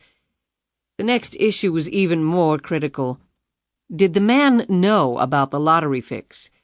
LuAnn had told Charlie all about the man calling himself Rainbow. Rainbow might have figured it out. He had followed her, watched her buy a lottery ticket, leave immediately for New York, and win a fortune. Had the man known it was rigged, and had he told anyone? LuAnn had not been sure. And what happened to Rainbow? Charlie licked his lips nervously. He had never really known Jackson, never even seen him. but while he had worked for him he had talked to the man often. The tones of Jackson's voice had been unremarkable, even calm, direct, supremely confident. Charlie had known people just like that. These men weren't the blusterers, the ones who always said a hell of a lot more than they ever had the courage or ability to back up in reality. They were the ones who looked you dead in the eye, said precisely what they intended to do with little fanfare or hyperbole, and then simply did it. These types would efficiently disembowel you and not lose any sleep over it. Jackson, Charlie had long ago decided, was one of those. Despite his own toughness and strength, Charlie shivered slightly. Wherever Rainbow was, it wasn't among the living, that was for damn sure. Charlie drove on, lost in thought.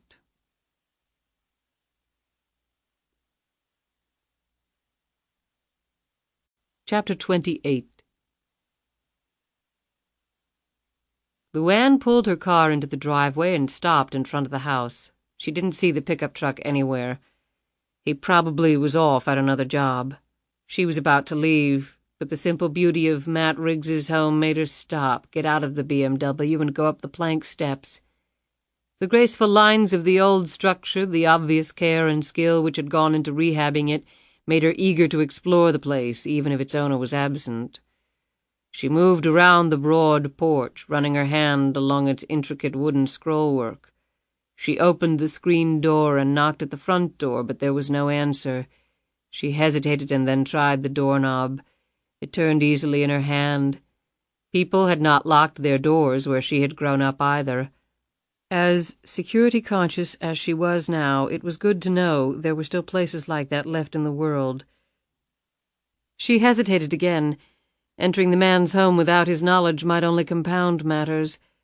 However, if he never found out, she might be able to obtain some useful information about him, something she could use to help extricate herself from this potential disaster.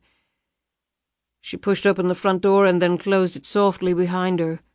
The living room had random-width oak flooring, splotched and mottled with age. The furnishings were simple but carefully arranged, and each was of excellent quality. LuAnn wondered whether Matt Riggs bought the pieces in broken condition and then worked on them. She moved through the rooms, stopping to admire the man's handiwork here and there. The slight smell of varnish hovered over various pieces of furniture. The place was neat and clean. There were no pictures of family, no wife, no kids. She didn't know why, but this struck her as odd. She reached his office and peered inside. Quietly moving over to his desk, she stopped for a moment as she thought she heard a sound come from somewhere within the house. Her heart started to race, and she briefly contemplated fleeing. The sound wasn't repeated, however, and she calmed down and seated herself behind the desk. The first thing that caught her eye was the paper on which Riggs had jotted down the notes. Her name and other information about her. She glanced at the information on the Honda. She looked at her watch.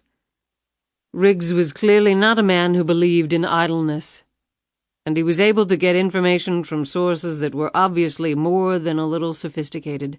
That was troubling. LuAnn jerked her head up as she looked out the broad window into the courtyard. There was a barn-like structure there. The door was open slightly. LuAnn had thought she had noted movement there. As she got up to go outside, her hand dipped into her jacket pocket and closed around the .38.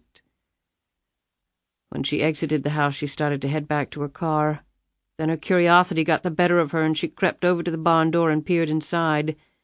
An overhead light illuminated the area well. It was set up as a workshop and storage facility. In front of two entire walls were sturdy workbenches and tables and more tools than LuAnn had ever before seen in one place. The two other walls had shelving where wood supplies and other materials were stacked in precise configurations. As LuAnn moved inside, she eyed the staircase at the rear of the structure.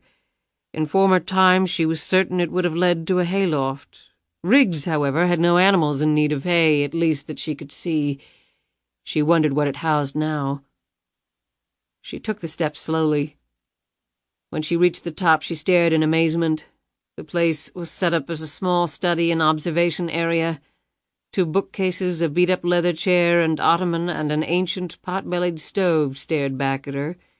In one corner, an old-fashioned telescope was set up to look out a huge window in the rear of the barn. As LuAnn climbed up and looked through the window, her heart started to pound. Riggs's truck was parked behind the barn. As she turned to run down the stairs, she found herself staring down the barrel of a 12-gauge shotgun. When Riggs saw who it was, he slowly lowered the weapon. "What the hell are you doing here?" She tried to move past him, but Riggs grabbed her arm. She just as quickly pulled it free. "You scared me to death," she said. "Sorry, now what the hell are you doing here?" "Is this how you usually welcome company into your home?" "Company usually comes in through the front door, and only after I've opened it." He looked around. "This sure as hell isn't my front door, and I don't remember inviting you in." LuAnn moved away from him as she looked around the space and then returned her gaze to his angry features. "This is a nice place to come and think. How would you like to build me something like this at my house?" Riggs leaned up against the wall. He still held the shotgun in the down position, but he could swing it up into a firing position in the matter of a second. "I would think you'd want to see my work on the fence before you hired me for something else, Miss Savage."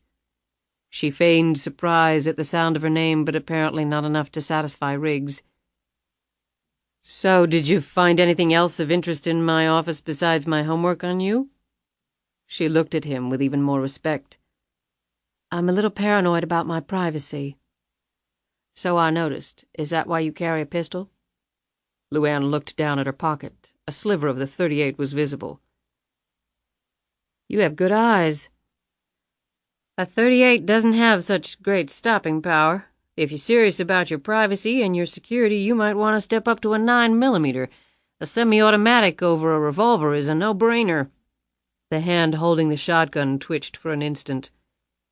"I'll tell you what. You take the revolver out, muzzle first, and I'll stop fussing with my shotgun here."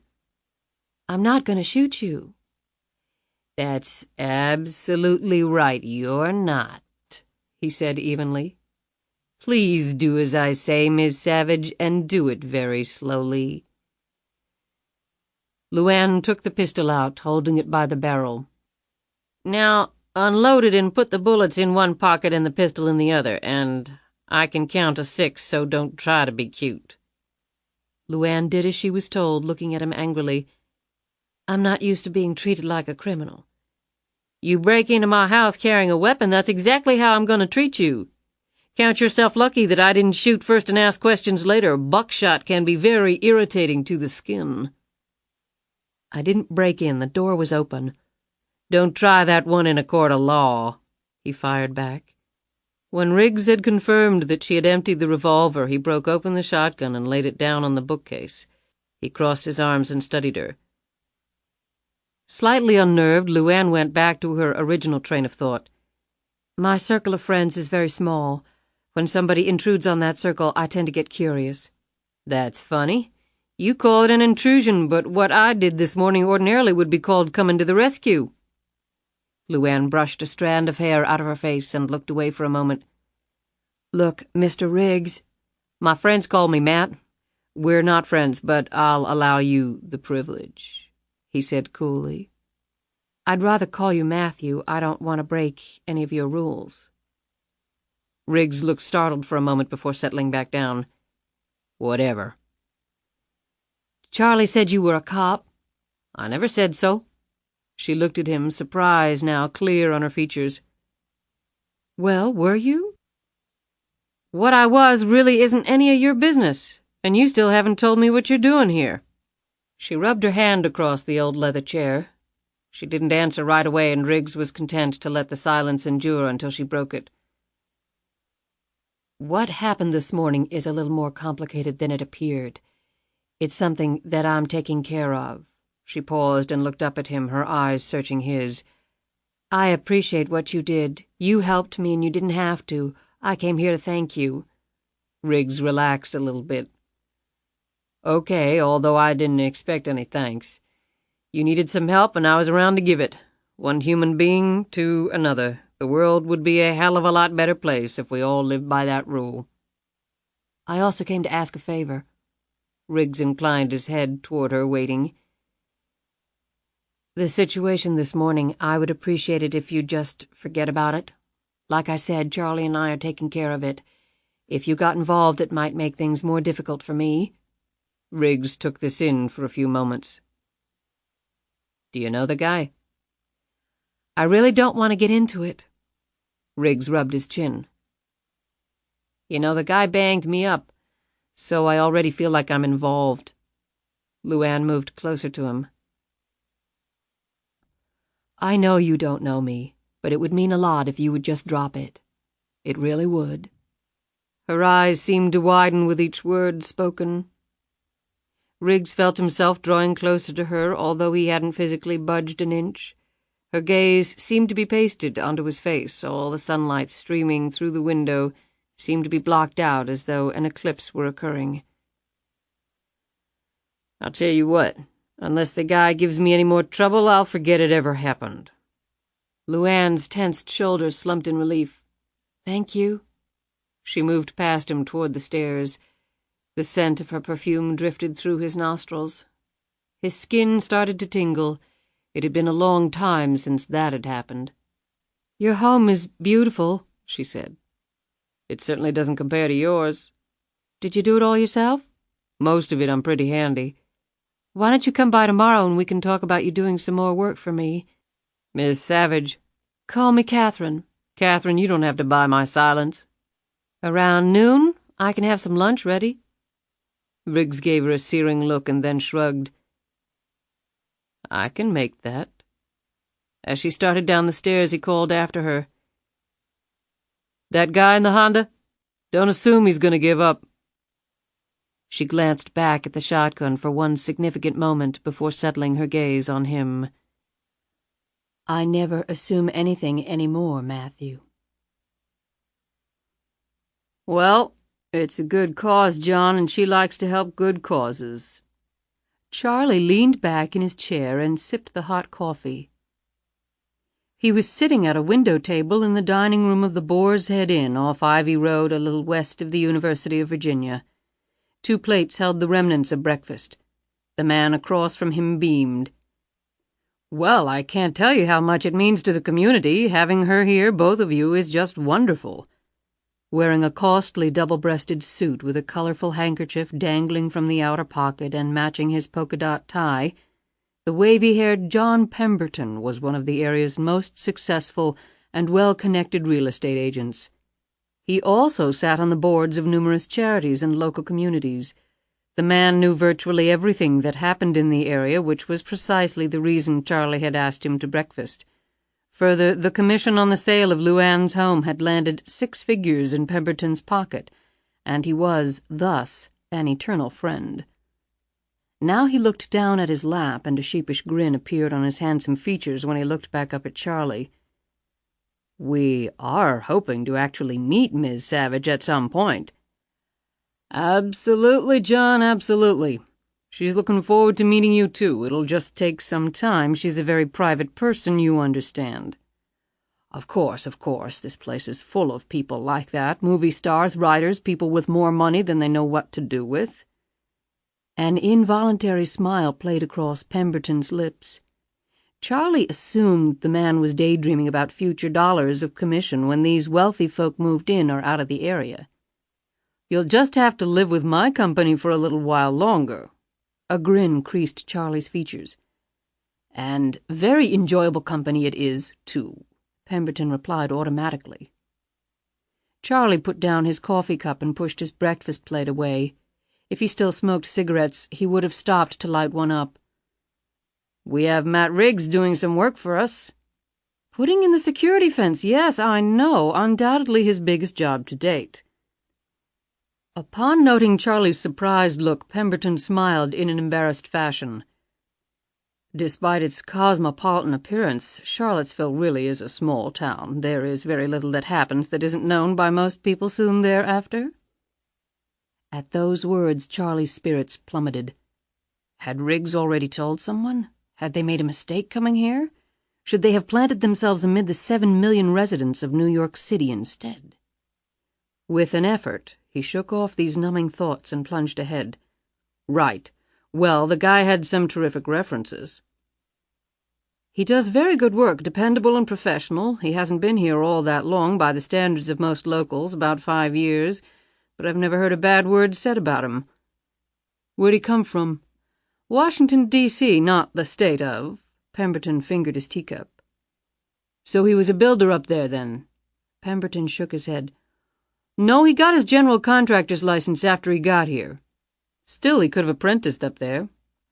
I think he had some natural talent for the trade. He's a first-rate carpenter, but he apprenticed with Ralph Steed, one of our best local builders, for 2 years. Ralph passed away about that time, and that's when Riggs went out on his own. He's done very well. He's a hard worker, and landing that fence job doesn't hurt any. True. Still, the guy just shows up in town one day and plunges into something new. That takes some balls. I mean, I've met him, and it wasn't like he would have been fresh out of college when he came here. No, he wasn't. Pemberton looked around the small dining area. When he spoke next, it was with a lowered voice.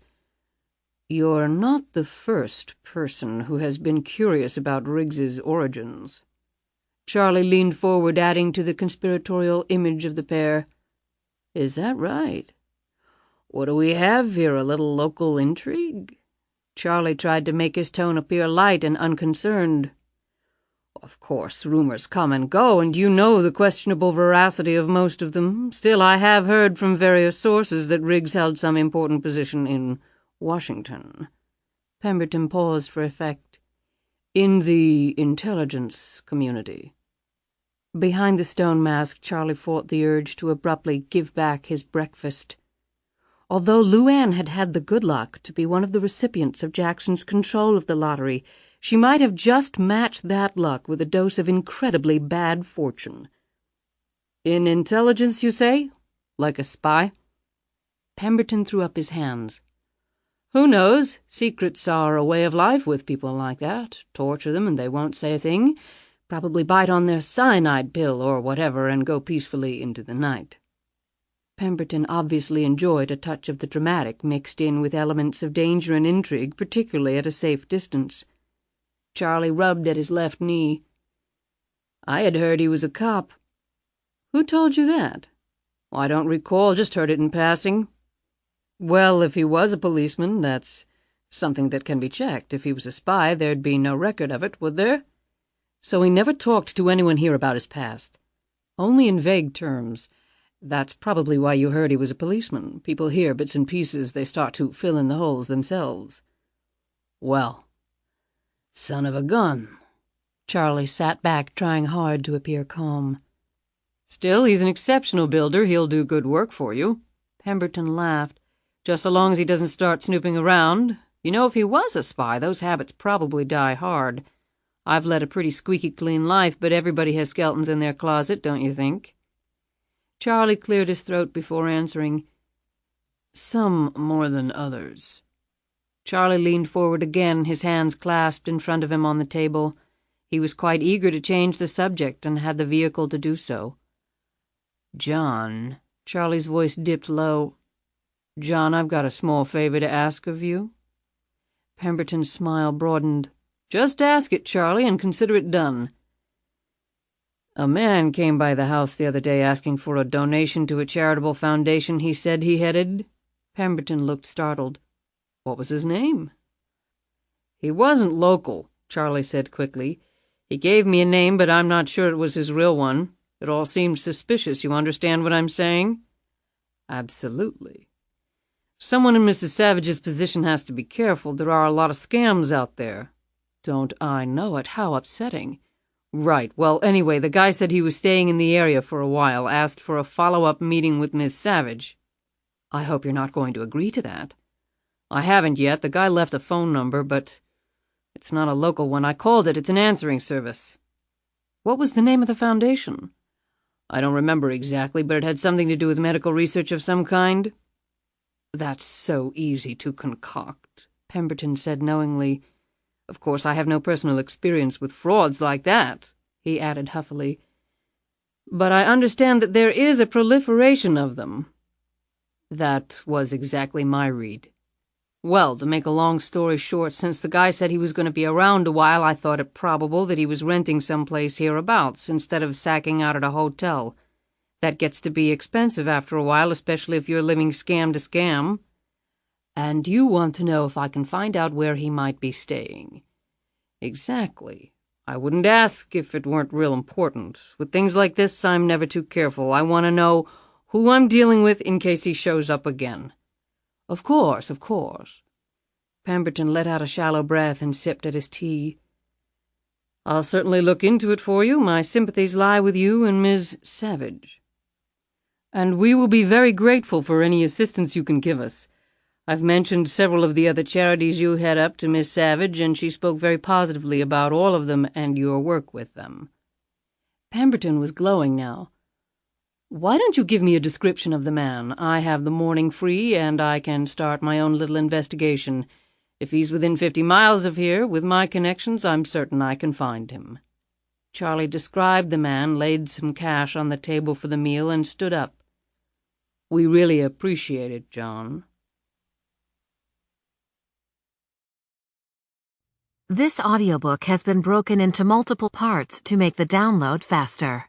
You have reached the end of a part, but not the end of the complete audiobook. So please check your library for the next part of this audiobook. Audible hopes you have enjoyed this program. This is Audible.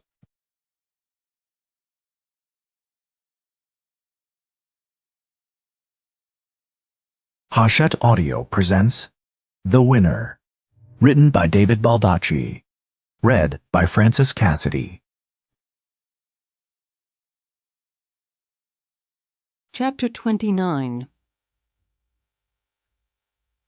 Thomas Donovan scanned the city streets for a parking spot.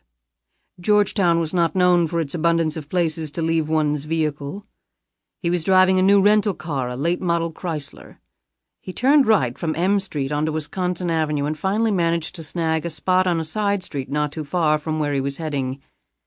A light rain began to fall as he walked down the street. The quiet area he soon found himself in harbored an elite neighborhood of towering brick and clapboard residences, which were home to high-ranking businessmen and political types. He eyed some of the homes as he walked along. In the lights visible through intricately designed windows, Donovan could make out well-dressed owners settling down in front of warm fires, coddling drinks and exchanging light kisses as they went through their rituals of relaxation after another day of perhaps changing the world, or merely adding to their already hefty investment portfolios. So much wealth and power rested in this area that an energy seemed to wash up from the brick sidewalks and hurtle Donovan along at a furious clip. Money and power had never been overriding ambitions of his. Despite that, his occupation often placed him in close proximity to those who held the attainment of one or both of these prizes above all else.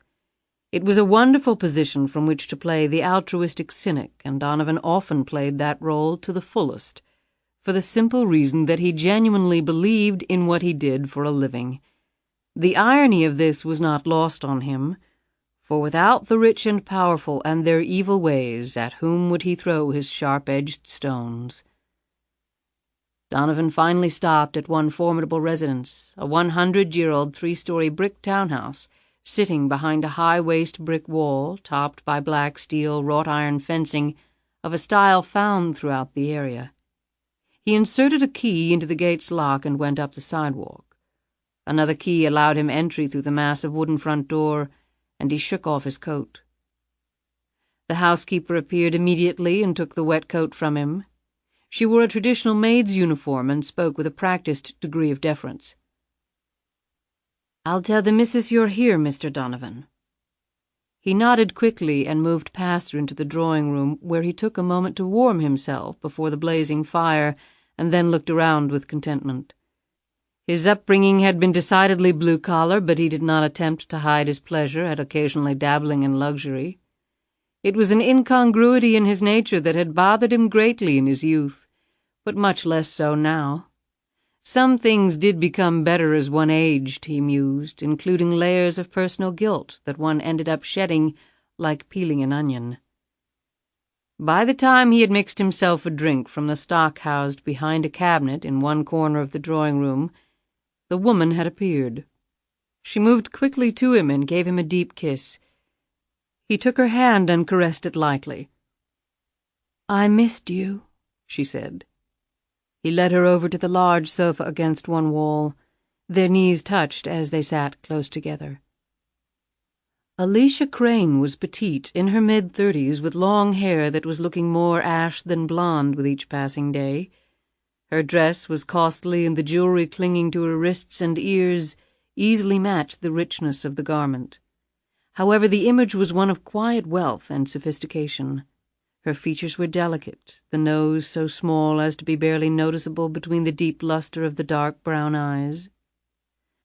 While she was not a traditional beauty, her obvious wealth and refinement had inspired a certain look that was pleasant enough.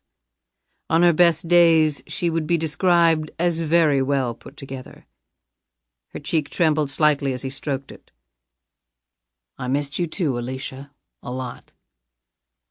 "I don't like it when you have to be away." Her voice was cultured and dignified, its cadence slow and exact. It was a voice seemingly too formal for a relatively young woman. "Well, it's part of the job." He smiled at her. "But you're making that job a lot more difficult to do." He was attracted to Alicia Crane. While not the brightest star in the universe, she was a good person without the pretenses and airs that her level of wealth usually stamped on its possessors. With a start, she stared. "Why in the world did you shave off your beard?" Donovan rubbed his hand across the smooth skin. "Change of pace," he said quickly. "You know men go through their own form of menopause. I think it took about 10 years off the mug. What do you think?" "I think you're just as handsome without it as you were with it. In fact, you remind me a little of Father. When he was a younger man, of course." "Thanks for lying to an old man." He smiled. "But being compared to him, well, that's high praise." "I can have Maggie put on some supper. You must be starved." She gripped his hand with both of hers. "Thank you, Alicia. And maybe a hot bath after that?" "Of course. The rain is so chilling this time of year." She hesitated for a moment. "Will you have to leave again so soon? I was thinking we could go down to the islands. It's so beautiful this time of year." "That sounds wonderful, but I'm afraid it'll have to keep. I have to leave tomorrow." Her disappointment shone through on her face before her gaze dropped. "Oh, I see." He tucked one hand under her chin and stared into her eyes. "Alicia, I had a breakthrough today. A breakthrough that I wasn't sure would happen. It was a risk on my part, but sometimes you have to take risks if you want the payoff." He remembered from that morning the haunted look in LuAnn Tyler's eyes. "All that sniffing around, never sure if anything's going to turn up. But that's all part of the game." "That's wonderful, Thomas. I'm so happy for you. But I hope you didn't place yourself in personal danger. I don't know what I would do if anything happened to you." He sat back as he contemplated his daredevil morning. "I can take care of myself, but I don't take unnecessary risks. I leave that for the kiddies coming up." His voice was calming. He glanced over at her. The look on her face was that of a child listening to her favorite hero recount a past adventure. Donovan finished his drink. A hero. He liked the feeling. Who wouldn't? Who didn't need that kind of unadulterated admiration every now and then? He smiled deeply and gripped Alicia's small hand in his. "I promise you something. After I break this story, we're going to take a long vacation, just you and me, someplace warm with plenty to drink, and I can dust off my talents as a sailor. I haven't done that in a long time, and I can't think of anyone I'd rather do it with. How's that sound?" She laid her head against his shoulder and squeezed his hand tightly. "Wonderful." Chapter 30. "You invited him for lunch?" Charlie stared at LuAnn with a mixture of anger and frustration on his grizzled face. "Would you mind telling me why you did that? And would you mind telling me why the hell you went there in the first place?" They were in Charlie's office. LuAnn stood next to the bulky desk while Charlie sat in front of it. He had unwrapped a thick cigar and was about to light it when LuAnn had delivered the news of her excursion that morning. Defiance was all over LuAnn's features as she scowled back at him. I couldn't just sit around and do nothing. I told you I was going to handle it. What, you don't trust my judgment anymore? Of course I do, Charlie. It's not that. LuAnn dropped her defiant stance, perched on the edge of his chair, and ran her fingers through his thinning hair. I figured if I could get to Riggs before he had a chance to do anything, apologize, and then get him to drop it, we'd be free and clear. Charlie shook his head, wincing as a small pain worked at his left temple. He took a deep breath and put an arm around her waist. LuAnn, I had a very informative conversation with John Pemberton this morning. Who? Real estate agent. Guy who sold us the house. That's not important. What is relevant is the fact that Pemberton knows everybody and everything that goes on in this town. He's trying to track down the guy in the Honda for us right now. LuAnn jerked back. You didn't tell him. I concocted a cover story and fed it to him. He slurped it up like it was the sweetest ice cream in the world. We both have gotten real good with making up stuff over the years, haven't we? Sometimes too good, LuAnn said gloomily. It's getting harder and harder to remember what's true and what's not. I also talked to Pemberton about Riggs, trying to get some of the guy's history out to try and get a feel for the guy. He's not a cop. I asked him and he said he wasn't. You said he was. I know, a screw-up on my part, but Riggs led me to believe he was. So what the heck was he, and why all the secrecy? A funny question coming from you. LuAnn jabbed an elbow playfully into Charlie's side. Her smile disappeared with Charlie's next words. Pemberton thinks Riggs was a government spy. A spy? Like the CIA? Who the hell knows? It's not like the guy's going to advertise what outfit he was with.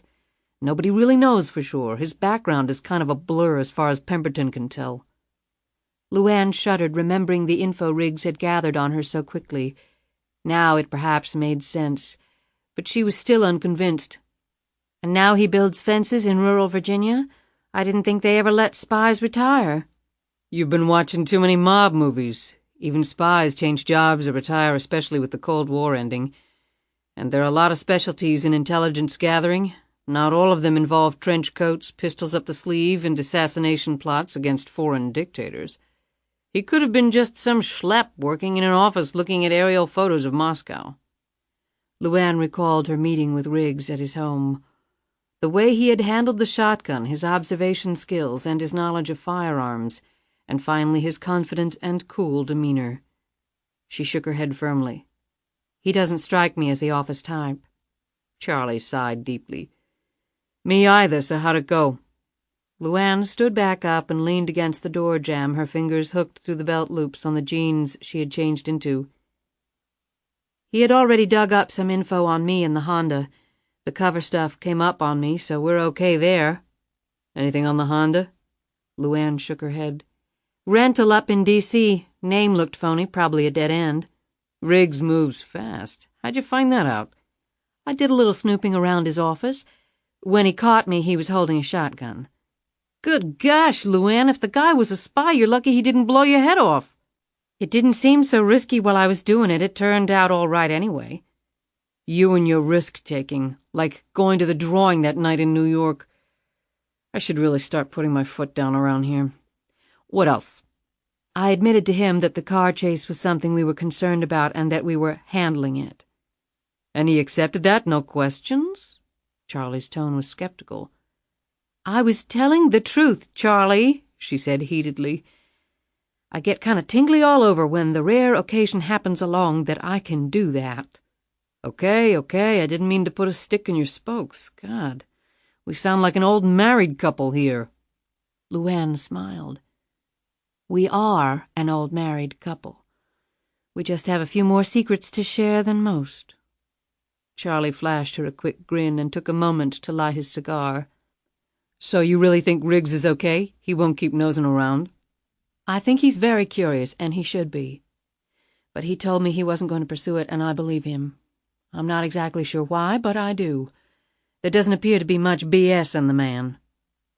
And him coming over for lunch tomorrow, I take it you want to get to know him a little better? LuAnn studied Charlie's face for a moment.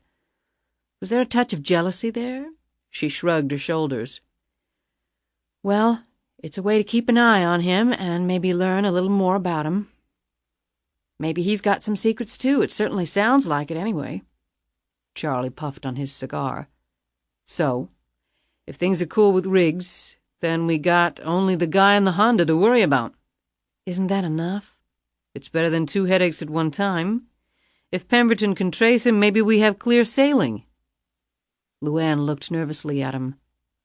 "If he finds him, what are you going to do?" "I've been thinking about that. I think I've decided to play straight with the man, call his hand and see what the hell he wants. If it's money, maybe we see what we can work out. And if it's not just money he wants?" She had difficulty getting the next part out. "What if he knows about the lottery?"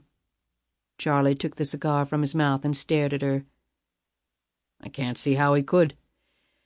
But in the 1,000,000,000 chance he does, there are a lot of other places in the world we can live, LuAnn. We could be gone tomorrow if we need be." "On the run again," she said, her tone bone-tired. "Consider the alternative. It's not pleasant." She reached out and plucked the cigar from between his fingers. Clenching it between her teeth, she drew the smoke in and then let it slowly out. She handed it back to him. "When is Pemberton supposed to get back to you?" "No set time. Could be tonight, could be next week." "Let me know when you hear from him." "You'll be the first one to know, m'lady." She turned to leave. "Oh, am I invited to this lunch tomorrow?" he asked. She glanced back.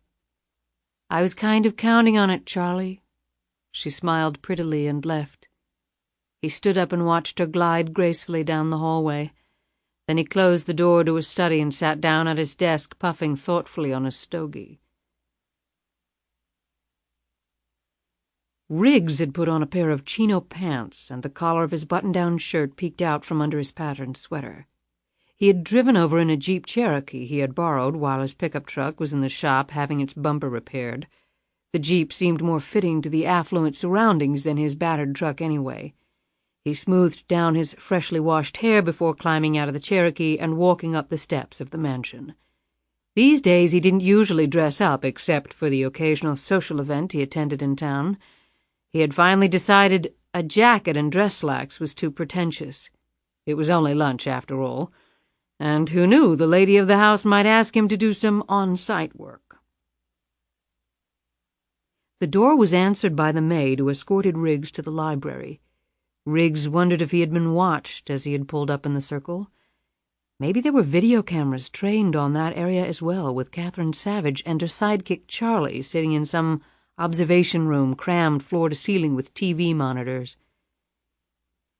He looked around the spacious area and noted with due respect the numerous volumes lining the walls. He wondered if they were for show only. He had been in places where that was the case. Somehow he didn't think that was true here. His attention fell upon the photos lining the fireplace mantel. There were ones there of Charlie and a little girl who strongly resembled Catherine Savage, but none of Catherine Savage. That seemed odd, but the woman was odd, so there was some semblance of consistency there. He turned when the double doors to the library opened. His first real encounter with the woman in his reconfigured hayloft had not prepared him for his second. The golden hair tumbled down the stylishly flared shoulders of a black one-piece dress that ended at her bare calves and didn't miss any contour of her long, curvy body along the way. It struck him that on her the garment would have seemed equally appropriate at a state fair or a White House dinner.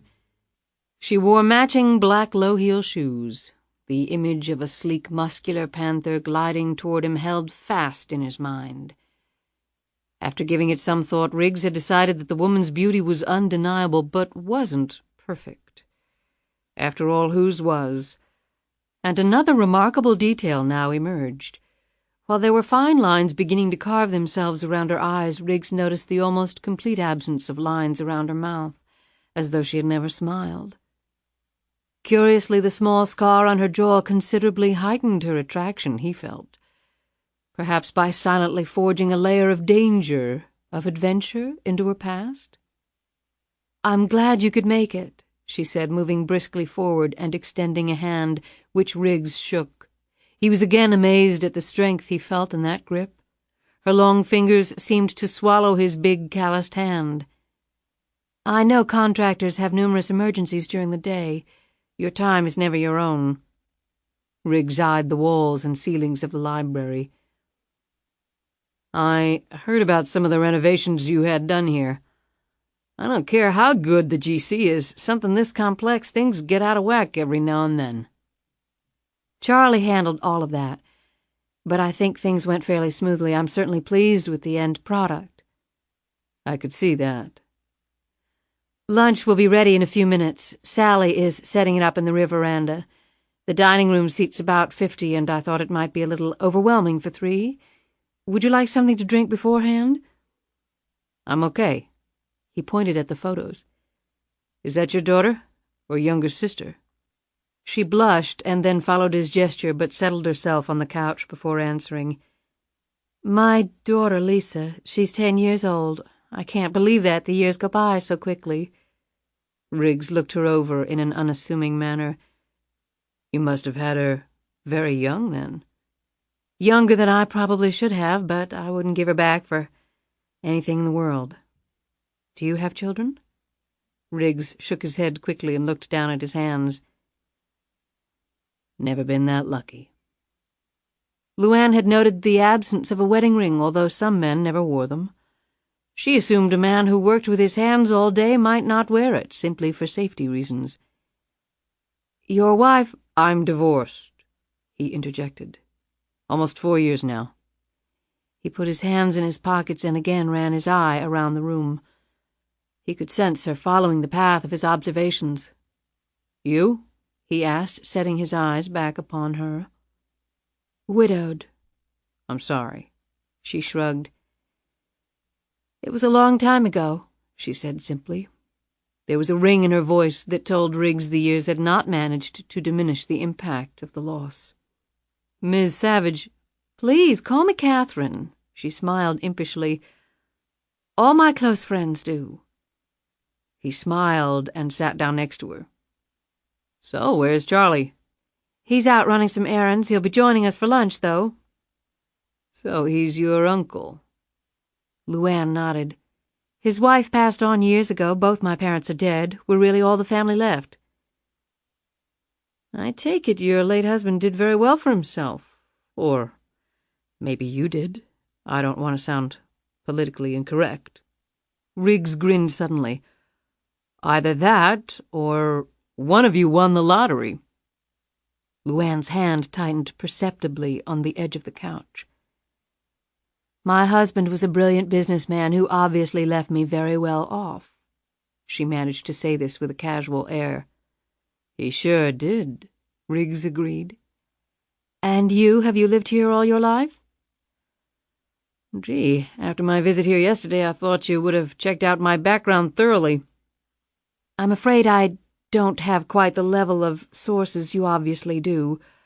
I didn't think builders had such an information network." Her eyes remained fixed on his. "I moved here about 5 years ago.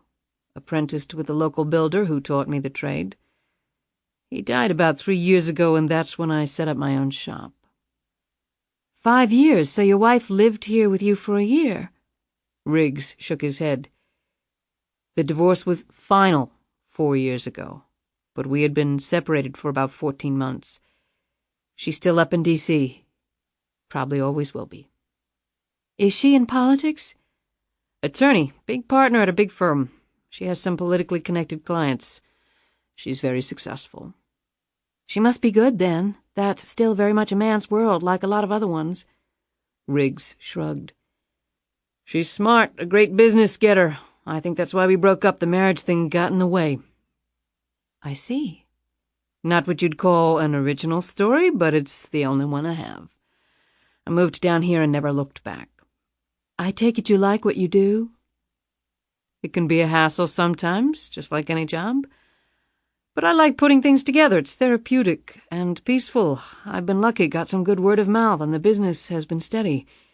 As you probably know, there's a lot of money in this area, even before you came." "So I understand. I'm glad your career change has worked out. He sat back while he digested her words, his lips pursed, his hands balled up into fists, but not in a threatening way. He chuckled. "Let me guess, you heard that I was either a CIA operative or an international assassin who abruptly decided to chuck all that and take up hammering and sawing in more placid surroundings." "Actually, I hadn't heard the assassin angle." They exchanged brief smiles. "You know, if you just told people the truth, they'd stop speculating." She couldn't believe she had just made that statement, but there it was. She looked at him with what she hoped was an air of complete innocence. "You're assuming that I care if people speculate about me. I don't." "That's beneath you, I take it?"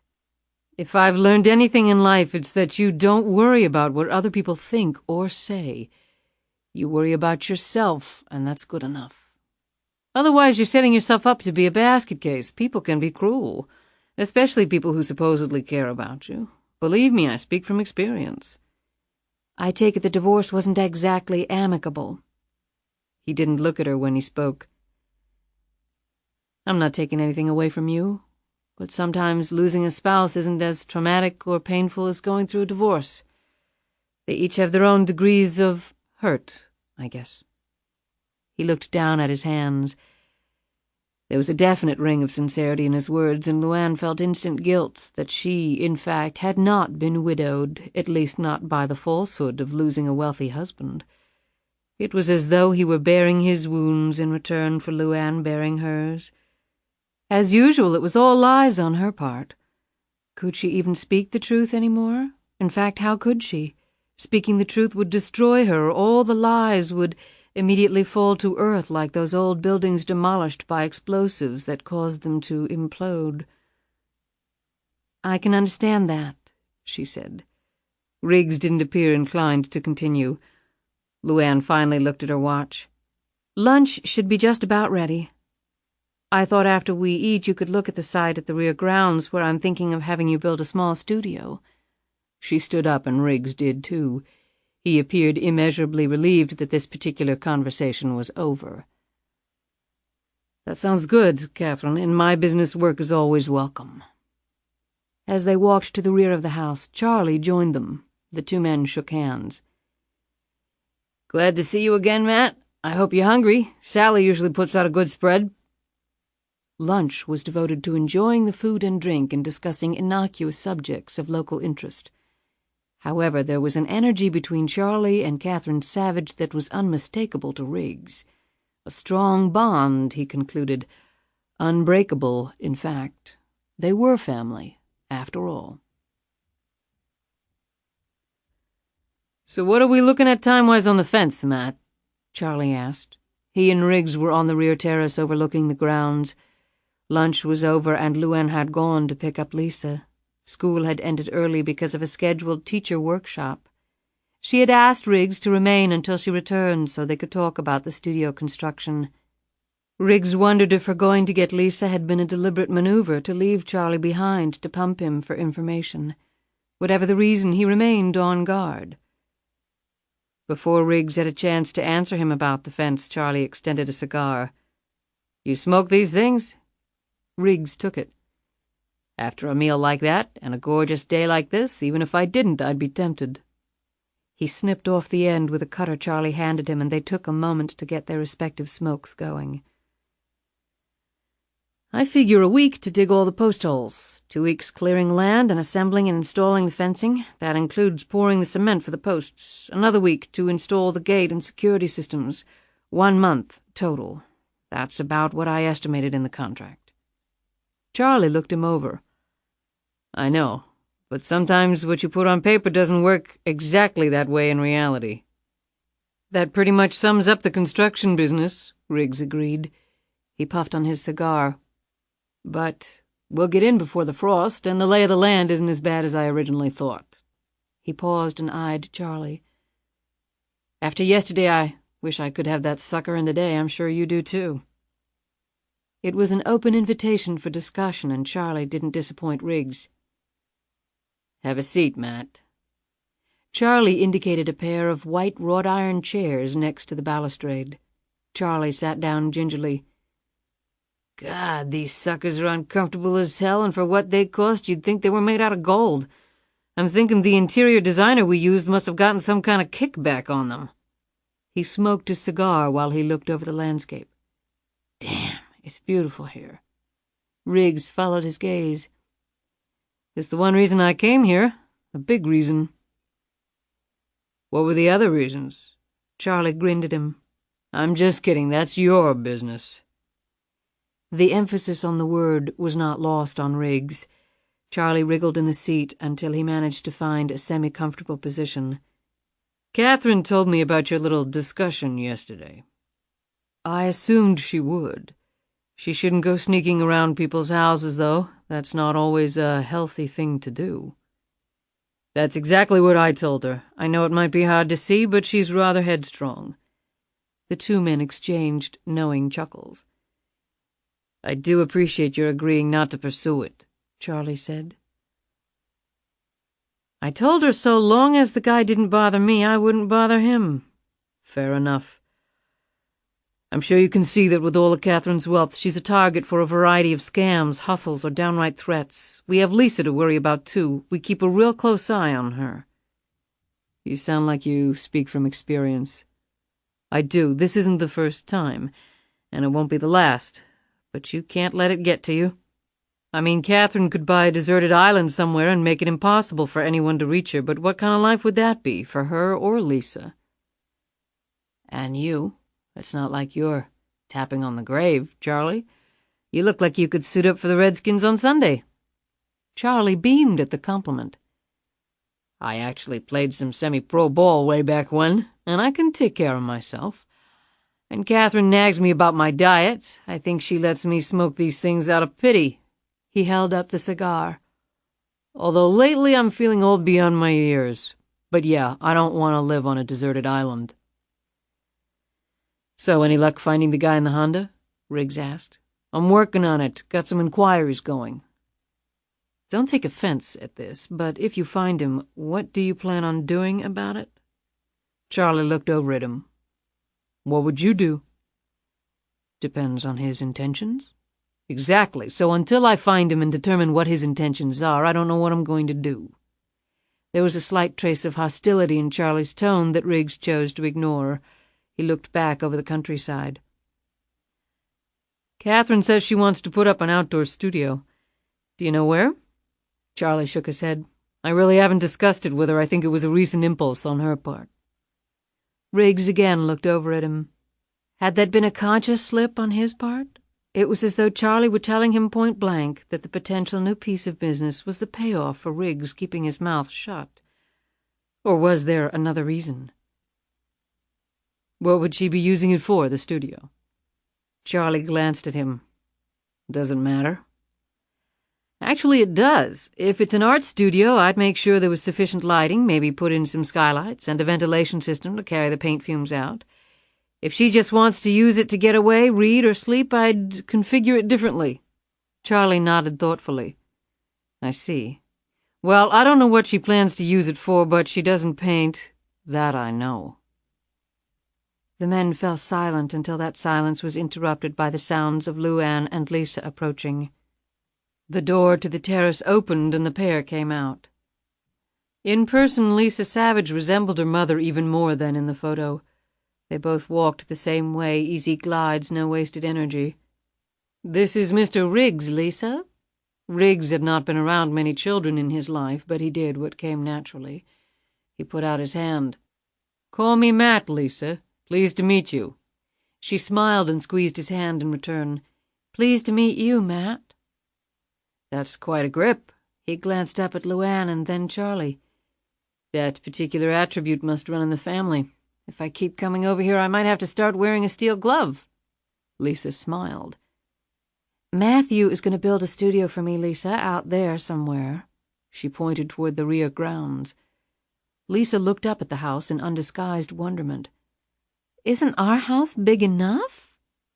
All the adults burst into laughter at that one, and finally Lisa joined in, too. What's the studio for? Lisa asked. Well, Maybe it'll be kind of a surprise. In fact, I might let you use it too, sometimes. Lisa grinned broadly at the news. "But only if you keep your grades up," said Charlie. "By the way, how'd your test go?" Charlie's tone was gruff, but it clearly was all a facade. It was obvious to Riggs that the old guy loved Lisa as much as he did her mother, if not more. Lisa's mouth dropped into a pout. "I didn't get an A." "That's okay, sweetie," Charlie said kindly. "Probably my fault. I'm not all that good with math." Lisa suddenly broke into a big smile. "I got an A+. Charlie playfully cuffed her head. "You got your mother's sense of humor, that's for sure." LuAnn said, "Miss Sally has some lunch ready for you. I know you didn't get a chance to eat at school. Run along, and I'll see you after I finish up with Matthew." LuAnn and Riggs walked through the rear grounds. Charlie had begged off. He had some things to do, he had said. After Riggs had walked the property, he pointed to a clearing that was level, had an unobstructed view of the distant mountains, but still had shade trees on two sides. "That looks like a nice spot. Actually, with this much land, you probably have a number of potential locations. By the way, if I knew what you were going to use the place for, I could make a more informed choice for the site." He looked around. "And you have a number of outbuildings already. Another option would be to convert one of those into a studio." "I'm sorry, I thought I was clear on that. I want it done from scratch. None of the other buildings would really do. I want it set up like yours. 2 stories. The first floor could be set up as a workshop for some of my hobbies. That is, when I get around to having some hobbies. Lisa is into drawing and she's getting pretty good. Maybe I could take up sculpting. That seems like a very relaxing pastime. On the second level, I want a wood stove, a telescope, comfortable furniture, built-in bookcases, maybe a small kitchen, bay windows." Riggs nodded and looked around. "I saw the pool area. Are you planning on a pool house and maybe tennis courts?" "Next spring. Why?" "I was just thinking that we might want to tie those and the studio into an overall plan. You know, use the same materials or some combo thereof with the pool house and the studio." LuAnn shook her head. "No, I want it separate. We'll put in a large gazebo for outdoor entertaining and all that. It'll be mostly Lisa using the pool and tennis courts. I want those facilities closer to the main house. The pool is already close. The studio I want farther away, sort of hidden." "That's fine. You certainly have the land." He checked out the slope of the property. "So do you swim or play tennis?" "I can swim like a fish, but I've never played tennis, and I really don't have any desire to start." "I thought all rich people played tennis. That and golf." "Maybe if you're born with money. I haven't always been wealthy." "Georgia." LuAnn looked sharply at him. "What?" "I've been trying to place your accent. Lisa's is all over the place. Yours is very faint, but it's still there. I'd guess you'd spent a lot of years in Europe, but you know what they say, you can take the girl out of Georgia, but you can't take Georgia out of the girl." LuAnn hesitated for a moment before replying. "I've never been to Georgia." "I'm surprised. I'm usually pretty good at gauging that." "Nobody's perfect." She flicked her hair out of her eyes. "So, what do you think?" She looked at the clearing. Riggs stared at her curiously for a moment before answering. "We'll have to draw up plans. They'll help you get it exactly the way you want, although it sounds like you have a pretty good idea already. Depending on the size and complexity, it could take anywhere from 2 to 6 months." "When could you start?" "Not any time this year, Catherine." "You're that busy?" "It's got nothing to do with that. No sane builder would start on a project like that now. We need architectural plans, and we also need to get building permits. The ground will be freezing soon, and I don't like to pour footers after that. And we wouldn't be able to get it framed and under roof before winter set in. Weather can get real nasty up here. This is definitely a next spring project." "Oh." LuAnn sounded deeply disappointed. She stared off at the site as though she was seeing her hideaway fully completed. Trying to make her feel better, Riggs said, "Spring will be here before you know it, Catherine, and the winter will allow us to work up a really good set of plans. I know a first-rate architect. I can set up a meeting." LuAnn was hardly listening. Would they even be here next spring? Riggs's news about the construction schedule had dissipated much of her enthusiasm for the project. I'll see. Thanks. As they walked back to the house, Riggs touched her shoulder. I take it you're not into delayed gratification. If I could put it up for you right now, I would. Some sleazy builders might take on the job and charge you a healthy premium and then proceed to turn out a piece of crap that'll fall down in a year or two. But I take pride in my work, and I want to deliver a quality job for you. She smiled at him. Charlie said you had excellent references. I guess I can see why. They were passing by the horse barn.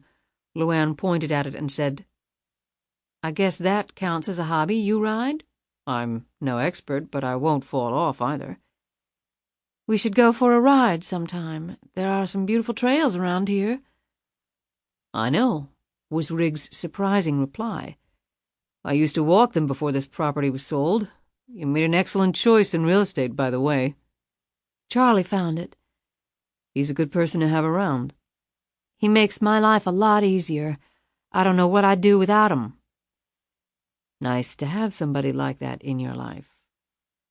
She cast a furtive glance at him as they continued back to the house. Chapter 31.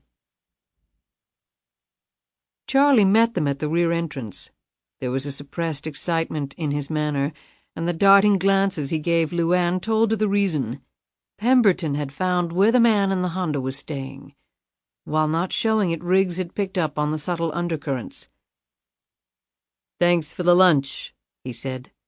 I'm sure you've got things to do, and I've got some appointments to take care of this afternoon. He looked over at LuAnn.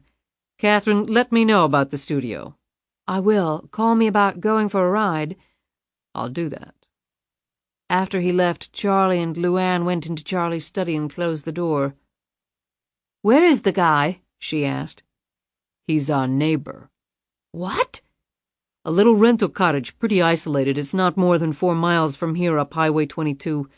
I looked at some land up near there when we were thinking of building. Used to be a big estate up there, but now there's just the caretaker's cottage. Remember we took a drive up there a while back? I remember exactly. You could walk or ride it through the back trails. I've done it. The guy could have been spying on us for a while. I know. That's what worries me. Pemberton gave me exact directions to the place. Charlie laid the paper with the directions down on his desk while he pulled on his coat. LuAnn took the opportunity to scan surreptitiously the directions and commit them to memory. Charlie unlocked a drawer of his desk. LuAnn's eyes widened as she watched him pull out the .38. He proceeded to load it. What are you going to do? She said fiercely. He didn't look at her as he checked the safety and put the gun in his pocket. Like we planned, I'm going to go check it out. I'm going with you. He looked at her angrily. The hell you are. Charlie, I am. What if there's trouble? You're saying that to me? You know what I mean. Let me check it out first, see what the guy's up to. I'm not going to do anything dangerous. So why the gun? I said I'm not going to do anything dangerous. I don't know about him. I don't like it, Charlie. You think I do? I'm telling you, it's the only way. Something happens, the last thing I want is you in the middle of it. I've never expected you to fight my battles for me. He touched her cheek gently. You're not exactly twisting my arm here. I want you and Lisa to be safe and sound. In case you hadn't noticed, I've kind of made that my life's work. By choice. He smiled. She watched him open the door and start to head out. Charlie, please, be careful. He looked back, noting the worry in her features. LuAnn, you know I'm always careful. As soon as he left, LuAnn went to her room, changed into jeans and a warm shirt, and pulled on sturdy boots. In case you hadn't noticed, Charlie, my life's work is to make sure you and Lisa are safe and sound. She grabbed a leather jacket from her closet and raced out of the house in the direction of the horse barn. She saddled Joy and then galloped off toward the maze of trails behind the mansion. As soon as Charlie hit the main road, Riggs started to follow from a safe distance in the Cherokee. Riggs had thought it a 50-50 possibility that something was going to happen as soon as he left. A friend of Riggs had mentioned seeing Pemberton and Charlie having breakfast the day before. That was smart on Charlie's part, and indeed was probably the path Riggs would have taken to track down the man in the Honda. That and Charlie's excited manner had been enough to convince Riggs that something was up. If he had been wrong, he wouldn't have wasted much time. He kept the Range Rover just in sight as it turned north onto Highway 22. It wasn't easy being invisible on the rural road, but Riggs was confident he could manage it. On the seat next to him was a shotgun. This time, he would be prepared. Charlie glanced to the right and left as he pulled the Range Rover underneath the cover of trees and then stopped. He could see the cottage up ahead. He might have wondered who would have built the place in the middle of nowhere, but Pemberton had informed him that the house had been a caretaker's cottage for a vast estate that was no longer in existence. Ironic that the tiny structure had outlived the main house. He gripped the pistol in his pocket and got out. Threading his way through the thick trees behind the cottage, he made his first stop the shed. Rubbing away the dirt and grime on the window, he was able to barely make out the black Honda inside. For this, he and LuAnn owed Pemberton a nice little donation to a charity of his choice. Charlie waited about another 10 minutes, his gaze glued to the small cottage, looking for any movement, any shadows falling across the windows. The place appeared unoccupied, but the car in the shed belied that appearance. Charlie moved forward cautiously. He glanced around, but did not notice Riggs crouched behind a stand of thick holly bushes to the left of the house. Riggs lowered his binoculars and surveyed the area. Like Charlie, he had detected no movement or sound coming from the cottage, but that didn't mean anything. The guy could be in there just waiting for Charlie to put in an appearance. Shoot first and ask questions later. Riggs gripped his shotgun and waited.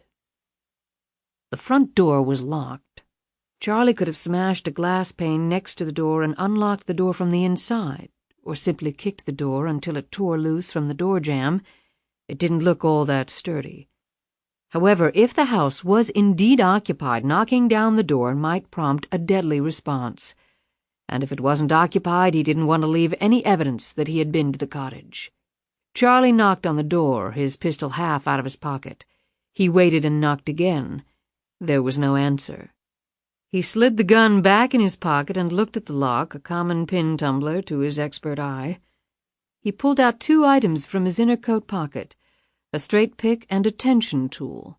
Fortunately, arthritis had not yet set into his fingers, or he would not have had the dexterity needed to pick the lock. He first slid the pick into the keyhole and then eased the tension tool underneath the pick. Using the pick, Charlie raised the tumbler pins to their open position, and the constant pressure from the tension tool kept the tumbler pins open. Charlie manipulated the pick, sensing the subtle vibrations of the pins until he was rewarded with a click. He turned the doorknob and the door swung open. He replaced his tools in his coat. His state pen degree had once again worked its magic.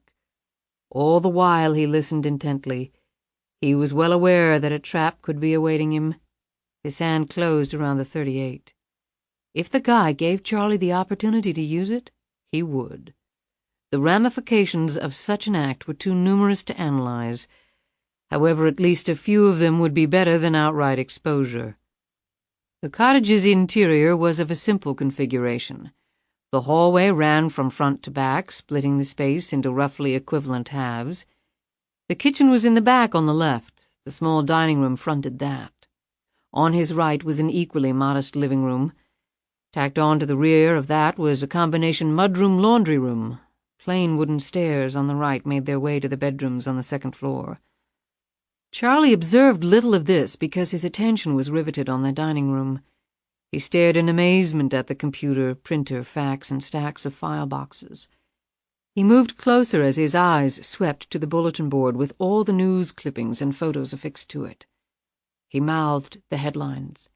LuAnn's face was prominent among the various photos. The whole story was there, the murders, LuAnn winning the lottery, her disappearance. Well, that had confirmed his suspicions. Now it remained to discover who the man was and, more important, what he wanted from them. He made his way around the room, carefully lifting papers here and there, studying the clippings, examining the file boxes. His eyes diligently searched for anything that would identify the man. However, there was nothing. Whoever was pursuing them knew what he was doing. Charlie moved to the desk and carefully slid open a drawer. The papers in there yielded nothing new. He tried the other drawers with similar results. For a moment he thought about turning on the computer, but his skills with that technology were about nil. He was about to begin a search of the rest of the house when a solitary box in the far corner caught his eye. He might as well hit that too, he figured. Lifting off the top, Charlie's eyes immediately started to twitch uncontrollably. The word shit passed almost silently from between his lips, and his legs made a serious threat of giving out on him. A single piece of paper stared back at him. The names were listed neatly on it. LuAnn's name was there. Most of the remaining names represented people Charlie was also familiar with. Herman Rudy, Wanda Tripp, Randy Stith, Bobby Joe Reynolds, among others. All past lottery winners. Most of them Charlie had personally escorted, like LuAnn. All of them he knew had won their fortunes with Jackson's help. Charlie steadied himself by placing a shaking hand on top of the windowsill. He had been prepared to find evidence of the man knowing all about the murders and LuAnn's involvement. He had not been at all prepared to learn that the lottery scam had been uncovered. The hairs on his forearms felt like they had suddenly been electrified. How? How could the guy have found out? Who the hell was he? He quickly put the box top back, turned, and headed out the door. He made sure it was locked before shutting it. He swiftly retraced his steps to the Range Rover, climbed in, and drove off. Donovan headed down Route 29. He had been on the road the better part of 2 hours on his return trip from Washington, and he was anxious to get back on the hunt. He sped up as he neared his final destination. On the drive down, he had thought of the next steps he would employ against LuAnn Tyler, steps designed to make her cave in, and do so quickly. If one approach failed, he would find another. The saving grace in all of this, a look of deep satisfaction came to his features as he thought of it, was that he had LuAnn Tyler over a barrel. The oft-quoted phrase was quite true. A chain was only as strong as its weakest link. And LuAnn, you are that rusty link, he said to himself, and you are not going to get away. He checked his watch. He would be at the cottage shortly. On the seat next to him was a small-caliber pistol. He didn't like guns, but he wasn't stupid either. Chapter 32. As Riggs watched Charlie drive off, he caught only a glimpse of the man's face. However, it was enough to tell him that something was up, and that what was up was all bad. After the Range Rover disappeared from his line of sight, Riggs turned around and stared at the cottage. Should he make an attempt as well to search the place? It might answer a lot of questions. He had almost decided to flip a coin when another development caused him to crouch down behind the holly tree again and return to his role of observer. LuAnn had tethered Joy to a tree in the woods about 100 yards from the clearing in which the cottage stood. She emerged from outside the tree line with the same graceful movements Riggs had observed in her before. She squatted down on her haunches and waited, surveying the area with quick darting movements of her head. Despite the impenetrable bulk of the holly tree, Riggs almost felt naked before her intense gaze. LuAnn studied the road at the same time Riggs studied her. Was she aware that Charlie had already come and gone? Probably not. However, her features gave away nothing. LuAnn silently watched the cottage for a time before moving over to the shed. Glancing through the same window Charlie had, she looked over the Honda. Then she lifted some dirt and grime from the windowsill and covered over the small opening Charlie had made in the filth. Riggs watched this procedure with growing respect.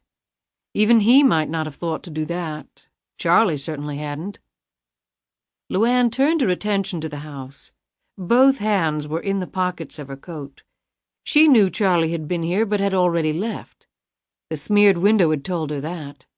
She also deduced he hadn't stayed very long because she had ridden Joy hard on the way over, and her route had been far more direct than the one Charlie had had to drive, although he had had a head start. His short stay meant he had found either nothing or something highly incriminating. Her instincts told her that it was almost undoubtedly the latter. Should she leave and return home and let him fill her in? While that would have been the most prudent thing to do, LuAnn quickly made her way to the front porch, and her hand closed around the doorknob. It didn't budge, despite the immense pressure she was exerting. She had no special tools to jimmy it as Charlie had, thus she moved on, looking for another way in and finding it at the rear of the cottage. The window finally opened under her persistent tuggings, and she quickly climbed inside. She silently descended from the windowsill to the floor and immediately crouched down. From her line of sight she could make out the kitchen. She had very acute hearing, and if someone had been in the small house she was certain she would have heard his breathing, no matter how shallow. She edged forward until she reached what should have been the dining room but had been set up as an office. LuAnn's eyes widened as she saw the news clippings on the bulletin board. As LuAnn's gaze swept around the room, she sensed there was something more at work here than a blackmail scheme. "Oh, hell!" Riggs ducked down after saying the words and watched in dismay as the Chrysler passed by him on the way to the cottage. The man was hunched over the steering wheel, but Riggs had no trouble recognizing him despite the beards having been shaved off. Thinking quickly, Riggs gripped his shotgun and hurried to his Cherokee. LuAnn flew to the back of the cottage as soon as she heard the car drive up. She raised her head a few inches above the windowsill. Her heart sank. Damn it! She watched Donovan pull around to the rear of the cottage and climb out of the Chrysler. Her eyes were riveted on the pistol he held in his right hand. He headed straight for the rear door. LuAnn backed away, her eyes darting every which way, looking desperately for an exit. The problem was there wasn't any, at least none that would be unobserved. The front door was locked, and if she attempted to open it, he would hear her. There was no time to wriggle through a window. The cottage was so small that he couldn't possibly fail to see her if she remained on the first floor. Donovan inserted the key in the door lock. If he had glanced through the paned door window, he would have spotted LuAnn immediately. The door began to open. LuAnn edged back into the dining room and was about to head upstairs and try for an escape from the second floor when she heard it.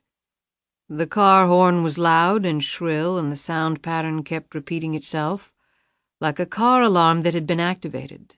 She crept back to the window and watched as Donovan jerked to a halt, slammed the door closed, and then ran around to the front of the cottage. LuAnn lost no time. She launched herself through the same window she had used to enter, did a roll, and came up running. She made it to the shed and crouched down. The horn was still beeping. She ran to the far side of the shed, peered around the edge, and watched as Donovan advanced down the road. Away from her, toward the sound, his pistol making wide sweeps as he did so. The hand that suddenly gripped LuAnn's shoulder almost made her scream. "Where's your horse?" Riggs's voice was even and calm. She looked at him, the whiplash of fear receding as quickly as it had appeared. "About 100 yards that way." She jerked her head in the direction of the thick woods. "Is that your car alarm?" Riggs nodded and gripped his car keys tightly. One eye on Donovan and the other on their avenue of escape, Riggs rose to his feet and pulled LuAnn up with him. "Ready? Go."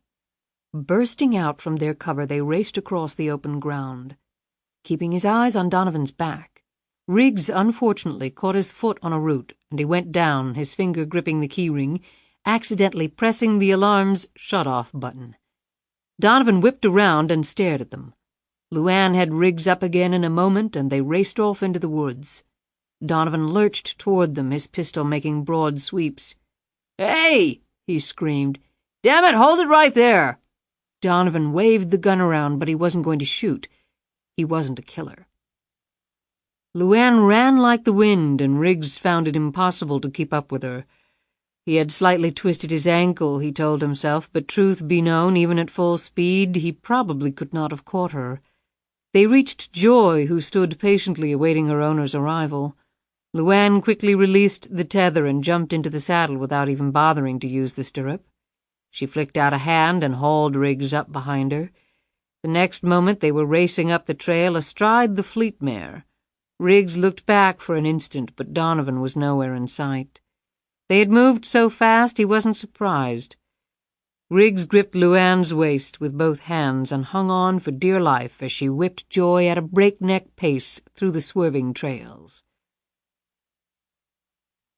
They had returned Joy to the horse barn and were walking back to the main house before Riggs broke the silence.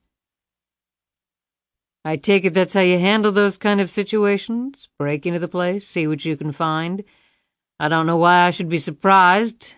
That's what you did with me." He looked at LuAnn with angry eyes. She matched the look. "I didn't break into your place, and I don't remember asking you to follow me." "I followed Charlie, not you," he corrected her. "But it's a damn good thing I was there, wasn't it? 2 times in 2 days. At this rate, you'll wear out your 9 lives in a week." She kept walking, her arms crossed in front of her, her eyes staring resolutely ahead. Riggs stopped. She stopped, too, and looked down for an instant. When she looked up, there was a far softer countenance confronting him. "Thank you, again. But the more distance you put between the 3 of us and yourself, the better off you'll be. I guarantee it. Forget the fence. I don't think we'll be staying on here. Don't worry, I'll pay you for it anyway." She stared at him for a moment longer, trying to push away feelings that had been strangers to her for so long that they now simply frightened her. "Have a good life, Matthew." She turned and headed for the house. "Catherine?" She kept walking. "Catherine," he said again. She finally stopped. "Would you please tell me what's going on? I might be able to help you." "I don't think so." "You never know." "Believe me, I know." She started toward the house again. Riggs stood there staring after her. "Hey, in case you forgot, I don't have a car to get home in." When she turned around, the keyring was already sailing through the air. Riggs caught it in the palm of his hand. "Take my car, it's parked out front. Keep it as long as you like, I've got another one." On that, she spun back around and disappeared into the house. Riggs slowly pocketed the keys, shaking his head in absolute frustration. Chapter 33. "Where the hell have you been?" Charlie came out of his study and leaned up against the door jamb. His face was still pale, a detail LuAnn picked up on immediately. "Same place you were?" she said. "What? LuAnn, I told you." "You weren't alone. Riggs followed you. In fact, he managed to save me again. If he happens to do it once more, I might have to consider marrying the man." Charlie went a shade paler. "Did he go inside the house?" "No, but I did." "How much did you see?" Charlie asked nervously. LuAnn swept past him and into the office. "I don't want Lisa to hear." Charlie closed the door behind him. He went straight over to the liquor stand and poured himself a drink. LuAnn watched his movements in silence for a moment before speaking. "Apparently, you saw more than I did." He turned to her and downed the drink in one motion. "The news clippings on the lottery, the murders?" LuAnn nodded. "I saw them. After my first encounter with the man, I wasn't very surprised to see that." "I wasn't either." "Apparently there was more, though." She looked at him pointedly at the same time she sat down on the sofa, folding her hands in her lap and collecting her nerves as best she could.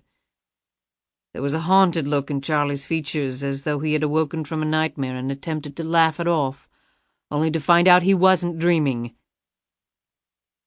"I saw some names, a list of them, in fact. Yours was on there." He paused and put the glass down. His hands were shaking. LuAnn braced herself. "Herman Rudy, Wanda Tripp, Randy Stith, they were on there too. I escorted them all in New York." LuAnn slowly rested her head in her hands.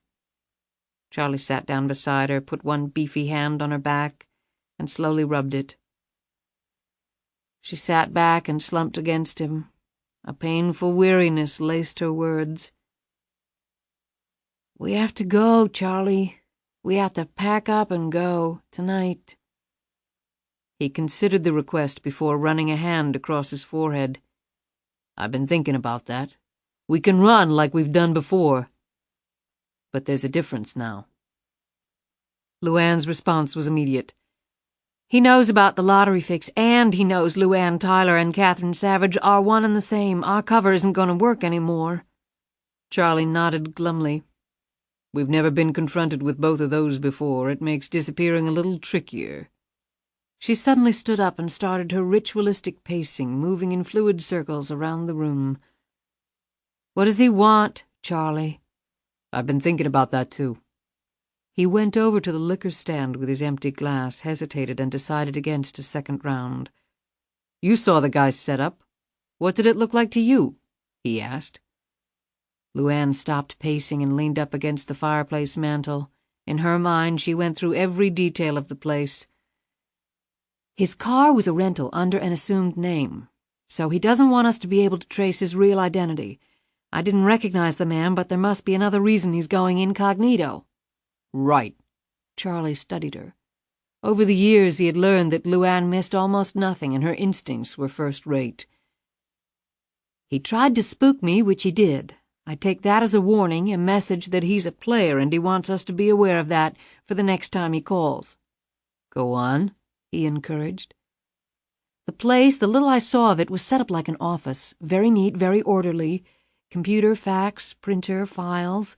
It was like he had made all of this some special research project." "Well, he would have had to do a ton of research to figure out the lottery scam. Jackson's no dummy." "How do you think he did it, Charlie?" He rubbed his chin and sat down in front of his desk. "Well, we don't know for absolute certain that he's figured it all out. I just saw the list, that's all."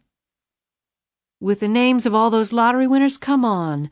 How long did Jackson run the scam, anyway?" Charlie shook his head. "I don't know. I was there for 9 of them, including you. Started in August. You were Miss April, my last gig."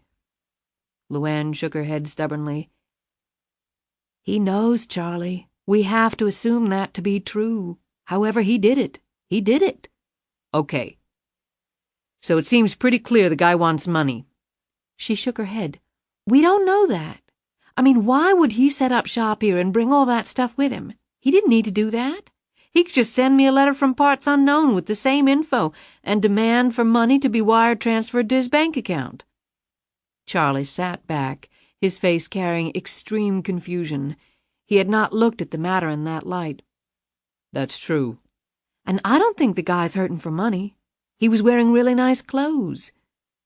2 leased cars, the rent on that cottage isn't cheap, I'm thinking, and all that equipment he had. He's not digging his dinner out of garbage cans." "Right. But unless he's already a millionaire, going after you would significantly enrich his bank account," said Charlie. "But he hasn't done that. He hasn't asked for anything. I wish I knew why." She was lost deep in thought for a moment and then looked up. "How long did Pemberton say the cottage had been rented?" "About a month." "That makes it even more unlikely he was going to blackmail us. Why wait? Why come right out and warn me that he knows everything? How does he know I won't just disappear in the middle of the night? If I do that, he's not going to be filling up his bank account with my funds." Charlie sighed deeply. "So what do we do now?" "Wait," was finally the answer from LuAnn's lips. "But make arrangements for us to leave the country on a moment's notice, by private jet. And since he knows about Catherine Savage, we're going to need another set of identification papers. Can you get them?" "I'll have to look up some old contacts, but I can do it. It'll take a few days." LuAnn stood up. "What about Riggs?" Charlie asked. "The man's not going to let it go now." "There's nothing we can do about that. He doesn't trust us, and I don't blame him." "Well, I doubt if he'll do anything that'll end up hurting you." She looked sharply at him. "How do you know that?" "Look, LuAnn, it doesn't take a rocket scientist to see Riggs is a thing for you." A hint of resentment tinged his response. His tone softened, however, with his next words. "Seems like a nice guy. Under different circumstances, who knows? You shouldn't spend your life alone, LuAnn." A flush swept over her face. "I'm not alone. I've got Lisa and I've got you. I don't need anybody else. I can't handle anybody else." She looked away. How could she invite anyone into her life? It was impossible. Half-truths competing with complete falsehoods. She was no longer a real person. She was a 30-year-old shell, period. Everything else had been bartered away. Jackson had taken the rest of it, he and his offer. If she hadn't made that call way back when. If she hadn't panicked, she wouldn't have spent 10 years turning herself into the woman she always wanted to be. She wouldn't be living in a multi-million-dollar mansion. But as ironic as it sounded, she would probably have far more of a life than she had now. Whether it was to be spent in another wrecked mobile trailer or slinging fried foods at the truck stop, LuAnn Tyler, the pauper, would probably have been happier than Catherine Savage, the princess, ever dreamt of being. But if she hadn't accepted the offer, Jackson would have had her killed. There was no way out. She turned back to Charlie and spread her arms wide. "That's the trade-off, Charlie, for this. For all this. You, me, and Lisa." The Three Musketeers. Charlie attempted a smile. "Let's pray for a happy ending." LuAnn opened the door and disappeared down the hallway in search of her daughter. Chapter 34. "Thank you for meeting with me on such short notice, Mr. Pemberton." "John, please call me John, Mr. Conklin." Pemberton shook the other man's hand, and they sat down at the small conference table in Pemberton's real estate office. "I go by Harry," the other man said. "Now, you mentioned over the phone that you were interested in a house, but you really didn't say what area or price range." Without seeming to do so, Pemberton looked Harry Conklin over. Probably in his 60s, expensive clothing, air of assurance, undoubtedly liked the good things in life. Pemberton swiftly calculated his potential commission. "I got your name on good reference. I understand that you specialize in the upper-end market around here," Conklin said. "That's correct. Born and raised here. Know everybody and every property worth knowing about. So, would that be the price range you're interested in, the upper end?" Conklin assumed a comfortable look. "Let me tell you a little about myself. I make my living on Wall Street, and it's a damn good living if I do say so myself. But it's also a young man's game, and I'm not a young man anymore. I've made my fortune, and it's substantial. I've got a penthouse in Manhattan, a place in Rio, a home on Fisher Island in Florida, and a country estate outside London. But I'm looking to get out of New York and radically simplify my life, and this place is about as beautiful as they come." "Absolutely right," Pemberton chimed in. "Now, I do a lot of entertaining, so it would have to be a substantial place. But I want privacy as well. Something old and elegant but restored. I like old things, but not old plumbing, you understand me?" "Perfectly. Now, I'm assuming that there are probably a number of properties around here that fit that bill." "There are, most assuredly," Pemberton said excitedly. "But see, I've got one in mind. One I heard about from my father, in fact. He was in the stock market, too, back in the 20s, made a bundle and was fortunate to get out before the crash. He used to come here and stay with a good friend of his who was in the market, too. My father, God rest his soul, loved it there, and I thought it would be appropriate for his son to buy it and live in it." "What a truly inspiring idea. Certainly makes my job easier. Do you know the name of the place?" Pemberton's smile was broadening. "Wicken's Hunt." Pemberton's smile quickly faded. "Oh." He licked his lips, made a clicking sound with his tongue against his teeth. "Wicken's Hunt," he repeated, looking depressed. "What's the matter? Did it burn down or something?" No, it's a beautiful place, wonderfully restored." Pemberton sighed deeply. "Unfortunately, it's no longer on the market." "You sure?" Conklin sounded skeptical. "I'm certain I was the selling agent." "Damn, how long ago?" "About 2 years, although the people have only been in it for several months. There was a lot of renovation work to do." Conklin looked at him slyly, eyebrows cocked. "Think they might want to sell?" Pemberton's mind raced through the possibilities. Flipping a property like that within the relatively short span of 2 years? What a wonderful impact on his wallet. Anything's possible. I've actually gotten to know them. Well, one of them anyway, fairly well. Just had breakfast with him, in fact. So it's a couple, then. Old like me, I guess. Wiccan's Hunt isn't exactly a starter home from what my father told me. Well, they're not a couple, and he's older, but the property doesn't belong to him, it belongs to her. Conklin leaned forward. To her? Pemberton looked around for a moment, got up and fully shut the door to his conference room, and then sat back down. You understand that I'm telling you this in confidence? Absolutely. I didn't survive all those years on Wall Street without understanding confidences. While the land records show a corporation as the title holder, the real owner of Wiccan's Hunt is a young woman. Catherine Savage, obviously incredibly wealthy. Quite frankly, I'm not certain what the source of that wealth is, nor is it my business to ask. She lived abroad for years, as a little girl about 10. Charlie Thomas, the older man, he and I have had some nice little discussions. They've been very generous with several local charities. She doesn't come out in public very much, but that's understandable. Sure is. If I moved here, you might not see me for weeks on end. Exactly. They seem to be real good people, though. They seem very happy here, very happy. Conklin sat back, and it was his turn to sigh. Well, I guess they won't be looking to move any time soon. Damn shame, too. He eyed Pemberton intently. Real damn shame, since I make it my practice to pay a finder's fee on top of any real estate commission you might collect from the seller. Pemberton perked up noticeably. Is that right? Now, there aren't any ethical considerations that would prevent you from accepting such an inducement, are there? None that I can think of, Pemberton said quickly. So, how much would that inducement come to?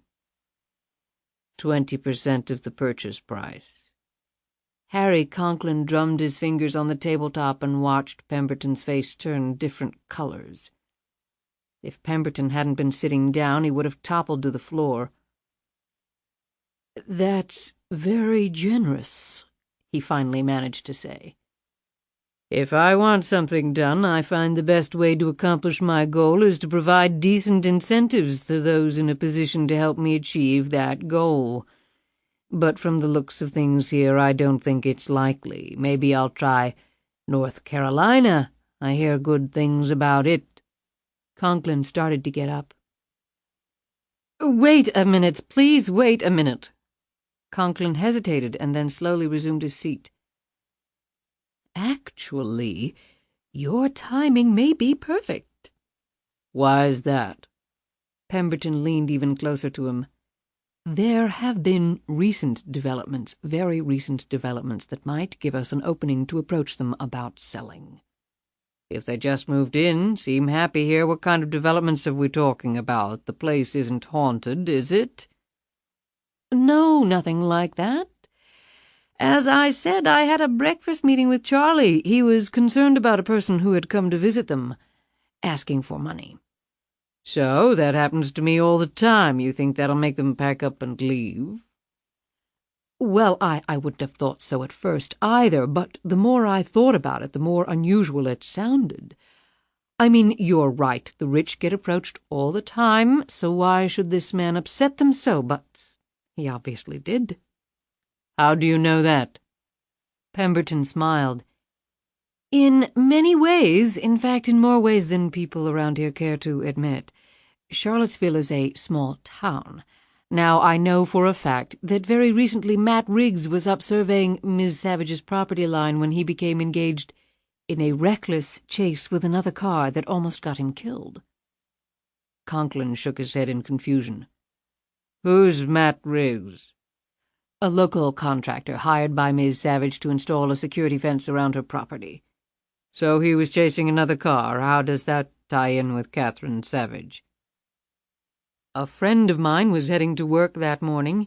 He lives up in that same area and works in town. He was about to turn onto the main road heading into town when a charcoal gray BMW flew by. He said it must have been doing 80. If he had pulled out a second sooner, that BMW would have torn his car in half. He was so shaken he couldn't budge for a full minute.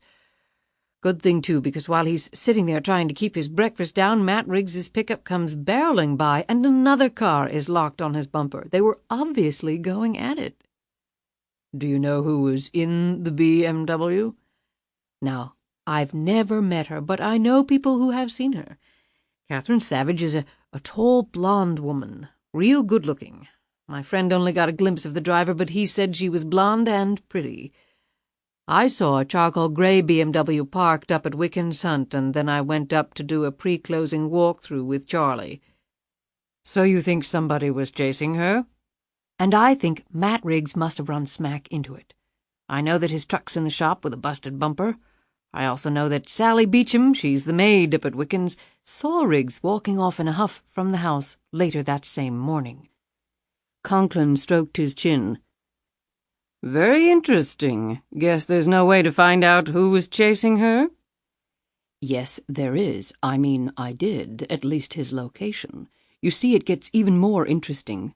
As I said, Charlie invited me to breakfast. That's when he told me about this man who had come by the house wanting money. Charlie wanted my help in finding out if the man was staying in the area. Of course, I agreed to do what I could. At that point, I didn't know about the car chase. I found that out later. You said you were able to find the man, but how could you? Lots of places to hide around here, I would think. Conklin asked this in a nonchalant manner. Pemberton smiled triumphantly. Not much escapes my notice, Harry. Like I said, I was born and raised here. Charlie gave me a description of the man and the car. I used my contacts, and in less than 24 hours I had located him. Probably holed up pretty far away, I'll bet. Pemberton shook his head. Not at all.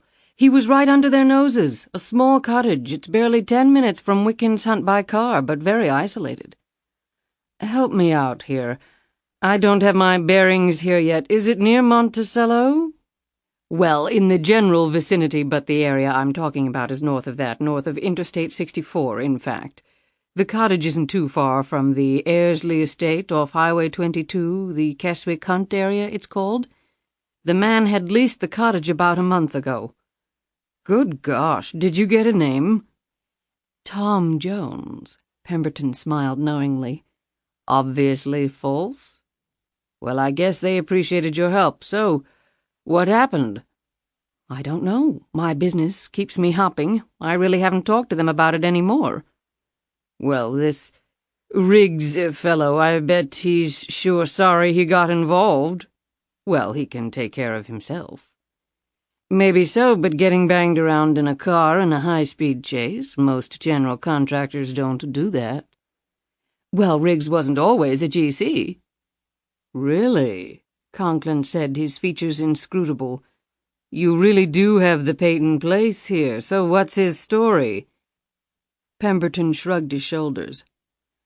Your guess is as good as mine.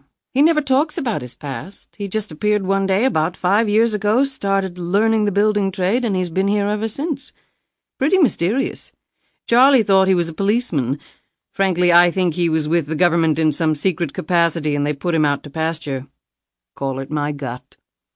That's real interesting. Old guy, then. No, mid to late 30s, tall, strong, and very capable, excellent reputation. Good for him.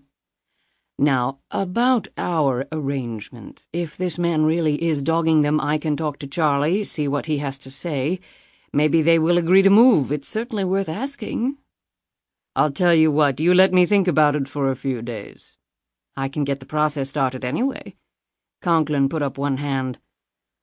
No, I don't want you doing that. When I'm ready to move, we'll move fast. Don't you worry about that.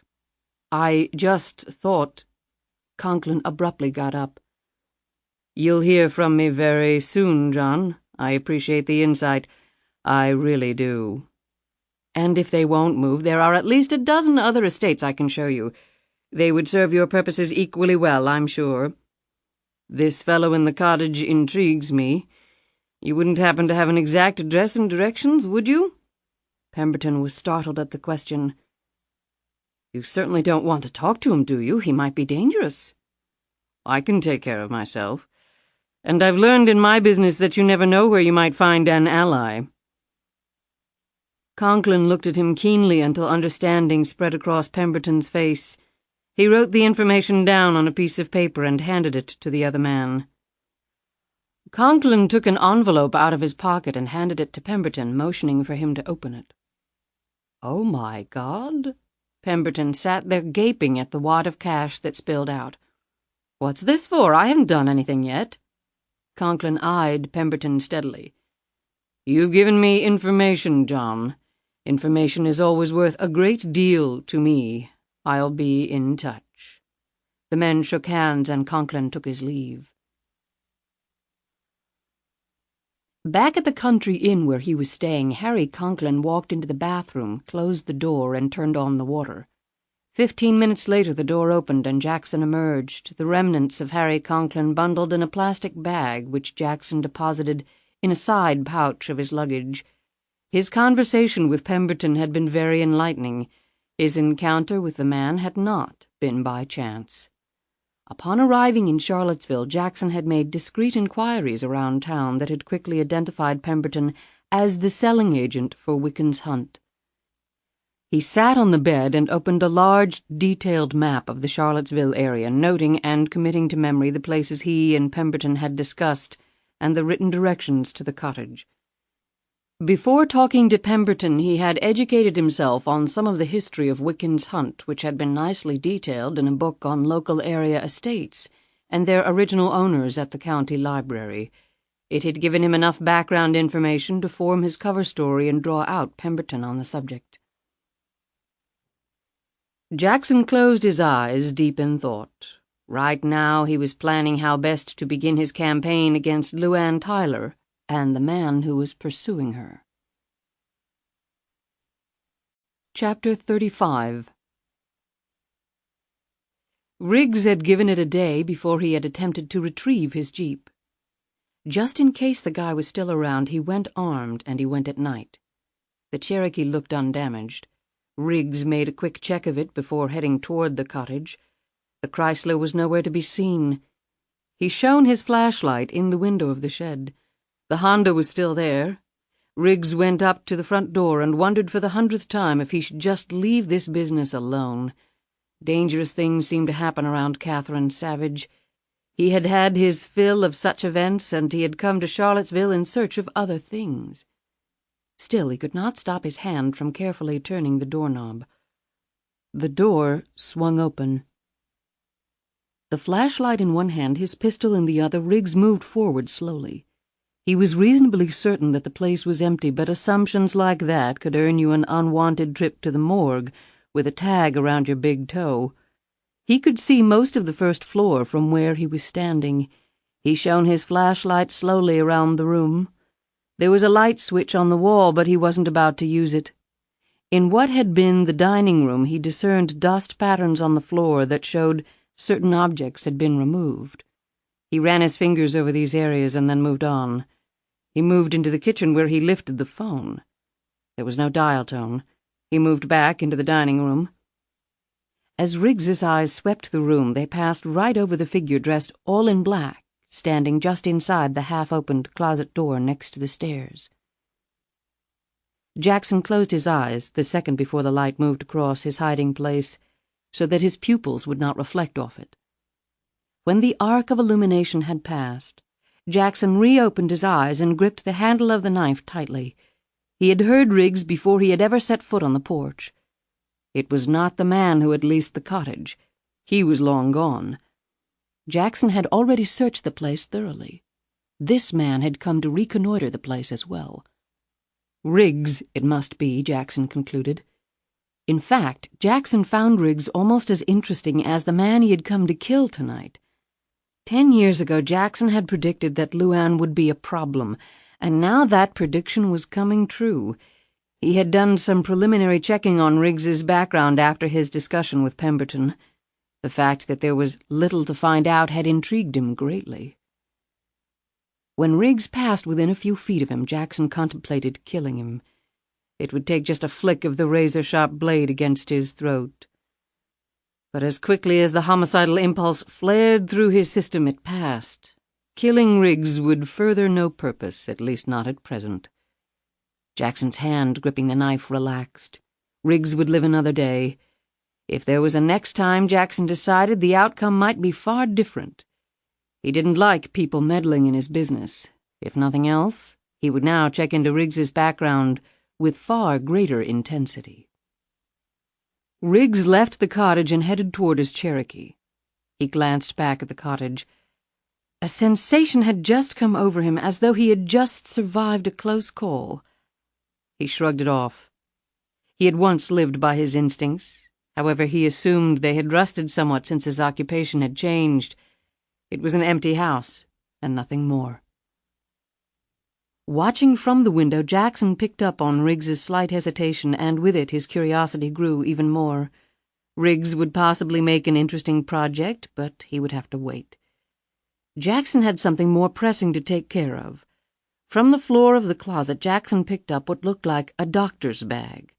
He moved to the dining room, crouched down, and unpacked the contents of a first-rate fingerprint kit. Jackson then moved over to the light switch and hit it from various angles with a handheld laser carried in his jacket pocket. Several latent prints sprang to life under the beam. Jackson dusted the area with a fiberglass brush dipped in black powder and gently brushed around the area of the light switch, outlining the latent prints. The kitchen counter, telephone, and doorknobs were subjected to the same process. The telephone especially evidenced very clear fingerprints. Jackson smiled. Riggs's real identity would not be a mystery much longer. Using pressure-wound tape, he then lifted the prints from each of the areas and transferred them to separate index cards. Humming quietly to himself, Jackson marked the cards with special identification hieroglyphics and placed them in separate plastic-lined containers. He then carefully removed all evidence of the fingerprint powder from each of the surfaces. He loved the methodology of it all. Precise steps that reached a precise conclusion. It took him only a few minutes to repack his kit, and then he left the cottage. He took a side trail to his waiting car and drove off. It was not often that one captured two birds with one stone. Tonight's work was beginning to look like precisely that.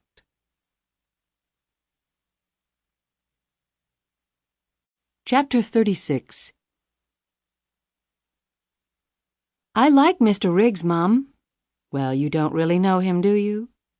LuAnn sat on the edge of her daughter's bed and fingered the bed covers absent-mindedly. I have good instincts about these things.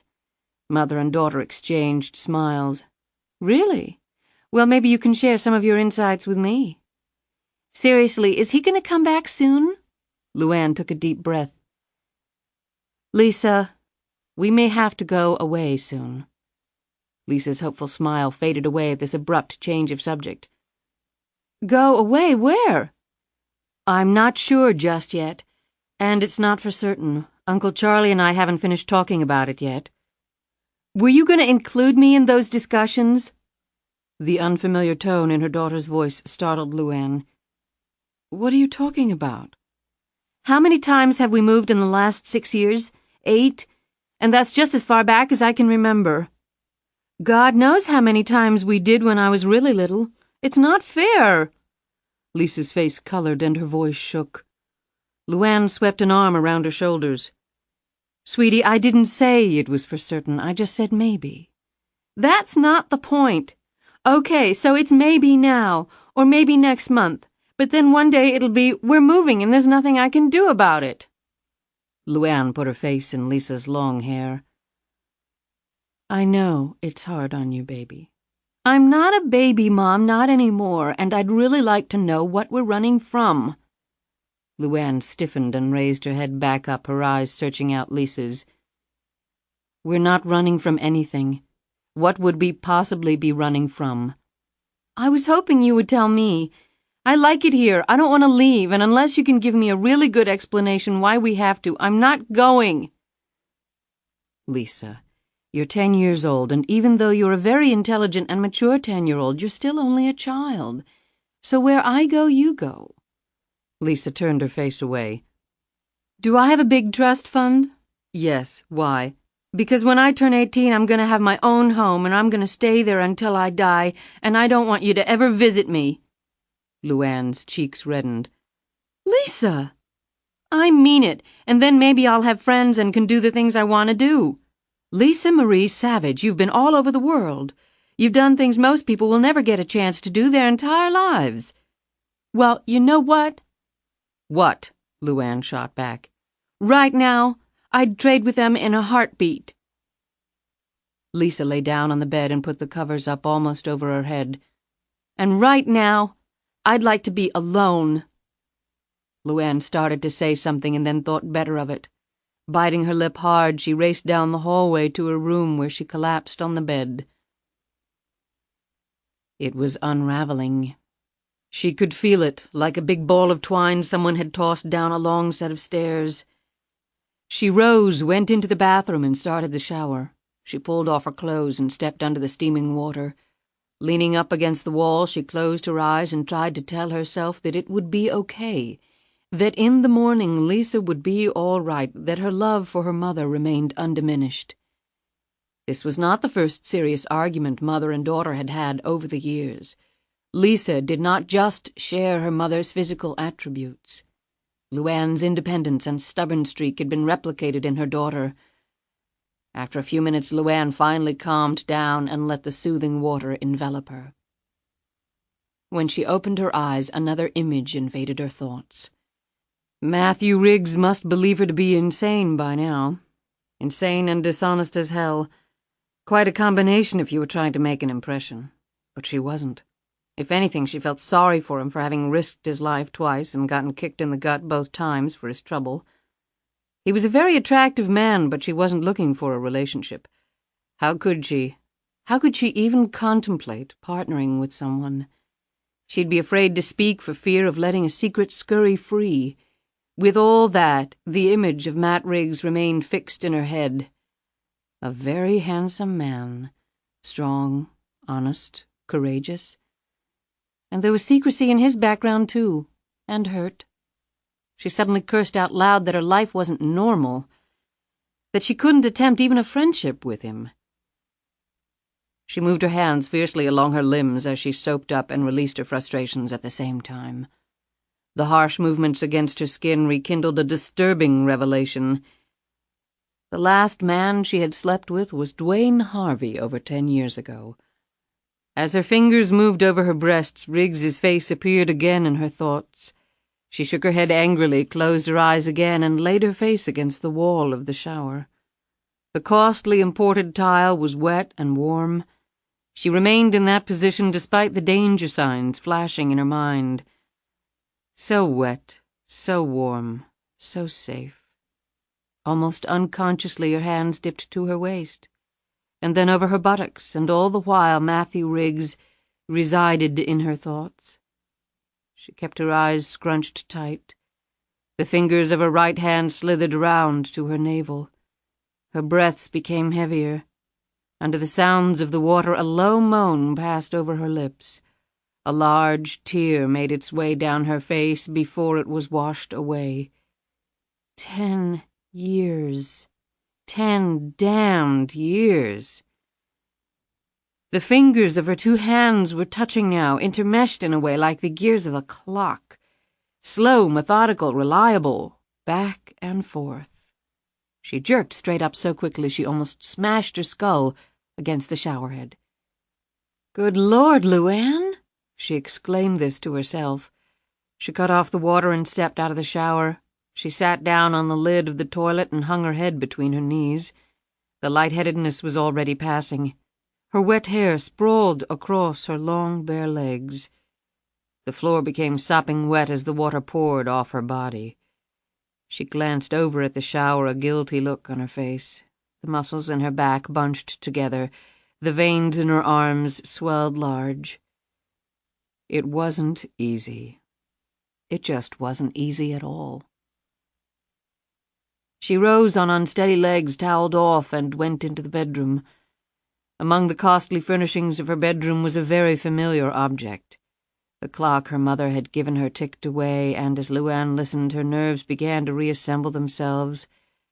Thank God she had stuffed it in her bag right before almost being killed in that trailer so many years ago. Even now she would lie awake at night listening to its clunkiness.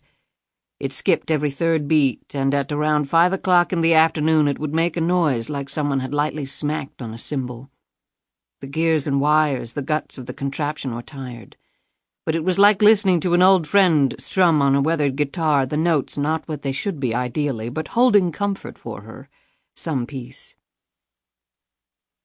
She pulled on a pair of panties and then went back into the bathroom to dry her hair. Looking in the mirror, she saw a woman on the brink of something. Disaster, probably. Should she start seeing a shrink? Didn't you have to be truthful in therapy in order to make any progress? She mouthed this question to her reflection in the mirror. No, psychotherapy wasn't going to be an option. As usual, she would just go it alone. She traced the scar on her face, letting her finger feel each contour of the rigid, damaged skin, in essence reliving the painful events of her past. Never forget, she told herself. It's all a sham, all a lie. She finished drying her hair and was about to go back into the bedroom and collapse onto the bed when Lisa's words came back to her. She just couldn't let that resentment and anger fester all night. She had to talk to her daughter again, or at least try to. She went back into the bedroom to put on her robe before heading for Lisa's room. "Hello, LuAnn." So stunned was LuAnn that she had to reach out and grip the door jamb or she would have sagged to the floor. As LuAnn stared at him, she found that the muscles in her face had ceased to function. She couldn't even form a response, as though she had just suffered a stroke. "It's been a long time." Jackson stepped away from the window and sat down on the edge of the bed. His casual movements finally broke LuAnn free from her inertia. "How the hell did you get in here?" "Not relevant." The words and tone were instantly familiar to her. All those years ago came rushing back with such speed that the effect was nearly incapacitating. "What do you want?" She forced the words to come out. "Ah, very relevant. However, we have much to discuss, and I would suggest you do so in the comfort of some clothing." He stared pointedly at her body. LuAnn found it extremely difficult to take her eyes off him. Being half-naked in front of the man was far less disturbing than having to turn her back on him. Finally, she threw open her closet door, pulled out a knee-length robe, and quickly put it on. She cinched the robe tightly around her waist and turned back around. Jackson wasn't even looking at her. His eyes roamed the spectacular parameters of her boudoir. His gaze rested on the clock on the wall briefly and then moved on. Apparently the brief view of her body, a sight many men would have paid hard cash for, had inspired in him nothing more than extreme diffidence. "You've done well for yourself. If I remember correctly, your previous decorating tastes were limited to dirty linoleum and Goodwill cast-offs." "I don't appreciate this intrusion." He swiveled his head around and his eyes flashed into hers. "And I don't appreciate having to take time away from a very busy schedule to rescue you yet again, LuAnn. By the way, do you prefer LuAnn or Catherine?" "I'll let you choose," she said sharply. "And I don't need to be rescued by anyone, certainly not by you." He rose from the bed and scrutinized her altered appearance closely. "Very good. Not quite as good as I could have done, but I won't nitpick," he finally said. "Still, the look is very chic, very sophisticated. Congratulations." LuAnn responded by remarking, "The last time I saw you, you were wearing a dress. Other than that, you haven't changed much." Jackson still had on the dark clothing he had worn at the cottage. His features were the same as for their first meeting, although he had not covered his lean frame with padding. He thrust his head forward. The smile seemed to engulf his entire face. "Didn't you know?" he said. "Aside from my other remarkable abilities, I also never age." His smile receded as quickly as it had appeared. Now let's talk." He once again perched on the edge of the bed and motioned for LuAnn to sit at a small antique writing desk situated against one wall. She did so. "What about?" "I understand you had a visitor, a man who chased you in a car?" "How the hell do you know that?" LuAnn said angrily. "You just won't accept the fact that you can't conceal information from me, like the fact that you have re-entered the United States against my most explicit instructions." "The 10 years are up." "Funny, I don't remember setting an expiration date on those instructions." "You can't expect me to run for the rest of my life." "On the contrary, that is exactly what I expect. That is exactly what I demand." "You cannot run my life." Jackson looked around the room again and then stood up. "First things first, tell me about the man." "I can handle this situation by myself." "Is that right? From what I can tell, you've committed one blunder after another." "I want you to leave right now. I want you to get the hell out of my house." Jackson calmly shook his head. "The years have done nothing to ameliorate your temper. An unlimited supply of money can't purchase good breeding or tact, can it?" "Go to hell!" In response, Jackson reached one hand inside his jacket. In an instant, LuAnn had snatched up a letter opener from her writing desk. She cocked her arm back in preparation to hurl it. "I can kill you with this from 20 feet. Money can buy a lot of things." Jackson shook his head sadly. 10 years ago, I found you, a young girl with a good head on her shoulders in very difficult circumstances. But you were still white trash, LuAnn, and I'm afraid to say some things just don't change."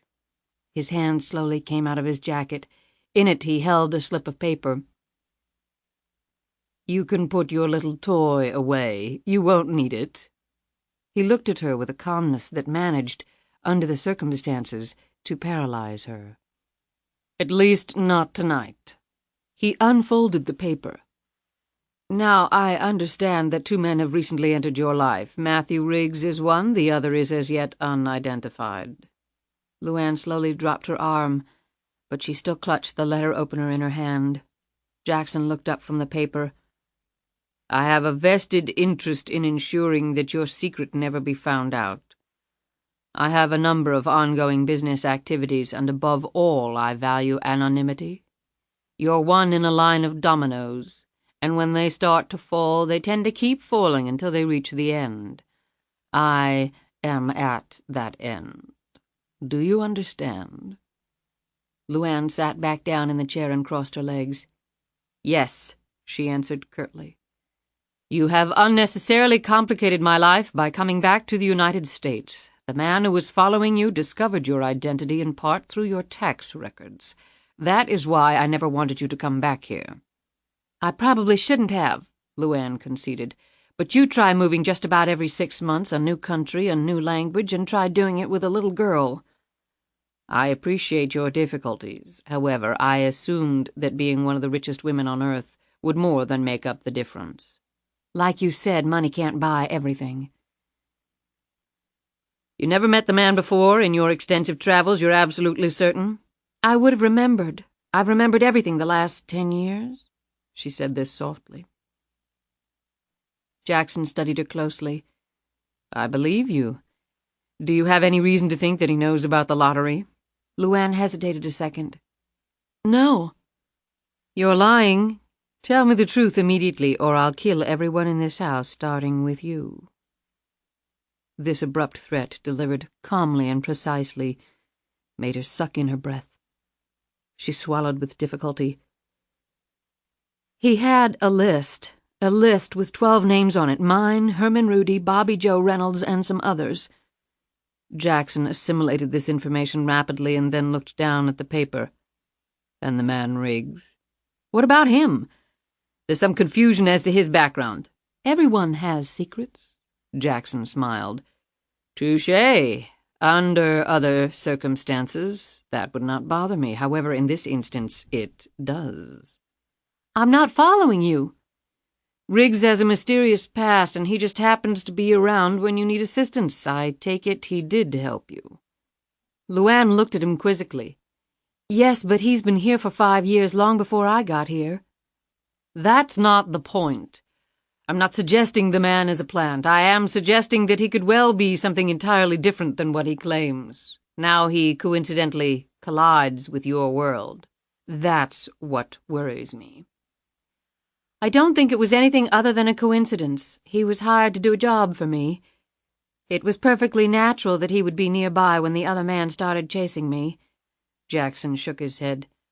I don't like it. I saw him tonight. LuAnn stiffened perceptibly. At the cottage. I was this close to him. He spread his hands about 2 feet apart. I contemplated killing him on the spot. It would have been extremely easy. LuAnn's face turned white and she licked dry lips. There's no reason to do that. You have no way of knowing that. I'm going to check him out, and if I find anything in his background to suggest trouble for me, then I will eliminate him. It's that simple. Let me get that information for you. What? Jackson looked startled. Riggs likes me. He's already helped me, probably saved my life. It would be natural for me to show my gratitude, to get to know him better. No, I don't like it. Riggs is a nobody, a local builder. Why trouble yourself with him? Like you said, you're busy. Jackson studied her intensely for a moment. All right, LuAnn, you do that. However, any information you obtain better be reported to me in a timely fashion, or with respect to Mr. Riggs, I will take matters into my own very capable hands. Clear? LuAnn let out a deep breath. Clear. The other man, of course, I must find. It shouldn't be too terribly difficult. Don't do that. Excuse me? You don't have to do that. Find him. I'm very much certain that I do. The memory of Mr. Rainbow came flooding back to her. She did not want another death on her conscience. She wasn't worth it. If he shows up again, we're just going to leave the country. Jackson refolded the paper and replaced it in his pocket. He made a precise steeple with his hands. You obviously do not fully understand the situation. Were you the only one he was on to, then perhaps your simplistic solution might resolve the matter, at least temporarily. However, the man has a list with the names of 11 other people with whom I worked. I would submit that a resolution involving all of them fleeing the country almost simultaneously would be essentially unworkable. LuAnn drew in a sharp breath. I could pay the man. How much money can he want? That would take care of it. Jackson smiled tightly. Blackmailers are a bad lot. They never seem to go away, he added sharply, unless they receive extreme persuasion to do so. Mr. Jackson, please don't do it, she said again. Don't do what, LuAnn? Ensure your survival? He glanced around. And with it all of this? He rested his gaze back upon her. How is Lisa, by the way? As beautiful as her mother? LuAnn felt her throat constrict.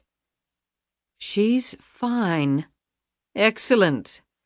Let's keep it that way, shall we? Can't you just let it go? Let me handle it. LuAnn. Many years ago we were confronted with a situation regarding another would-be blackmailer. I took care of that incident, and I will take care of this one. In matters like this, I almost never opt for delegation. Count your blessings that I'm allowing Riggs to live. For now. But that man can't prove anything. How can he? And even if he could, they'll never be able to trace anything to you. Maybe I'll go to jail, but you won't. Hell, I don't even know who you really are. Jackson stood up, his lips pursed. He took a moment to rub his left hand delicately along the edge of the bedspread. Beautiful needlework here, Jackson commented. Indian, isn't it? Distracted for an instant by his query, LuAnn was suddenly staring down the barrel of a 9mm, a suppressor attached to its muzzle. One potential solution could involve my killing all 12 of you. That would certainly qualify as a startling dead end for our inquisitive friend. Remember that the 10-year period is up.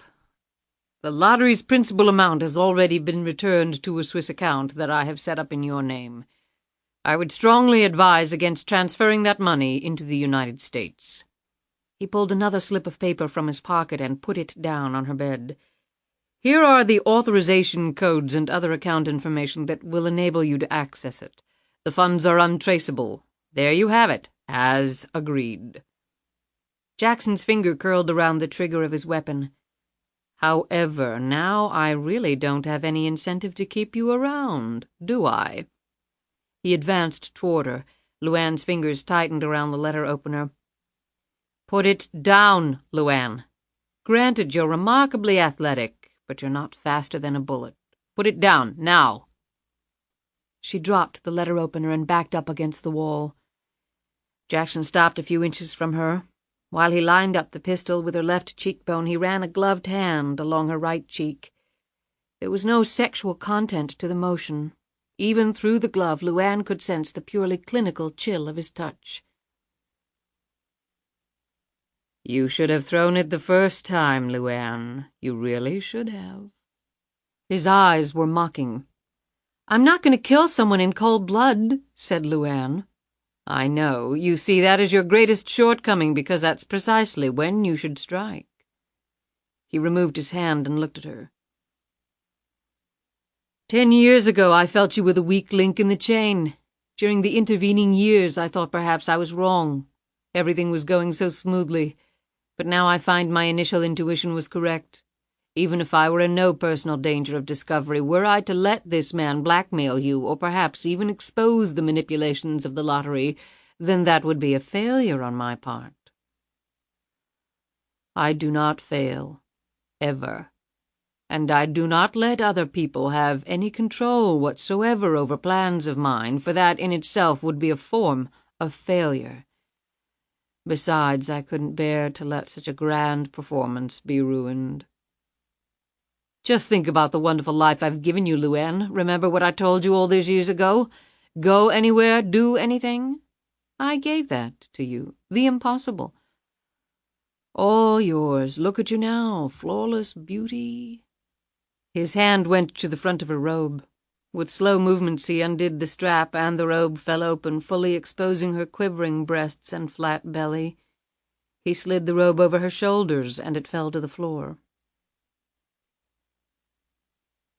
"The most prudent action on my part, of course, would be to kill you right here and right now. In fact, what the hell?"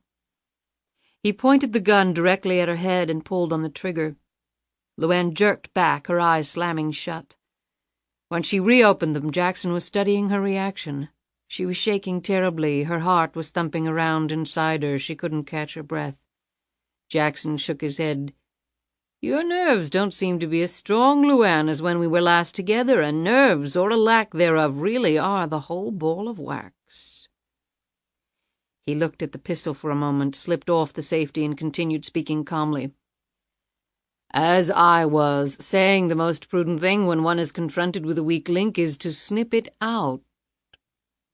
He paused and then continued, "I'm not going to do that with you, at least not yet. Not even after you've disobeyed me, jeopardized everything. Would you like to know why?" LuAnn remained planted against the wall, afraid to move, her eyes fixed on his. He took her silence for assent. "Because I feel you have a greater destiny to fulfill. A dramatic statement, but I'm a dramatic person. I think I'll allow myself that. It's really as simple as that, and in very large measure you are a creation of mine. Would you be living in this house, speaking and thinking as an educated person traveling the world on a whim without me? Of course not. In killing you, I would, in effect, be killing part of myself. That, as I'm sure you can appreciate, I am loath to do. Nevertheless, please keep in mind that a wild animal, when trapped, will ultimately sacrifice a limb in order to escape and survive. Don't think for one moment that I am not capable of that sacrifice. If you do, you're a fool. I sincerely hope that we are able to extricate you from this little problem." He shook his head sympathetically, much as he had 10 years earlier during their very first meeting. "I really do, LuAnn. However, if we can't, we can't. Problems come up in business all the time, and I'm counting on you to do your part, to do all you can to ensure that we successfully navigate this one." Jackson's tone once again became businesslike as he ticked off items with his fingers. "You will not leave the country. You obviously went to a great deal of trouble to get back in, so stay and enjoy it for a while. You will immediately report to me any further contact with our mysterious stranger. The number I gave you 10 years ago will still reach me. I will be in touch on a regular basis. Whatever additional instructions I give you, you will follow precisely." "Understood?" She quickly nodded. "I'm quite serious, LuAnn. If you disobey me again, I will kill you, and it will be slow and unbelievably painful." He studied her reaction to these words for a moment. "Now go into the bathroom and compose yourself." She started to turn away. "Oh, LuAnn," she looked back. "Keep in mind that if we do fail to contain this problem and I have to eliminate that weak link, there will be no reason that I can see to stop there." He glanced ominously in the direction of the doorway leading to the hallway, where barely 20 feet away Lisa lay sleeping. He turned back to her. "I like to give my business associates as much incentive as possible to achieve success, and I find that they're much more likely not to disappoint." LuAnn ran into the bathroom, locking the door after her. She gripped the cold marble of the vanity, every limb shaking uncontrollably as though she had left her skeleton back there with him. Wrapping a thick, full-length towel around her, she sank down to the floor. Her natural courage was tempered with a strong dose of common sense, and she understood quite clearly the serious personal jeopardy she was in. But that was far from her greatest fear. The fact that Jackson might set his murderous sights on Lisa made her nearly delirious with terror. Curiously enough, it was with this thought that LuAnn's features grew deadly still in their own right. Her eyes stared across at the doorway on the other side of which stood a person to whom she was probably more similar than dissimilar. They both had secrets. They both were incredibly rich from ill-gotten gains. They both had mental and physical abilities above and beyond the norm. And perhaps most telling, they both had killed someone. Her act had been spontaneous, survival the only motive. Jackson's had been premeditated, but survival of sorts had also been his motivation. Perhaps not as wide a chasm as it looked on the surface. The results, after all, had been the deaths of 2 human beings. She slowly rose from the floor. If Jackson ever came after Lisa, then either he would die or LuAnn would. There would be no other possibilities. She let the towel fall to the floor. She unlocked the door. There seemed to exist an ethereal connection between Jackson and LuAnn Tyler that defied a logical explanation. It was as though, even after all this time apart, that their synapses had become fused together at a certain, almost psychic level. For she was absolutely certain what she would find when she returned to the bedroom. She threw open the door. Nothing. Jackson was gone. LuAnn pulled on some clothes and hurried down the hallway to check on Lisa. The little girl's steady breathing told her mother that she was asleep. For a while, LuAnn simply hovered over Lisa, afraid to leave her. She didn't want to wake her. She wouldn't be able to hide the terror she was feeling from her daughter. Finally, LuAnn made certain the windows were locked and left the room. Next, she made her way to Charlie's bedroom and gently roused him from sleep. "I just had a visitor." "What? Who?" "We should have known he'd find out," she said wearily. When the meaning behind her words worked through his grogginess, Charlie sat up straight in bed, almost knocking over the lamp on the nightstand. "Good God, he was here? Jackson was here?" "When I finished my shower, I found him waiting for me in my bedroom. I don't think I've ever been that scared in my life." "Oh, God, LuAnn, baby." Charlie hugged her tightly for several moments. How the hell did he find us?" "I don't know, but he knows everything.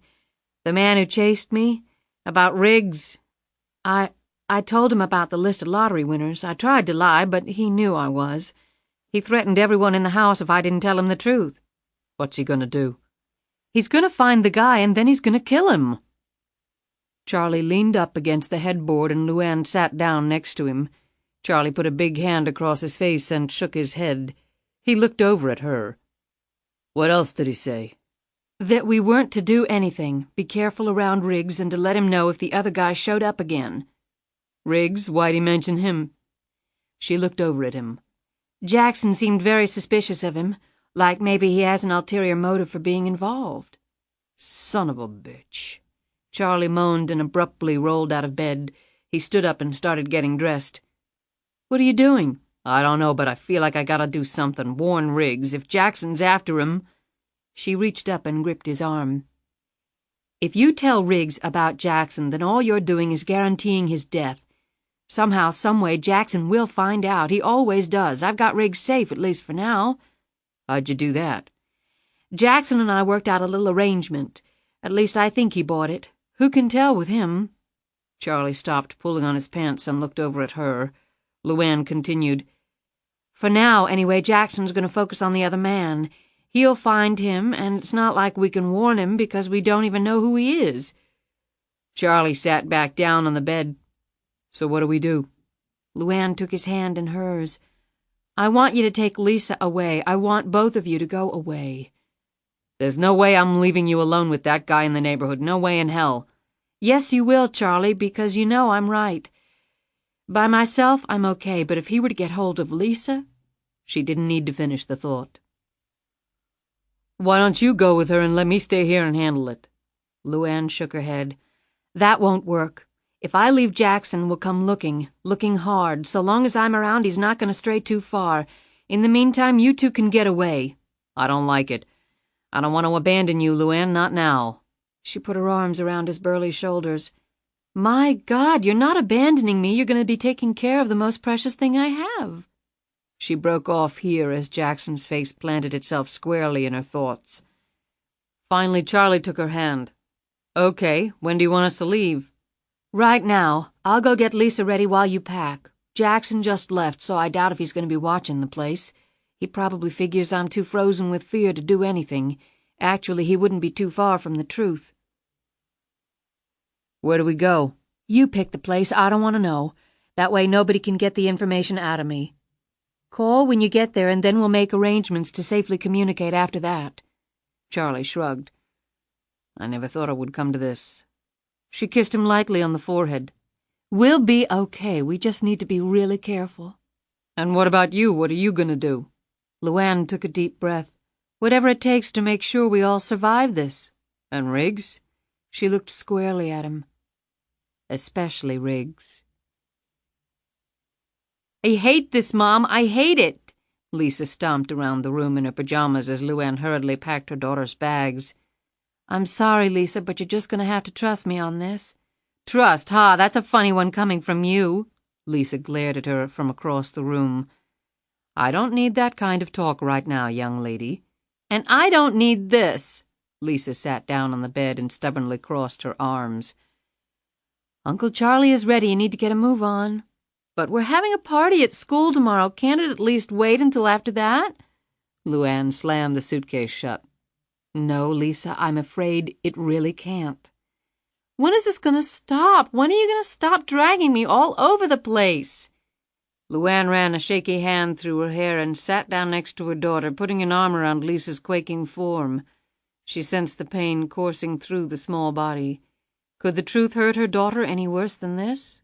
LuAnn clenched her fist and pushed it against her right eye as she tried to stop her nerves from pouring right out of her body.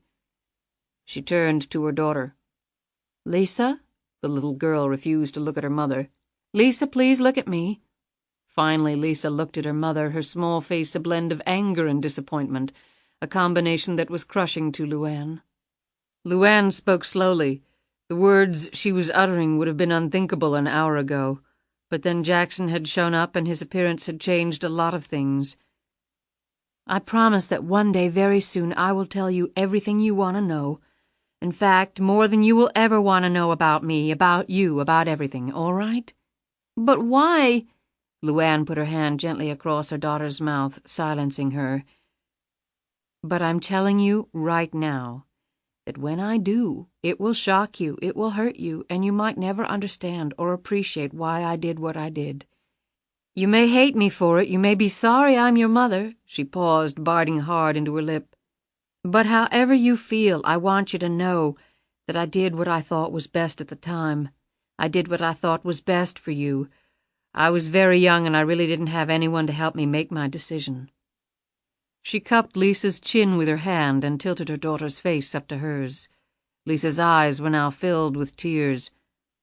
"I know I'm hurting you now. I don't want you to go away, but I will die before I'd let anything happen to you. So would Uncle Charlie." "Mom, you're scaring me." LuAnn gripped Lisa with both hands. "I love you, Lisa, more than I've ever loved anything in my whole life." "I don't want anything to happen to you." Lisa touched her mother's face. "Mom, will you be okay?" LuAnn managed a reassuring smile. "A cat always lands on its feet, sweetie. Mommy'll be just fine." Chapter 37. The next morning LuAnn rose early after a mostly sleepless night. Saying goodbye to her daughter had been the most wrenching thing she had ever done. However, she knew that task would seem easy compared to the day she would tell Lisa the truth about her life, about her mother's life. LuAnn hoped she would have the opportunity to do that, and yet a huge wave of relief had swept over her when she had watched the lights of the Range Rover disappear down the road the night before. Now her biggest concern was devising a way to reapproach Riggs without making him even more suspicious. But she didn't have much time. If she didn't report back to Jackson with some information soon, then he would turn his attention fully on Riggs. She was not going to let that happen. She was thinking this through as she drew back her bedroom curtains and peered out onto the rear lawn. Her bedroom was on the 3rd floor and provided an inspiring view of the surrounding countryside. A balcony opened off the bedroom through a pair of French doors. LuAnn wondered if that was how Jackson had gained access to the room last night. Normally, she activated the burglar alarm right before she went to bed. She might start doing it earlier, although she had little hope that any security system would pose much of a challenge for the man. He seemed to be able to walk right up and then through the walls. She brewed a pot of coffee in the small kitchenette next to her dressing room.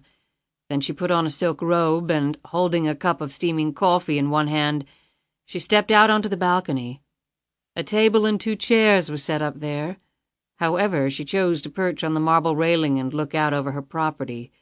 The sun was on its way up, and the rays of pink and gold formed a backdrop to a sea of equally colorful foliage. The view was almost enough to raise her sagging spirits. What she saw next almost caused her to fall off the balcony. Matthew Riggs was kneeling in the grass near the spot where she had wanted her studio to be built. From her vantage point, LuAnn watched in growing amazement as Riggs unrolled a thick set of blueprints and eyed the lay of the land. LuAnn clambered up on top of the railing, and, one hand clinging to the brick wall of the house for support, she stood on tiptoe for a better look. Now she could make out stakes planted in the ground at various points. While she watched, Riggs unraveled some twine, and tying one end to a stake, he started laying out what looked to be the footprint of a building. She tried calling to him, but her voice couldn't carry far enough. LuAnn jumped down from the railing, raced through her bedroom, not even pausing to put on shoes. She took the stairs 2 at a time and unlocked the back door. Sprinting across the dewy grass in her bare feet, the silk robe clung to her form, showing a good deal of her long legs in the process. Breathing hard, she reached the spot where Riggs had been and looked around. Her breaths were visible in the early morning chill, and she pulled the sheer robe tight around her. Where the hell had he gone? She hadn't imagined it. The stakes were there, the string affixed to them. She stared at them as if they would eventually reveal the secret of the man's whereabouts. "Morning?" LuAnn whirled around and stared at him as he emerged from the stand of trees, a large rock in his hand. He set it down ceremoniously in the middle of the staked-out area. "Your stone chimney," he proclaimed, grinning. "What are you doing?" LuAnn asked in an amazed tone. "You always run around outside like that, you're going to catch pneumonia." He stared at her and then discreetly looked away as the emerging sun's rays cleared the tops of the trees and made the thin robe virtually transparent. She wasn't wearing anything underneath. "Not to mention what it's doing to me," he muttered to himself. I don't usually see someone on my property at the crack of dawn putting stakes into the ground. Just following orders. What? You wanted a studio, I'm building you a studio. You said there wasn't enough time before winter set in, and you needed plans and permits. Well, you admired mine so much I had the brilliant idea of using those diagrams for this one. That'll save a lot of time, and I've got contacts at the inspector's office so we can expedite the approval process. He paused and looked at her as she stood there shivering. Now, don't rush to thank me, he said. She crossed her arms. It's not that, She shuddered again as a brisk wind sailed down the tree line. Riggs took off his heavy coat and wrapped it around her shoulders. You know, you really shouldn't be outside in your bare feet. You don't have to do this, Matthew. I think I've intruded on your time and patience enough. He shrugged and looked down at the ground, tapping one of the stakes lightly with his foot. I don't really mind, Catherine. He coughed in an embarrassed fashion and looked up at the tree line. There are a lot of worse things than hanging out with a woman like you. He shot her a quick glance and then looked away. LuAnn blushed, biting nervously at her bottom lip while Riggs shoved his hands in his pockets and stared off at nothing. The pair unconsciously emulated two teens nervously feeling each other out for that vital first date. She looked over at the staked-out area. So it'll be just like yours. Riggs nodded. I had the time since you fired me on the fence job. I told you I'd pay you and I meant it. I'm sure you meant it, but I have a policy of not accepting payment for a job I didn't do. I'm kind of funny that way. Don't worry, I'll charge you plenty for this one. Riggs once again looked at the surrounding country. It doesn't get much prettier than this, I can tell you that. Once I build this thing, you probably won't want to leave it. That sounds very nice, but hardly realistic. He glanced over at her. I guess you travel a lot, a person in your position. It's not that, but I do travel a lot, she added wearily. Too much. Riggs looked around again. It's good to see the world, but it's nice to come home, too. You sound like you speak from experience. She looked at him curiously. He grinned sheepishly. Me? I haven't really been anywhere. But you still like to come home, for some peace? She said quietly, her big eyes locked on his. His grin disappeared, and he looked at her with renewed respect. Yes, he finally said. How about some breakfast? I already ate, but thanks. Coffee? She was balancing on one bare foot and then the other as the cold ate at her skin. Riggs watched her movements and then said, I'll take you up on that one. Riggs tugged off his work gloves and stuffed them in his pants pocket. He turned around and bent down. Climb on. Excuse me? Climb on. He patted his back. I know I'm not as bulky as your horse, but just pretend. LuAnn didn't budge. I don't think so. Riggs turned and looked at her. Will you come on? I'm not kidding about the pneumonia. Besides, I do this with billionaires all the time, I'm telling you. LuAnn laughed, pulled his coat on all the way, and hoisted herself up piggyback style, wrapping her arms around his neck. He locked his arms around her bare thighs. Are you sure you're up to it? It's a pretty long way, and I'm not exactly petite. I think I can manage, just don't shoot me if I collapse. They started off. Halfway there, she jabbed him playfully in the sides with her knees. What the hell was that for? I'm pretending, just like you said. So giddy up. Don't push it, he groused back and then smiled.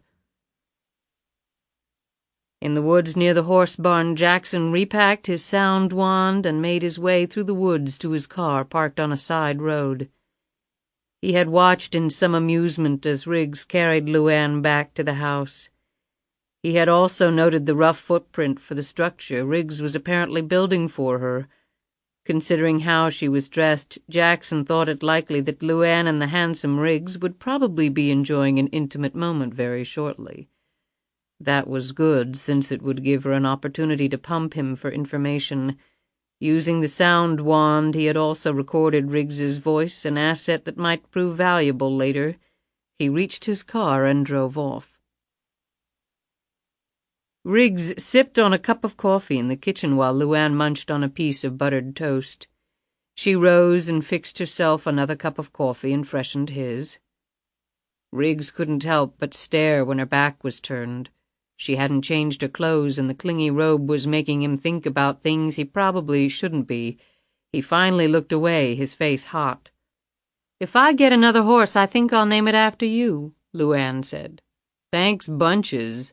He looked around. Everybody else still sleeping? She put the coffee pot back down and took a moment to sponge up a bit of spillage on the counter.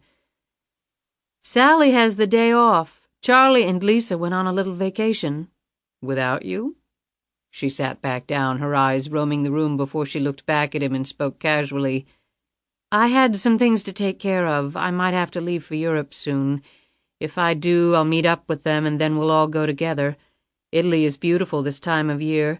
Have you ever been?" "The only Rome I've been to is in New York." "In your past life?" She looked at him over the top of her coffee cup.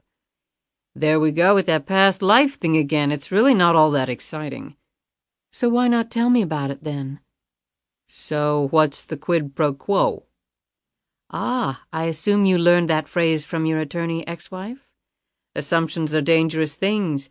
I like facts a lot better." "So do I. So shower me with them." "Why are you so interested in what I did before I came to Charlottesville?" "Because I'm doing my best to keep you alive, and it sickens me every time I think how close you came to being dead because of me." LuAnn struggled to keep her tone at an even level despite that painful reality. "I'm just a naturally curious person." "Well, so am I, and I have a hunch your secrets are a lot more interesting than mine." She tried her best to look surprised. "I don't have any secrets." He put down his coffee cup. "I can't believe you can actually say that with a straight face." "I have a lot of money. Some people would like to take it away from me any way they can. That doesn't exactly qualify for shocker status." "So you've concluded the guy in the Honda was a potential kidnapper?" "Maybe." "Funny kidnapper." "What do you mean?" "I've been thinking a lot about it. The guy looked like a college professor. He rented a place in the area and furnished it. When he attempted to kidnap you, he wasn't even wearing a mask. And when I showed up on the scene, instead of hightailing it off, he tried to drive right through me, even though he had no chance of catching you. And in my experience, most kidnappers don't work solo. Logistically, it's difficult to go it alone." "In your experience?" "See, I'm showering you with secrets." "Maybe he was trying to frighten me before he actually made the kidnap attempt?" "Don't think so. Why put you on your guard? Kidnappers kind of like the element of surprise." "If he's not a kidnapper, what then?" "I was hoping you could tell me. Charlie went into the cottage, and so did you. What'd you find?" "Nothing." "That's bullshit, and you know it." LuAnn stood up and glared at him. "I don't appreciate being called a liar." "Then stop lying." Her lips trembled, and she abruptly turned away from him.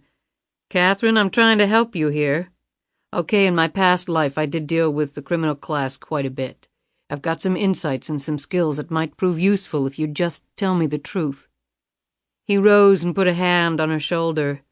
He turned her around to face him. "I know you're scared, and I also know you got stronger nerves and more spirit than just about anybody I've ever run across, so I'm assuming whatever you're facing is pretty bad. And I want to help you. I will help you if you'll just let me." He cupped her chin with his hand. "I'm playing straight with you, Catherine. I really am." She winced slightly as he said her name again, her fake name. She finally reached up and lightly caressed his fingers with her own. "I know you are, Matthew, I know." She looked up at him, and her lips parted slightly. Their eyes did not budge from each other as their fingers exchanged touches that were suddenly electrifying both of their bodies. The spontaneity of the sensation absolutely immobilized them, but not for long. Riggs swallowed hard, dropped his hands to her bottom, and abruptly pulled LuAnn against him. The warmth and softness of her breasts burned invisible holes through his thick flannel shirt. Their mouths erupted against each other as he yanked the robe free and it fell to the floor. LuAnn moaned and closed her eyes, her head swaying drunkenly from side to side as Riggs attacked her neck. She pulled at his hair and then wrapped her arms around his head as he hoisted her up in the air, his face buried in her chest. She wrapped her legs around his torso. Following her frantic, whispered directions, Riggs lunged blindly along the hallway to the small first-floor guest bedroom. Riggs pushed open the door. LuAnn jerked away from him and sprawled flat on her back on the bed, the muscles in her long legs tensing in anticipation. She reached up and pulled at him. "Damn it, Matthew, hurry!" At his subconscious level, Riggs noticed the abrupt return of the Georgia drawl, but he was far too intoxicated with the passion of the moment to do anything about it. Riggs's heavy work boots hit the hardwood floor with a loud thump, and his pants followed immediately. She jerked his shirt off, popping several buttons in the process, then slid his boxers down. They didn't bother with the bed covers, although Riggs did manage to back-kick the door closed before he plunged on top of her.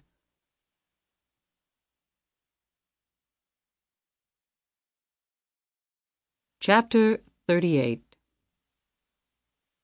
Jackson sat at the table and studied the laptop's small screen. His suite was large and airy and furnished with 18th-century reproductions. The aged hardwood floors were partially covered with area rugs stitched with early American colonial themes. A large wooden carving of a duck in flight hung on one wall. A set of framed prints, each depicting a Virginia native who had gone on to become president of his country long ago, was on another wall. The inn was located in close proximity to his area of focus, was quiet, and allowed Jackson the greatest freedom of unobserved movement. The night before, he had checked out as Harry Conklin and checked back in under another name. He liked to do that. He became uncomfortable staying in one character too long. Besides, he had met with Pemberton in the Conklin role, and he didn't want to run into the man again. Now a baseball cap covered his head. Heavy latex eye pouches bracketed the fake nose. The hair was blondish gray and tied a ponytail that sprouted out the back of the cap. His neck was long and wrinkled, and his build was stocky. He looked like an aging hippie. His luggage was stacked neatly in one corner. He had a practice of not unpacking when he traveled. His line of work sometimes necessitated rapid exits. 2 hours earlier, he had scanned one set of the fingerprints lifted from the cottage into his hard drive and transmitted them via modem to one of his information contacts. He had already called this person and told him what was coming. This particular contact had access to a database that housed oceans of the most interesting facts, the sole reason that Jackson had enlisted his services many years ago. It wasn't certain that the man who was pursuing LuAnn would have his fingerprints on file anywhere, but Jackson had nothing to lose by checking. If the man did, Jackson's task of tracking him down would become far easier. Jackson smiled as his computer screen started filling up with data. A digitized photo of the man had even accompanied the personal details. Thomas J. Donovan. The photo was 3 years old, but Jackson reckoned that at this time of life, Donovan wouldn't have changed all that much. He studied the nondescript features of the man carefully and then checked the contents of his portable makeup kit and various hairpieces he had brought with him. Yes, if it came down to it, he could impersonate the man. Donovan's name was actually familiar to Jackson. Donovan was an award-winning journalist at the Washington Tribune.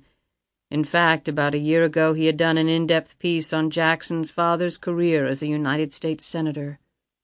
Jackson had read the story and quickly condemned it as a fluff piece that came nowhere near to addressing the personal side of his father and his monstrous behavior. The history books would smile upon the man. His son knew better. Jackson's hunch had proven correct. He had figured the man trailing LuAnn wasn't your typical blackmailer. It had taken a lot to track her down, and an investigative journalist, or perhaps ex-law enforcement person, would have the skills, knowledge, and, more important, the informational resources to have successfully done so. Jackson sat back and mused for a moment. Actually, a true blackmailer would have posed less of a difficulty for him. Donovan was undoubtedly onto a story, an enormous story, and he would not stop until he achieved his goal, or until someone stopped him. It was an interesting challenge. Simply killing the man wouldn't do any good, however. That might make people suspicious. Also, Donovan might have told others of his investigations, although most journalists of Donovan's capabilities, Jackson was aware, kept their cards close to the vest until they broke the story for a variety of reasons, not the least of which was the fear of being scooped. He had to determine how much Donovan knew and whether he had told anyone else. He picked up the phone, got the number for the Trib, and dialed it. He asked for Thomas Donovan.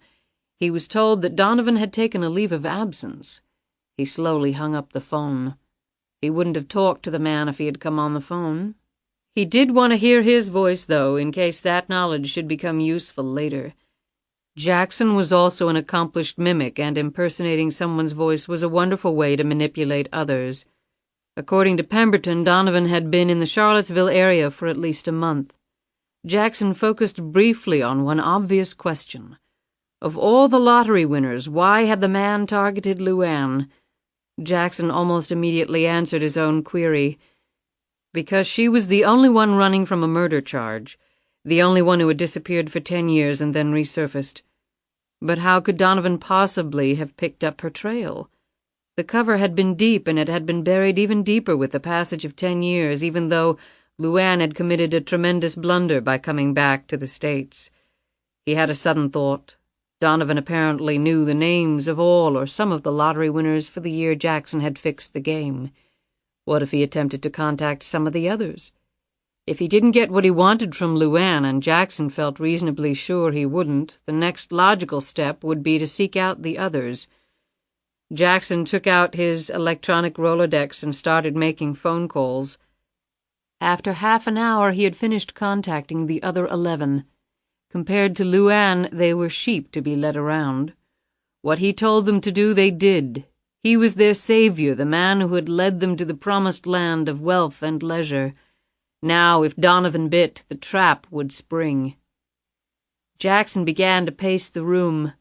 He paused and opened his briefcase. He pulled out the photos. They had been taken on his first day in Charlottesville, even before meeting with Pemberton. The quality of the photos was good, considering he had been using a long-range lens and the early morning light had not been the best. The faces stared back at him. Sally Beecham looked tired and bothered. In her 40s, tall and slender, she was LuAnn's live-in housekeeper. Her suite was on the first floor of the north side of the mansion. He studied the next 2 photos. The 2 young Hispanic women constituted the cleaning staff. They came at 9 and left at 6. Finally came the photos of the groundspeople. Jackson studied each of their faces.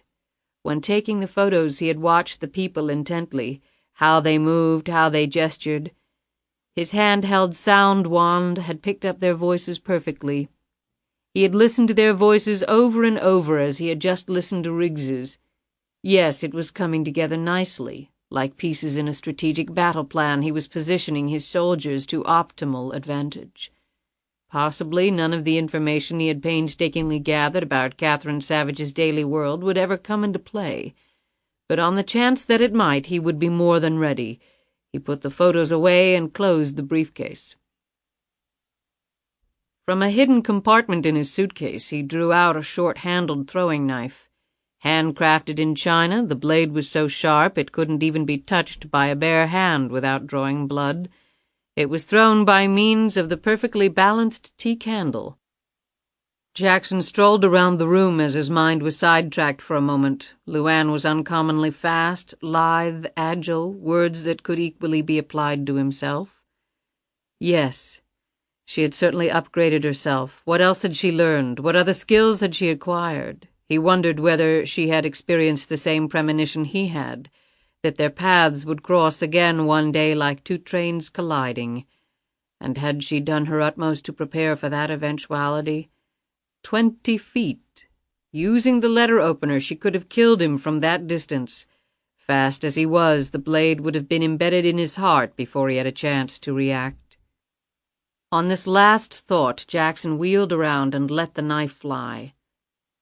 It sailed across the room, splitting the duck's head completely in half upon impact and burrowing several inches into the wall. Jackson eyed the distance between himself and his target.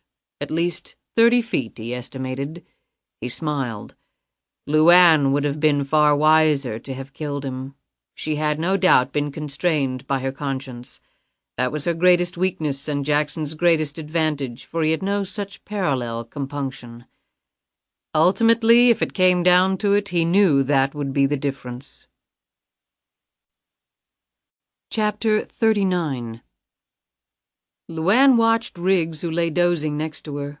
She let out a small breath and stretched her neck. She had felt like a virgin while they made love. An incredibly energetic display of sex. She was surprised the bed hadn't caved in. They'd probably be sore tomorrow. A grin spread over her face. She stroked his shoulder and huddled next to him, putting one of her bare legs across both of his. With this movement he finally stirred and looked over at her. A boyish smile cracked his face. "What?" she asked, her eyes impish. "I'm just trying to remember how many times I said, 'oh, baby.'" She rubbed her hand across his chest, letting the nails bite in just enough to make him playfully grab her hand. LuAnn said, "I think it was more often than I screamed, 'yes, yes,' but that was only because I couldn't catch my breath." He sat up and put a hand through her hair. "You make me feel young and old all at the same time." They kissed again, and Riggs lay back while LuAnn nestled on his chest. She noticed a scar on his side. "Let me guess, old war wound?" He looked up surprised and then followed her gaze to the scar. "Oh yeah, real exciting. Appendicitis." "Really? I didn't think people came with 2 appendixes." "What?" She pointed to another scar on his other side. "Hey, can we just enjoy the moment here and stop with the observations and questions?" His tone was playful, but she noted the serious intent just below the surface. "Well, you know, if you come over every day to work on the studio, we might make this a regular thing, sort of like breakfast." LuAnn smiled and then almost immediately caught herself. What was the chance of that happening? The impact of this thought was crushing. She quickly moved away from him and started to get up. Riggs could hardly miss this dramatic transformation. "Was it something I didn't say?" She turned to find him looking at her. As if suddenly self-conscious about her nakedness, she pulled the bedspread off the bed and draped it around her. "I've got a lot to do today." Riggs sat up and grabbed at the bedspread. "Well, excuse the hell out of me. I didn't mean to get in the way of your schedule. I guess I had the 6 a.m. to 7 a.m. slot. Who's up next, the Kiwanis Club?" She jerked the bedspread free. "Hey, I don't deserve that." Riggs rubbed his neck and started to pull on his clothes. "Okay, it's just that I'm having trouble switching gears as fast as you, going nonstop from the most intense passion I can ever remember to discussing the day's workload sort of rubbed me the wrong way. I'm sorry as hell if I offended you." LuAnn looked down and then moved over and sat next to him. "That's how it was for me too, Matthew," she said quietly. "I'm embarrassed to tell you how long it's been." She paused and then said almost to herself, "Years." He looked at her incredulously. "You gotta be kidding." She didn't answer, and he was reluctant to break the silence. The ringing phone did. Hesitating for a moment, LuAnn picked it up. She hoped to God it was Charlie and not Jackson. "Hello?" It turned out to be neither. "We're gonna talk, Miss Tyler, and we're gonna do it today," Thomas Donovan said. "Who is this?" LuAnn demanded. Riggs quickly looked over at her. "We had a brief meeting the other day when you were out driving. The next time I saw you was when you were sneaking out of my place with your boyfriend." "How did you get this number? It's unlisted." Donovan silently laughed. "Miss Tyler, no information is safe if you know where to look. I'm assuming by now that you realize I know where to look." "What do you want?" "Like I said, I want to talk to you." "I don't have anything to say to you." Riggs went over to the phone and held the receiver with her. At first LuAnn tried to push him off, but Riggs held firm. "Sure you do, and I have a lot to say to you. I can understand your reaction the other day. Maybe I should have approached you differently, but that's past. I know beyond a doubt that you're sitting on a story of immense importance, and I want to know what it is." "I have nothing to say to you." Donovan considered this for a moment. He ordinarily didn't like to take this tack, but right now he couldn't think of an alternative strategy. He made up his mind. "I'll give you this as an inducement. If you talk to me—" I'll give you 48 hours to leave the country before I go public. If you don't talk to me, then I go public with everything I have as soon as I get off the phone." He struggled internally for a moment and then added quietly, "Murder doesn't have a statute of limitations, LuAnn." Riggs stared over at LuAnn wide-eyed. She looked away from him. "Where?" she asked. Riggs was shaking his head fiercely, but LuAnn ignored him. "Let's make it a very public place," Donovan said. "Mitchie's Tavern. I'm sure you know where that is, 1 o'clock. And don't bring anyone with you. I'm way too old for guns and speeding cars. I catch a whiff of your boyfriend or anyone else, the deal is off, and I call the sheriff in Georgia. Do you understand?" LuAnn ripped the phone free from Riggs and slammed it down. Riggs faced her. "Would you like to fill me in on what's going on? Who are you supposed to have murdered, somebody in Georgia?" LuAnn stood up and pushed past him, her face crimson from the abrupt revealing of this secret. Riggs grabbed her arm and pulled her back roughly. "Damn it, you're going to tell me what's going on." She snapped around and, quick as a ferret, connected her right fist flush with his chin, causing his head to snap back and hit hard against the wall. When he came to, Riggs was lying on the bed. LuAnn sat next to him, holding a cold compress to his bruised chin, and then pressed it against the growing knot on his head. "Damn," he said as the cold went through his system. "I'm sorry, Matthew. I didn't mean to do that. I just—" He rubbed his head in disbelief. "I can't believe you knocked me out. I'm not a chauvinist, but I can't believe a woman just flattened my butt with one punch." She managed a feeble smile. "I had a lot of practice growing up, and I'm pretty strong," she added kindly. "But I think your head hitting the wall had a lot to do with it." Riggs rubbed his jaw and sat up. "Next time we're having an argument and you're thinking about popping me, just let me know and I'll surrender on the spot. Deal?" She touched his face gently and kissed him on the forehead. "I'm not going to hit you any more." Riggs looked over at the phone. "Are you going to meet him?" "I don't have a choice that I can see." "I'm going with you." LuAnn shook her head. "You heard him." Riggs sighed. "I don't believe you murdered anyone." LuAnn took a deep breath and decided to tell him. "I didn't murder him. It was self-defense. The man I was living with 10 years ago was involved in drugs. I guess he was skimming off the top, and I walked right into the middle of it." "So you killed your boyfriend?" "No, the man who killed my boyfriend." "And the police?" "I didn't stay around long enough to find out what they were going to do." Riggs looked around the room. "The drugs, is that where all this came from?" LuAnn almost laughed. "No, he was a small-timer. Drug money didn't have anything to do with this."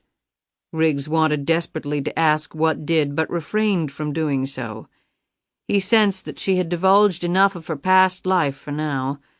Instead, he watched in silent frustration as LuAnn slowly got up and started to leave the room, the bedspread dragging behind her, the well-defined muscles in her back tensing with each stride. "LuAnn, that's your real name?" She turned to look at him and nodded faintly. "LuAnn Tyler. You were right about Georgia. 10 years ago I was a lot different.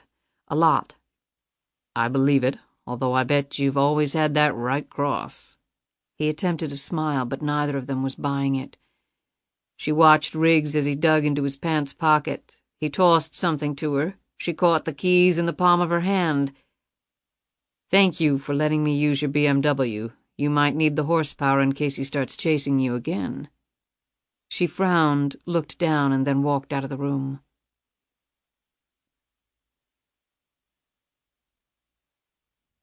Chapter 40. Wearing a long black leather coat and a matching hat, her eyes hidden behind a pair of Ray-Bans, LuAnn stood outside the Ordinary, an aged wooden building that was part of Mitchie's Tavern, a historic structure originally built in the late 1700s and later moved to its current location down the road from Monticello in the late 1920s.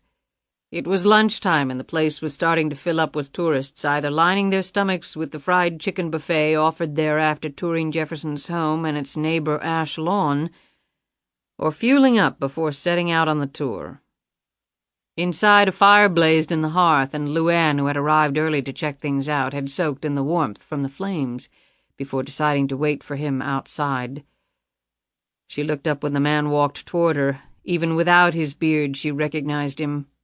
"Let's go," Donovan said. LuAnn looked at him. "Go where?" "You follow me in your car. I'll be checking my rearview mirror. If I see anyone who remotely looks like they're following us, then I pick up my cell phone and you go to prison." "I'm not following you anywhere." He leaned into her face and said, quietly, "I think you might want to reconsider." "I don't know who you are or what you want. You said you wanted to meet me. Well, I'm here." Donovan looked around at the line of people making their way into the tavern. "I had in mind a little more privacy than this." "You picked the place." "That I did." Donovan jammed his hands in his pocket and stared at her in obvious discomfort. LuAnn broke the silence. "I'll tell you what, we'll go for a drive in my car." She stared at him ominously and spoke in low tones. "But don't try anything, because if you do, I will hurt you." Donovan snorted for a moment and then just as quickly stopped as he stared into her eyes. An involuntary shiver swept over him. He followed her long strides to her car. LuAnn got on Interstate 64 and put the big sedan on cruise control. Donovan turned to her. "You know, you threatened me back there with bodily injury. Maybe you did kill that guy in the trailer." "I didn't murder anyone. I didn't do anything wrong in that trailer." Donovan studied her features and then looked away. When he spoke next, his tone was softer, calmer. "I didn't spend the last several months tracking you down, LuAnn, in order to destroy your life." She glanced over at him. "Then what did you track me down for?" "Tell me what did happen in that trailer." LuAnn shook her head in frustration and remained silent. "I've dug through a lot of dirt over the years, and I can read between the lines with the best of them. I don't believe you murdered anyone," Donovan said. "Come on, I'm not a cop. You can check me for a wire if you want. I've read all the newspaper accounts. I'd like to hear your version." LuAnn let out a deep sigh and looked over at him. "Dwayne was dealing drugs. I didn't know anything about it. I just wanted to get out of that life. I went to the trailer to tell him so. Dwayne was cut up very badly. A man grabbed me, tried to cut my throat. We fought. I hit him with the telephone and he died." Donovan looked puzzled. "You just hit him with the telephone?" "Really hard. I guess I cracked his skull." Donovan rubbed his chin thoughtfully. "The man didn't die from that. He was stabbed to death." The BMW almost ran off the road before LuAnn regained control. LuAnn stared over at him, her eyes wide. "What?" she gasped. "I've seen the autopsy reports. He did have a wound to the head, but it wasn't fatal. He died from multiple stab wounds to his chest, no doubt about it." It didn't take LuAnn long to realize the truth. Rainbow. Rainbow had killed him, and then lied to her. She shook her head. Why should that be such a big surprise, she thought. All these years I believed that I had killed him. That's a horrible thing to carry around inside. I'm glad I could clear your conscience on it. The police can't still be interested in all this. It's been 10 years, LuAnn said. That's where you've run into some incredibly bad luck. Dwayne Harvey's uncle is the sheriff in Rikersville now. Billy Harvey is sheriff? LuAnn said in astonishment. He's one of the biggest crooks down there. He had an auto chop shop. He ran gambling in the back rooms of the bars. He was into everything you could earn a buck from illegally. Dwayne kept trying to get in on it, but Billy knew Dwayne was too stupid and unreliable. That's probably why he ended up selling drugs over in Gwinnett. I don't doubt it, but the fact is he's sheriff. Probably figured the best way to avoid trouble with the police was to become the police. So you talked to him? Donovan nodded. According to him, the whole family has never gotten over poor Dwayne and his hasty exit from the living. He said that the drug dealing sort of besmirched the whole family, and the money you sent, instead of salving over those wounds, they took it as pouring salt on them like you were trying to buy them off somehow. I mean, they spent it and all, but they still didn't like it, at least according to the illustrious Billy Harvey. Bottom line is, he told me that the investigation is still active and he's not going to rest until LuAnn Tyler is brought in for trial. From what I can tell, his theory is that you're the one who was involved in the drug dealing because you wanted to escape Dwayne and the boring life. Dwayne died trying to protect you, and then you murdered the other guy who allegedly was your partner. That's a bunch of lies. Donovan shrugged. You know it is, I know it is, but the people deciding that will be a jury of your peers down in Rikersville, Georgia. He took a moment to appraise her expensive clothing. Or a jury of whom your peers used to be. I wouldn't recommend that you wear that outfit to the trial. It might rub the people the wrong way. Dwayne being flower food in all these last 10 years while you were living the high life and doing a pretty good impersonation of Jackie O, it just wouldn't sit well with the good folks down there. Tell me something I don't know. She paused for a moment. So, is that your deal? If I don't talk, you're going to throw me to Billy Harvey? Donovan patted the dashboard. It may surprise you to know that I don't give a damn about all that stuff. If you hit that man, you did it in self-defense. That I believe. LuAnn lifted her sunglasses and stared across at him. Then what do you care about? He leaned toward her. The lottery. His eyebrows arched. LuAnn spoke evenly. What about it? You won it 10 years ago, $100 million. So how'd you do it? I bought a ticket that turned out to be the winning number. How else do you do it? I don't mean that. Let me fill you in on something. Without getting too technical, I went back through years' worth of lottery winners. There's a constant rate of bankruptcy declared by all those winners. 9 out of 12 every year. Bang, bang, you can set your clock by it. Then I ran across 12 consecutive winners who somehow managed to avoid the big B, and you were smack in the middle of that unique group. Now how is that possible? She glanced over at him. How should I know? I've got good money managers. Maybe they do too. You haven't paid your taxes on your income 9 out of the last 10 years. I guess that helps. How do you know that? Again, all sorts of information is available. You just have to know where to look. I know where to look. You'd have to talk to my financial people about that. I was in other parts of the world during that time. Maybe the income wasn't taxable in the U.S. I doubt that. I've written enough financial stories to know that there's almost nothing Uncle Sam won't tax, if he can find it, that is. So call up the IRS and report me. That's not the story I'm looking for. Story? That's right. I forgot to fill you in on the reason I came to visit you. My name's Thomas Donovan. You probably haven't heard of me, but I'm a journalist for the Washington Trib going on 30 years now, and a damn good one, even if I am blowing my own horn.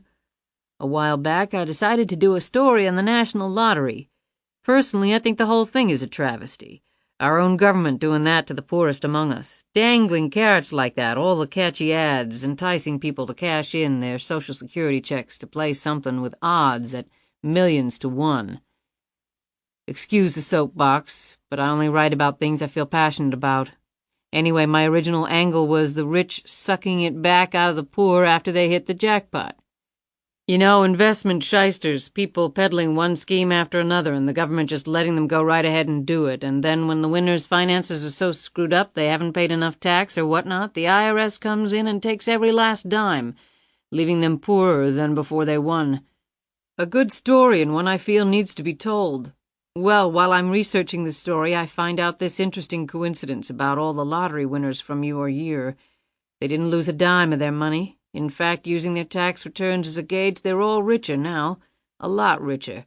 So I track you down, and here I am. What I want is simple, the truth. And if I don't tell you, I end up in a Georgia prison, is that it? That's what you implied over the phone. Donovan stared across at her angrily.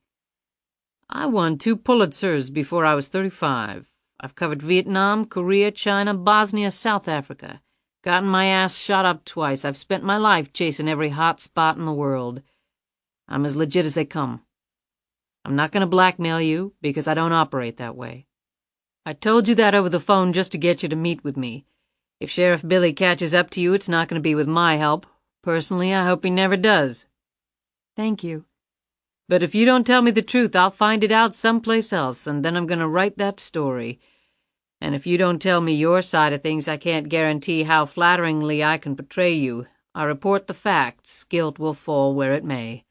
If you're willing to talk to me, I can guarantee only one thing, that your side of the story will be heard. But if you've broken the law somehow, there's nothing I can do about that. I'm not a cop, and I'm not a judge. He paused and looked at her. So, what's it gonna be? She didn't speak for several minutes, her eyes staring down the road. He could see the conflict going on inside her. Finally, she looked over at him. "I want to tell you the truth. God, I want to tell somebody the truth." She took a deep breath that almost turned into a shudder. "But I can't." "Why not?" "You're already in a great deal of danger. If I were to talk to you, that danger would turn into an absolute certainty that you're going to die." "Come on, LuAnn, I've been in dangerous spots before. It comes with the territory. What is it and who's behind it?" "I want you to leave the country." "Excuse me?" "I'll pay. You pick a place, I'll make all the arrangements. I'll set up an account for you." "Is that your way of dealing with problems? Send them off to Europe? Sorry, but I got a life right here." "That's just it. If you stay, you're not going to have a life." "You're really going to have to do better than that. If you'd work with me, we could really accomplish something here.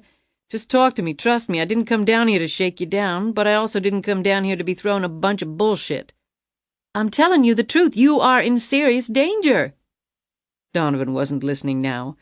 He rubbed his chin as he thought out loud. Similar backgrounds, all poor, desperate. It made for great stories, really picked up the numbers of players. He looked at her, clutched her arm. "Come on, LuAnn, you had help leaving the country 10 years ago. You've gotten a whole lot richer. I can smell the story here if you'd just give me the right angle. This could rank right up there with the Lindbergh baby and who shot JFK. I've got to know the truth. Is the government behind this, whatever this is?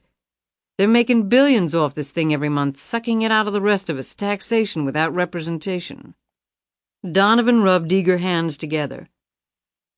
"Are we talking all the way to the White House? Please tell me we are." "I'm not telling you anything, and I'm doing it to keep you as safe as I can." "If you work with me, we both win." "I don't consider being murdered winning, do you?" "Last chance." "Will you please believe me?" "Believe what? You haven't told me anything," he bellowed. "If I tell you what I know, it's like putting a pistol against your head and pulling the trigger myself." Donovan sighed. "Then why don't you take me back to my car? I don't know, LuAnn, I guess I expected more from you. You grew up dirt poor, raised a kid by yourself, and then got this incredible break. I thought you might give a crap." LuAnn put the car in gear, and they started off again. She glanced once or twice at him and then started speaking in a very low voice, as though she were afraid of being overheard. "Mr. Donovan, the person who is looking for you right this very minute is not someone you want to mess around with. He told me he's going to kill you because you might know too much. And he will. Unless you leave right now, he'll find you for sure. And when he does, it won't be pretty. This person can do anything, anything." Donovan snorted, and then his face froze. He slowly turned and looked at her as the answer finally hit him. "Including making a poor woman from Georgia rich?" Donovan saw LuAnn jerk slightly as he said the words. His eyes widened. "Jesus, that's it, isn't it? You said this man can do anything. He made you the lottery winner, didn't he? A woman barely out of her teens running from the police after believing she committed a murder." "Mr. Donovan, please." "She stops to buy a lottery ticket and then just happens to travel to New York where the lottery drawing is being held. And what do you know? She wins $100 million. Donovan slapped the dashboard with the palm of his hand. "Good God, the national lottery was fixed." "Mr. Donovan, you have got to let it drop." Donovan's face flushed crimson. "No way, LuAnn, no way am I letting this drop. Like I said, you couldn't have eluded the NYPD and the FBI all by yourself. You had help, a lot of help. This elaborate cover story you had in Europe, your perfect money managers. This guy set all of it up. All of it, didn't he? Didn't he?" LuAnn didn't answer. "God, I can't believe I didn't see it all before. Sitting here talking to you, it just all fell into place. I've been drifting in circles for months now, and—" He turned sideways in his seat. "You're not the only one either, are you? The other 11 non-bankrupts, maybe more, am I right?" LuAnn was shaking her head hard. "Please, stop." "He didn't do it for free. He must have gotten some of your winnings, but Christ, how did he fix it? Why? What's he doing with all that money? It can't be just one guy." Donovan fired questions left and right. "Who, what, when, why, how?" He gripped her shoulder.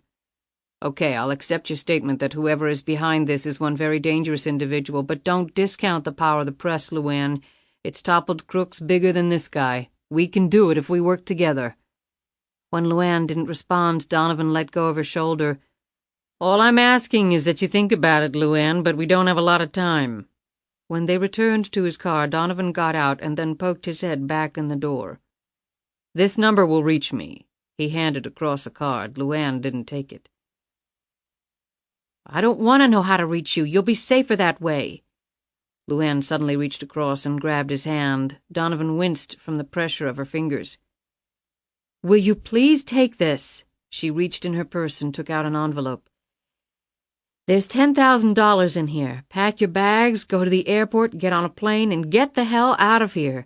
Call me when you get to wherever you're going, and I'll send enough money to keep you in hotels and restaurants for as long as you want." "I don't want money, LuAnn. I want the truth." LuAnn pushed back the urge to scream. "Damn it, I'm trying my best to save your life." He dropped the card onto her front seat. "You warned me, and I appreciate that. But if you won't help me, I'll get it from somewhere else. One way or another, this story is being told." He looked at her ominously. "If this person is half as dangerous as you say he is, you might want to think about getting the hell out of here. My butt may be in the crosshairs now, but it's only my butt. You've got a kid." He paused again, and right before he turned to leave, he said, "I hope we both make it through this, LuAnn. I mean that." He walked across the parking lot to his car, got in, and drove off. LuAnn watched him go. She took a deep breath, trying to calm her shaken nerves. Jackson was going to kill the man unless she did something, but what could she do? For one thing, she wasn't going to tell Jackson about her meeting with Donovan. She looked around the parking lot for any sign of him. But what was the use? He could be anyone. Her heart took another jolt. He could have tapped her phone lines. If so, he would know about Donovan's phone call, that they had planned to meet. If he knew that, it was highly likely that he had followed her.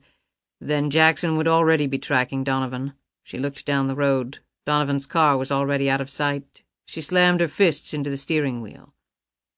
Although LuAnn didn't know it, Jackson had not tapped her phone line.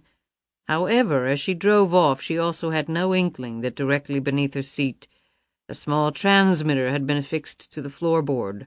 Her entire conversation with Donovan had just been heard by someone else. Chapter 41. Riggs turned off the receiving unit, and the sounds of LuAnn's BMW coming through his earphones vanished. He slowly took off the headphones, sat back in his desk chair, and let out a long breath. He had anticipated obtaining some information about LuAnn Tyler and her discussions with the man he now knew to be Thomas Donovan, a newspaper reporter. The name was familiar to Riggs. He had seen the guy's byline in past years. However, Riggs hadn't anticipated stumbling across something that had all the earmarks of a major conspiracy.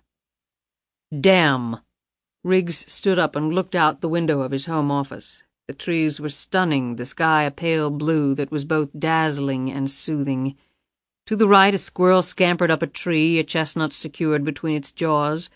Farther back, through the thickness of the trees, Riggs could make out a slender procession of deer headed by a 6-point buck as they made their way cautiously toward the small spring-fed pond situated on Riggs's property. So peaceful, so serene, all that he had hoped for. He looked back at the receiving device he had used to listen in on LuAnn and Donovan's conversation. "LuAnn Tyler," Riggs said out loud. "Not Catherine Savage, not even close," she had said. New identity, new life, far, far away. That was something Riggs could certainly relate to. He eyed the phone, hesitated, then picked it up. The number he was calling had been given to him 5 years ago for emergencies, just as, unknown to Riggs, Jackson had provided one to LuAnn 10 years ago. Just for emergencies. Well, Riggs decided as he punched in the numbers he supposed this qualified as such. An automated voice came on the line. Riggs left a series of numbers and then his name. He spoke slowly in order to let the computer verify the authenticity of his voice patterns. He put down the phone. 1 minute later it rang. He picked it up. "That was fast," Riggs said, sitting back down. That number gets our attention. What's the situation? You in trouble? Not directly, but I've come across something I need to check up on. Person, place, a thing. Person. I'm ready. Who is it? Riggs took a silent breath and hoped to God he was doing the right thing. He would at least hedge his bets until he understood matters a little better. I need to find out about someone named LuAnn Tyler. LuAnn's car phone buzzed as she was driving back home. Hello? The voice on the other end of the line made her breathe easier. Don't tell me where you are, Charlie. We can't be sure this line is safe. She checked where she was on the road. Give me 20 minutes and then call me at the prearranged spot. She hung up. When they had come to the area, they had identified a payphone at a McDonald's that would receive incoming calls. That was their safe phone. 20 minutes later, she was standing at the payphone, snatching it up on the first ring. How's Lisa?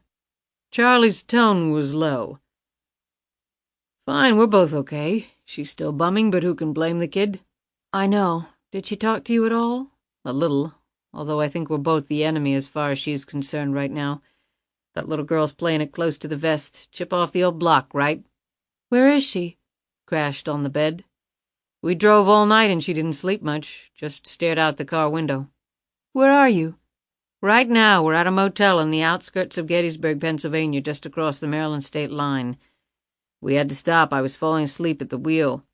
You didn't use a credit card, did you? Jackson can trace that. You think I'm a novice at being on the run? All cash.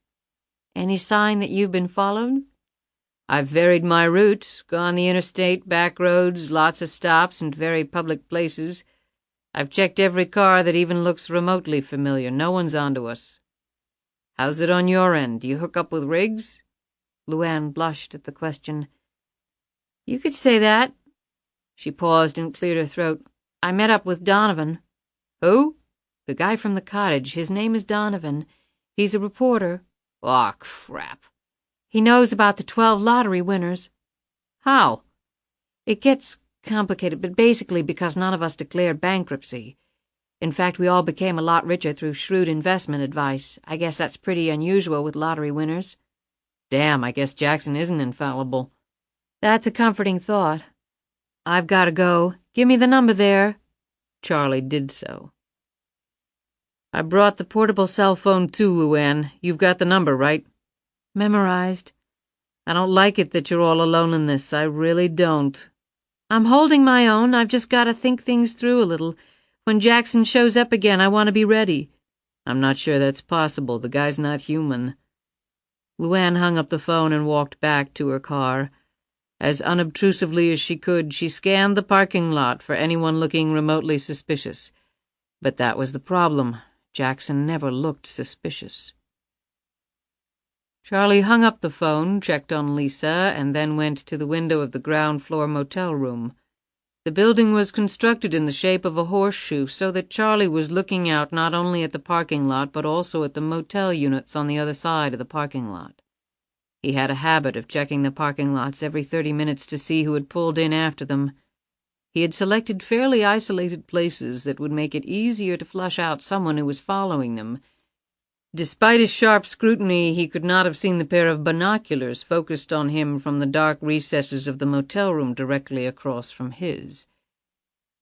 This person's car was not in the parking lot because he was not a paying guest of the motel. He had broken into the room when Charlie and Lisa had gone out to eat. The man put down the binoculars and jotted some words down in a notebook before taking up his sentry once again. Chapter 42. The BMW pulled into the front drive. LuAnn sat in the car and stared up at the house. She'd not gone home. After driving around for a while, she had decided to come here. The Jeep was there, so he must be as well. She got out of the sedan and walked up the wide steps of the Victorian. Riggs heard her coming. He was just finishing up his phone call, the paper in front of him covered with notes, more information than he had ever wanted to know. His gut was cramping up just thinking about it all. He opened the door to her knock, and she passed through the doorway without looking at him. "How'd it go?" he asked. LuAnn drifted around the room before settling down on the couch and looking up at him with a shrug. Not all that well, really. Her voice was listless. Riggs rubbed his eyes and sat down in the chair opposite her. Tell me about it. Why? Why in the hell would I want to get you involved in all this? He paused and briefly considered what he was about to say. He could walk away from this. She was obviously giving him the opportunity to do so. He could just say, "You're right," and escort her to the door and out of his life. As he looked at her, so tired, so alone, he spoke quietly and intensely. I want to help you. That's nice, but I really wouldn't know where to begin. How about 10 years ago, Georgia, and you're running from the cops for a murder you didn't commit? She stared over at him, biting her lip. She wanted desperately to trust the man. It was an almost physiologically compelling need. And yet, as she stared down the hallway to where his study was, where she had previously seen the information he had obtained on her so easily, so quickly, the doubts came flooding back to her. Jackson was suspicious of the man. Who was he? Where had he come from? What had he done in his past life? When she looked back over at him, he was watching her closely. He read the uncertainty, the suspicions there. LuAnn, I know you really don't know me. Yet. But you can trust me. I want to, Matthew. I really do. It's just... She stood up and started her ritualistic pacing. It's just that I've made a habit the last 10 years of never trusting anyone other than Charlie. Well, Charlie's not here, and from the looks of things, you're not going to be able to handle this alone. She stiffened at the words. You'd be surprised at what I can handle. I don't doubt that, not at all, he said in a sincere, if disarming, manner. And getting you involved means ultimately placing you in danger. That's not something I want on my conscience. You'd be surprised at how accustomed I am to dangerous things and people. She stared at him, a glimmer of a smile on her lips. Her deep hazel eyes were intoxicating to him, calling up the fresh memory of their love-making. I still don't want you to get hurt. Then why are you here? In spite of how terrific this morning was, I doubt if you're here for a nooner. You've got other things on your mind, I can tell. She sat back down and clasped her hands together. After thinking the matter over a minute, she started speaking earnestly. The man's name was Thomas Donovan. He's a reporter of some kind. He started investigating me. Why? Why you? The murder? LuAnn hesitated before answering. That was part of it. What was the other part? LuAnn didn't answer now. She looked at the floor. Imparting personal information to anyone other than Charlie went against every instinct she possessed. Riggs decided to take a shot. Did it have to do with the lottery? She slowly looked up, the astonishment starkly on her face. I knew your real name. Something clicked. You won $100 million 10 years ago. A lot of stories about you back then. Then you disappeared. She studied him warily, alarm bells ringing. His face, though, was one of complete sincerity, and finally that look subdued her suspicions, at least temporarily. Yes, I won that money. So what did Donovan want? Your story on the killing? Partly. What was the other part? He asked persistently. Now the alarm bells started ringing again, and this time Riggs's honest features did not silence them. LuAnn rose.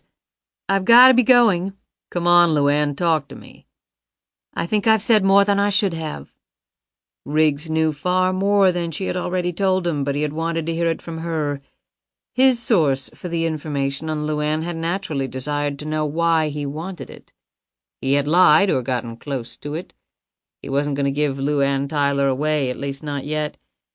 He had no reason to trust her and many reasons not to, but he did trust her.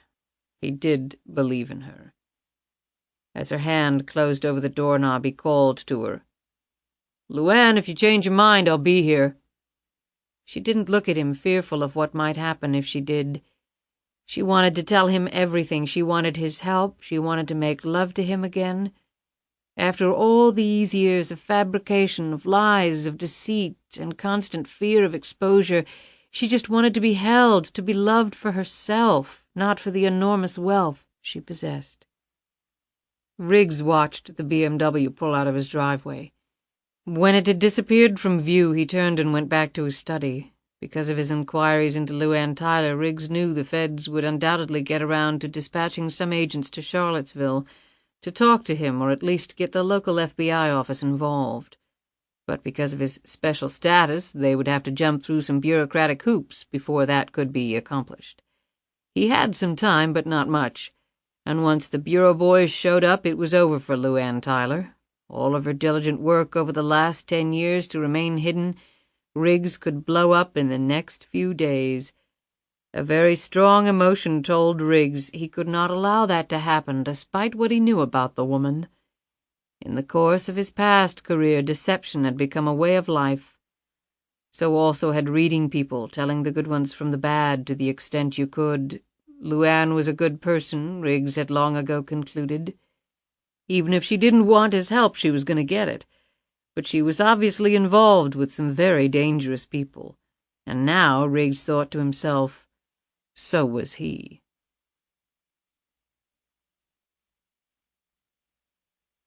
Chapter 43. When LuAnn arrived home, it was late. The household staff had gone, and Sally Beecham would not return until tomorrow.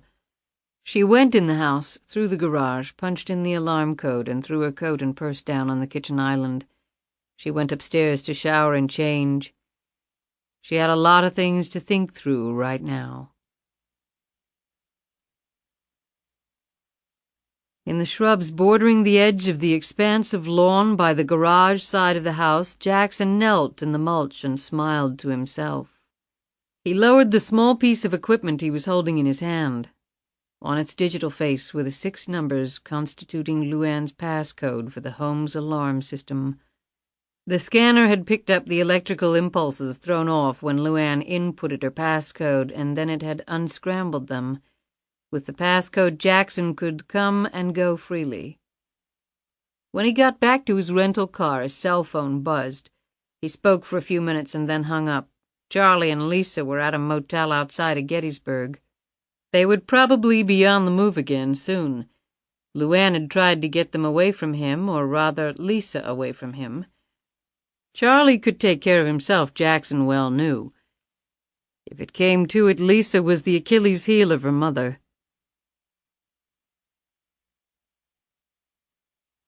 LuAnn had watched out the window as the figure made its way down the tree line toward the main road. The steps had been animal-like in their stealth and precision, much as hers would have been. She didn't know what had drawn her to the window at that precise instant.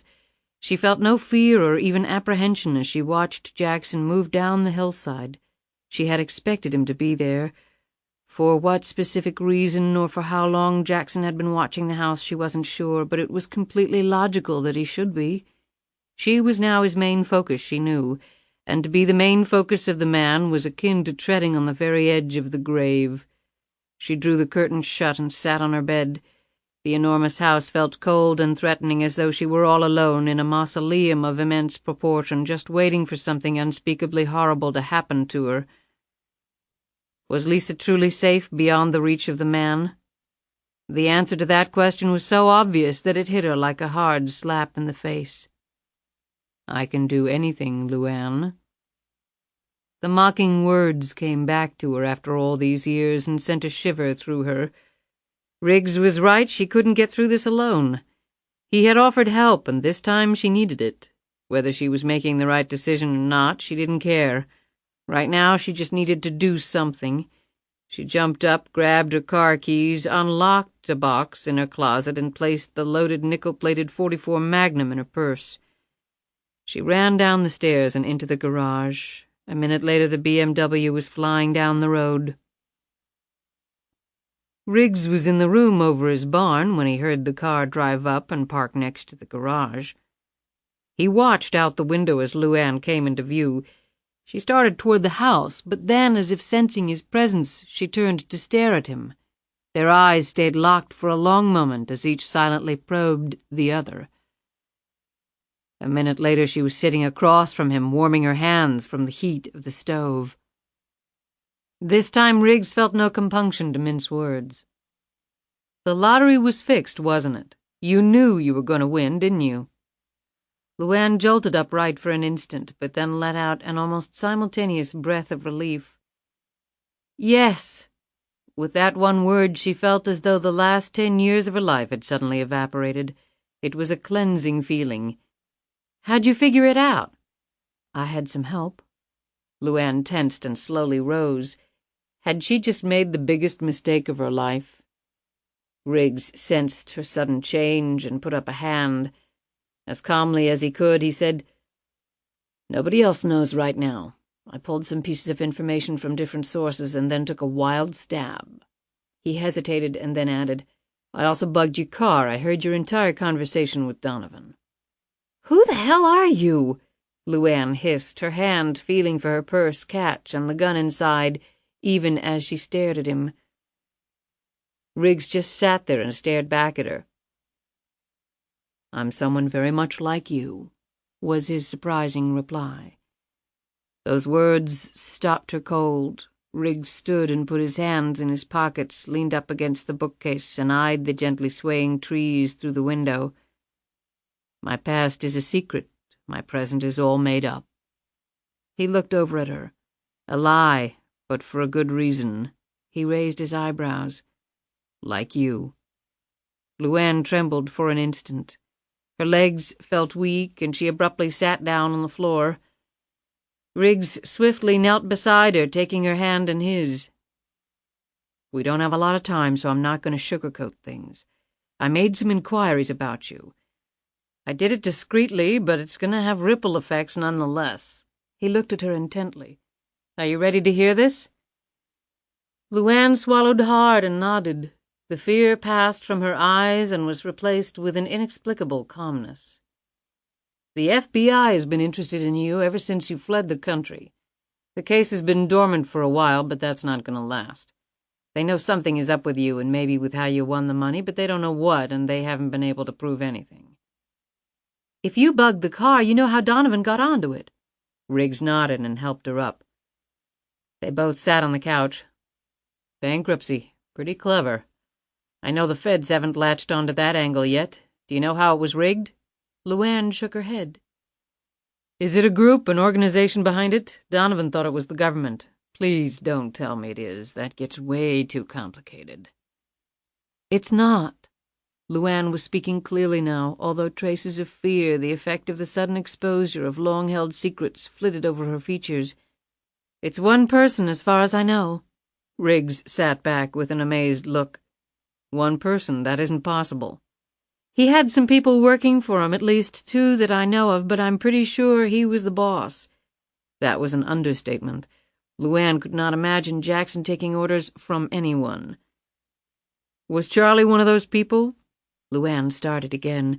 What makes you say that? Riggs shrugged. The uncle story was a little lame, and you 2 seem to be sharing a secret. There wasn't any mention in all my research about you of any uncle, so I assumed he came into the picture after the lottery scam. I'm not going to answer that.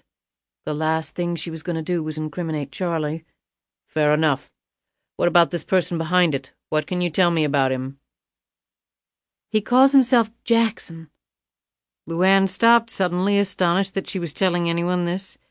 As the name passed over her lips, she closed her eyes and imagined for an instant what Jackson would do to her, to all of them, if he had any idea what she was revealing. She instinctively looked over her shoulder. Riggs gripped her arm. LuAnn, you're not alone anymore. He can't hurt you now. She almost laughed out loud.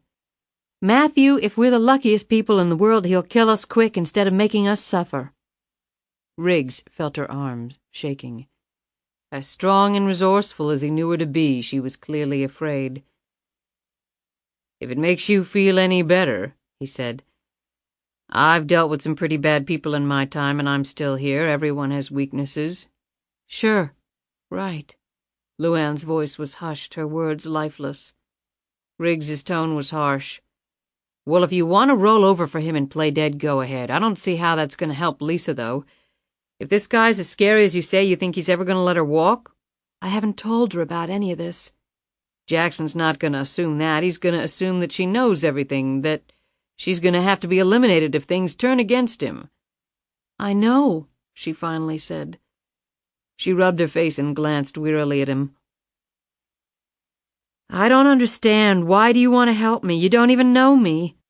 And I just told you I did something illegal. Like I said, I checked you out. I know your background. Jackson took advantage of you. Hell, if it had been me in your same position, I would have jumped at the chance to be rich, too. That's just it, I didn't. I had decided not too long ago. But then I walked into Dwayne's drug deal, and the next thing I know, 2 men are dead, and I'm running as fast as I can with a baby in my arms. I didn't think I had any choice left. I just wanted to get away. I can understand that, LuAnn, I really can. I've been running ever since, scared of my shadow, afraid somebody would find everything out. It's been 10 years, but it's felt like 100. She shook her head and gripped her hands together. So I take it Jackson's in the area. He was in my garden about 45 minutes ago. What? I'm not sure what he was up to, but I'm assuming he's laying the groundwork for whatever plan he's about to implement. What sort of plan? He's going to kill Donovan for starters. So I heard you tell Donovan. And then Jackson will probably come after us. LuAnn put her face in her hands. Well, you won't be seeing him again. You're wrong there, Matthew. I have to meet with him, and very soon. He looked at her in absolute shock. Are you crazy? Jackson suddenly appeared in my bedroom last night. We had quite a lengthy discussion. I told him I was going to get to know you better. I don't think he had sex in mind. It just worked out that way. LuAnn, you don't... He was going to kill you in the cottage last night. I guess you went back for your truck. He said he was 2 feet from you. You're lucky to be alive, very lucky. Riggs sat back. His instincts had been right.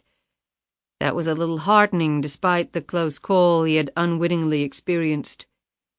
He was going to check you out. He was concerned about your background. It was fuzzy. He was going to look into your background, and if he found anything worrisome, he was going to kill you. But I told him I'd check you out instead. You took a risk there. Not as many as you've taken for me. I owed you. And I didn't want anything to happen to you, not because of me. Riggs spread his hands wide.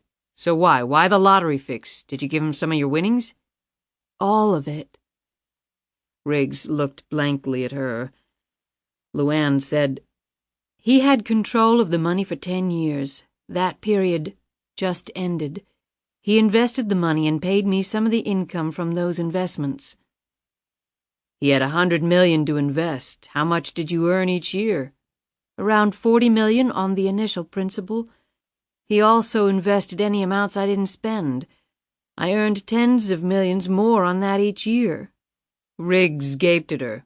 That's a 40% return on your lottery money alone.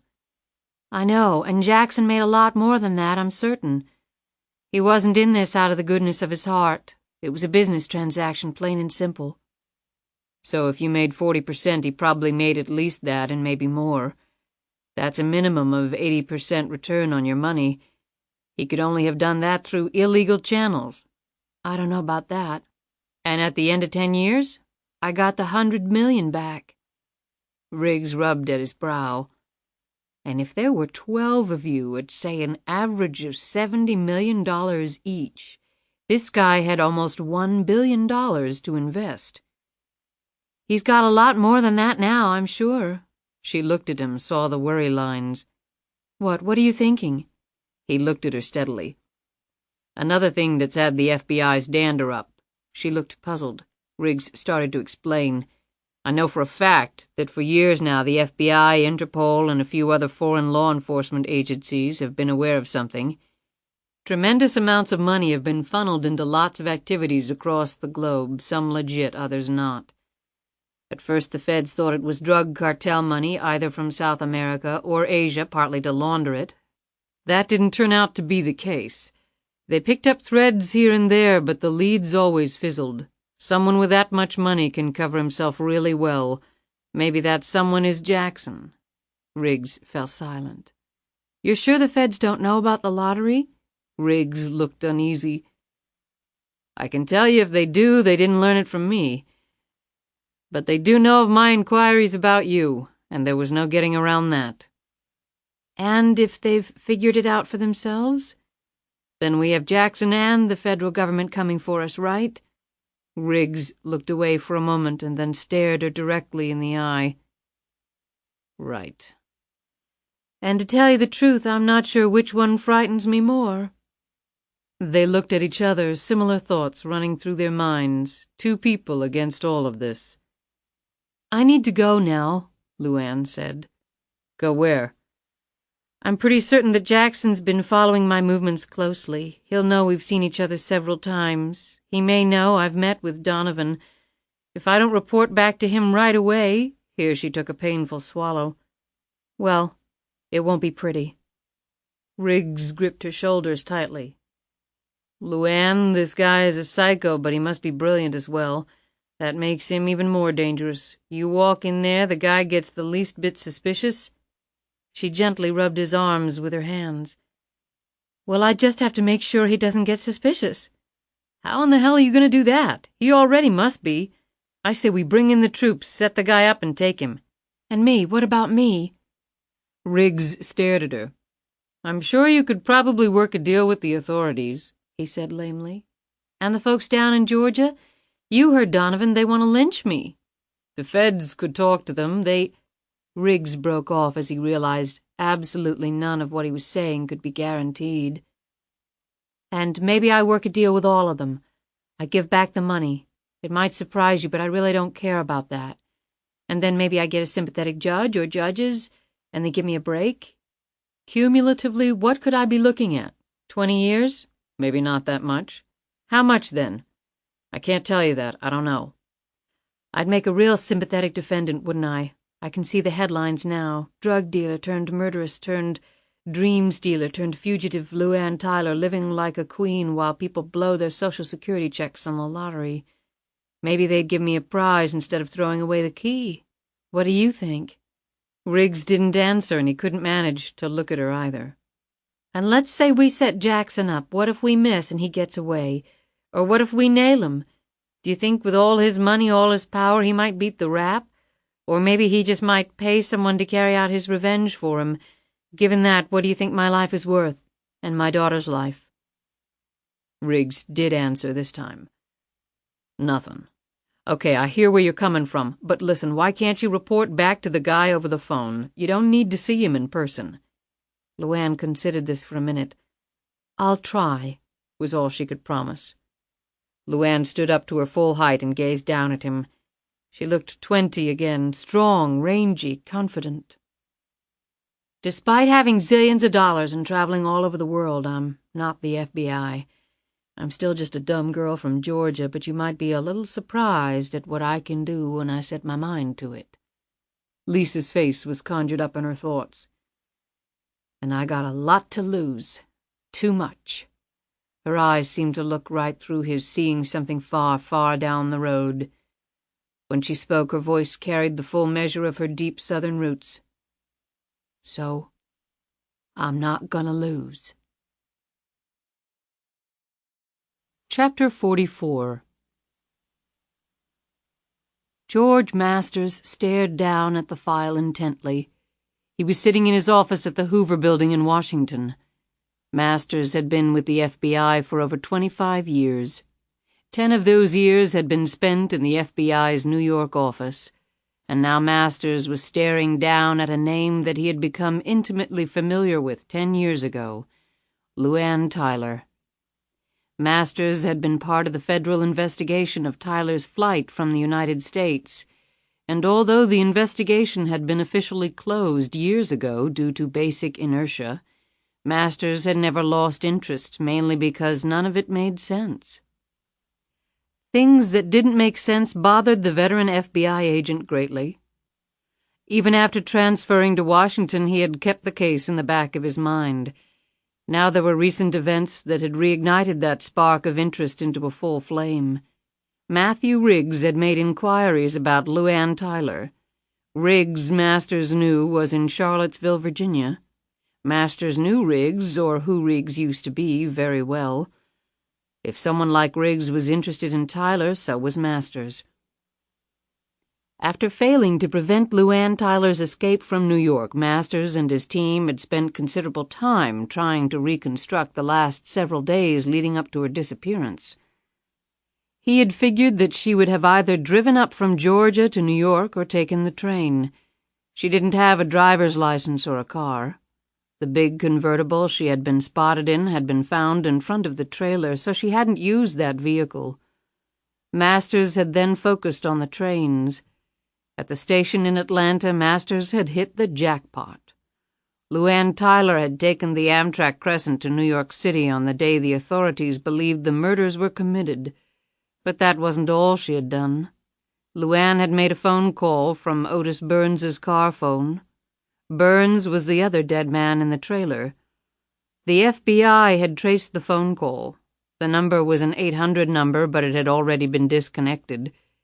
Investigations into who had leased the phone number had run into a complete dead end. That had gotten Masters' curiosity up even more. Now that he was once again focused on LuAnn Tyler, Masters had instructed his men to go over NYPD records looking for any unusual events occurring around the time of LuAnn's disappearance. One item his men had just discovered had interested Masters greatly. A man named Anthony Romanello had been found dead in his New York apartment the night before the press conference announcing LuAnn as the lottery winner. The discovery of a dead body in New York City was hardly news. However, the police had been suspicious of Romanello's death because he had a long arrest record and was suspected of hiring himself out as an assassin. The police had probed into the details of what he had done on his last day among the living. Romanello and a woman had been seen at a restaurant shortly before Romanello had died. They had been observed having a serious argument. Barely 2 hours later, Romanello was dead. The official cause of death had been ruled cardiac arrest.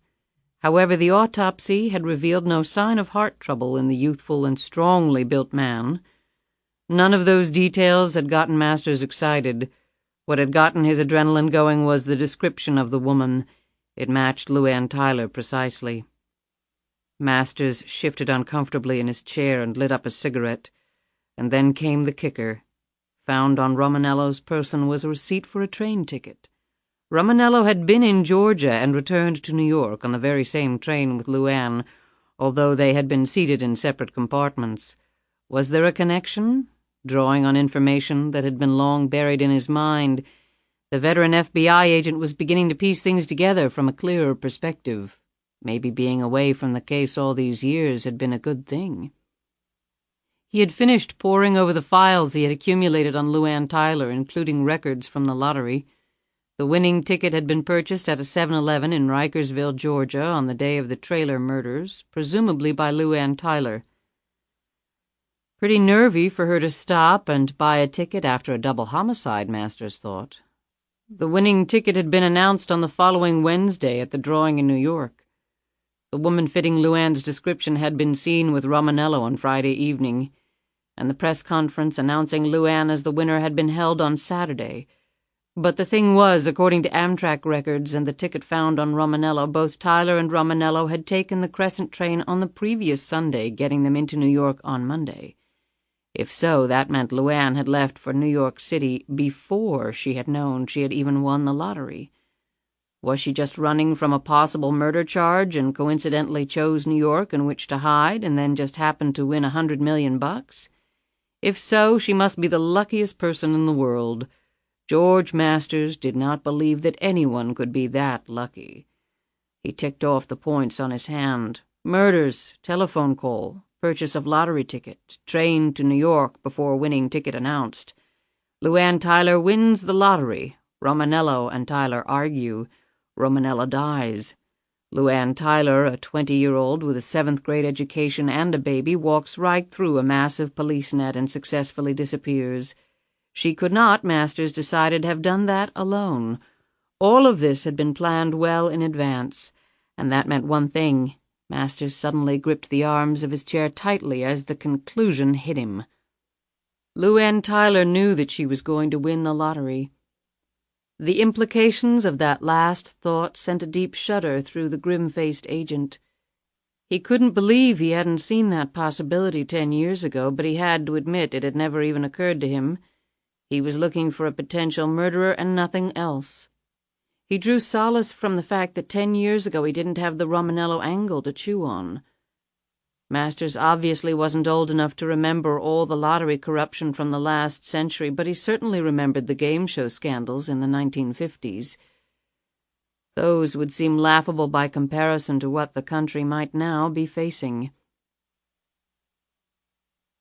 10 years ago, someone may have corrupted the United States lottery. At least once, possibly more. The ramifications were truly terrifying to think about. The federal government depended on the revenue from that lottery to fund a myriad of programs that were now so entrenched politically that it would be impossible to repeal them. But if the source of those funds was contaminated, if the American people ever discovered that fact? Masters's mouth went dry with the thought. He swallowed some water from a carafe on his desk and downed a couple of aspirin to combat the beginnings of what would still become a torturous headache. He composed himself and picked up his phone. "Get me the director," he instructed. While he waited for the call to go through, Masters sat back in his chair. He knew this would eventually have to go up to the White House, but he'd let the director talk to the Attorney General and the AG could talk to the President. If his conclusions were right, so much shit would hit the fan that everyone would eventually be covered in it.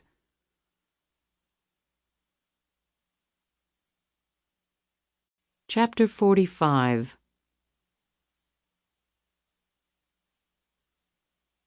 Jackson was again in his suite and was again staring at his laptop.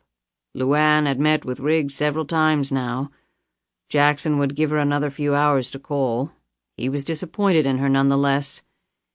He had not tapped LuAnn's phone line, an oversight that he had decided was not worth remedying at this point. She had caught him a little off guard by sending Lisa away so quickly. The associate he had retained to track LuAnn's movements had been compelled to follow Charlie and Lisa, thereby depriving Jackson of a valuable pair of eyes.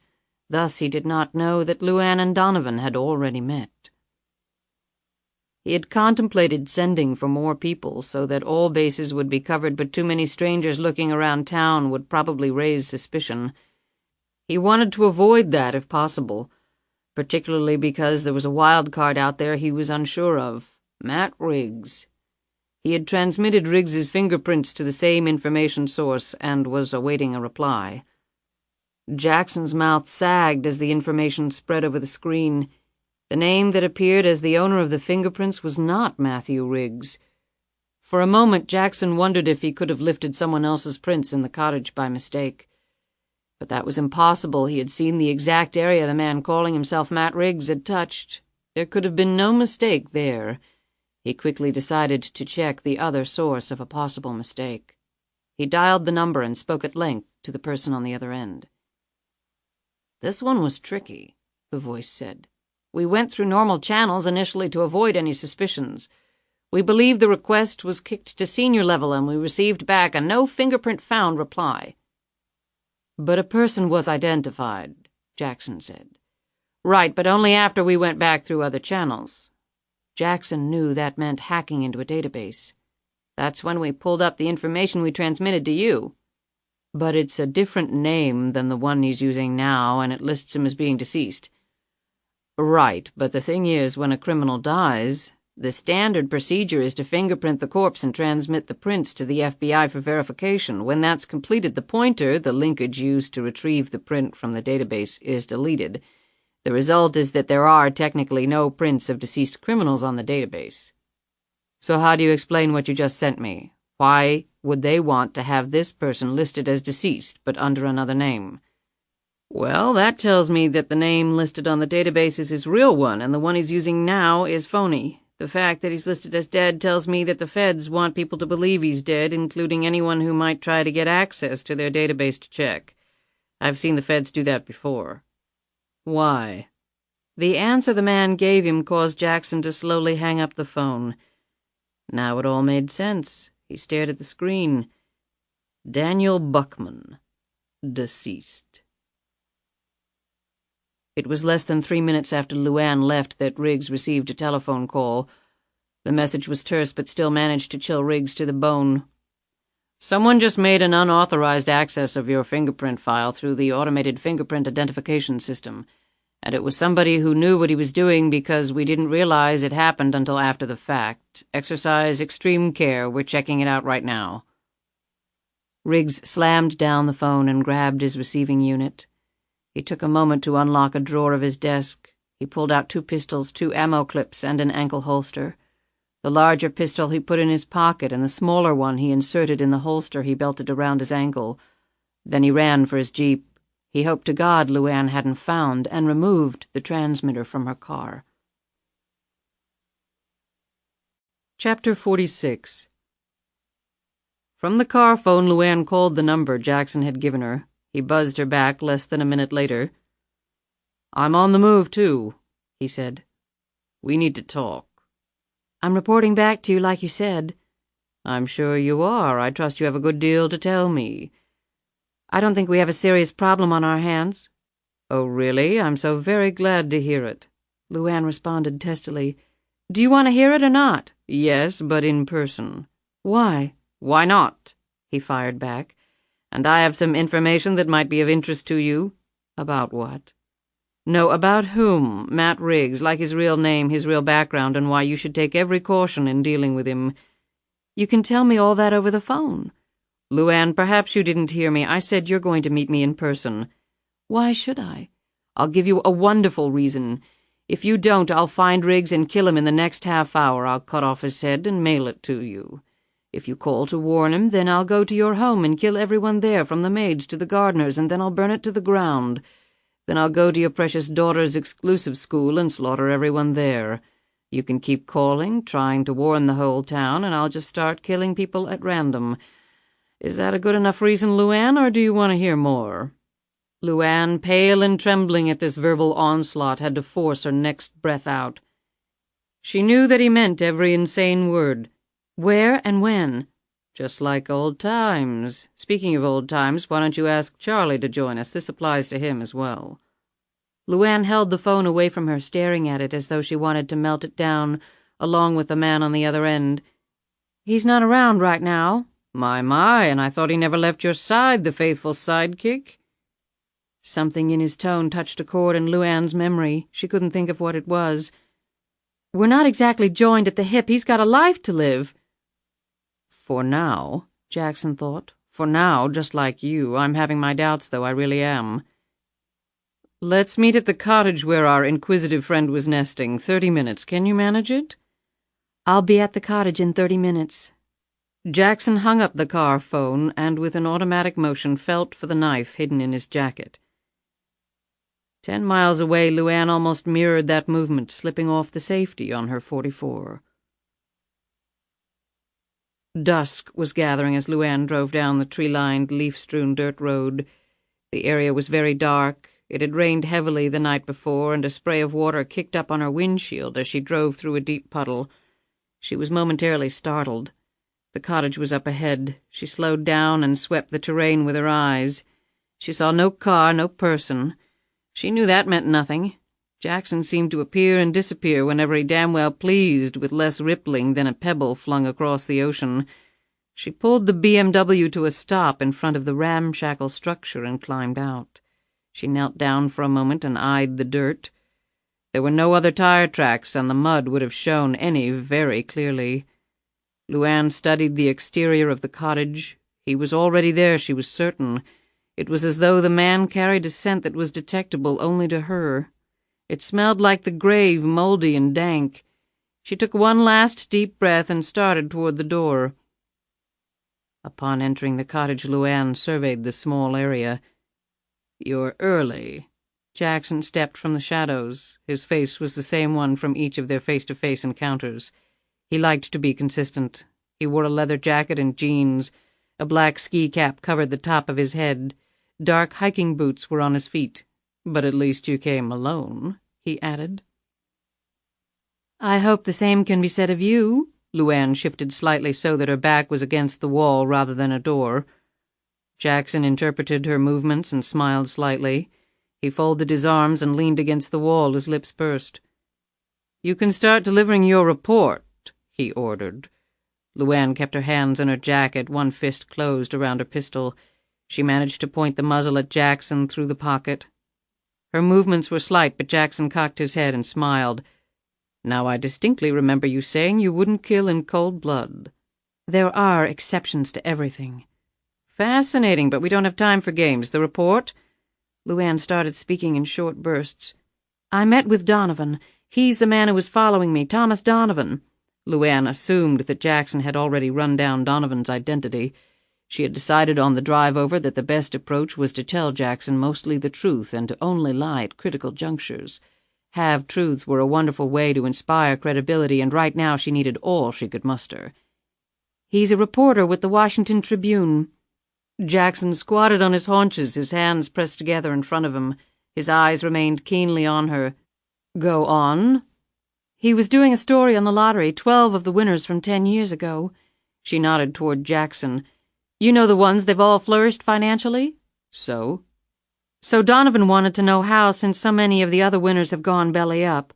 A very consistent percentage, he said, so your 12 sort of stuck out." Jackson hid his chagrin well. He didn't like having loose ends, and this one had been glaring. LuAnn studied him closely. She read the smallest of self-doubts in his features. That was enormously comforting to her, but this was not the time to dwell on it. "What did you tell him?" "I told him I had been referred to an excellent investment firm by someone from the lottery. I gave him the name of the investment firm you used. I'm assuming they're legitimate." "Very," Jackson replied. "At least on the surface. And the others?" "I told Donovan I didn't know about them, but that they could have been referred to the same firm for all I knew." "And he bought that?" "Let's just say that he was disappointed. He wanted to write a story about the wealthy screwing the poor. You know, they win the lottery and then parasitic investment firms churn their accounts, earn their pieces of the pie, and leave the winner with nothing but attorney fees for filing bankruptcy.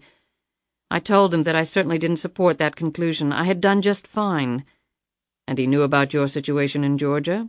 "That's what drew him to me initially, I would imagine." LuAnn drew in a small breath of relief as she saw Jackson nod slightly at his remark.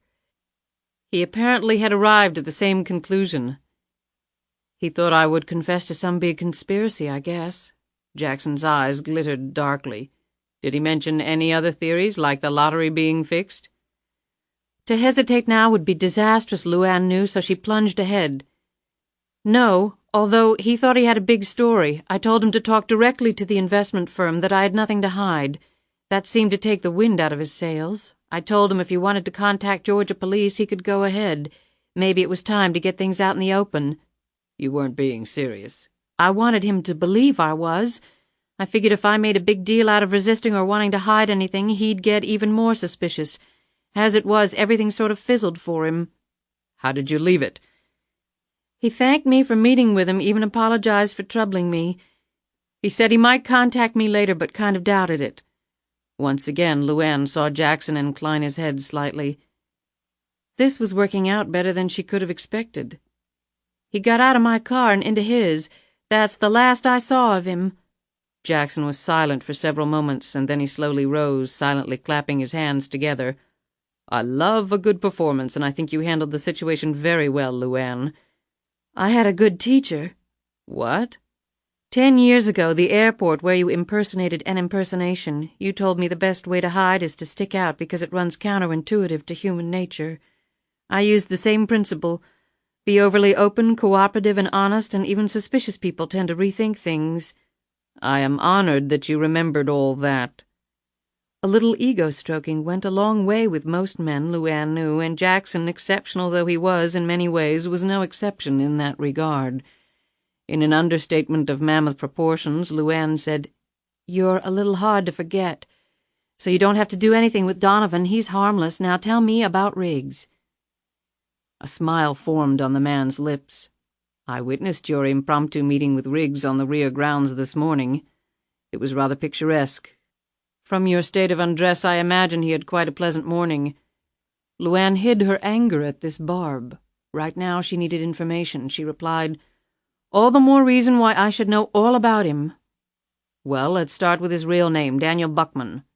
"Buckman? Why would he have a different name?" "Funny question coming from you. Why do people change their names, LuAnn?" Perspiration sprouted on her forehead.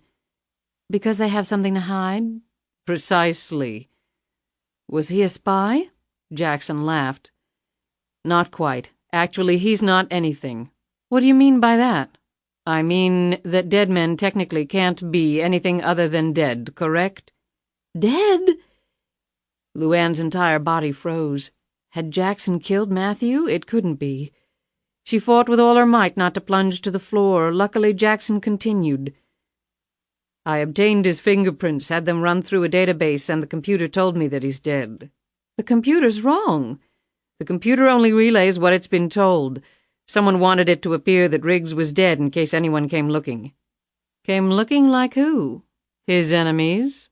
When LuAnn didn't respond, Jackson said, Have you ever heard of the Witness Protection and Relocation Program? No, should I? You've lived abroad for so long, I suppose not. It's run by the federal government, more particularly by the United States Marshals Service. It's to protect persons testifying against dangerous criminals or organizations. They get new identities, new lives. Officially, Riggs is dead. Shows up in a small town, starts a new life under a new identity. Maybe his features have been altered somewhat. I don't know for certain, but it's an educated guess on my part that Riggs is a member of that select group. Riggs, Buckman, was a witness to what? Jackson shrugged. Who knows? Who cares? What I'm telling you is that Riggs is a criminal. Or was a criminal. Probably drugs or something like that. Maybe mafia informant. Witness protection isn't used for purse snatchers. LuAnn settled back against the wall to keep herself from falling. Riggs was a criminal. I hope you haven't confided anything to him. There's no telling what his agenda might be. I haven't, LuAnn managed to say. So what can you tell me about the man?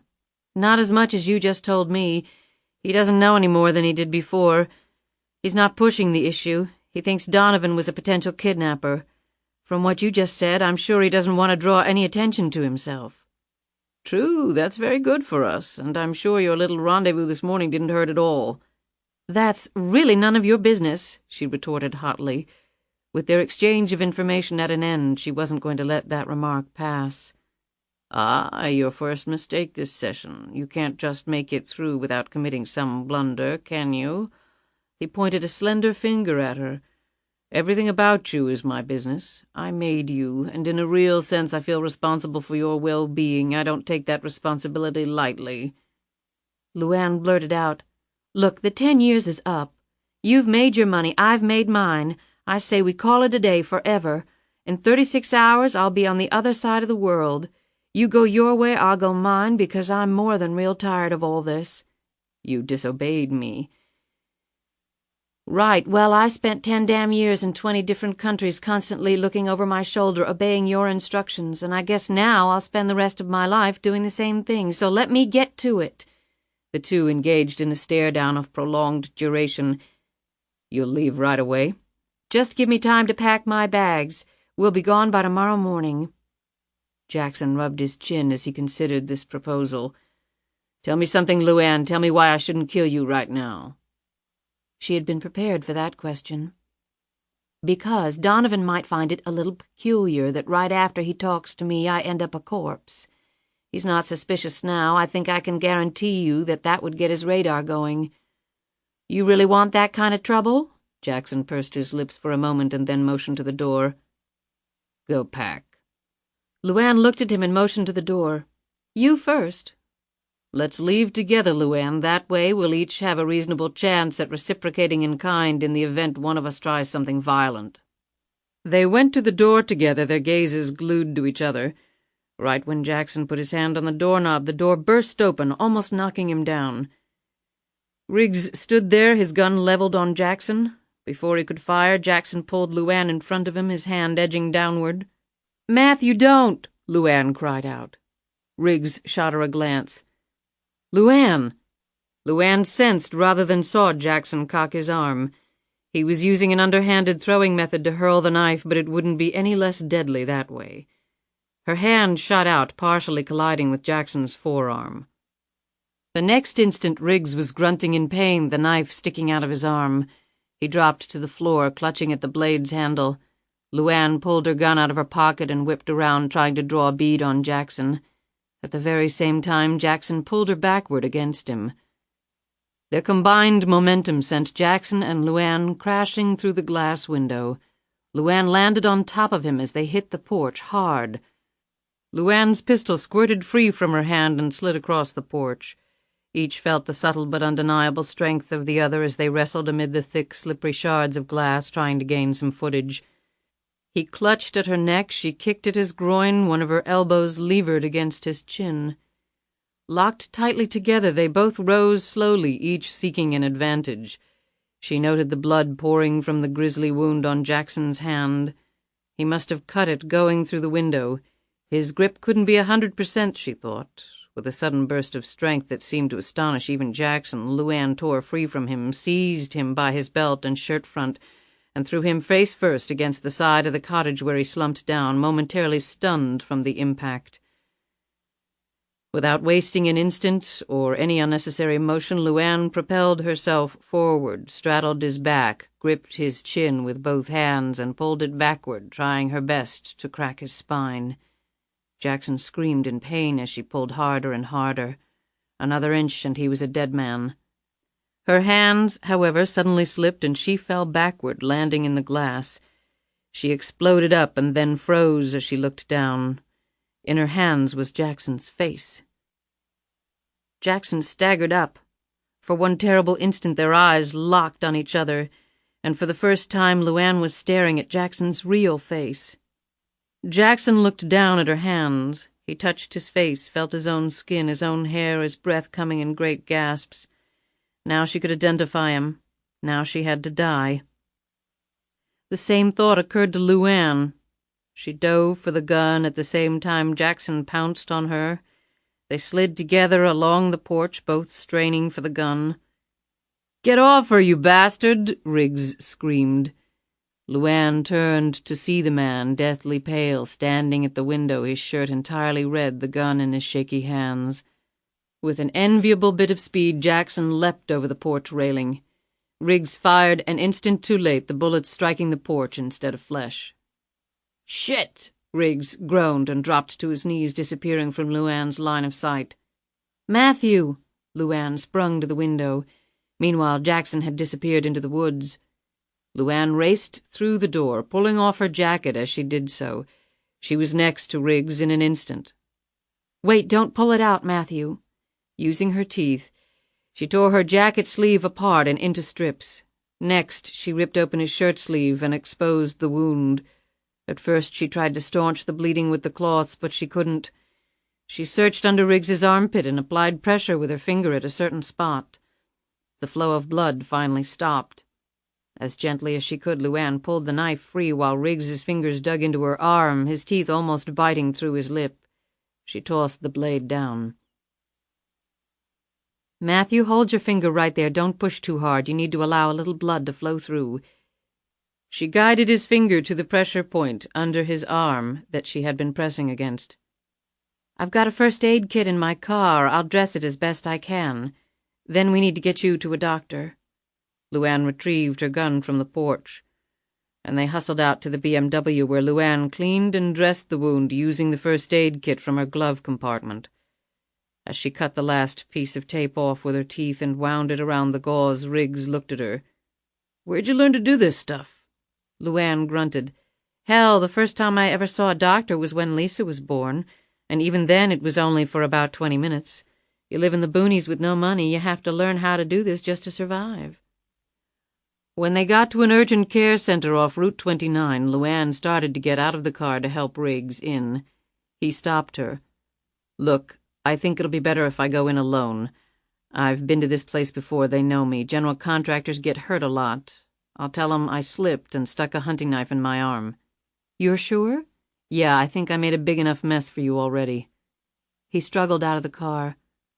"I'll be here when you get out, I promise," she said. He smiled weakly, and holding his injured arm, he went inside. LuAnn pulled the BMW around and backed into the parking space so she could see anyone coming in. She locked the doors and then swore under her breath. Riggs had come to her rescue, for that she could hardly fault him, but right before that she had Jackson convinced that everything was okay.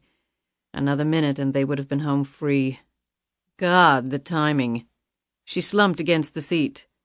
It was possible that she could explain Riggs's sudden and armed presence away. Riggs had been concerned for her safety, followed her, thinking maybe that the man she was meeting was Donovan. But Riggs had done something else, something that she couldn't explain away. She let out a loud groan as she watched the traffic pass by on Route 29. In front of Jackson, Riggs had called her LuAnn. That one word had destroyed everything. There was no way he would have missed that. Now Jackson knew she had lied to him about what Riggs knew. She had no doubt what the punishment for that would be. Her spirits had been so high barely 30 minutes ago. Now all bets were off. She glanced down at the seat and saw the white piece of paper there. She picked up Donovan's card and looked at the phone number. She thought for a moment and then picked up the phone. She silently cursed when she only got the answering machine. She left a lengthy message telling Donovan what had happened. She implored him once again to go underground, that she would pay for everything. He was a good man, looking for the truth. She didn't want him to die. She didn't want anyone else to die because of her. She hoped to God he would live to get the message. Jackson pressed the cloth against his palm. He had indeed badly cut his hand, going through the glass. Damn the woman. Riggs would have been dead if she hadn't hit Jackson's arm a millisecond before he released the knife. He gingerly touched his real skin. A small lump had appeared thanks to one of her blows. He had finally felt her raw strength, and he had to admit it exceeded his own. Who would have thought it? The big, muscle-bound types never possessed genuine God-given strength like that, the kind you couldn't manufacture in a health spa. It was a combination of both inner and outer phenomena working in precise, albeit spontaneous bursts when called upon. One couldn't measure it or quantify it because it came and went upon demand by its owner and varied in its intensity depending on the situation, rising to the occasion and mustering just enough reserve so that failure was never a possibility. You either had that type of power or you didn't. LuAnn Tyler clearly did. He would not forget that. He would not seek to conquer her that way, but as always he would adapt around it. And the stakes were as high as they were ever likely to climb for one specific reason. The irony was he had believed her. He had been prepared to let her walk away. LuAnn had confided in Riggs, that was clear. Riggs knew her real name. There were few factions that angered Jackson more than prevarication by his own people. Disloyalty could not and would not be tolerated. If she had lied about Riggs, it was more than probable that she had lied about Donovan. Jackson had to assume that the Trib reporter was closing in on the truth. Thus he had to be stopped as well. As these thoughts were going around in Jackson's mind, his portable phone rang. He picked it up.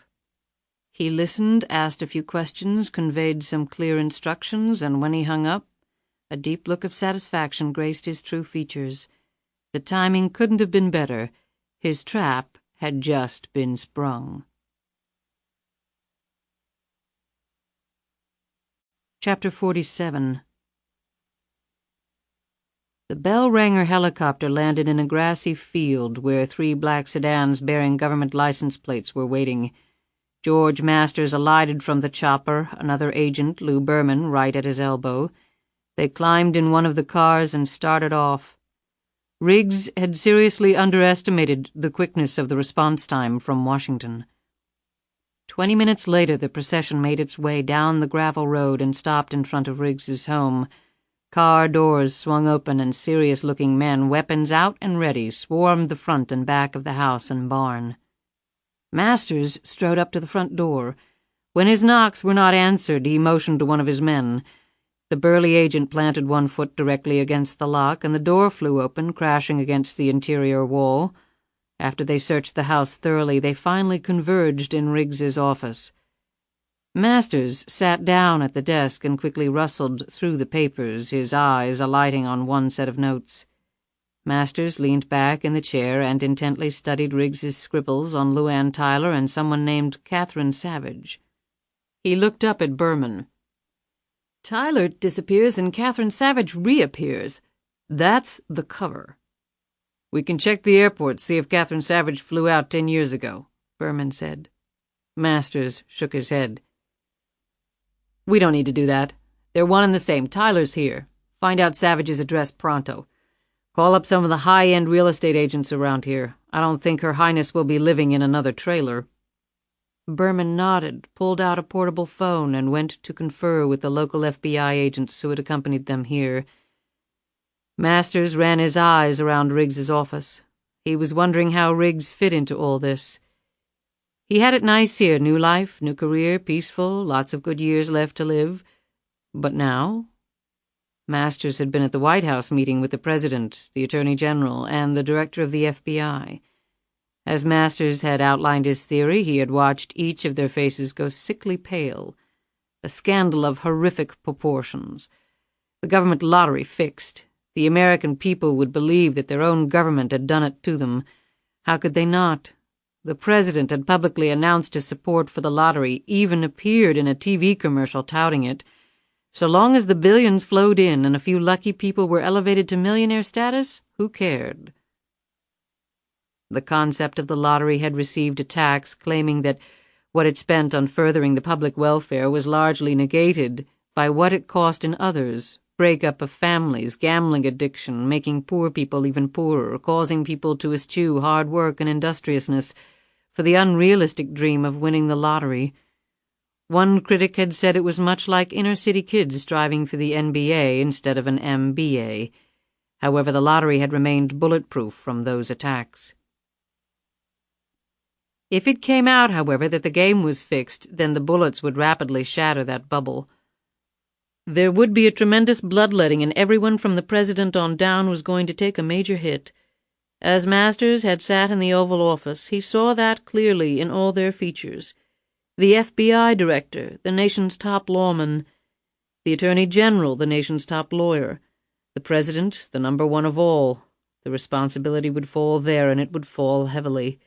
So Masters had been given explicit instructions. Bring in LuAnn Tyler at any cost and by any means possible. And he intended to do just that. "How's it feel?" Riggs climbed slowly into the car. His right arm was in a sling. Well, they gave me enough painkillers to where I'm not sure I can feel anything. LuAnn put the car in gear and they sped out onto the highway. "Where are we going?" he asked. "McDonald's. I'm starving and I can't remember the last time I had a Big Mac and fries. Sound good?" "Sounds good." She pulled into the drive-thru of a McDonald's, ordering some burgers, fries, and 2 coffees. They ate as they drove. Riggs put down his coffee, wiped his mouth, and nervously fingered the dashboard with his good arm. "So, tell me, how badly did I screw things up for you?" "Matthew, I'm not blaming you." "I know," he said sheepishly. He slapped the seat. "I thought you were walking into a trap." She stared over at him. "And why's that?" Riggs looked out the window for a long moment before answering. "Right after you left, I got a call." "Is that right? And who from, and what did it have to do with me?" He sighed deeply. "Well, for starters, my name's not Matthew Riggs. I mean, it's been my name for the last 5 years, but it's not my real name." "Well, at least we're even on that score," he said with a forced grin. "Daniel Buckman." He held out his hand. "My friends call me Dan." LuAnn didn't take it. "You're Matthew to me. Do your friends also know that technically you're dead and that you're in the witness protection program?" Riggs slowly withdrew his hand. She flipped him an impatient look. "I told you that Jackson can do anything. I wish you'd start believing me." "I was betting he was the one who tapped into my file. That's why I followed you. If he knew about me, I didn't know how he'd react. I thought he might kill you." "That's always a possibility with the man." "I got a good look at him." LuAnn was exasperated. "That wasn't his real face. Damn it, it's never his real face." She thought of the rubbery flesh she had held. She had seen his real face. His real face. She knew what that meant. Jackson would now do everything in his power to kill her. She slid her hands nervously over the steering wheel. "Jackson said you were a criminal. So what'd you do?" "Are you telling me you believe everything that guy says to you?"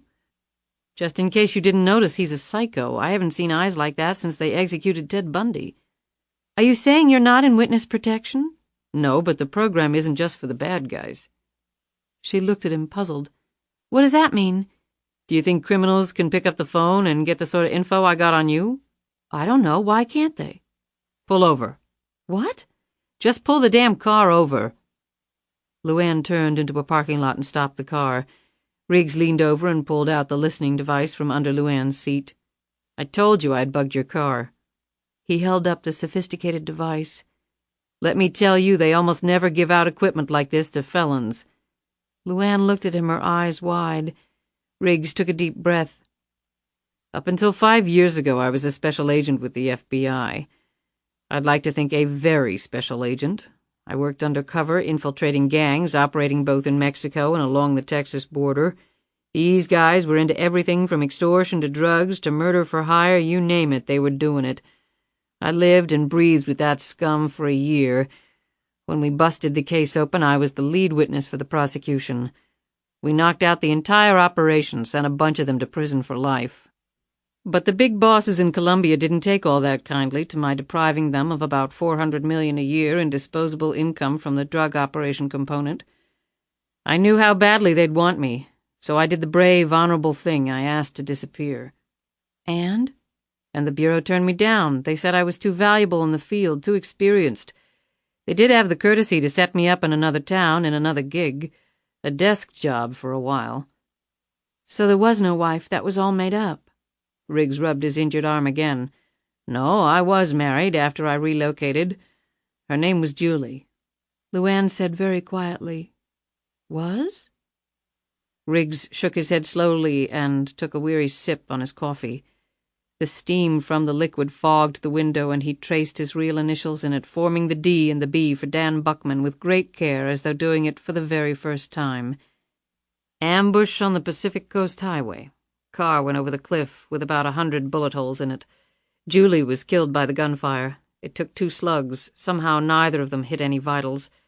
I was thrown clear of the car, landed on a ledge. Those were the scars you saw. Oh, God, I'm so sorry, Matthew. Guys like me, we probably shouldn't get married.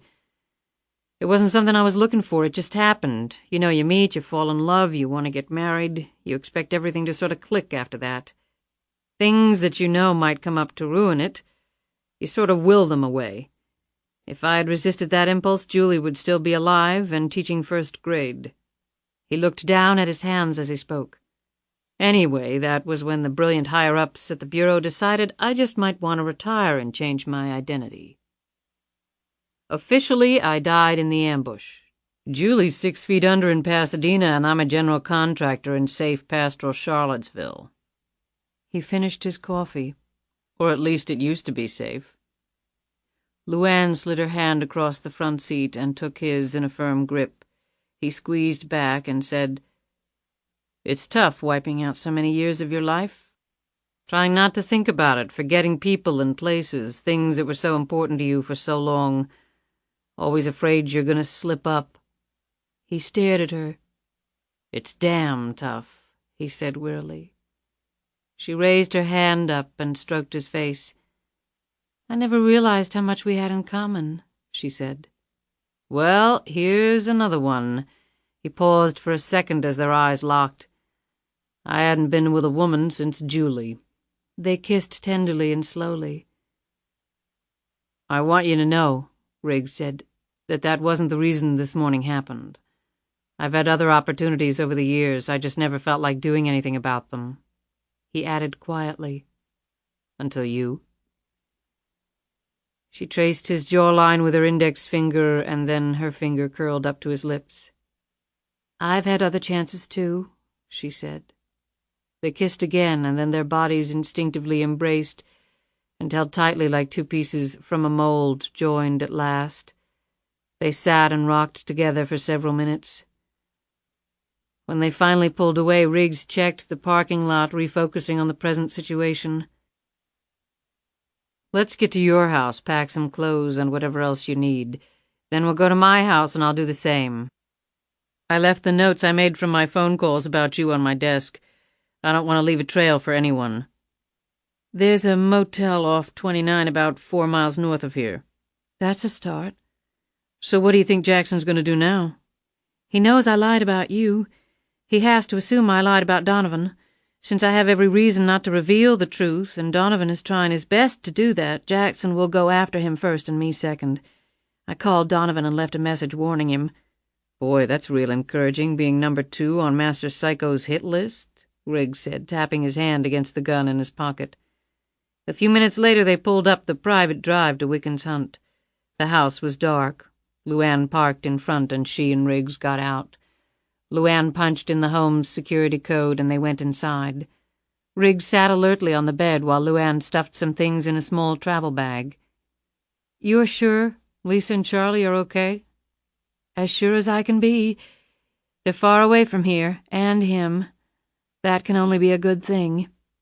Riggs went over to the window that overlooked the front drive. What he saw coming up the driveway made his knees buckle for an instant. Then he snatched LuAnn by the hand and they were racing down the stairs and out the rear entrance. The black sedans stopped in front of the house and the men quickly scrambled out. George Masters laid a hand on the BMW's hood and immediately scanned the area. "It's warm. She's here somewhere. Find her." The men fanned out and surrounded the house. LuAnn and Riggs were racing past the horse barn and were headed into the deep woods when LuAnn pulled up. Riggs stopped, too, clutching at his arm, sucking in air. They were both trembling. "What are you doing?" he gasped. She motioned toward the horse barn. "You can't run with that arm, and we can't just go floundering around in the woods."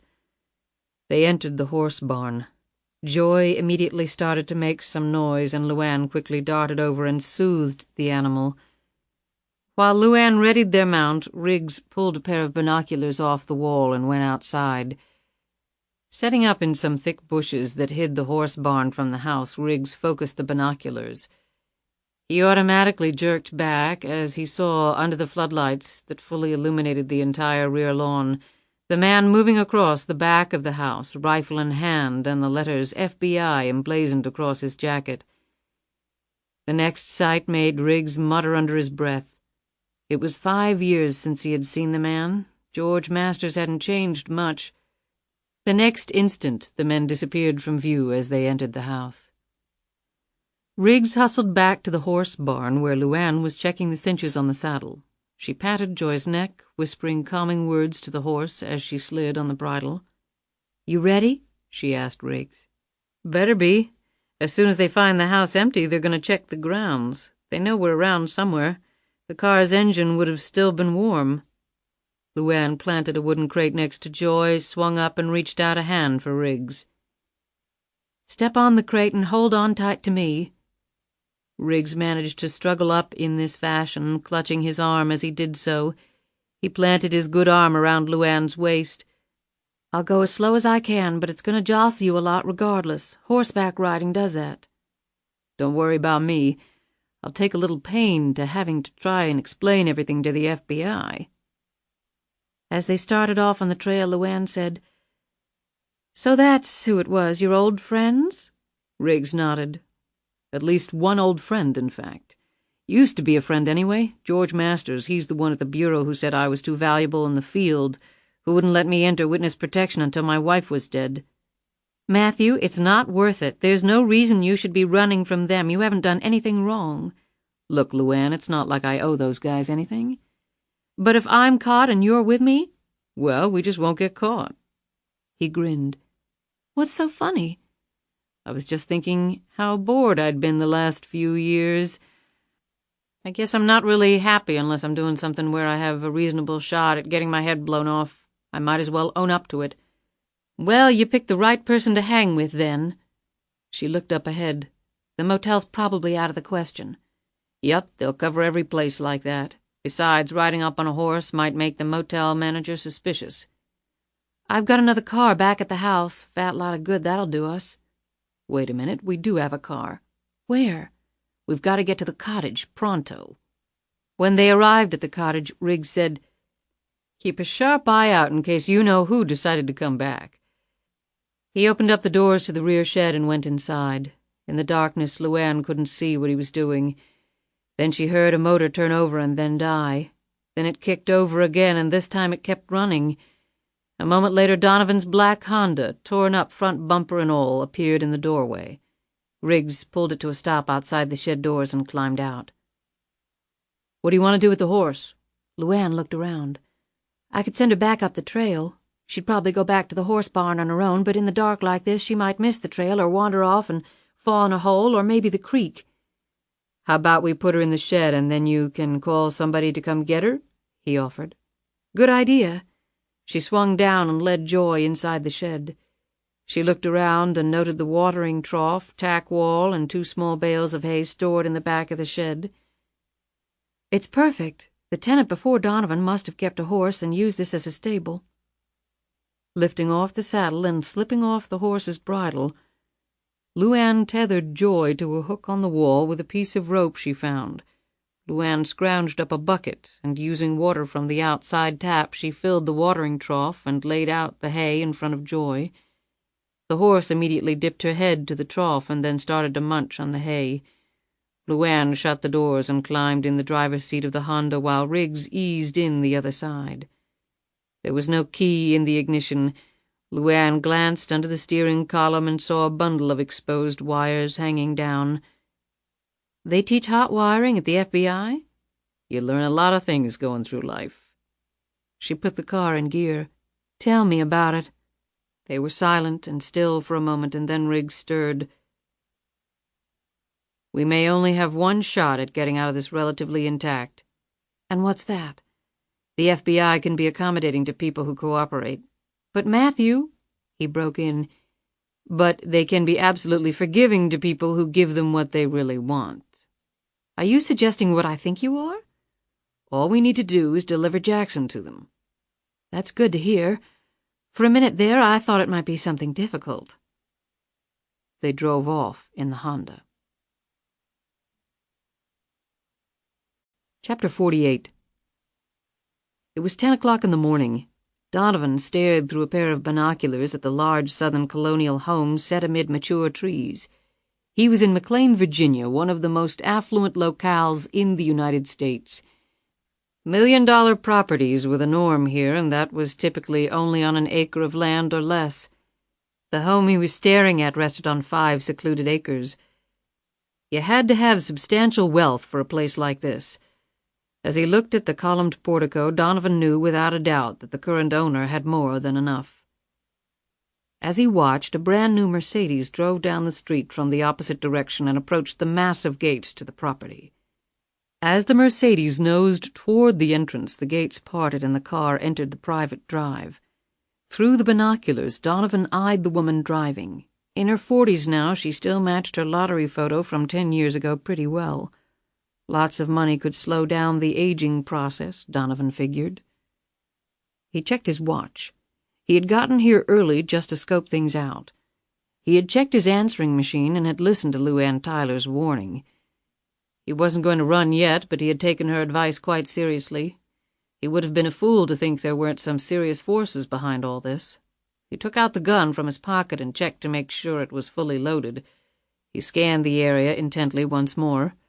He waited a few more minutes to give her time to get settled, then tossed his cigarette out the window, rolled it up, and drove toward the house. He pulled up to the gates and spoke into an intercom. The voice answering him sounded nervous, agitated.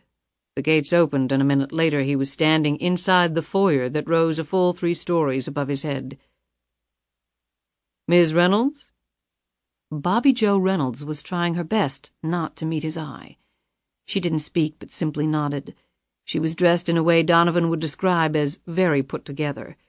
You wouldn't have suspected that barely 10 years ago she had been a starving actress wannabe hustling tables.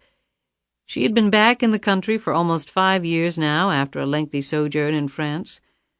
During his investigation into the lottery winners, Donovan had checked her out thoroughly. She was now a very respected member of the Washington social community. He suddenly wondered if Alicia Crane and she knew each other. After failing to get anywhere with LuAnn, Donovan had contacted the 11 other lottery winners. They had been far easier to track down than LuAnn. None of them were fugitives from the law, yet. Reynolds was the only one who had agreed to speak with him. 5 of the winners had hung up on him. Herman Rudy had threatened bodily harm and used language Donovan hadn't heard since his Navy days. The others hadn't called back after he had left messages. Reynolds escorted him into what Donovan figured was the living room, large, airy, and filled, presumably under an interior designer's tasteful eye, with contemporary furnishings sprinkled here and there with costly antiques. Reynolds sat down in a wing-back chair and motioned Donovan to the settee across from her. "Would you like some tea or coffee?" She still didn't look at him, her hands nervously clasping and unclasping. "I'm fine." He hunched forward, took out his notebook, and slipped a tape recorder from his pocket. "You mind if I record this conversation?" "Why is that necessary?" Reynolds was suddenly showing a little backbone now, he thought. Donovan quickly decided to squelch that tendency before it gained any further strength. "Miss Reynolds, I assumed when you called me back that you were prepared to talk about things. I'm a reporter. I don't want to put words in your mouth. I want to get the facts exactly straight. Can you understand that?" "Yes," she said nervously. "I suppose I can. That's why I called you back. I don't want my name besmirched. I want you to know that I've been a very respectable member of this community for years. I've given generously to numerous charities. I sit on several local boards." "Miss Reynolds," Donovan interrupted, "do you mind if I call you Bobby Joe?" There was a perceptible wince on Reynolds's face. "I go by Roberta," she said primly. Reynolds reminded Donovan so much of Alicia he was tempted to ask if they knew each other. He decided to pass on that impulse. "All right, Roberta, I know you've done a ton of good for the community, a real pillar, but I'm not interested in the present. I want to talk about the past, specifically 10 years ago." "You mentioned that on the phone. The lottery." She swept a shaky hand through her hair. "That's right, the source of all this." He looked around at the opulence. "I won the lottery 10 years ago. That's hardly news now, Mr. Donovan." "Call me Tom." "I would prefer not." "Fine. Roberta, do you know someone named LuAnn Tyler?" Reynolds thought a moment and then shook her head. "It doesn't seem familiar. Should I know her?" "Probably not. She won the lottery, too. In fact, 2 months after you did." "Good for her." "She was a lot like you. Poor. Not a lot to look forward to. No way out, really." She laughed nervously. "You make it sound like I was destitute. I was hardly that." "But you weren't exactly rolling in dough, were you? I mean, that's why you played the lottery, right?" "I suppose it's not like I expected to win." "Didn't you, Roberta?" She looked startled. "What are you talking about?" "Who manages your investments?" "That's none of your business." "Well, my guess is it's the same person who manages the money of 11 other lottery winners, including LuAnn Tyler." "So?" "Come on, Roberta, talk to me. Something's up. You know all about it, and I want to find out all about it. In fact, you knew you were going to win the lottery." "You're crazy." Her voice was trembling badly. "Am I? I don't think so. I've interviewed lots of liars, Roberta, some very accomplished. You're not one of them." Reynolds stood up. "I don't have to listen to this." Donovan persisted. "The story's going to come out, Roberta. I'm close to breaking through on a variety of fronts. It's only a matter of time. The question is, do you want to cooperate and maybe get out of this whole thing relatively unscathed, or do you want to go down with everybody?" I, Donovan continued in a steady voice. "I'm not looking to wipe out your life, Roberta, but if you participated in a conspiracy to fix the lottery in whatever manner, you're going to take some lumps. But I'll offer you the same deal I offered Tyler. Tell me all you know. I go and write my story, and you do whatever you want to do until the story hits. Like disappear. Consider the alternative. It's not nearly as pretty." Reynolds sat back down and looked around her home for a moment. She took a deep breath. "What do you want to know?" Donovan turned on the recorder. "Was the lottery fixed?" She nodded. "I need an audible response, Roberta." He nodded toward the recorder. "Yes." "How?" Donovan was almost shaking as he waited for the answer. Would you mind pouring me a glass of water from that carafe over there?" Donovan jumped up, poured the water, and set the glass down in front of her. He sat back down. "How?"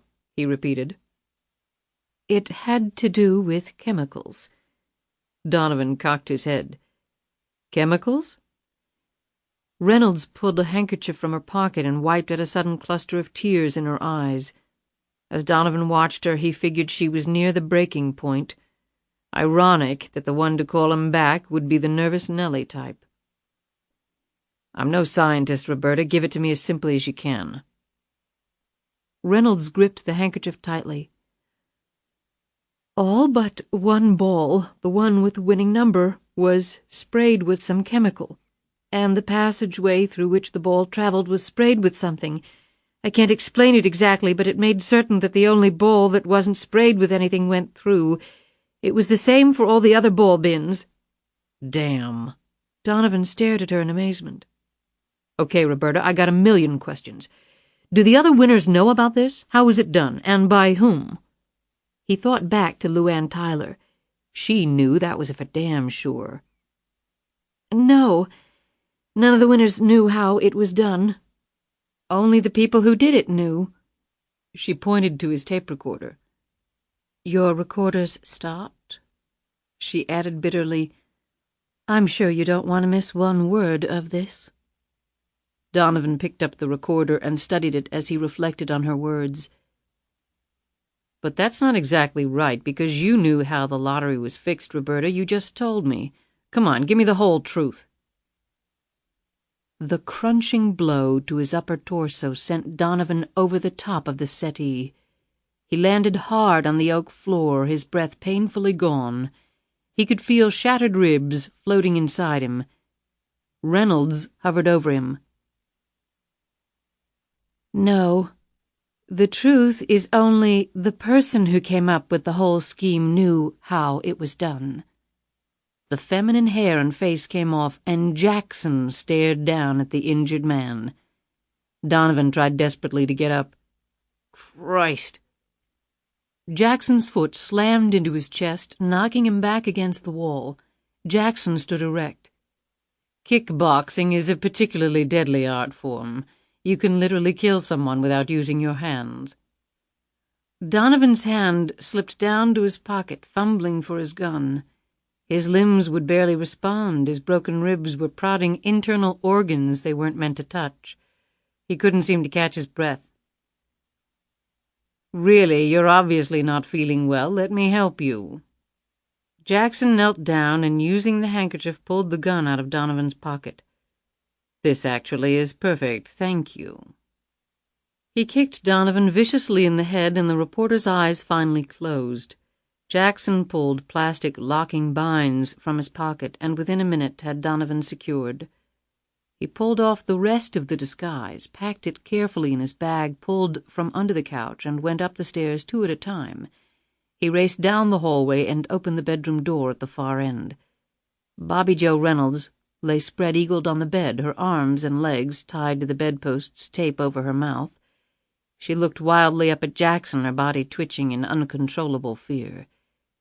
Jackson sat down next to her. "I want to thank you for following my directions so precisely. You gave the staff the day off and made the appointment with Mr. Donovan just as I requested." He patted her hand. "I knew that I could count on you, the most faithful of my little flock." He looked at her with soft, comforting eyes until her trembling subsided. He unloosened her straps and gently removed the tape. He stood up. "I have to attend Mr. Donovan downstairs. We'll be gone very soon and won't trouble you any more. You will stay here until we're gone, do you understand?" She nodded in a jerky motion, rubbing her wrists. Jackson stood up, pointed Donovan's gun at her, and squeezed the trigger until the firing pin had no bullets left to ignite. He watched for a moment as blood spread over the sheets. Jackson shook his head sadly. He did not enjoy killing lambs. But that was how the world worked. Lambs were made for sacrifice. They never put up a fight. He went back downstairs, pulled out his makeup kit and mirror, and spent the next 30 minutes hovering over Donovan. When the reporter finally came to, his head was splitting. He could feel the internal bleeding, but at least he was still alive. His heart almost stopped when he found himself staring up at Thomas Donovan. The person even had his coat and hat on. Donovan refocused his eyes. His initial impression had been one of staring at his twin. Now he could see subtle differences, things that weren't exactly right. However, the impersonation was still remarkable. Jackson knelt down. "You look surprised, but I assure you I'm very adept at this. Powders, creams, latex, hairpieces, spirit gum, putty. It really is amazing what one can do, even if it is all an illusion of sorts. Besides, in your case, it wasn't all that difficult. I don't mean this in a negative way, but you have quite an ordinary face. I didn't have to do anything special, and I've been studying your features for several days now. You did surprise me by shaving off your beard, though. However, instead of beard, we have beard stubble courtesy of crepe hair and adhesive."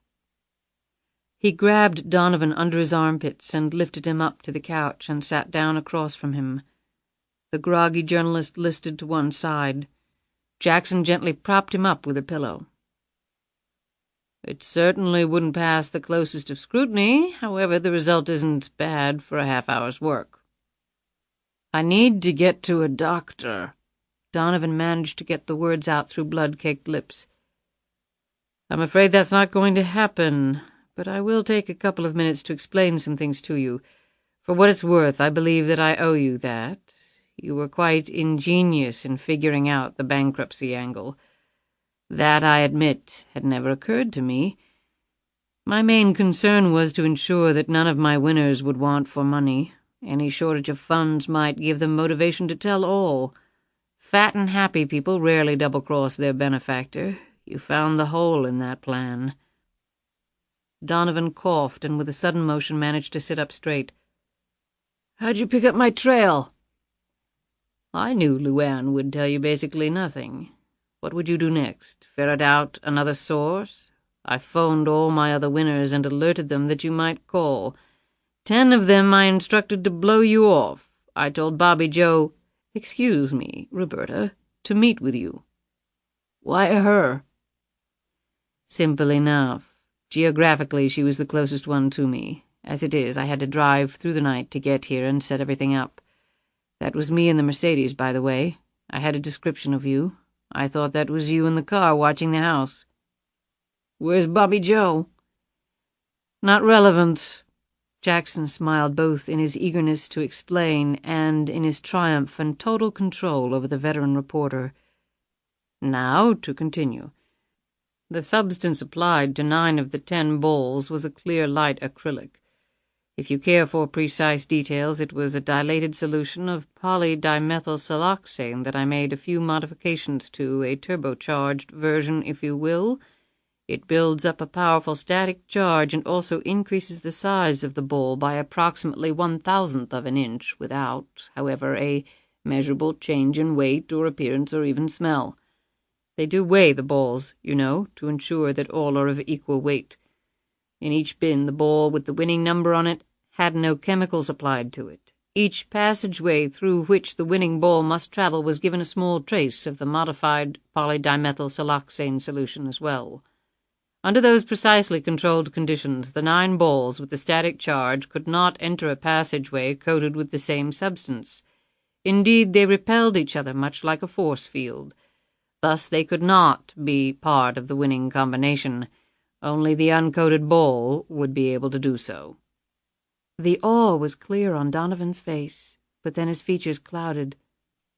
"Wait a minute. If the 9 balls were coated with the same charge, why wouldn't they be repelling each other in the bin? Wouldn't that make people suspicious?" "Wonderful question. I thrive on details. I further modified the chemicals so that it would be instantly activated by the heat given off by the airflow into the machines to make the balls gyrate. Until then, the balls would remain motionless."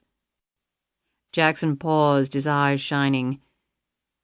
"Inferior minds seek convoluted scenarios. It takes a brilliant one to achieve simplicity, and I'm sure your background research revealed that all of my winners were poor, desperate, searching for a little hope, a little help. And I gave it to them. To all of you. The lottery loved it. The government looked like saints helping the impoverished like that. You people in the media got to write your teary-eyed stories. Everybody won, including me." Donovan half expected the man to take a bow.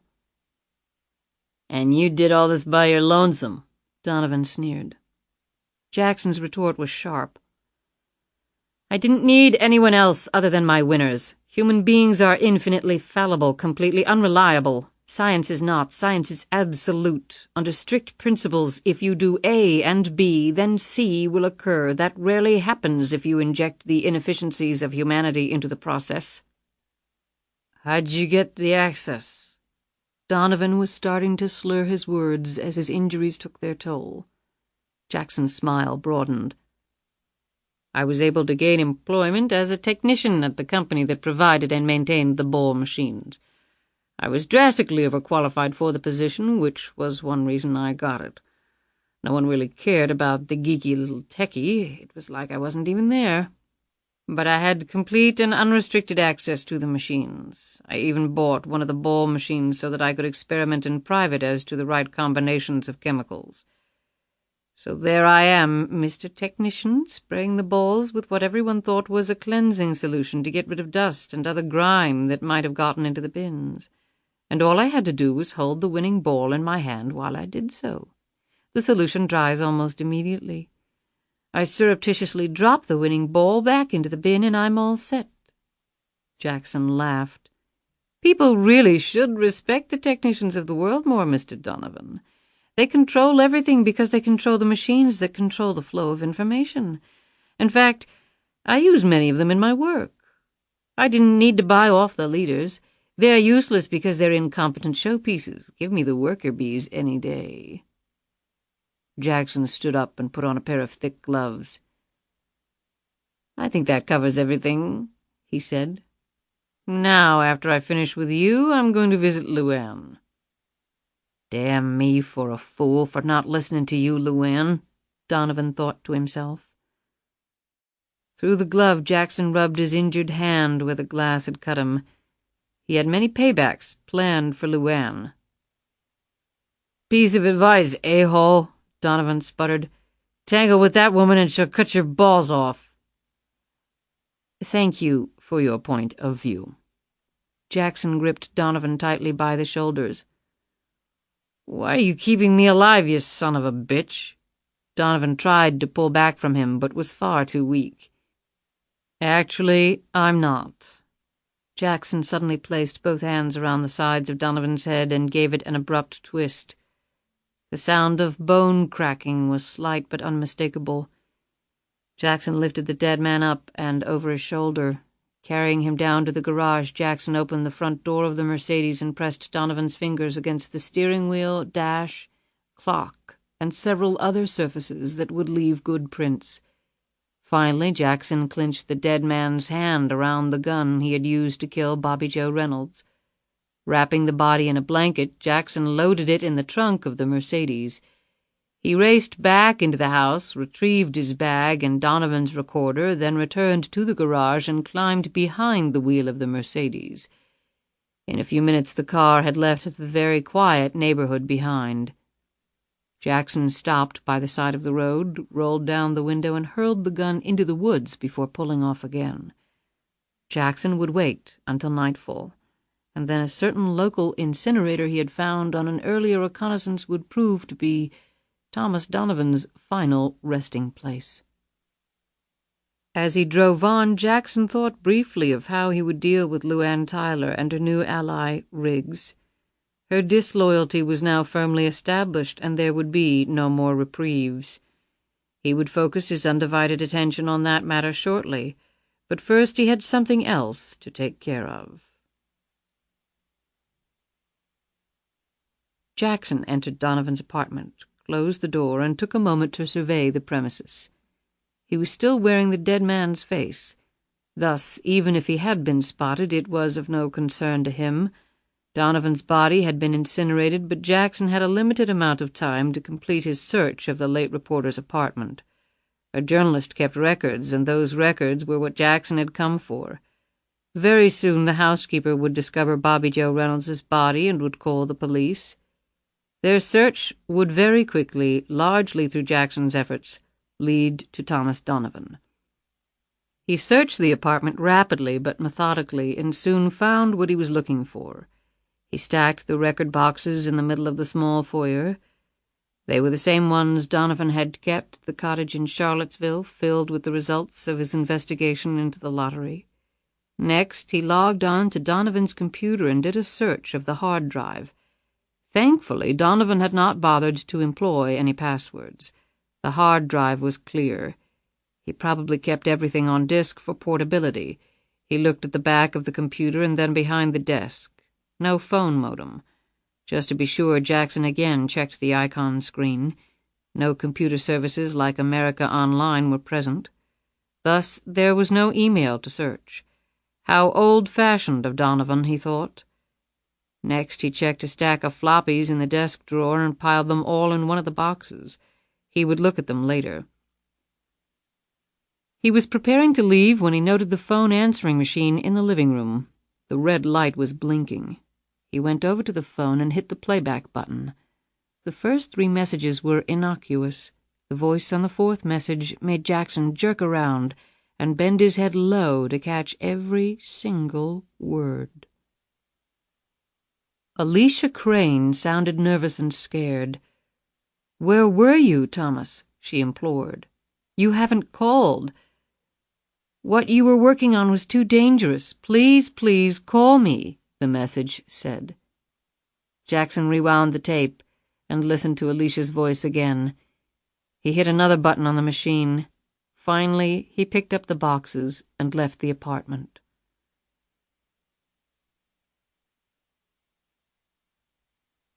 Chapter 49. LuAnn looked at the Lincoln Memorial as she drove the Honda over the Memorial Bridge. The water of the Potomac River was dark and choppy. Flecks of white foam appeared, but then quickly dissipated. It was the morning rush hour, and the traffic over the bridge was heavy. They had spent one night in a motel near Fredericksburg while they decided what to do. Then they had driven to the outskirts of Washington, D.C., and spent the night at a motel near Arlington. Riggs had made some phone calls and visited a couple of retail establishments preparing for the events that would take place the next day. Then they had sat in the hotel room eating while Riggs had gone over the plan, the details of which LuAnn quickly memorized. With that completed, they had turned out the lights. One slept while the other kept watch. That was the plan, at least. However, neither one got much rest. Finally, they both sat up, one curled around the other. Under any other circumstances, they would have probably made love. As it was, they spent the night looking out the window onto the dark street, listening for any sound that might herald another wave of danger. "I can't believe I'm doing this," LuAnn said as they drove along. "Hey, you said you trusted me." I do trust you." "LuAnn, I know what I'm doing. There are 2 things I know, how to build things and how the Bureau works. This is the way to do it. The only way that makes sense. You run, they'll eventually find you." "I got away before," she said confidently. "You had some help and a better head start. You'd never get out of the country now, so if you can't run, you do the reverse. You go right at them, take the offensive." LuAnn focused on the traffic at the same time she was thinking intently about what they were about to do. What she was about to do. The only man she had ever absolutely trusted was Charlie, and that complete trust had not come quickly. It had been built and then cemented over a 10-year period. She had only known Riggs for a very short time, and yet he had earned her trust even in a matter of days. His actions reached her far more deeply than any words he could try to tempt her with. "Aren't you nervous?" she asked. "I mean, you don't really know what you're going to be walking into." He grinned at her. "That's the really great part, isn't it?" "You're a crazy man, Matthew Riggs, you really are." All I want in my life is a little predictability, a semblance of tranquility, of normalcy even, and you're salivating over walking along the edge of a cliff. It's all in how you look at it. He looked out the window. Here we are. He pointed to an open spot on the curb, and she pulled over and parked. Riggs got out and then poked his head back in. You remember the plan? LuAnn nodded. Going over everything last night helped. I can find it with no trouble. Good. See you soon. As Riggs walked down the street to the payphone, LuAnn looked up at the large, ugly building. The J. Edgar Hoover building was stenciled on its facade, home of the Federal Bureau of Investigation. These people were looking for her everywhere, and here she was, parked 10 feet from their damned headquarters. She shivered and put on her sunglasses. Putting the car in gear, she tried to keep her nerves in check. She hoped to hell the man really knew what he was doing. Riggs made the phone call. The man on the other end was understandably excited. Within a few minutes, Riggs was inside the Hoover building and being escorted by an armed guard to his destination. The conference room he was deposited in was large but sparsely furnished. He passed by the chairs gathered around the small table and remained standing, waiting for them to arrive. He took a deep breath and almost cracked a smile. He had come home, in a manner of speaking. He scanned the room for any hidden cameras and saw nothing obvious, which meant the room was probably under both audio and video surveillance. He swung around when the door opened, and the 2 men dressed in white shirts and similar ties entered. George Masters extended his hand. He was large, nearly bald, but his figure was trim. Lou Berman sported a severe crew cut and a grim demeanor. It's been a long time, Dan. Riggs shook his hand. It's Matt now. Dan's dead, remember, George? George Masters cleared his throat, looked nervously around, and motioned Riggs to sit down at the nicked-up table. After they were all seated, George Masters inclined his head toward the other man. Lou Berman, he's heading up the investigation we discussed over the phone. Berman nodded curtly at Riggs. Masters looked at Berman. Dan, Masters paused, correcting himself. Matt was one of the best damned undercover agents we ever had. Sacrificed a lot in the name of justice, didn't I, George? You want a cigarette? Masters asked. If I remember correctly, you were a smoker. Gave it up, too dangerous. He looked over at Berman. George here will tell you I stayed in the ballgame 1 inning too many. Right, George? Sort of against my will, though. That was all a long time ago. Funny, it still seems like yesterday to me. Goes with the territory, Matt. That's easy to say when you haven't watched your wife get her brains blown out because of what her husband did for a living. How's your wife, by the way, George? 3 kids, too, right? Having kids and a wife must be nice. All right, Matt. I get your point. I'm sorry. Riggs swallowed hard. He was feeling far more emotion than he had expected, but it did feel like yesterday, and he had waited half a decade to say this. It would have meant a lot more if you'd said it 5 years ago, George. Riggs's stare was so intense that Masters finally had to look down. Let's get down to it, Riggs finally said, breaking out of the past. Masters put his elbows up on the table and glanced over at him. FYI, I was in Charlottesville 2 nights ago. Beautiful little college town. Visited a couple of places. Thought I might see you. I'm a working man, gotta keep busy. Masters eyed the sling. Accident? The construction business can be very hazardous. I'm here to strike a deal, George. A mutually satisfactory deal. Do you know where LuAnn Tyler is? Berman leaned forward, his eyes darting all over Riggs's face. Riggs cocked his head at the other man. I've got her down in the car, Lou. You want to go check? Here. Riggs reached in his pocket, pulled out a set of keys, and dangled them in front of the FBI agent. They were the keys to his house, but Riggs figured Berman wouldn't take him up on the offer. I'm not here to play games, Berman snarled. Riggs put the keys away and leaned forward. Neither am I. Like I said, I'm here to make a deal. You want to hear it? Why should we deal? How do we know you're not working with Tyler? What do you care if I am? Berman's face turned red. She's a criminal. I worked with criminals most of my career, Lou.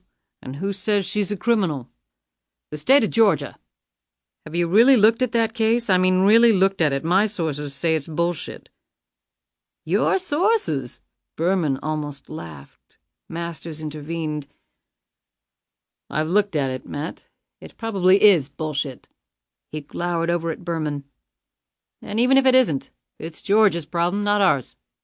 Right. And your interests should lie elsewhere. Berman refused to give it up. She's also a tax evader. She won $100 million and then disappeared for 10 years and hasn't paid Uncle Sam a dime. I thought you were an FBI agent, not an accountant, Riggs shot back. Let's settle down, guys, Masters said. Riggs leaned forward. I thought you'd be a lot more interested in the person behind LuAnn Tyler, the person behind a lot of people.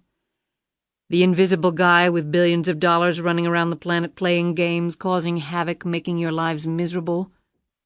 Now, do you want to get to him, or do you want to talk to LuAnn Tyler about her itemized deductions? What are you suggesting? Riggs sat back.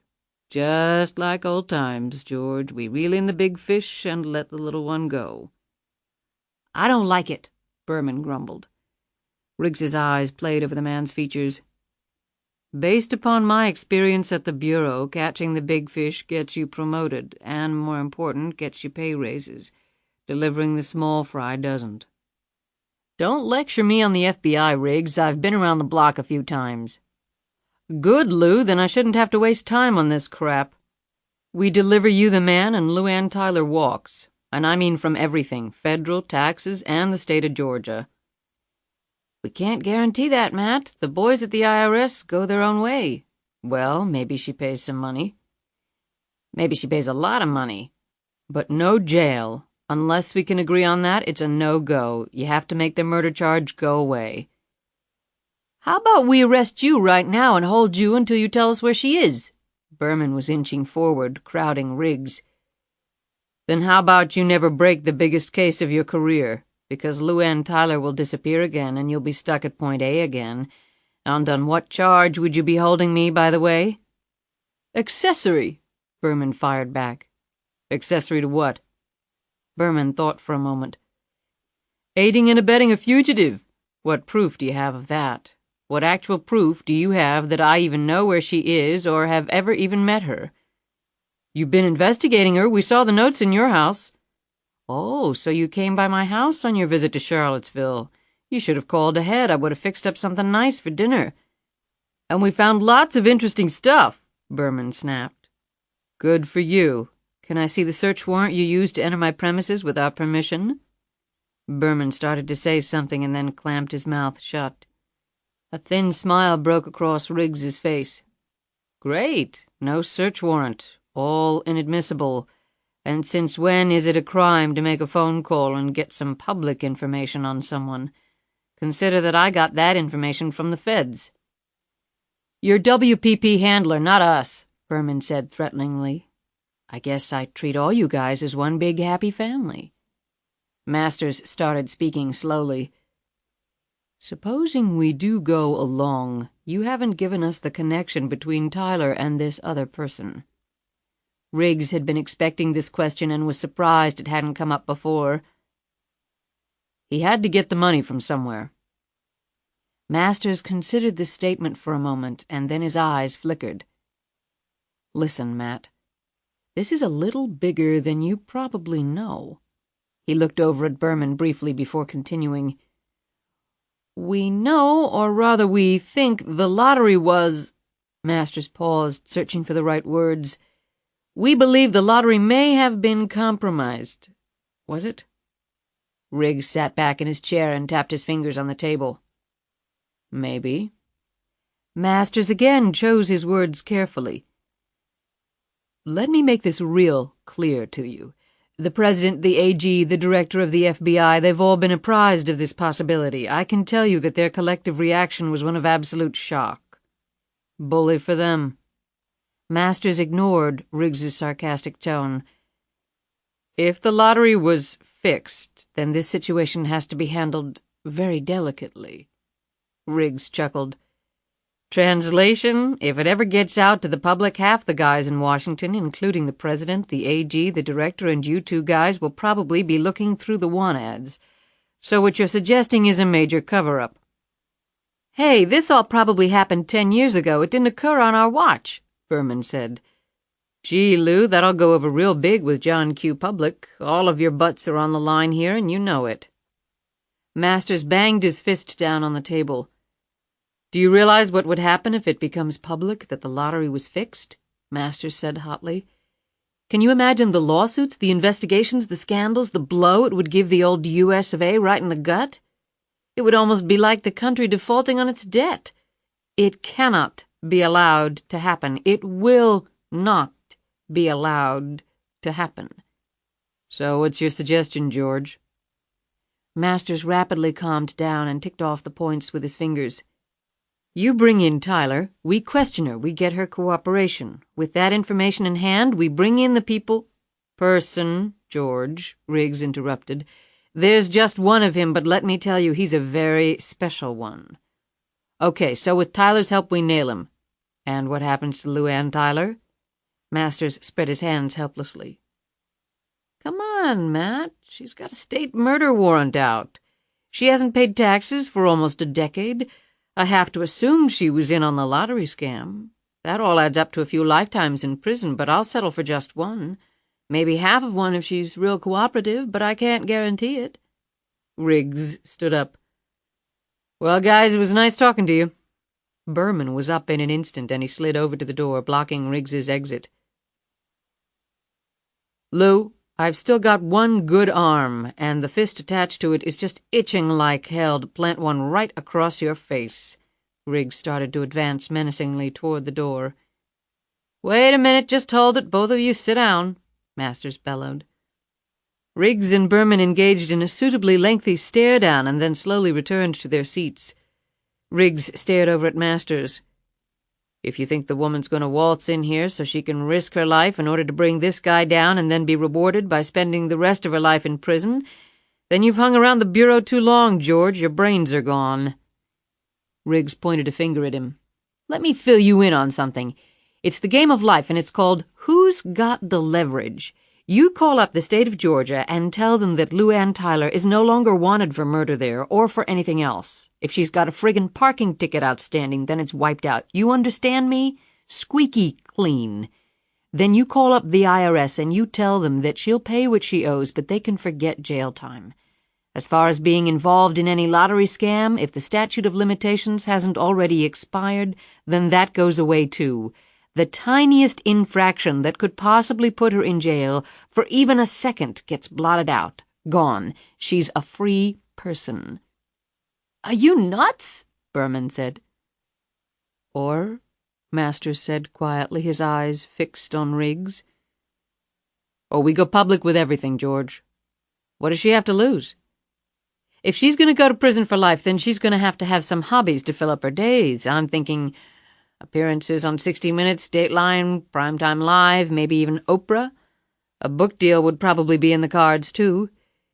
She can just talk her little heart out about the lottery being fixed, how the president and the AG and the FBI director wanted to cover it all up to save their jobs, and how they were stupid enough to let a master criminal who's been wreaking worldwide havoc for years walk away so they could put a young woman who grew up dirt poor in prison for doing something all of us would have done in an instant. Riggs sat back and looked at both men. That, gentlemen, is what I mean by leverage. While Masters considered this, Berman snorted. One guy? I don't believe that. We're looking at a big organization. No way could one person do all the stuff I've been seeing on my radar screen. We haven't been able to prove anything, but we know there are multiple players. Riggs thought back to the cottage right before the knife sliced into his arm. He had stared right into the most deadly pair of eyes he had ever seen. Over the years working undercover in some very dangerous situations, he had been scared before. He was only human after all, but he had never before felt the nervous terror those eyes had aroused in him. If he had had a crucifix handy, he would have pulled it out to ward the guy off. He looked at Berman. "You know, Lou, you'd be surprised. This guy's a master of disguise. He can probably play enough roles to fill a Broadway musical, and by going it alone he never has to worry about anyone turning snitch on him or trying to cut him out." Masters started speaking in low tones as he tried a different tack. "Remember, Matt, not so long ago you were one of us. You might want to think about that. You've obviously gained Tyler's confidence. You bring her in, well, let's just say your government would be very grateful. No more sawing and hammering to make a living." "Let me think about that for a second, George." Riggs closed his eyes, reopened them almost instantaneously, and said, "Go to hell." He and Masters locked eyes. "What do you say, George? Is it a deal? Or do I go and phone Oprah?" Slowly, almost imperceptibly, Masters nodded. "I'd really love to hear you say it, George." Berman started to cut in, but Masters stared him into silence. "Yes, it's a deal," Masters said. "No jail. Georgia, too? Georgia, too. You sure you can do that? I know your authority is limited there." Riggs's tone was taunting. "Mine is, but I don't think the President of the United States has that same problem. My instructions are to avoid public exposure at all costs. I guarantee that either he or the AG will make that phone call." "Good. Now get the Director and the Attorney General in here because I want to hear the same things from them. By the way, is the President busy today?" "There's no way in hell the President is meeting with you." "Then get the Director and the AG in here, George, right now." "You don't trust my word?" "Let's just say your track record hasn't inspired my confidence all that much, and I take comfort in numbers." He nodded at the phone. "Make the call." Masters and Riggs stared across at each other for at least a minute. Then Masters slowly picked up the phone and spoke into it at length. It took some schedule juggling, but within 30 minutes the Director of the FBI and the Attorney General of the United States were sitting across from Riggs. Riggs presented the same deal to them he had presented to Masters, and he extracted the same promises. Riggs rose. "Thank you for your cooperation." Berman got up, too. "All right, if we're working together now, bring Tyler in, we can wire her, get a team together, and go get this one-man crime wave." Lou, the deal was I'd bring him in, not the FBI. Berman looked ready to explode. "Listen, you—" "Shut up, Lou." The FBI director's eyes bored into him, and then he turned to look at Riggs. "You really think you can pull this off?" Riggs smiled. "Have I ever let you guys down before?" He glanced over at Masters. Masters didn't return the smile, but just continued to study Riggs's face. "If you don't, all bets are off, for Tyler." He paused and then added ominously, "And you? Your cover's blown, and I'm not sure how much incentive we'd have to reestablish it, and your enemies are still plenty active." Riggs walked across the room to the door, but then turned back. "Well, George, I never really expected anything less from you guys. Oh, and don't try to have me followed. That'll just piss me off and waste a lot of time, okay?" Masters nodded quickly. "Sure, don't sweat it." The big-voiced Attorney General asked a final question. "Was the lottery fixed, Mr. Riggs?" Riggs looked back at her. "You bet it was. And you want to know the kicker? It looks like the United States lottery was used to finance the plans of one of the most dangerous psychopaths I've personally ever seen. I truly hope this never makes it onto the 6 o'clock news." His eyes swept the room, taking in the steadily rising panic in each of their faces. "Have a good day." Riggs closed the door behind him. The rest of the group looked around at each other. "Holy shit," was all the Director could say, his head swinging from side to side. Masters picked up the phone and spoke into it. He's leaving the building now. He'll know he's being followed. Make it a short leash, but give him some room. He's an expert at this stuff, so he'll take you for a waltz around the city and then try to lose you. Be alert. When he hooks up with Tyler, communicate with me immediately. Keep them under surveillance, but don't approach them." He looked over at the AG, who nodded her assent. Masters hung up the phone and took a deep breath. "Do you believe Riggs' story, that it's only one man behind all this?" the director asked, looking nervously at Masters. "It sounds incredible, but I hope to God it's true," said Masters. "I'd rather be dealing with one guy than some worldwide crime syndicate." The AG and director both nodded in agreement. Berman looked around with questioning eyes. "So, what's the plan here?" The director cleared his throat heavily and said, "We can't ever let this come out. You all know that. No matter what happens. No matter who gets hurt. Even if Riggs is successful and we are able to apprehend this person and any others involved in the scheme, then we still face a major problem." The AG folded her arms across her chest and picked up this line of thought. "Even if we can build a case against him, on all the other activities this person will know he has leverage, to use Riggs's term. And he'll use the same threat Riggs used. Deal with him or he goes public. I can just see his defense lawyer salivating over that one." She involuntarily shuddered. "So what you're saying is this thing can never go to trial?" Berman said. "What then?" The AG ignored the question and instead asked Masters, "You think Riggs is playing straight with us?" Masters shrugged. "He was one of the best at undercover operations. To do that, you have to lie on a regular basis and appear not to be. Truth takes a back seat. Sometimes reality becomes blurred, and old habits die hard." "Meaning we can't completely trust him," the AG said. Masters looked thoughtful for a moment. "No more than he can trust us." "Well," the director said, "there's the strong possibility that we won't bring this guy in alive." He looked around the room. "Right?" They all nodded. Masters ventured, "If he's half as dangerous as Riggs says he is, I'd shoot first and ask no questions later. Then maybe our problem goes away." "And what about Riggs and Tyler?" the AG asked. Berman answered, "Well, if we're going to go that route, you never know who might get caught in the crossfire. I mean, none of us wants that to happen, of course," he quickly added. "But like Riggs's wife, you know, innocent people sometimes die." "Tyler is hardly innocent," the director said angrily. "That's right," Masters said. "And if Riggs is tying his allegiances to her instead of us, well, then he has to accept the consequences, whatever they may be." All of them looked at each other uneasily. Under normal circumstances, none of them would have been remotely contemplating any of this. They had dedicated their lives to apprehending criminals and then seeing them receive a fair trial before a court of law for their offenses. They're now silently praying that justice wouldn't happen this time, that instead several human beings would die before a judge or jury ever heard their case, was not sitting well with any of them.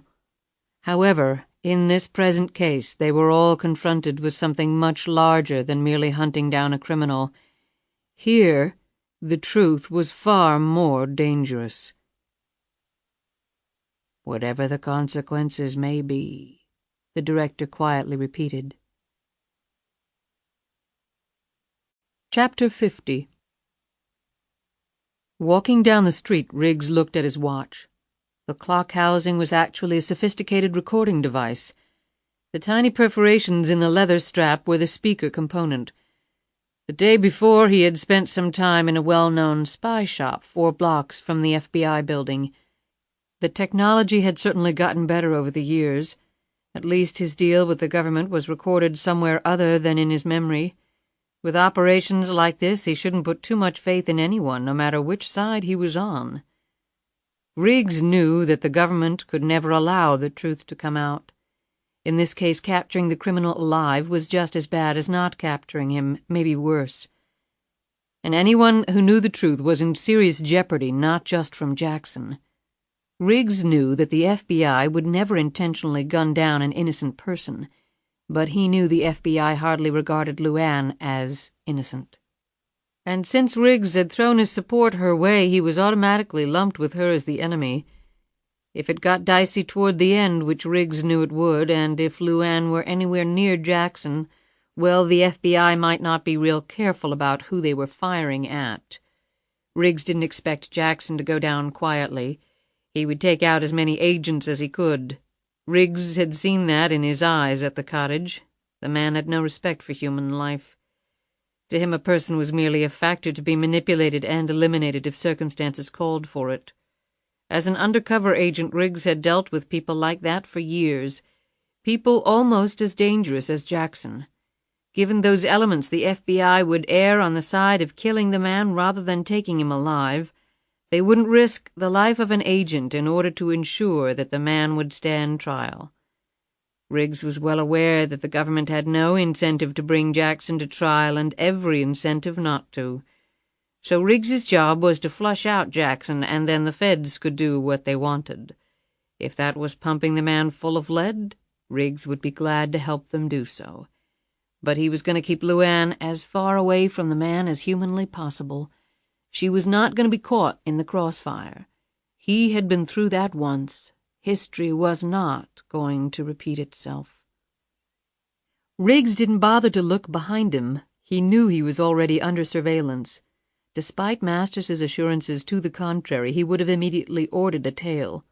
Riggs would have done the same thing in his position. Now he had to beat the tail before meeting up with LuAnn.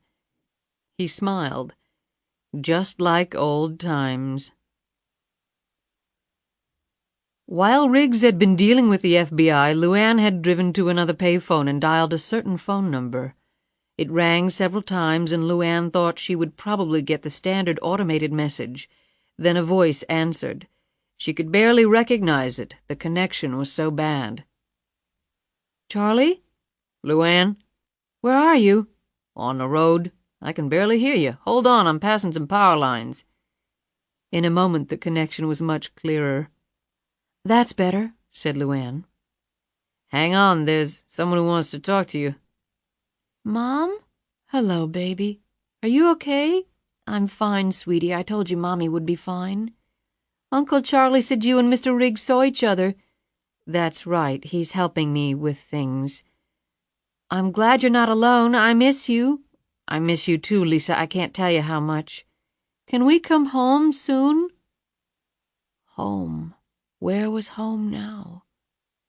"I think so, baby. Mommy's working really hard on that right now." "I love you." "Aw, sweetie, I love you too." "Here's Uncle Charlie." "Lisa?" "Yes?" "I mean to keep my promise to you. I'm going to tell you everything. The truth, okay?" The voice was small, a little scared. "All right, Mom." When Charlie came back on the phone, LuAnn told him to just listen. She filled him in on the latest events, including Riggs's plan and his real background. Charlie could barely contain himself. "I'm pulling over at a rest stop in 2 minutes. Call me back." When LuAnn did so, Charlie's tone was heated. "Are you crazy?" "Where's Lisa?" "In the restroom." "Is it safe?" "I'm right outside the door and the place is packed with families. Now answer my question." "No, I don't think I'm crazy." "You let Riggs, an ex-FBI agent, walk into the Hoover building and cut a deal for you. How in the hell do you know he's not selling you down the river right now?" "I trust him." "Trust him?" Charlie's face turned crimson. "You barely know him. LuAnn, this is a big mistake, darling. A damned big one." "I don't think so. Riggs is playing straight. I know he is. I've learned some things about him in the last few days." "Like he's an experienced undercover agent who's an expert at lying." LuAnn blinked for a second as these words sank in. A small seed of doubt suddenly grew, invading her confidence in Matthew Riggs. "LuAnn, are you there?" She gripped the phone hard. "Yes. Well, if he did sell me down the river, it won't be long before I find out." "You've got to get out of there. You said you've got the car. Get the hell out of there." "Charlie, he saved my life. Jackson almost killed him while he was trying to help me." Charlie was silent for a minute. He was having an internal conflict and was highly uncomfortable with it. From everything LuAnn had just told him, Riggs probably was going to bat for her. Charlie thought he knew why. The man was in love with her. Was LuAnn in love with him? Why shouldn't she be? And where did that leave him? The fact was, Charlie wanted Riggs to be lying. He wanted the man out of their lives. That thought was skewing his whole mental process, but Charlie did love LuAnn, and he loved Lisa too. He had always put his own interests behind theirs, and with that thought his inner conflict disappeared. LuAnn, I'll go with your instincts. Riggs is probably okay now that I think about it. Just keep your eyes open, will you? I will, Charlie. Where are you? We headed through West Virginia, then into Kentucky, skirted the edge of Tennessee, and now we're floating back toward Virginia. I gotta go now. I'll call later today and fill you in. I hope the rest of today isn't as exciting as the last two were. You and me both. Thanks, Charlie. For what? I haven't done anything. Now who's lying? Take care of yourself. LuAnn hung up the phone. She would be meeting Riggs soon if everything went according to plan. As she walked back to the car, Charlie's initial reaction came back to her. Could she trust Riggs? She slid into the front seat of the Honda. She had left it running because she had no keys and didn't share Riggs's skill at hot-wiring automobiles. She was about to put the car in gear when her hand stopped. This was no time for doubts, and yet she was suddenly overwhelmed with them. Her hand refused to move. Chapter 51. Riggs walked slowly down 9th Street, looking casually around as if he had all the time in the world. A gust of freezing air hit him. He stopped, gingerly slipped off the sling, and put his injured arm in the sleeve of his overcoat, buttoning it all the way up. As the bitter wind continued to blow down the street, Riggs pulled up the collar of his overcoat, took a knit cap emblazoned with the Washington Redskins logo from his pocket, and pulled it tightly over his head so that only the lower part of his reddening face was visible. He entered a corner convenience store. The two teams of agents that were following him, one on foot, the other in a gray Ford, swiftly moved into position. One team covered the front store, the other the rear. They knew Riggs was an experienced undercover agent, and they weren't taking any chances. Riggs appeared, carrying a newspaper under his arm, walked down the street, and hailed a taxi. The agents quickly climbed into the sedan, and it followed the taxi. Moments after the sedan disappeared, the real Matt Riggs, wearing a dark felt cap, emerged from the store and walked quickly in the opposite direction. The key had been the brightly colored knit cap.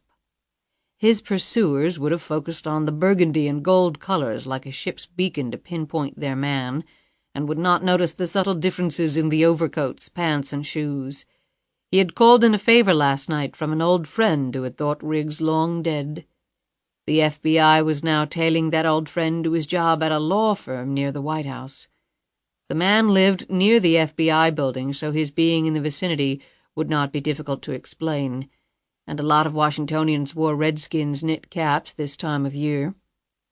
Finally, the FBI couldn't possibly know of the long-ago connection between the two men. The agents would question him briefly, realize their mistake, report back to Masters and the director, and get their heads handed to them for their morning troubles. Riggs climbed in a cab and gave an address. The car sped off. He ran a hand through his hair.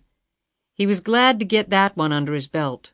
He and LuAnn were a long way from being home free, but it felt good to know he still had it, at least in small doses. As the cab stopped at a red light, Riggs opened the newspaper he had purchased at the store. Staring back at him from the front page were two photos. One person he knew, the other was a stranger to him. He quickly read the story and then looked at the pictures again. With a press badge dangling around his neck and a small notepad and pen peeking out from his shirt pocket, a sleepy-eyed Thomas Donovan looked like he had just climbed off a plane from covering some major news event on the other side of the world. The woman in the photo next to his could not have struck a greater contrast to the reporter's disheveled image. The dress was elegant, the hair and makeup obviously professionally done and thus impeccable, the background almost surreal in its abundant luxury, a charity event where the rich and famous caucused to raise money for the less fortunate. Roberta Reynolds had been a long-time participant in such events, and the story said her brutal murder had robbed the Washington area's charitable community of a great benefactor. Only one line of the story recounted the source of Reynolds' wealth, a $65 million lottery win 10 years earlier. She was apparently worth far more than that now, or at least now her estate was. She had been murdered, allegedly, the story reported, by one Thomas Donovan. He had been seen around the woman's home. A message from Donovan requesting an interview was on the dead woman's answering machine. Donovan's prints had been found on a carafe of water and a glass in Reynolds's home, which indicated the two had indeed met. And, finally, the pistol apparently used to slaughter Roberta Reynolds had been found in a wooded area about a mile from her home, along with her Mercedes, with Donovan's prints all over both of them. The murdered woman had been discovered lying on her bed.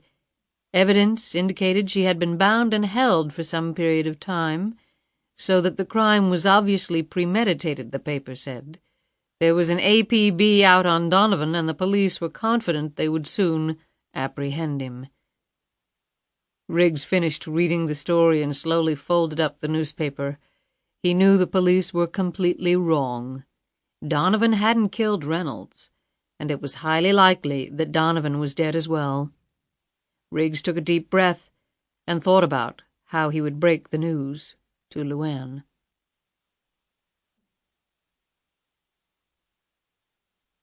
Chapter 52. The burly man looked around at the other pricey homes in the Georgetown neighborhood. 50-ish, with pale skin and a neatly trimmed mustache, the man hitched up his pants, tucked his shirt in, and rang the bell next to the front door. Alicia Crane opened the door, looking anxious and tired. "Yes?" "Alicia Crane?" "Yes." The man flashed his identification. "Hank Rollins, homicide detective, Fairfax County, Virginia." Alicia stared at the man's photo and the badge affixed to it. "I'm not sure—" "Are you an acquaintance of Thomas Donovan?" Alicia closed her eyes and bit her lip on the inside. When she reopened her eyes, she said, "Yes." Rollins rubbed his hands together. "Ma'am, I've got some questions to ask you. We can either do it down at the station, or you can ask me in before I freeze to death. It's your call." Alicia immediately opened the door. "Of course, I'm sorry." She led him down the hallway to the living room. After settling him down on the sofa, she asked him if he wanted coffee. "That'd be great, yes, ma'am." As soon as she left the room, Rollins lurched to his feet and looked around the room. One item commanded his immediate attention: the photo of Donovan, his arm around Alicia Crane. It looked to be of recent vintage. They both looked extremely happy. Rollins was holding the photo in his hands when Alicia walked back in, carrying a tray with 2 cups of coffee and some creamer and 2 blue packets of Equal. She lowered the tray to the coffee table. "I couldn't find the sugar. The housekeeper ran an errand. She'll be back in about an hour, and I don't usually—" Her eyes caught the photo. "May I have that?" she asked. She set down the tray and held out her hand. Rollins quickly passed the photo over and returned to his seat. "I'll get to the point, Miss Crane. You've read the newspaper, I assume?" "You mean that pack of lies?" Her eyes flashed for an instant. "Well, I'll agree that it's all largely speculation at this time. However, there's a lot of things pointing toward Thomas Donovan having killed Roberta Reynolds." "His fingerprints and his gun?" "It's an active homicide investigation, Miss Crane, so I can't really go into it with you, but yes, things like that." "Thomas wouldn't hurt anyone." Rollins shifted his bulk around, picked up a cup of coffee, and stirred some cream into it. He tasted the result and then poured the contents of an Equal pack into the cup before he resumed speaking. "But he did go visit Roberta Reynolds." Alicia crossed her arms and glared at him. "Did he?" He never mentioned it to you that he was going to meet with her? He told me nothing. Rollins pondered this for a moment. Ma'am, we got your name off Donovan's answering machine at his apartment. You sounded upset. Said what he was working on was dangerous? Alicia didn't take the bait. Also, his place had been ransacked, all his records, files, everything gone. Alicia started to shake, finally steadying herself by grasping the arm of the chair she was sitting in. Miss Crane, you might want to have some of that coffee. You don't look too good. I'm all right. However, she did raise the cup and take several nervous sips. Well, if, as you say, someone went through Thomas's apartment, there must be someone else involved. You should focus your efforts on apprehending that person. I'm not arguing with you on that point, but I have to have something to go on. I guess I don't have to tell you that Miss Reynolds was a very prominent member of the community, and we're getting a lot of heat to find her killer pronto. Now, I've already talked to someone at the Trib. He told me Donovan was working on a story having to do with lottery winners, and Roberta Reynolds was one of those winners. Now, I'm not a reporter, but when you're talking that kind of money, maybe somebody would have a motive for murder. Alicia smiled for an instant. Something you want to tell me? Alicia returned to her prim manner and shook her head. Miss Crane, I've been working homicide since my youngest was born, and now he's got his own kids. Don't take this the wrong way, but you're holding out on me, and I'd like to know why. Murder isn't something you want to screw around with. He looked at the elegant room.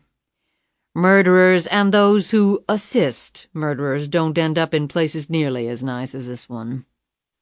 Alicia's eyes bulged at him. What are you implying? I'm not implying a damn thing. I came here looking for facts. I listened to your voice on Donovan's answering machine. That voice told me two things. First, you were scared for him. Second, you knew exactly why you were scared for him. Alicia kneaded and kneaded her lap with her fisted hands. She closed and opened her eyes several times. Rollins waited patiently while she went through her decision-making process. When she started speaking, it was in quick bursts. Rollins whipped out his notebook and scribbled. Thomas had initially started investigating the lottery because he was convinced that several top money management firms were taking the winners' money and either losing it or charging such huge commissions, churning, he called it, that the winners were left with nothing. He also hated the government for, in essence, leaving these poor people exposed to all of that. And then so many of them not understanding how to handle their taxes, and then the IRS coming in and taking everything back. And more, leaving them with nothing. How did he arrive at that conclusion?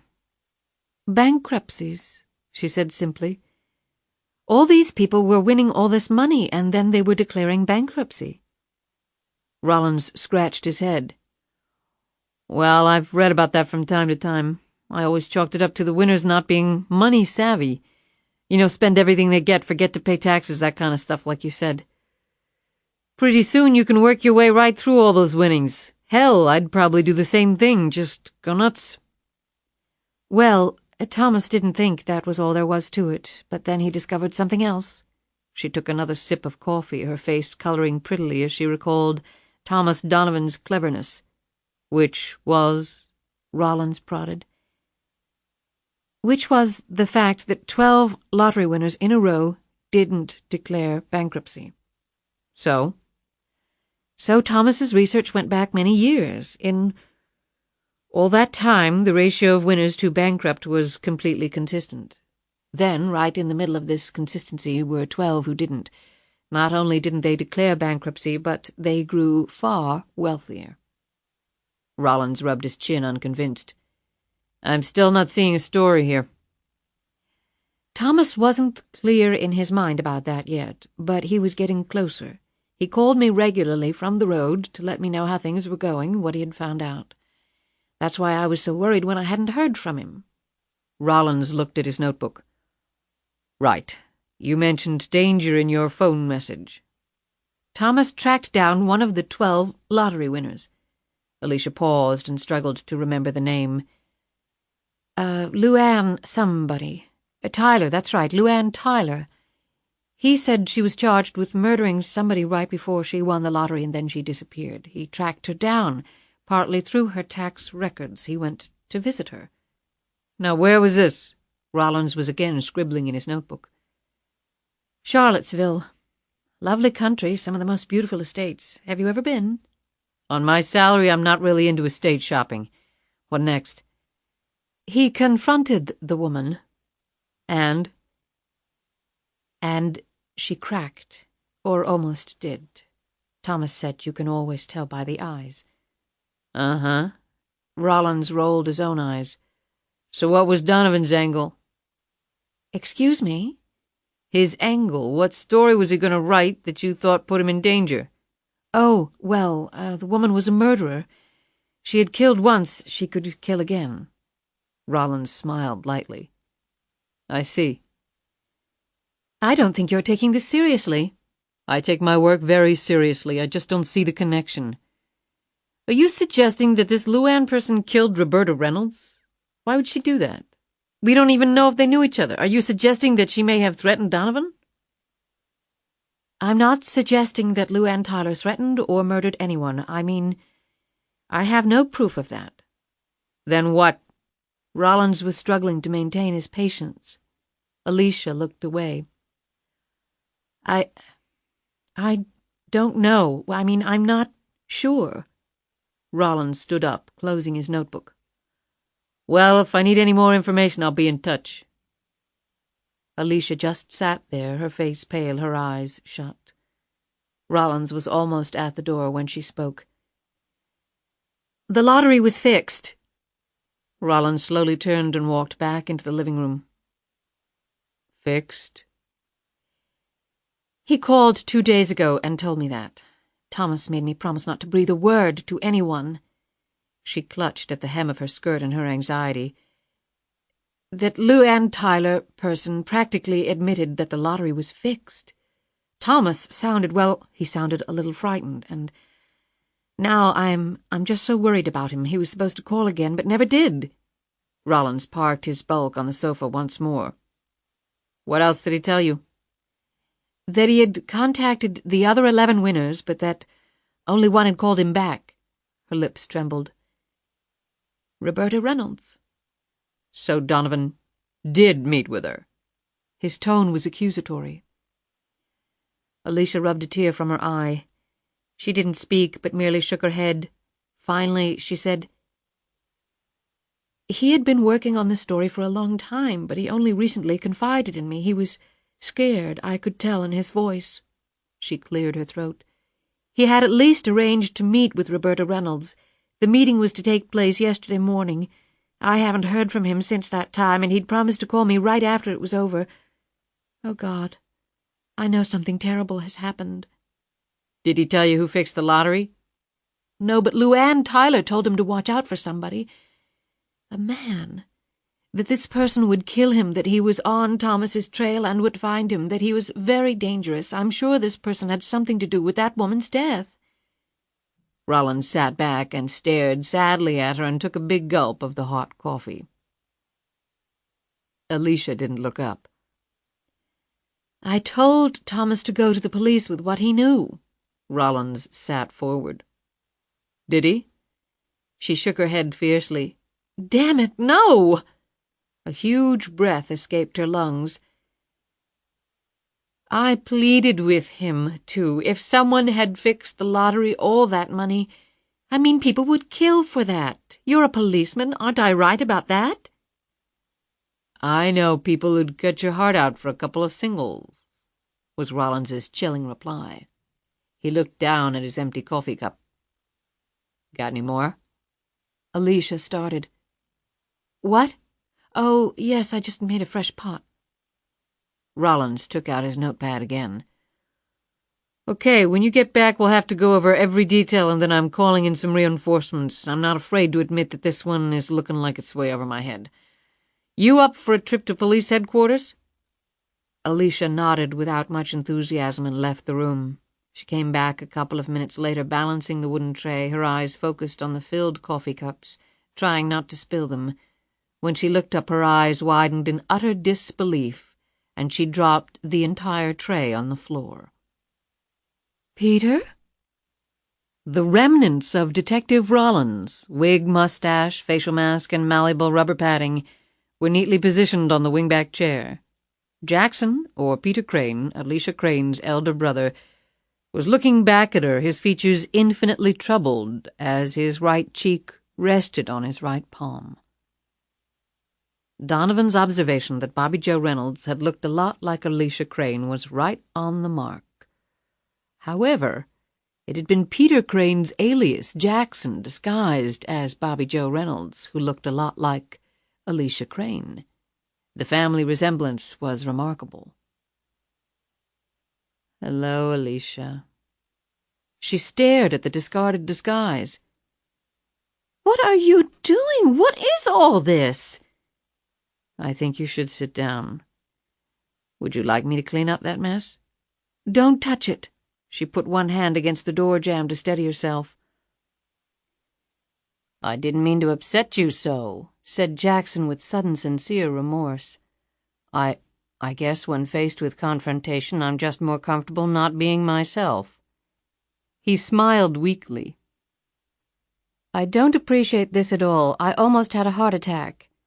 He rose quickly, encircled her waist with one of his arms, and guided her over to the sofa. He patted her hand kindly. "I'm sorry, Alicia, I really am." Alicia again stared over at the remnants of the beefy homicide detective. "What is all this about, Peter? Why were you asking me all those questions?" "Well, I needed to know how much you knew about everything. I needed to know what Donovan had told you." She jerked her hand from under his. "Thomas? How do you know about Thomas? I haven't seen or spoken to you in 3 years." "Has it been that long?" he said evasively. "You don't need anything, do you? You just had to ask." "Your checks come like clockwork," she said a bit bitterly. "I don't need any more money. It would have been nice to have seen you once in a while. I know you're very busy, but we are family." "I know." He looked down for a moment. "I always said I would take care of you, and I always will. Family is family." "Speaking of, I spoke with Roger the other day." "And how is our decadent, undeserving younger brother?" "He needed money, like always." "I hope you didn't send him any." "I gave him enough to last a lifetime, even invested it for him. All he had to do was stay within a reasonable budget." "There's nothing reasonable about Roger, you know that." She looked at him a little nervously. "I sent him some money." Jackson started to say something, but she hurried on. "I know what you said all those years ago, but I just couldn't let him be thrown out on the street." "Why not? It might be the best thing that ever happened to him. He shouldn't live in New York. It's too expensive." "He wouldn't survive. He's not strong like Father." Jackson held his tongue at the mention of their father. The years had not cleared up his sister's blindness in that regard. "Forget it. I'm not going to waste my time discussing Roger." "I want you to tell me what's going on, Peter." "When did you meet Donovan?" "Why?" "Please just answer the question." "Almost a year ago. He did a lengthy piece on Father and his distinguished career in the Senate. It was a wonderful, compelling testimonial." Jackson shook his head in disbelief. She would have viewed it that way, the exact opposite of the truth. "So I called Thomas up to thank him. We had lunch and then dinner, and, well, it's been wonderful. Extraordinarily wonderful. Thomas is a noble man with a noble purpose in his life." "Like Father?" Jackson's mouth curled into a smirk. "Very much like him," she said indignantly. "It's truly a small world." He shook his head at the irony. "Why do you say that?" Jackson stood up and spread his arms to show the entire sweep of the room. "Alicia, where exactly do you think all of this came from?" "Why, from the family money, of course." "The family money? That was gone. All of it has been for years." "What are you talking about?" I know that Father ran into some financial difficulties along the way, but he recovered. He always did." Jackson looked at her with contempt. "He recovered shit, Alicia. He didn't earn a dime of it. It was all made long before he was around. All he did was blow it. My inheritance, your inheritance. He pissed it away on himself and his lousy dreams of greatness. He was a fake and a loser." She jumped up and slapped his face. "How dare you? Everything you have is because of him." Jackson slowly rubbed his skin where she had hit him. His real skin was pale, smooth, as though he had lived his life in a temple like a Buddhist monk, which in one sense he had. 10 years ago, I fixed the national lottery," he said quietly, his dark eyes glittery as he stared at her small, stunned face. "All that money, everything you have, came from that money, from me, not dear old Dad." "What do you mean? How could you—" Jackson pushed her down on the sofa as he interrupted. "I collected almost $1 billion from 12 lottery winners, the very same ones Donovan was investigating. I took their winnings and I invested the money. You remember Grandfather's network of Wall Street elite? He actually earned his money. I maintained those contacts over the years for a very specific purpose, with the fortune I amassed from the lottery winners, which Wall Street assumed came from the family money. I was one of their preferred customers. I negotiated the best deals, was given first choice of all the initial public offerings, the surefire winners. That's a well-kept secret of the rich, Alicia. They get first dibs on everything. A stock that I get at $10 a share right before it hits the market goes to $70 a share in the 24 hours after it hits the market. I sell it to the ordinary folks, collect my 600% return, and move on to the next windfall. It was like printing money. It's all in who you know and what you bring to the table. When you bring $1 million, believe me, everybody sits up and takes notice. The rich get richer, and the poor never will." Alicia's lips had begun trembling halfway through her brother's explanation, as his speech and mannerisms grew more and more intense, more and more feverish. "Where is Thomas?" Her question was barely audible. Jackson looked away and licked his dry lips. "He was no good for you, Alicia. No good at all. An opportunist. And I'm sure he loved all of this. All that you had. All that I had given you." Was no good?" Alicia stood up, her hands clamped so tightly together the skin looked boiled. "Where is he? What have you done to him?" Jackson stared at her, searching her features for something. It suddenly occurred to him that he was looking for some redeeming quality. From afar he had long held idyllic visions of his only sister, putting her perhaps on a pedestal. Face to face with her, he found that image was unsustainable. The tone of his response was casual, his words far from casual, as he finally made up his mind. "I killed him, Alicia." She stood there frozen for an instant and then started toppling to the floor. He grabbed her and laid her on the couch, this time not so gently. "Now don't be this way. There will be other men, I can assure you of that. We can walk the earth searching for Father. Donovan wasn't him, but I'm sure you'll keep trying." He didn't try to hide the sarcasm.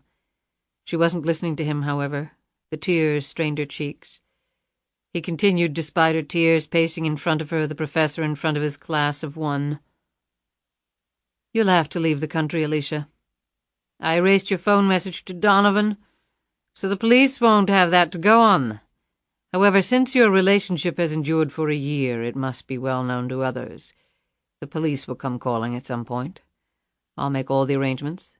As I recall, you've always loved New Zealand, or perhaps Austria. We had several lovely times there as children." Stop it, you animal!" He turned to find her on her feet. "Alicia, I'm not going anywhere. Let me be quite clear. You know too much. The police will ask questions. You have no experience in these matters. They will get the truth from you quite easily." "You're right about that. I intend to call them right now and tell them everything." She started for the phone, but he blocked her way. "Alicia, be reasonable." She hit him with her fists as violently as she could. They did no physical damage to him. However, the blows conjured up the memory of another violent confrontation with another family member. His father back then had been physically stronger than he, was able to dominate him in ways that Jackson had never let himself be dominated since. "I loved him, damn you! I loved Thomas!" Alicia shrieked in his face. Jackson focused a pair of watery eyes upon her. "I loved someone, too," he said. "Someone who should have loved me back, respected me, but who didn't." Despite the years of pain, of guilt and embarrassment, Jack's son still held long-buried feelings for the old man. Feelings that he had never dwelt upon or vocalized until now.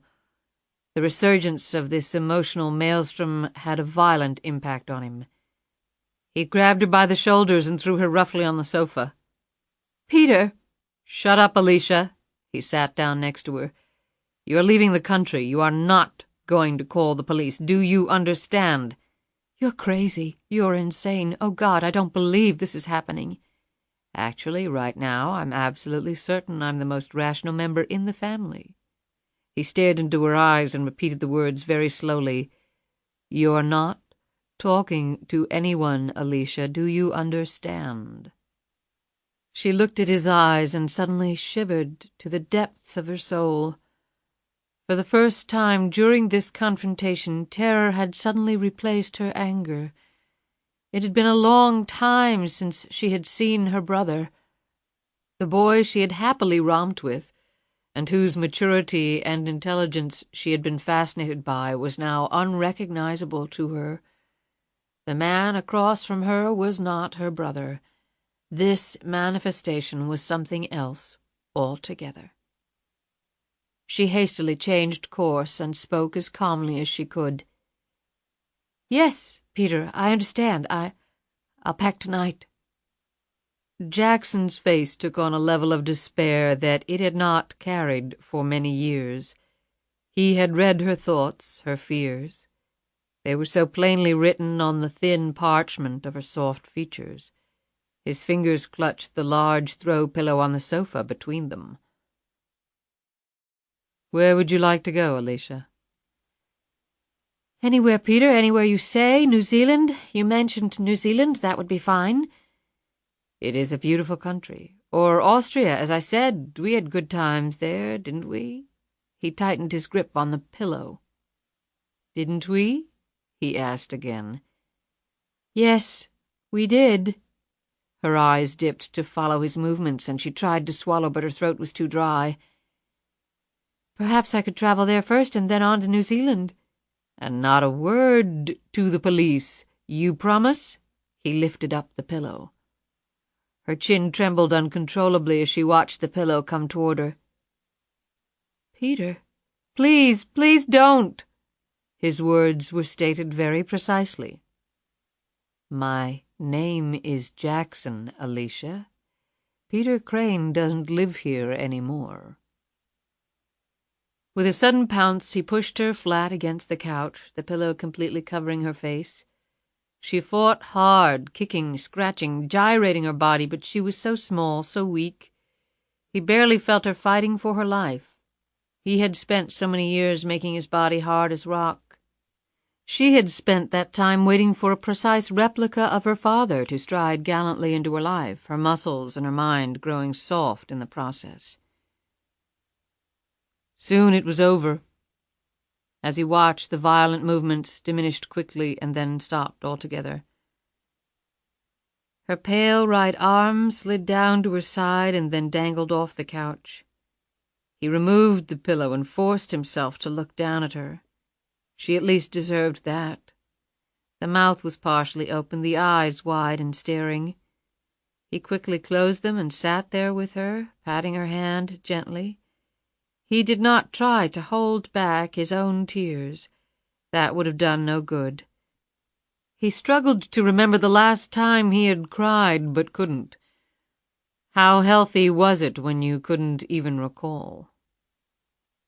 He placed her arms across her chest, but then decided to have them clasped at her waist instead. He carefully lifted her legs up on the sofa and put the pillow he had used to kill her under her head, arranging her pretty hair so that it swept out evenly over the pillow. He thought she was very lovely in death despite the utter stillness. There was a peace there, a serenity that was at least heartening to him, as though what he had just done wasn't all that terrible. He hesitated for a moment and then went ahead. He checked her pulse and laid her hand back down. If she'd still been alive, then he would have left the room, fled the country, and left it at that. He wouldn't have touched her like that again. She was family, after all, but she was dead. He rose and looked down at her one last time. It needn't have ended this way. Now all the family he had left was the useless Roger. He should go kill his brother right now. It should have been him lying there, not his cherished Alicia. However, Roger wasn't worth the effort. He froze for an instant as an idea occurred to him. Perhaps his brother could play a supporting role in this production. He would call Roger and make him an offer he knew his younger brother would be unable to resist, as it would be all cash, the most potent drug in existence. He gathered up the elements of his disguise and methodically reapplied them, all the time making little darting glances at his dead sister. He had coated his hands with a lacquer-like substance, so he wasn't concerned about leaving fingerprints. He left by the back door. They would find her soon enough. Alicia had said her housekeeper had gone out to run an errand. It was a better than even chance that the police would think Thomas Donovan had continued his homicidal rampage by murdering his lady friend, Alicia Morgan Crane. Her obituary would be extensive. Her family had been very important. There would be much to write about. And at some point Jackson would have to come back as himself once more to bury her. Roger could hardly be trusted to do that. "I am sorry, Alicia. It shouldn't have come to this." This unexpected turn of events had come closer than anything he could remember to completely immobilizing him. Above all else, he cherished complete control, and it suddenly had been stripped from him. He looked down at his hands, the instruments of his sister's death. His sister. Even now his legs felt rubbery, his body not in sync with his mind. As he walked down the street, still reeling from what he had just done, Jackson's mental energies finally were able to focus on the one person he clearly saw as responsible for all of it. LuAnn Tyler would experience the brunt of everything he was now feeling. The pain that slashed so viciously through him would be multiplied 100-fold upon her until she would beg him to just finish her, make her stop breathing, because every breath would be hell, would be beyond what any person could endure, even her. And the grand part of it all was that he would not have to go looking for her. She would come to him. She would run to him with all the speed and strength her extraordinary physical specimen of a body could inspire. For he would have something that LuAnn would go anywhere, do anything for. He would hold something that LuAnn Tyler would die for. And so you will, LuAnn Tyler / Catherine Savage. As he disappeared down the street, he swore this over the mental image of a still warm body whose dear face strongly resembled his own.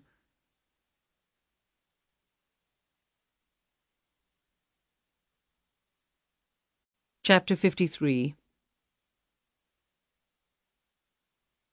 For the 10th time, Riggs looked around the mall and then checked his watch. In cutting his deal with the FBI, he had just shimmied out onto the most fragile limb in the world, and LuAnn was 3 hours late. If she never showed up, where did that leave him? Jackson was still out there, and Riggs doubted if the knife would miss its mark a second time. If he didn't produce Jackson, fulfill his deal with his former employer, and have his cover re-established. The cartel members who had sworn to kill him 5 years ago would soon learn that he was alive, and they would surely try again. He couldn't return to his house. His business was probably already going to hell, and to top it off, he had $5 in his pocket and no car. If he could have screwed up his life to any greater degree, he was at a loss as to how. He slumped on a bench and stared up at the Washington Monument while the cold wind whipped up and down the flat open space that stretched from the Lincoln Memorial to the United States Capitol. The sky was overcast. It would be raining again soon. You could smell it in the air. Just wonderful. "And you're right between a rock and a hard place, Mr. Riggs," he said to himself. His emotional barometer had dropped to its lowest point since finding out his wife had perished in the gang attack 5 years ago. Had it really been less than 1 week ago that he had been leading a relatively normal life? Building things for wealthy people, reading books by his wood stove, attending a few night classes at the university, thinking seriously about taking a real vacation for a change? He blew on his cold fingers and stuffed them in his pockets. His injured shoulder ached. He was just about to leave when the hand touched his cheek. "I'm sorry." As he turned his head, his spirits soared with such swiftness that he felt dizzy, but he couldn't help smiling. He needed desperately to smile. "Sorry for what?" He watched as LuAnn settled in beside him, slipping her arm through his. She didn't answer right away. After staring off for a minute and then taking a heavy breath, she turned to him, stroked his hand with hers.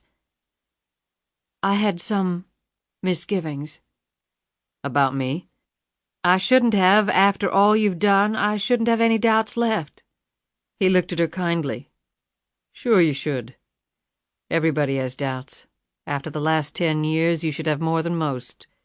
He patted her hand, looked into her eyes, noted their moist edges, and then said, "But you're here now. You came, so it must be okay, right? I passed the test?" She simply nodded her head, unable to speak. "I vote for finding a warm place where I can fill you in on developments and we can discuss our plan of attack. Sound good?" "I'm all yours." Her grip tightened on his hand as though she would never let go, and right now that was just fine with him. They ditched the Honda, which was acting up, and rented a sedan. Riggs was getting tired of hot-wiring the car anyway. They drove to the outskirts of western Fairfax County and stopped for lunch at a nearby empty restaurant. On the drive out, Riggs filled her in on the meeting at the Hoover Building. They walked past the bar area and sat at a table in the corner. LuAnn absently watched the bartender tinker with the TV to better the reception of a daytime soap he was watching.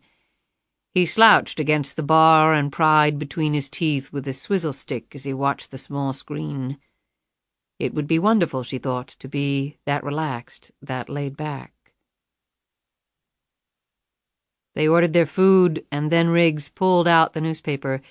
He didn't say a word until LuAnn had read the entire story. "Good Lord."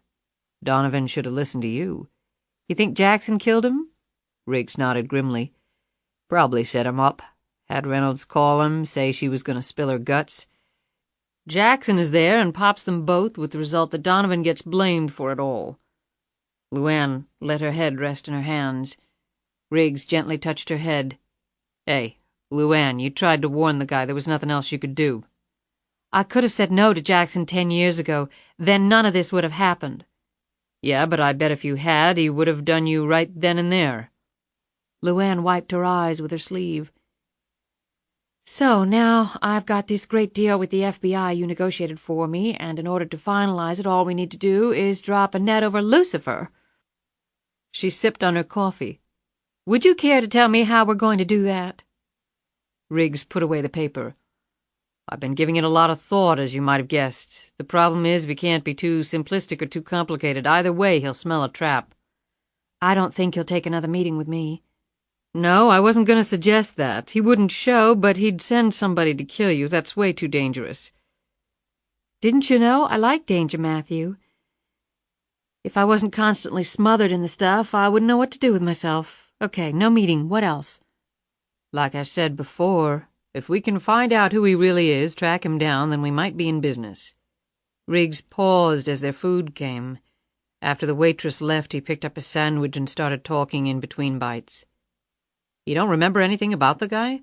I mean, anything that could start us in the right direction to finding out who he really is?" "He was always disguised." "The financial documents he sent you?" "They were from a firm in Switzerland. I've got some back at the house which I guess I can't get to." "Even with our deal?" She raised an eyebrow. "I wouldn't advise that, LuAnn. The feds run across you now. They might forget all about our little deal." "I've got some other documents at my bank in New York." "Still too risky." "I could write the firm in Switzerland, but I don't think they're going to know anything. And if they do, I don't think they're going to talk. I mean, that's why people bank in Switzerland, right?" Okay. Anything else? There's got to be something you remember about the guy. The way he dressed, smelled, talked, walked. Any particular interests? How about Charlie? Would he have any ideas?" LuAnn hesitated. "We could ask him," she said, wiping her hands on a napkin, "but I wouldn't bet on it. Charlie told me he never even met Jackson face to face. It was always over the phone." Riggs slumped back and touched his injured arm. "I just don't see any way to get to him, Matthew." "There is a way, LuAnn. In fact, I had already concluded it was the only way. I was just going through the motions with all those questions." "How?" "You have a phone number where you can reach him?" "Yes, so?" "We set up a meeting." "But you just said—" "The meeting will be with me, not you." LuAnn half stood up in her anger. "No way, Matthew. There is no way in hell I'm going to let you near that guy. Look at what he did to you." She pointed at his arm. "The next time will be worse, a lot worse." "It would have been a lot worse if you hadn't messed up his aim." He smiled tenderly at her. "Look, I'll call him. I'll tell him that you're leaving the country and all these problems behind. You know Donovan is dead, so Jackson doesn't have that issue anymore. Everybody's home free." LuAnn was vigorously shaking her head as she sat back down. "Then I'll tell him," Riggs continued, "that I'm not such a happy camper. I've got it all figured out. I'm a little tired of construction work, and I want my payoff." "No, Matthew, no!" "Jackson figures I'm a criminal anyway. Trying to extort him wouldn't seem out of line at all. I'll tell him I bugged your bedroom, that I've got a recording of a conversation he had with you that night at your house where you both talked a lot about things." "Are you nuts?" "I'll want money, lots of it, then he gets the tape." "He will kill you." Now Riggs's face darkened. "He'll do that anyway. I don't like sitting around waiting for the other shoe to drop. I'd rather go on the offensive, make him sweat for a change.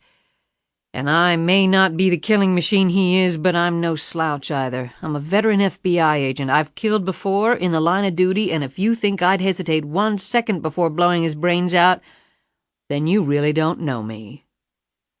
Riggs looked down for a moment, trying to make himself calm down. His plan was risky, but what plan wouldn't be? When he looked back up at LuAnn, he was about to say something else, but the look on her face froze the words in his mouth. "LuAnn?" "Oh, no." Her voice was filled with panic. "What is it? What's the matter?" Riggs grabbed her shoulder, which was quivering. She didn't answer him. She was looking at something over his shoulder. He whirled around, expecting to see Jackson coming for them, foot-long knives in either hand. He scanned the nearly empty restaurant, and then his eyes settled on the TV where a special news report was being broadcast. A woman's face spread across the screen. 2 hours ago, Alicia Crane, prominent Washingtonian, had been found dead in her home by her housekeeper. The evidence collected so far suggested that she had been murdered. Riggs's eyes widened as he listened to the broadcaster mention that Thomas Donovan, prime suspect in the Roberta Reynolds murder, apparently had been dating Alicia Crane. LuAnn could not pull her eyes away from that face.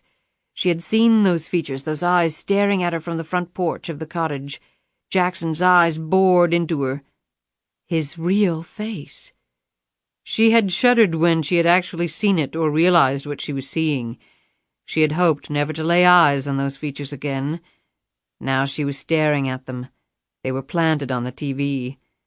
When Riggs looked back at her, she raised a shaky finger toward the screen. "That's Jackson," she said, her voice breaking. "Dressed up like a woman." Riggs looked back at the screen. That couldn't be Jackson, he thought. He turned back to LuAnn. "How do you know? You said he was always in disguise." LuAnn could barely take her eyes away from the face on the screen. "At the cottage, when he and I went through the window, we fought, and his face, plastic, rubber, whatever, came off. I saw his real face. That face!" She pointed to the screen. Riggs's first thought was the correct one. Family? God, could it be? The connection to Donovan couldn't be a coincidence, could it? He raced to the phone. "Sorry I lost your boys, George. Hope that didn't cost you any brownie points with the top brass." "Where the hell are you?" Masters demanded. "Just listen." Riggs recounted the news story he had just heard. "You think he's related to Alicia Crane?" Masters asked, the excitement echoing in his voice, his anger at Riggs completely gone for now. "Could be. Ages are about right. Older or younger brother, maybe, I don't know. Thank God for strong genes. What's your game plan?" "We check her family. Shouldn't be too hard to do. Her father was a U.S. Senator for years, very prominent lineage. If she has brothers, cousins, whatever, we hit 'em fast. Bring them in for questioning. Hell, it can't hurt." "I don't think he's going to be waiting for you to knock on the front door." "They never do they?" "If he is around, be careful, George." "Yeah, if you're right about all this," Riggs finished for him. "The guy just killed his own sister. I'd hate to see what he'd do to a non-family member." Riggs hung up. For the very first time, he actually felt hopeful. He was under no delusions that Jackson would be around for the FBI to take into custody. He would be flushed out, cut off from his home base. He'd be pissed, full of revenge. Well, let him be. He'd have to cut Riggs's heart out before he'd get to LuAnn, and they wouldn't be sitting targets. Now was the time to keep on the move. 10 minutes later they were in the car, heading for points unknown. Chapter 54. Jackson boarded the Delta shuttle for New York. He needed additional supplies, and he was going to pick up Roger. He couldn't count on him to travel by himself and get to where he was supposed to be. Then they would head back south. During the short flight, Jackson checked in with the man following Charlie and Lisa. They had made a rest stop. Charlie had talked on the phone. No doubt checking in with LuAnn. They had gone on, and were now close to re-entering Virginia on the southern side. It was all working out very well. An hour later, Jackson was in a cab threading its way through Manhattan toward his apartment. Horace Parker looked around with intense curiosity. A doorman for over 50 years at a building where average apartments covered 4,000 square feet and went for $5 million, and the penthouse that covered triple that space and went for $20 million. He had never seen anything like this before. He watched as the small army of men in FBI windbreakers swept through the lobby and into the private elevator that went only to the penthouse. They looked deadly serious and had the weaponry to prove it. He went back outside and looked up and down the street. A cab pulled up and out stepped Jackson. Parker immediately went over to him. The doorman had known him for most of his life. Years ago he had skipped pennies in the lobby's massive fountain with Jackson and his younger brother Roger. To earn extra money he had babysat them and taken them to Central Park on the weekends. He had bought them their first beers when they were barely into puberty. Finally he had watched them grow up and then leave the nest. The Cranes, he had heard, had fallen on hard times, and they had left New York. Peter Crane, though, had come back and bought the penthouse. Apparently he had done awfully well for himself. "Good evening, Horace," Jackson said cordially. "Evening, Mr. Crane," Parker said, and tipped his cap. Jackson stared past him. "Mr. Crane, sir?" Jackson turned to him. "What is it? I'm in a bit of a hurry, Horace." Parker looked upward. "There's some men come to the building, Mr. Crane. They went right up to your apartment. A bunch of them. FBI, guns and everything. Never seen nothing like it. They're up there right now. I think they're waiting for you to get home, sir." Jackson's reply was calm and immediate. "Thank you for the information, Horace. Simply a misunderstanding." Jackson put out his hand, which Parker took. Jackson immediately turned and walked away from the apartment building. When Parker opened his hand, there was a wad of $100 bills there. He looked around discreetly before stuffing the cash in his pocket and taking up his position by the door once more. From the shadows of an alley across the street, Jackson turned and looked up at his apartment building. His eyes kept going up and up until they came to rest upon the windows of the penthouse. His penthouse. He could see the silhouettes move slowly across the windows, and his lips started to tremble at this outrageous invasion of his home. The possibility that they could have traced him to his personal residence had not occurred to him. How in the hell? He couldn't worry about it now, though. He went down the cross street and made a phone call. 20 minutes later, a limousine picked him up. He called his brother and told him to leave his apartment immediately, not even bothering to pack a bag, and meet Jackson in front of the St. James Theater. Jackson wasn't sure how the police had found out his identity, but he couldn't be sure that they wouldn't wind up at Roger Crane's apartment at any minute. Then he made a quick stop to gather together some necessary supplies from another, smaller apartment he kept under a phony name.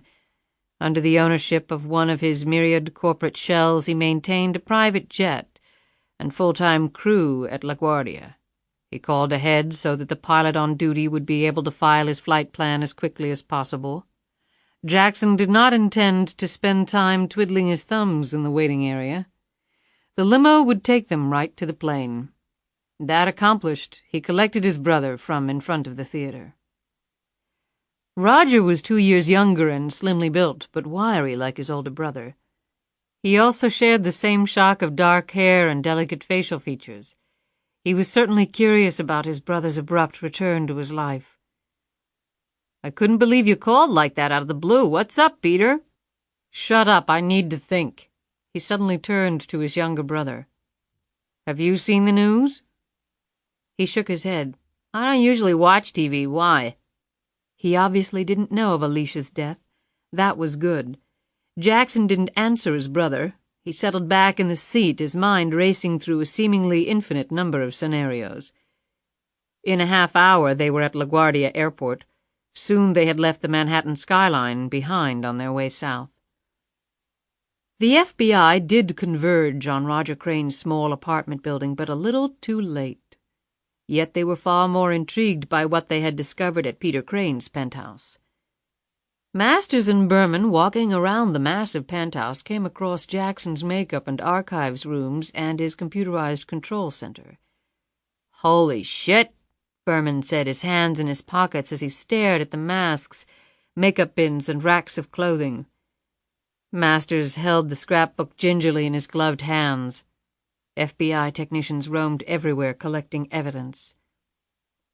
"Looks like Riggs was right. One guy. Maybe we can survive all this," Masters said. "So what's our next move?" Masters answered immediately. "We focus on Peter Crane. Put a blanket on the airports and train and bus stations. I want roadblocks posted on all the major arteries heading out of town. You're to instruct all the men that he's extremely dangerous and a master of disguise. Send out photos of the guy everywhere. Fat lot of good that'll do us. We've cut off his home base, but he's obviously got enormous financial resources. If we do manage to track him down, I want no unnecessary chances. Tell the men that if there's the slightest threat, to shoot him down." "What about Riggs and Tyler?" Berman asked.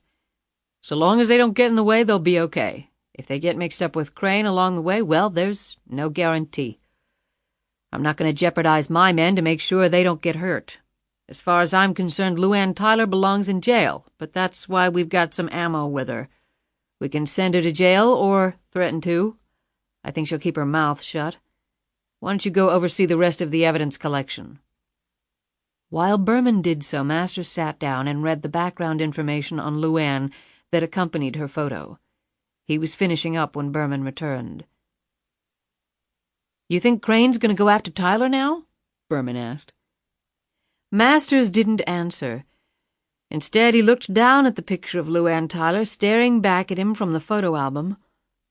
He now understood why she had been picked as the lottery winner, why they had all been picked. He now had a much clearer idea of who LuAnn Tyler was and why she had done what she had. She had been destitute, stuck in a cycle of poverty with an infant daughter, no hope. All of the chosen winners had shared this common denominator, no hope. They were ripe for this man's scheme. Master's features betrayed the emotions he was feeling. Right at this very moment, and for a number of reasons, George Masters was starting to feel immense guilt. It was nearing midnight when Riggs and LuAnn stopped at a motel. After checking in, Riggs phoned George Masters. The FBI agent had just returned from New York, and he detailed to Riggs what had happened since they had last spoken. After receiving this briefing, Riggs hung up the phone and looked over at a very anxious LuAnn. "What happened? What did they say?" Riggs shook his head. "As expected, Jackson wasn't there, but they found enough evidence to keep him in prison for the rest of his life, and then some, including a scrapbook on all the lottery winners." "So he was related to Alicia Crane?" Riggs nodded grimly. "Her older brother, Peter. Peter Crane is Jackson, or at least everything points that way." LuAnn was wide-eyed. "Then he murdered his own sister?" "Looks that way." "Because she knew too much? Because of Donovan?" "Right. Jackson couldn't take a chance on that. Maybe he shows up disguised, or maybe as his true self. He gets what he wants out of her. Maybe he tells her he killed Donovan. Who knows? She apparently was dating the guy. She might have gone nuts, threatened to go to the police. At some point, he murdered her. I feel sure of that." LuAnn shuddered. "Where do you think he is?" Riggs shrugged. "The feds got to his house, but from the look of the place, the man has money to burn. 1,000,000 different places he could go. 12 faces and identities he could go there under. It's not going to be easy to catch him." "To finish our deal?" LuAnn's tone was slightly sarcastic. "We handed the feds his friggin' identity. They're at his world headquarters right now. When I said we'd deliver him, I didn't necessarily mean in a box with a ribbon on it, laid on the doorstep of the Hoover Building. As far as I'm concerned, we've lived up to our end of the bargain." LuAnn let out a deep breath. "So does that mean everything's square with the FBI in Georgia?" "We'll have some details to work out, but yeah, I think so. Unknown to them, I recorded the entire meeting at the Hoover Building. I've got Masters, the director of the FBI, and the Attorney General of the United States herself, acting upon the authority of the President of the United States, no less, all on tape, agreeing to the deal I proposed. They've got to play straight with us now.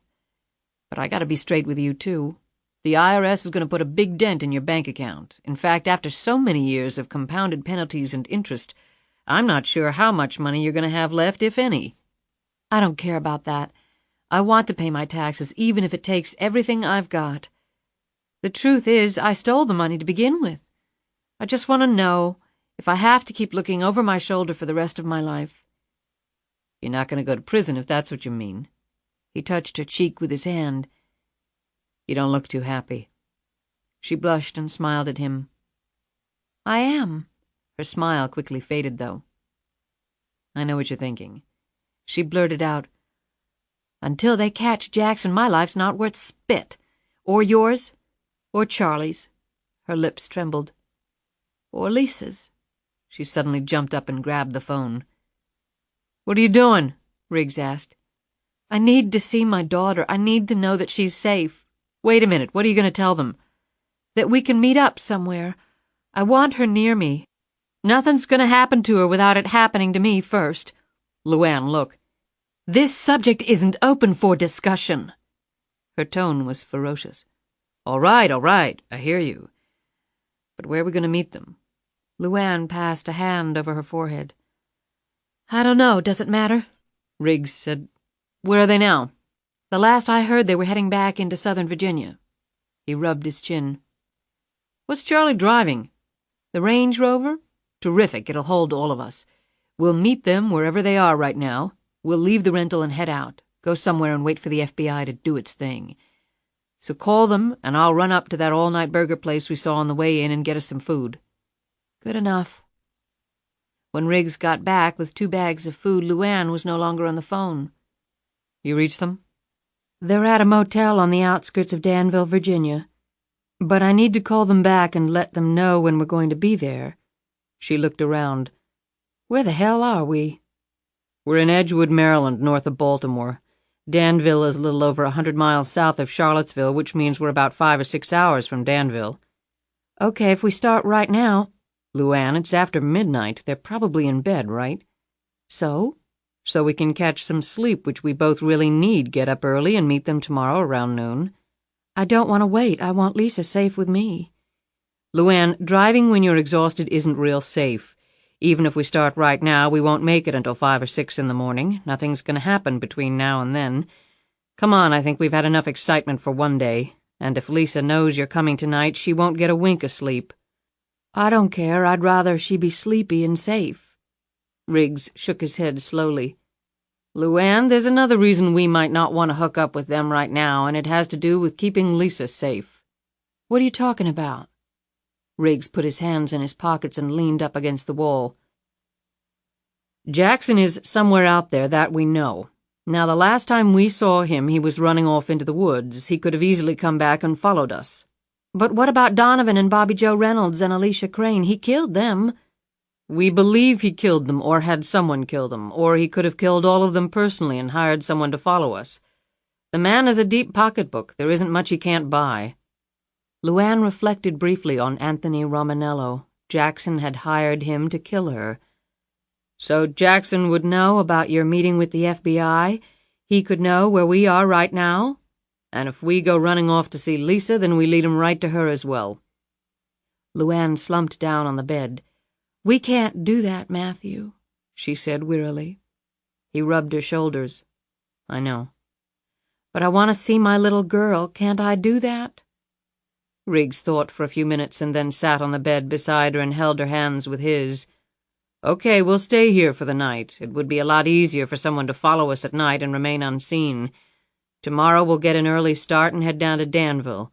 I'll keep an eagle eye out for anyone remotely suspicious. As an undercover agent, I got pretty good at that. We'll take secondary roads, make frequent stops, and occasionally take the interstate.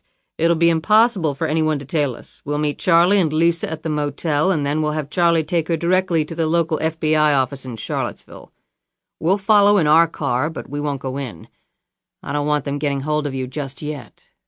But since we struck a deal with the feds, we might as well avail ourselves of some of their protection resources. How's that sound?" She smiled. "So I'll see Lisa tomorrow?" He cupped her chin in his hand. "Tomorrow." LuAnn called Charlie back, setting the meeting time at 1 o'clock the following day at the motel in Danville. With Charlie, Riggs, and herself around her little girl, Jackson could just come on and try something because she liked their odds of survival under those circumstances. They slid into bed and Riggs wrapped his good arm around her slim waist and snuggled against her. His 9mm was under his pillow, a chair wedged tightly under the door lock. He had unscrewed a light bulb, broken it, and sprinkled the remains in front of the door. Although he didn't expect anything to happen, he wanted as much advance warning as he could get if it did. As he lay next to her, he was both confident and uneasy. She apparently sensed this and turned to face him, her hand gently stroking his face. "Got something on your mind?" "Anticipation, I guess. When I was with the FBI, I had to work hard to keep my patience. I seem to have a natural aversion to deferred gratification." "That all?" Riggs slowly nodded. "You're sure you're not sorry you got involved in all this?" He pulled her closer to him. "Why in the world would I be?" "Well, let me list some things for you. You've been stabbed and came within an inch of dying. A madman is probably going to try his best to kill us.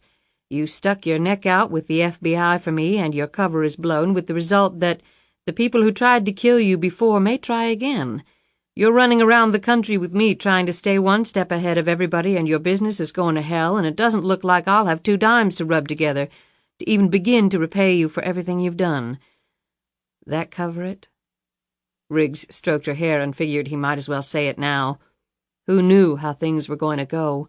He might not get another chance. You left out the part about me falling in love with you. Her breath caught as her eyes drifted over him, taking in every subtle quiver, trying to give them all simultaneous meaning. All the while his words echoed in her head. She tried to say something but couldn't. He filled in the silence. I know it's probably the world's worst timing, but I just wanted you to know. Oh, Matthew, she finally managed to say. Her voice was trembling. Everything about her was. I'm sure you've heard those words before, lots of times, from guys probably a lot better suited. She covered his mouth with her hand, but she didn't say anything for a long minute. He gently kissed her fingers. Her voice was husky, as though she were reaching down deep in order to utter the words. Other men have said them, but this is the first time I've really been listening. She stroked his hair, and then her lips searched out and found his in the darkness and sunk in slowly and deeply. They blindly undressed each other, their fingers probing and gently caressing. LuAnn began to softly cry as the unlikely twins of nervous fear and intense happiness fought for dominance. Finally, she just stopped thinking and gave herself over to what she had been looking for so many years, across so many countries. From precious dreams that rudely dissolved into nightmares, which viciously framed realities that never came close to inspiring in her any more than an extreme ambivalence about her life. She clutched Matthew Riggs hard, as if realizing that this might be her last chance.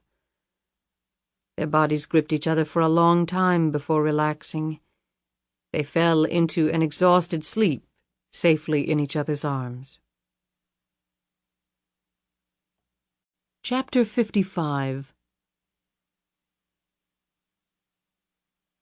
Charlie rubbed the sleep from his eyes and stared over at the phone. It had been a couple of hours since LuAnn had filled him in on all the recent developments, and he still couldn't get to sleep. So Jackson was really Peter Crane. That information personally did him no good, but Charlie figured it would help immeasurably the authorities' efforts to track the man down. On the downside, if Jackson knew his identity had been discovered, Charlie figured he would be one pissed-off person. And Charlie wouldn't want anyone he cared for to be in the vicinity of the gentleman if that was the case.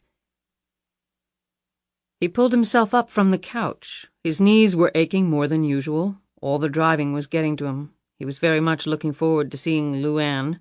And Riggs, too, he supposed. Sounded like the guy had really come through for LuAnn.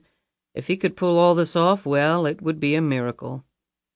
He went into the adjoining room and checked on Lisa. She was still sleeping soundly. He looked at her delicate features, seeing so much of her mother in them. She was going to be tall, too. The last 10 years had gone by so fast. Where would they all be next week? Where would he be? Maybe with Riggs in the equation, his run was coming to an end. He had no doubt that LuAnn would take care of him financially, but it would never be the same. But what the hell, the whirlwind that represented the last 10 years with her and Lisa had been far more than he deserved, anyway. The ringing phone startled him. He checked his watch. Almost 2 a.m. He snatched up the receiver.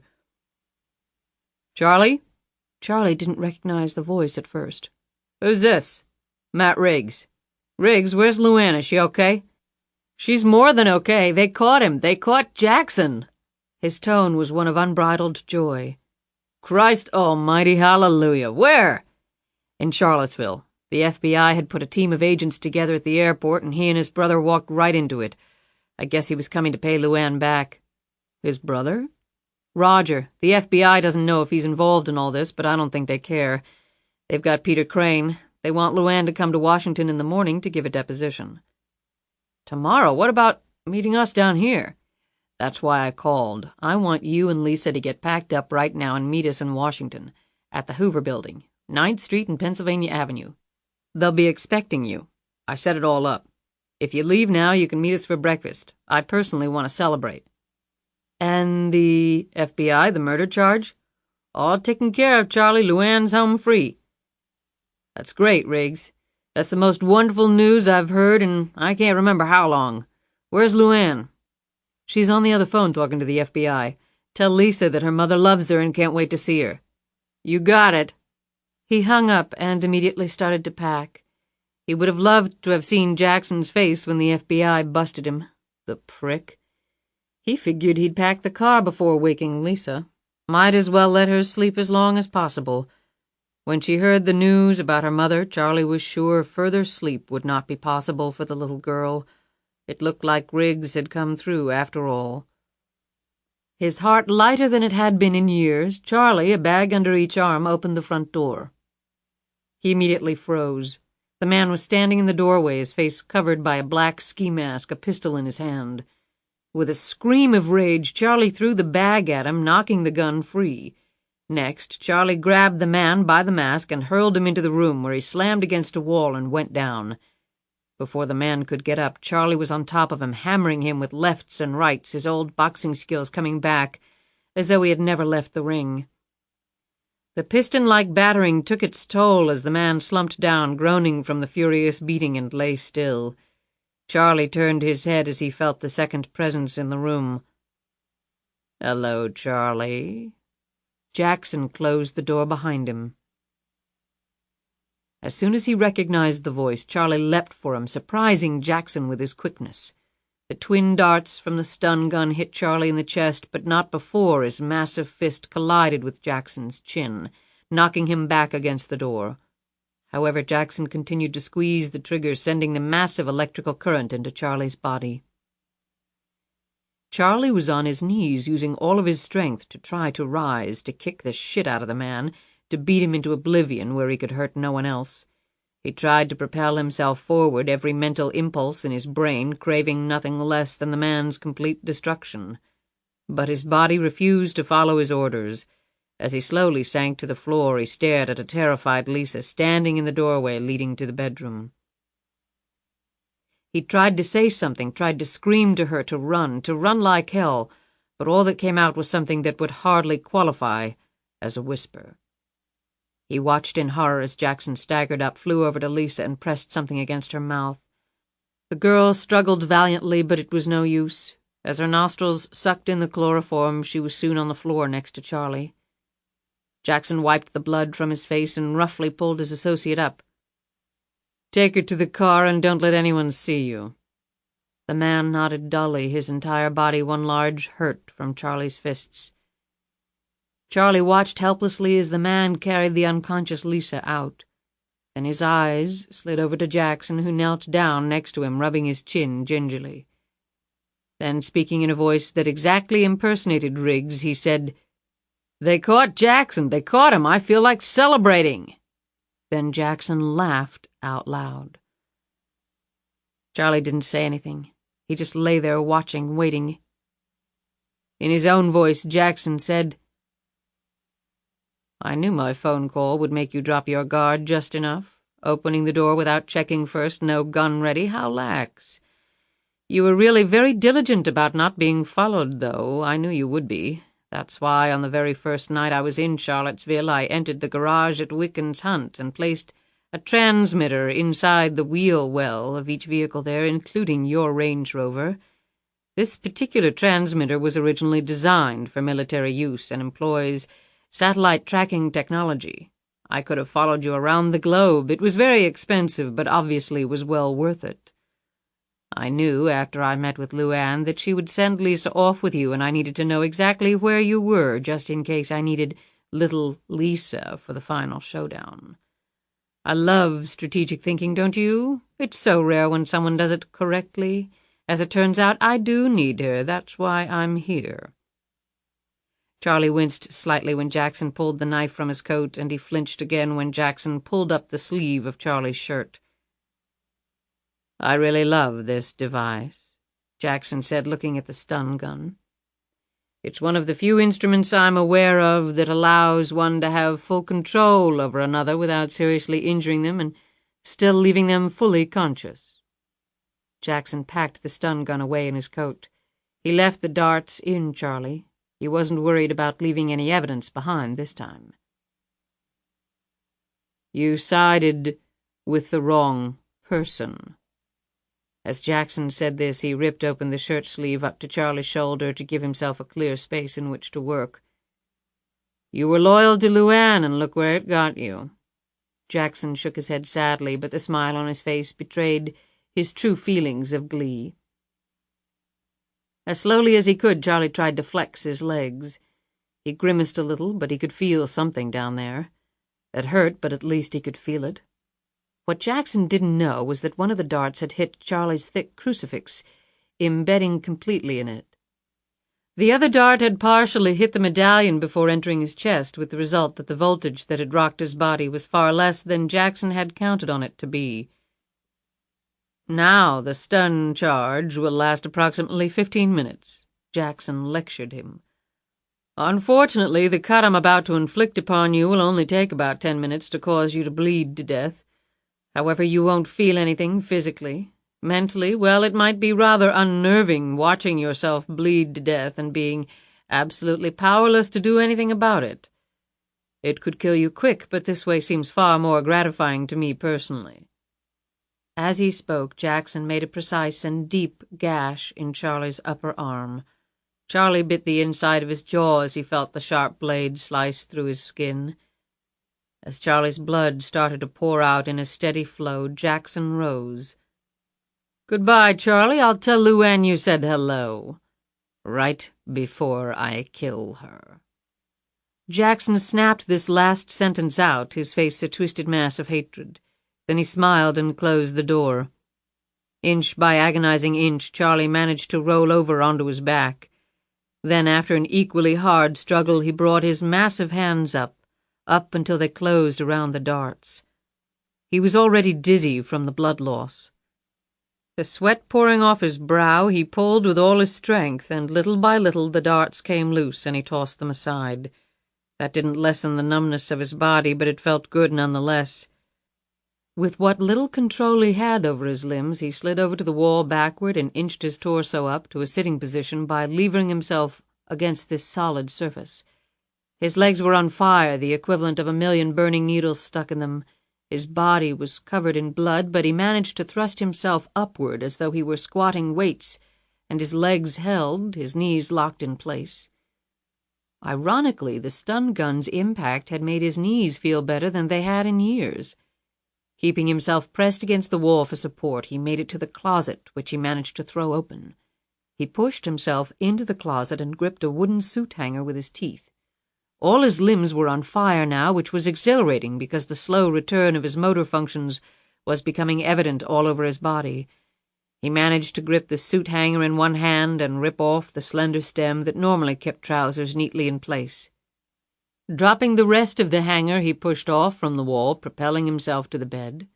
Using his teeth and one of his hands, he shredded the bedsheet into strips. He worked more quickly now as his limbs returned to a semblance of normalcy. He was starting to feel nauseated. The blood loss was taking its toll. He was running out of time. As quickly as he could, he wound a long strip directly above the cut and then used the thin piece of wood to torque down on it. The rude tourniquet worked its life-saving magic, and the flow of blood finally halted. Charlie knocked the phone receiver off and punched 911. After giving his location, he sat back on the bed, sweat pouring off him, his entire body crimson from his own blood. He was still uncertain whether he was going to live or not, and yet all he could think about was the fact that Jackson had Lisa. He knew exactly what Jackson was going to do with her. The girl was bait to lure the mother, and when LuAnn went for that bait, Charlie knew exactly what would happen. Jackson would slaughter them both. This terrifying thought was his last before he lost consciousness.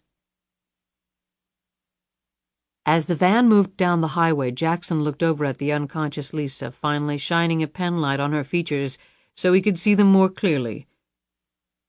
"The spitting image of her mother," he said to himself. "She has her fighting spirit, too," he added. Jackson reached over and touched the young girl's face. "You were just an infant when I last saw you." He paused for a moment and looked out into the darkness before returning his gaze to her. "I'm very sorry it had to come to this. He rubbed her cheek lightly before slowly withdrawing his hand.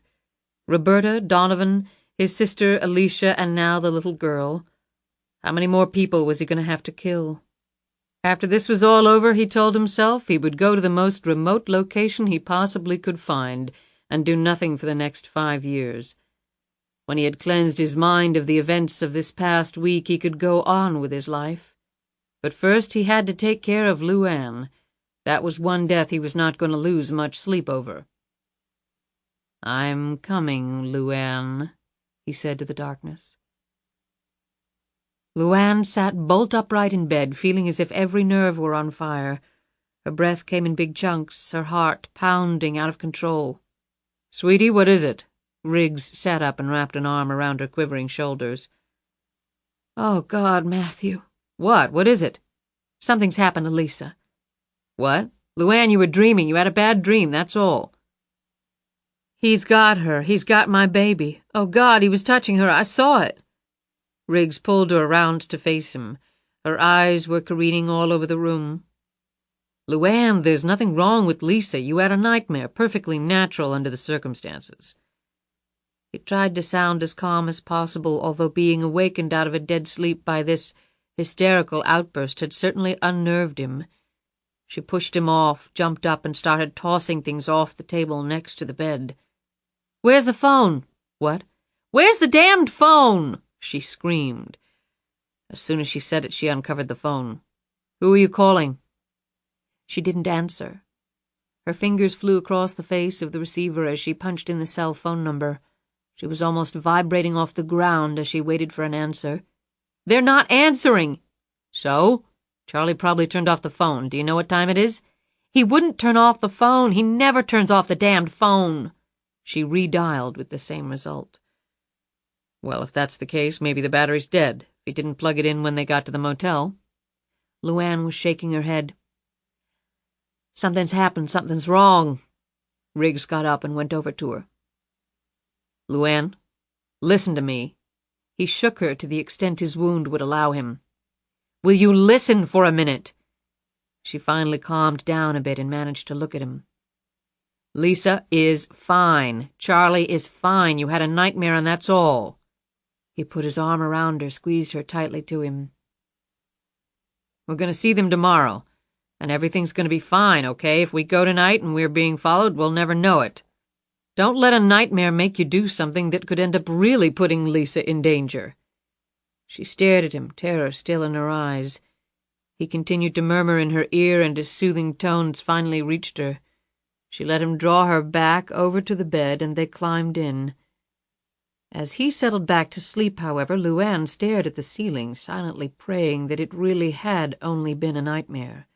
Something deep within her kept telling her it wasn't. In the darkness, she could see what looked to be a hand reaching out for her.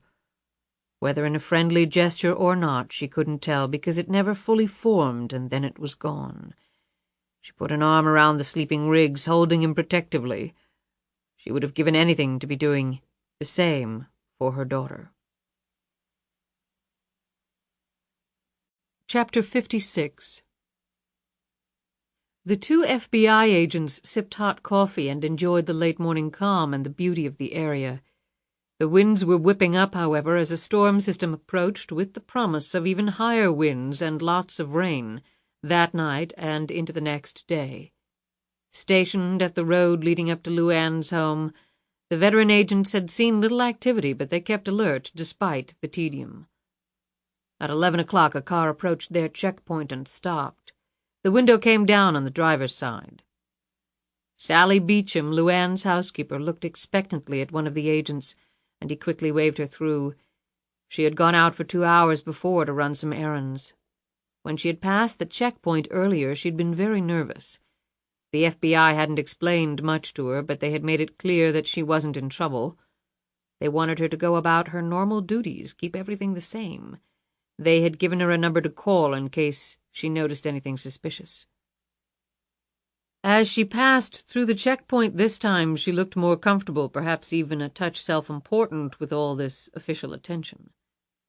One of the agents commented to the other, "I don't think Tyler's going to be coming back to eat any of that food."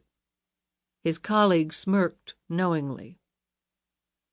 The next vehicle that came down the road and stopped at the checkpoint drew some special attention. The older man driving the van explained that he was the groundskeeper. The younger man in the passenger seat was his assistant. They produced ID, which the agents checked thoroughly, then made some phone calls to verify. The agents opened the back of the van, and it was indeed filled with tools, boxes, and old rolled-up tarps. Just to make sure, one of the agents followed the van up the road. Sally Beecham's car was parked in front. A shrill beep emanated from the house. The front door was open, and the agent could see her just inside the door, deactivating the alarm system, he presumed. He was proven correct when the beep stopped. The agent watched the men get out of the van, pull some tools from the back of the vehicle, stack them in a wheelbarrow, and head around to the back of the house. Then the agent got in his car and drove back to the checkpoint.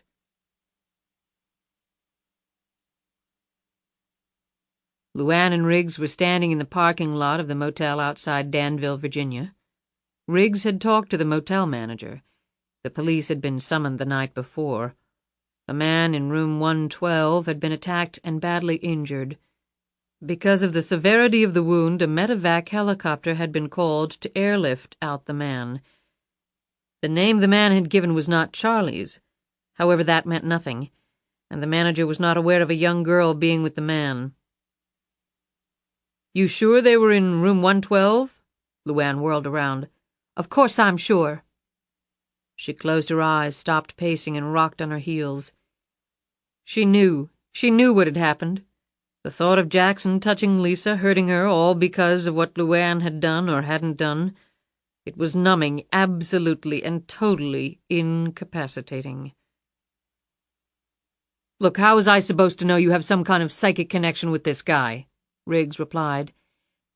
"Not him, damn it, her, my daughter!" This statement stopped Riggs dead in his tracks. He looked down and then watched her resume her pacing. "We need some information, Matthew, right now." Riggs agreed, but he didn't want to go to the police. That would entail wasting a lot of time in explanations, and the end result might very well be the local cops taking LuAnn into custody. Finally, Riggs said, "Come on." They went into the motel office, and Riggs walked over to a payphone. Riggs phoned Masters. The FBI still had no leads on Jackson, and Roger Crane still had not surfaced, Riggs was told. Riggs briefly explained the situation at the motel the night before to Masters. "Hold on," Masters said. While Riggs did so, he looked over at LuAnn, staring at him. She was silently waiting for the worst news she could possibly receive, of that he was certain. He tried to smile reassuringly at her, but then stopped. The last thing he could be right now was reassuring, particularly since he had nothing to base it upon. Why set her up even farther for the long fall? When Masters came back on, his tone was low and nervous. Riggs turned away from LuAnn while he listened. Masters said, "I just checked with the local police in Danville. Your information is correct. A man was stabbed at that motel on the outskirts of town. The ID found on him gave his name as Robert Charles Thomas." "Charlie?" Riggs licked his lips, gripped the phone. "His ID, he couldn't tell the police. He was unconscious, lost a lot of blood. Damn miracle he's even alive, they tell me. The wound was professionally administered, designed to slow bleed the person. They found darts from a stun gun in the room. Guess that was how he was incapacitated. As of early this morning, they weren't quite sure if he was going to make it." "What's he look like?" Riggs heard some paper rustling over the line. He was almost certain it was Charlie, but he needed to be absolutely sure. Masters started speaking again. "Over 6 feet, in his 60s, strongly built, must be strong as an ox to have survived to this point." Riggs breathed deeply. No doubt now it was Charlie. "Where is he now?" "The medevac took him to the UVA Trauma Center in Charlottesville." Riggs felt the presence next to him. He turned to find LuAnn staring at him. The look in her eyes was scary. "George, was there any mention of a 10-year-old girl being with him?" "I asked. The report said that the man came to for a few seconds and started shouting a name." "Lisa?" Riggs heard Masters clear his throat. Yes. Riggs remained silent. It was her daughter, wasn't it? This guy's got her, doesn't he? Masters asked. Looks like it. Riggs managed to get out. Where are you? Look, George, I don't think I'm ready to give you that information yet. Masters started speaking more forcefully. He's got the little girl. You two could be next, Matt. Think about it. We can protect you both. You have got to come in. I don't know. Look, you can go back to her house. I've got the entrance under 24-hour guard. If she agrees to go there, I'll fill the place up with agents. Hold on, George. Riggs held the phone against his chest and looked at LuAnn. His eyes told her all she needed to know. Charlie? Unconscious. They don't know if he's going to make it. The good news is that a medevac helicopter flew him to the trauma center at UVA Hospital. He's in Charlottesville? She asked. Riggs nodded. It's only a short hop from Danville by air, and the trauma unit there's top-notch. You'll get the best care. She continued to stare at him, waiting, and he knew exactly what for. Jackson probably has Lisa. He moved on quickly. LuAnn, the FBI wants us to come in so they can protect us. We can go to Wiccan's Hunt if you want. Agents are already guarding the entrance. They think... She snatched the phone out of his hand. She screamed into it. I don't want protection. I don't need your damned protection. He's got my daughter. And the only thing I'm going to do is find her. I am going to get her back. You hear me? Ms. Tyler, I'm assuming this is LuAnn Tyler, Masters started to say. You just stay out of the way. He'll kill her sure as hell if he even thinks you're around. Masters tried to remain calm even as he said the awful words. Ms. Tyler, you can't be sure he hasn't already done something to her. Her reply was surprising both for its content and its intensity. I know he hasn't hurt her. Not yet. The man's a psycho, you can't be sure. The hell I can't. I know exactly what he wants, and it is not Lisa. You just stay out of the way, FBI man. If my daughter dies because you got in the way, there won't be any place on this earth that I won't find you. Sitting at his desk in the heavily guarded Hoover building with 25 years of high-level criminal detection work behind him, during which he'd confronted more than his share of evil, now surrounded by 1,000 superbly trained, hardened FBI special agents, George Masters actually shivered as he listened to those words. The next sound he heard was the phone slamming down. Riggs raced after LuAnn as he stormed to the car. LuAnn, will you wait a damned minute? She whirled around, waiting for him to speak. Look, what George said makes a lot of sense. LuAnn threw up her hands and started to get in the car.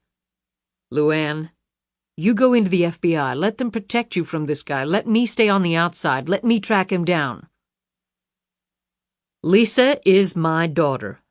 I'm the reason she's in this danger, and I'm the one who's going to get her out. Just me. Nobody else.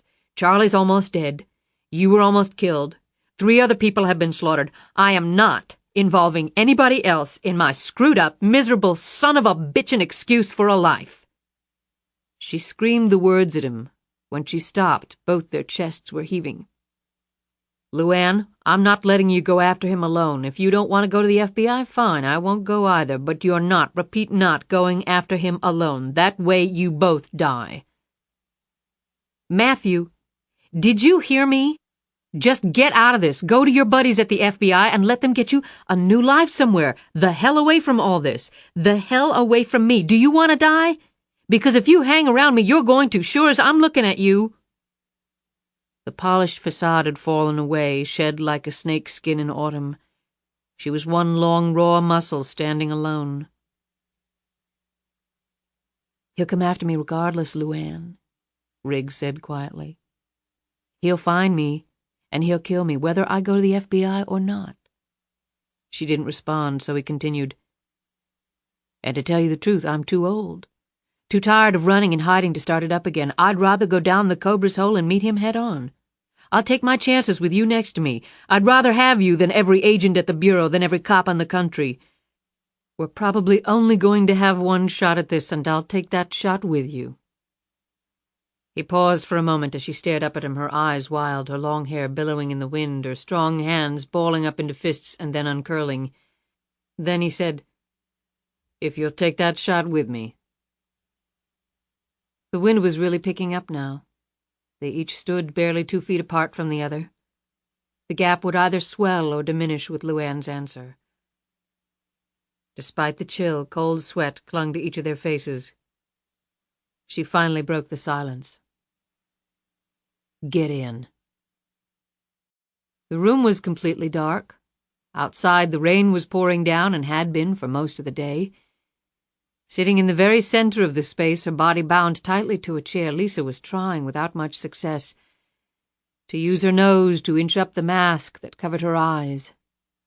The intense darkness, being totally and completely blind, was unnerving to her.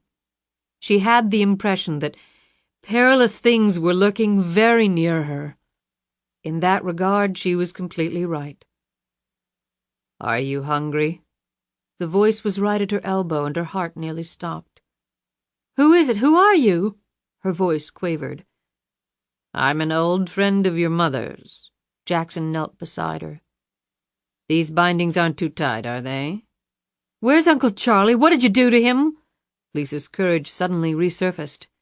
Jackson quietly chuckled. "Uncle, is it?" He stood back up. "That's good, very good." "Where is he?" "Not relevant," Jackson snapped. "If you're hungry, tell me so." "I'm not." "Something to drink, then?" Lisa hesitated. "Maybe some water?" She heard some tinkling of glass in the background, and then she felt a coldness against her lips and jerked back. "It's only water. I'm not going to poison you." Jackson said this in such a commanding fashion that Lisa quickly opened her mouth and drank deeply. Jackson patiently held the cup until she was finished. "If you need anything else, to use the bathroom, for instance, then just say so. I'll be right here." "Where are we?" When Jackson didn't answer, she asked, "Why are you doing this?" Standing there in the darkness, Jackson considered the question carefully before answering. "Your mother and I have some unfinished business. It has to do with things that occurred a long time ago, although there have been repercussions of a very recent vintage that are motivating me." "I bet my mom didn't do anything to you." "On the contrary, while she owes her entire life to me, she has done everything in her power to hurt me." "I don't believe that," Lisa said hotly. "I don't expect you to," Jackson said. "You're loyal to your mother, as you should be. Family ties are very important." He crossed his arms and thought for a moment on the status of his own family, of Alicia's sweet, peaceful face. Sweet and peaceful in death. With an effort, he shrugged the vision off. "My mom will come and get me." "I certainly expect her to." Lisa blinked rapidly as his meaning suddenly dawned upon her. "You're going to hurt her, aren't you? You're going to try and hurt my mom when she comes to get me." Her voice had risen. "Call if you need anything. I don't intend to make you suffer unduly." "Don't hurt my mom, please." The tears materialized behind the mask. Jackson did his best to ignore the pleas. Finally, the crying turned to bawling and then dissolved into exhausted whimpering. He had first seen Lisa as an 8-month-old infant. She had certainly grown up into a lovely child. Had LuAnn not accepted his offer, the orphaned Lisa would probably be in a foster home somewhere else. He looked over at her, suffering terribly inside, her head slumped onto her chest in her private agony. A lot for a 10-year-old to handle. Maybe she would have been better off in that foster home without ever really having known her mother. The woman Jackson was going to now eliminate from her life. He had no desire to cause pain to the daughter, but such was life. It wasn't fair. He had told LuAnn that the very first day they had met. Life was not fair. If you wanted something, you had to take it before someone else took it from you. Neatly dissected down to its essence, life was one long series of lily pad hoppings. The quick and the resourceful were able to adapt and survive. All others were simply crushed as a more nimble creature landed on the lily pad they had occupied for too long. He stood completely motionless, as though conserving all his energies for what lay ahead. He stared off into the darkness. Very soon, it would all begin, and very soon, it would all end. Chapter 57. The medical facility at the University of Virginia was a teaching component of the medical school, as well as a highly regarded public hospital with a Level 1 trauma center. LuAnn raced down the corridor. Riggs was parking the car and then would follow her in. She reflected briefly on the fact that she had never before been in a hospital. She quickly concluded that she didn't care for either the smell or the atmosphere. A lot of that was probably due to the reason she was here, to see Charlie. He was in a private room. A member of the Charlottesville police force stood guard outside his door. LuAnn shot right past him and started to enter the room. "Whoa there, ma'am, no visitors," said the police officer, a solidly built man in his early 30s, holding out a beefy arm for emphasis. LuAnn had whirled around, ready for a fight, when Riggs hustled up. "Hey, Billy!" The officer turned around. "Hey, Matt, how you doing?" "Not so good. Won't be playing basketball at the Y with you for a while." Billy looked at his sling. "How'd you do that?" "Long story. The guy in there is her uncle." He nodded at LuAnn. Billy looked embarrassed. "I'm sorry, ma'am, I didn't know. They told me no visitors, but I know they didn't mean family. You go on in." "Thanks, Billy," Riggs said. LuAnn pushed open the door and went in. Riggs was right behind her. LuAnn stared across at Charlie lying in the bed. As if he sensed her presence, he looked over and a smile spread across his face. He looked pale, but his eyes were quick and active. "Damn, now that's a real pleasant sight," he said. LuAnn was next to him in an instant, taking his big hand in hers. "Thank God you're okay." Charlie was about to say something when the door opened and a middle-aged man in a white coat popped his head in. "Just making rounds, folks." He opened the door all the way and came in. He carried a clipboard. "Dr. Reese," he said, introducing himself. "Matt Riggs. This is Charlie's niece, Catherine." Riggs pointed at LuAnn, who shook the doctor's hand. Dr. Reese checked Charlie's vital signs while he spoke. "Well, it's very lucky Charlie was so good with a tourniquet. Stopped the blood loss before things got really nasty." "So he's going to be okay?" LuAnn asked anxiously. Reese peered at her over his glasses. "Oh, yes, he's in no danger. We replaced the blood he lost. The wound is all stitched up. All he needs is some rest, get his strength back." Reese noted his findings on Charlie's record log. Charlie half sat up. "I feel fine. When can I check out?" "I think we'll give you a couple of more days to get back on your feet." Charlie was clearly not pleased with that answer. "I'll be back in the morning," Reese said. "Don't stay too long, folks. Let him get some rest." As soon as Reese was gone, Charlie sat all the way up. "Any word on Lisa?" LuAnn closed her eyes and looked down. Thick tears slid out from under her eyelids. Charlie looked over at Riggs for the first time. "We think he has her, Charlie," said Riggs. "I know he has her. I told the cops everything I knew as soon as I came to." "I'm sure they're working on it," Riggs said lamely. Charlie banged his fist against the metal sides of the bed. "Damn it, they're not going to catch him. He's long gone. We've got to do something. He hasn't tried to contact you?" "I'm going to contact him," LuAnn said, opening her eyes. "But I had to come see you first. They said you might not make it." Her voice shook and her hand gripped his tighter. "It'd take a lot more than one cut to send yours truly into oblivion." He paused, struggling with what he was about to say. "I'm sorry, LuAnn. That bastard's got her and it's my fault. He called me in the middle of the night, impersonated Riggs's voice. Said that the FBI had Jackson. That I was to come up to Washington and rendezvous with you at the FBI building. I dropped my guard. I walked right into his trap." Charlie shook his head. "God, I should have suspected something, but he sounded just like Riggs." LuAnn leaned over and hugged him. "Damn you, Charlie. You almost got yourself killed for her, and for me." Charlie wrapped his big arms around her while Riggs watched in respectful silence as the two shook and swayed together. "Lisa will be okay, Charlie." She sounded a lot more confident than she actually felt.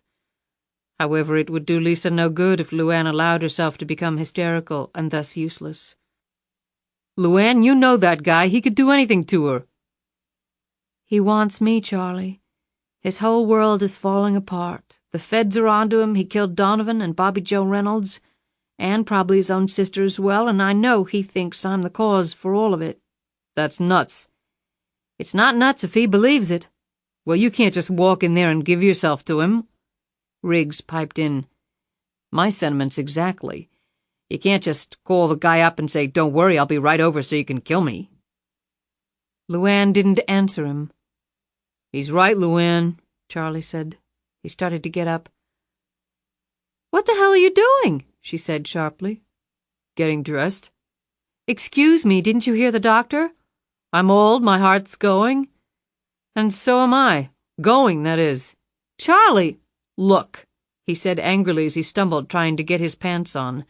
LuAnn gripped his good arm while Riggs steadied him on the other side. "I'm not going to lie here in this bed while that son of a bitch has Lisa. If you don't understand that, I really don't care." LuAnn nodded in understanding and helped him get his pants on. "You're a big old ornery bear, you know that? I've got one good arm, and just let me get it around that guy's neck." Riggs held up his own injured arm. "Well, between us, we've two good arms. I owe the guy two." LuAnn put her hands on her hips and looked around. "There's a cop outside." "I can take care of him," Riggs said. LuAnn picked up the rest of Charlie's belongings, including the portable cell phone, and put them in a plastic hospital bag. When Charlie was finished dressing, Riggs stepped out the door and spoke to Billy. "Billy, you mind going down to the cafeteria and getting a couple of coffees and maybe some stuff to munch on? I'd go, but I can't carry anything with this bum arm." He jerked his head toward the room. "And she's pretty hysterical right now. I don't want to leave her." "I'm really not supposed to leave my post, Matt." "I'll hang out here, Billy. It'll be okay." Riggs held up some money. "Here, get yourself something, too. Last time we played hoops, I remember you eating a whole pizza by yourself afterwards." He eyed Billy's healthy dimensions. "I don't want you to wilt away to nothing." Billy took the money and laughed. "You sure know the way to a fella's heart." As soon as Billy got into the elevator and the doors closed, Charlie, LuAnn, and Riggs left the room and made their way out by the back stairs. With LuAnn and Riggs supporting Charlie, they quickly walked through the pouring rain to the car. With the thick clouds, it was already dark, and the visibility was getting worse every minute. Shortly, the three of them were in the car, heading down Route 29. Charlie used the opportunity to tell them everything that had happened at the motel, including the fact that Jackson had had another man with him. After he finished, Charlie leaned forward from the back seat. "So what's the plan?" He winced as the car bounced over a pothole and jostled his arm. LuAnn pulled into a gas station. She pulled out a slip of paper from her pocket. "I'm going to call him." "And then what?" Riggs asked. "I'll let him tell me," she replied. "You know what the hell he's going to say," Charlie rejoined. "He's going to set up a meeting, just you and him, and if you go, he's going to kill you." "And if I don't, he's going to kill Lisa." "He'll kill her anyway," Riggs said hotly. LuAnn looked over at him. "Not if I get him first." She thought back to her last encounter with Jackson at the cottage. She was stronger than he was, not by much, but she had the clear advantage there. However, he knew that too. She had seen that in his eyes. That meant he would not go toe-to-toe with her again, at least not physically. She would have to remember that. If he could adapt, so could she. "LuAnn, I have a lot of confidence in you," Riggs said, but this guy's something else again. He's right, LuAnn, Charlie added. Thanks for the vote of confidence, you guys. She didn't wait for them to answer. She pulled the portable phone out of the bag and punched in the number. Before it started ringing, she looked at both of them. But remember, I've got 2 good arms. Riggs slid his hand down into his coat until it touched the reassuring metal of his pistol. His aim would have to be a lot better this time around. He hoped not to have the painful distraction of a knife sticking out of his arm. He and Charlie watched as LuAnn spoke into the receiver, leaving the number of the cell phone. She hung up and waited, still not looking at him. Barely 3 minutes had passed before the phone rang. Before LuAnn could say anything, Jackson said, Please know that I have a device attached to my phone that will indicate whether this call is being traced, just in case you happen to be sitting at police headquarters. It will tell me in about 5 seconds if that is occurring. If you are, I will immediately hang up and slit your daughter's throat. I'm not at the police, and I'm not tracing your call. He didn't say anything for 5 seconds. She could envision him eyeing his device, perhaps hoping she was lying to him. I applaud you for avoiding the obvious, he finally said quite pleasantly. When and where? LuAnn said. No greeting, no small talk. Where are your manners? Has the expensively constructed princess deteriorated that suddenly, like a flower without water, without sunshine? I want to talk to Lisa right now. Sorry about Uncle Charlie, Jackson said. He was sitting on the floor almost in total darkness. He held the phone close to his mouth, speaking slowly and in as casual a tone as he could muster. He wanted her panic level to rise steadily. He wanted her to feel his absolute control of the situation. When the time came, he wanted her to come obediently forward to receive her punishment. He wanted her to come meekly to confront her executioner. She wasn't about to tell Jackson that Charlie was sitting right behind her, wanting nothing more than to wring the life out of him. I want to talk to Lisa. How can you be sure I haven't killed her already? What? She gasped. You can talk to her, but how will you know it's not me mimicking her voice? Mommy, Mommy, I could say. Come help me. I could say all those things. So if you want to talk to her, you can, but it will prove nothing. You son of a bitch! Would you still like to talk to her? Yes, LuAnn said pleadingly. Manners now. Yes, what? She hesitated for an instant, taking a deep breath, trying to keep her wits and her nerves together. Yes, please, she said. Just a minute. Now where have I put that child? Riggs was doing his best to listen in. Exasperated, LuAnn finally opened the door and got out of the car. She strained to hear any sound in the background. Mom? Mom, is that you? Honey, baby, it's Mom. Oh, God, sweetie, I'm so sorry. Oh, excuse me, LuAnn, that's still me, Jackson said. Oh, Mom? Mommy, are you there? He said again, mimicking Lisa's voice precisely. LuAnn was too stunned to say anything. The next voice she heard was Jackson's real one. His tone almost bit into her ear. It was said with such forcefulness. I'll let you talk to her, really talk to her. You can have your mother-daughter emotional exchange. But when you're done, I will tell you exactly what you will do. If you deviate in any way from my instructions. He didn't finish. He didn't have to. They both sat there on the phone, not saying anything, simply listening to each other's breathing. Two trains careening out of control, about to slam into each other across the wireless void. LuAnn tried with all her might to hold back the thick gush of air that was ramming against her throat. She knew what he was doing to her mind, but she was equally aware that she could do nothing about it, at least not right now. Do you understand? Yes. As soon as she said the word, she heard it. She heard the sound in the background that made her both smile and grimace simultaneously. She looked at her watch. 5 o'clock. The smile increased at the same time her eyes took on a gleam of hope. The next minute she was talking to Lisa, quickly asking her questions that only her little girl would know the answer to. They both desperately wanted to reach through the darkness that separated them. And then Jackson came back on the line and gave her the instructions, the where and the when. None of it surprised her as she focused again on the sounds occurring in the background on his end. He ended the call by saying, with daunting finality, "See you soon." She clicked off the phone and got back in the car. She spoke with a calmness that astonished the two men, particularly under the circumstances. "I'm to call him tomorrow at 10 a.m. He'll give me the meeting place then. He'll let Lisa go if I come alone. If he even thinks anyone else is around, he'll kill her." "So it's you for Lisa," Riggs said. She looked at both of them. "That's the way it's gonna be." "LuAnn?" "That's the way it's gonna be," she said more forcefully. "How do you know he'll let her go? You can't trust him," Charlie implored.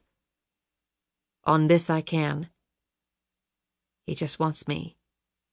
"There's gotta be another way," Riggs exclaimed. "There's only one way, Matthew, and you know it."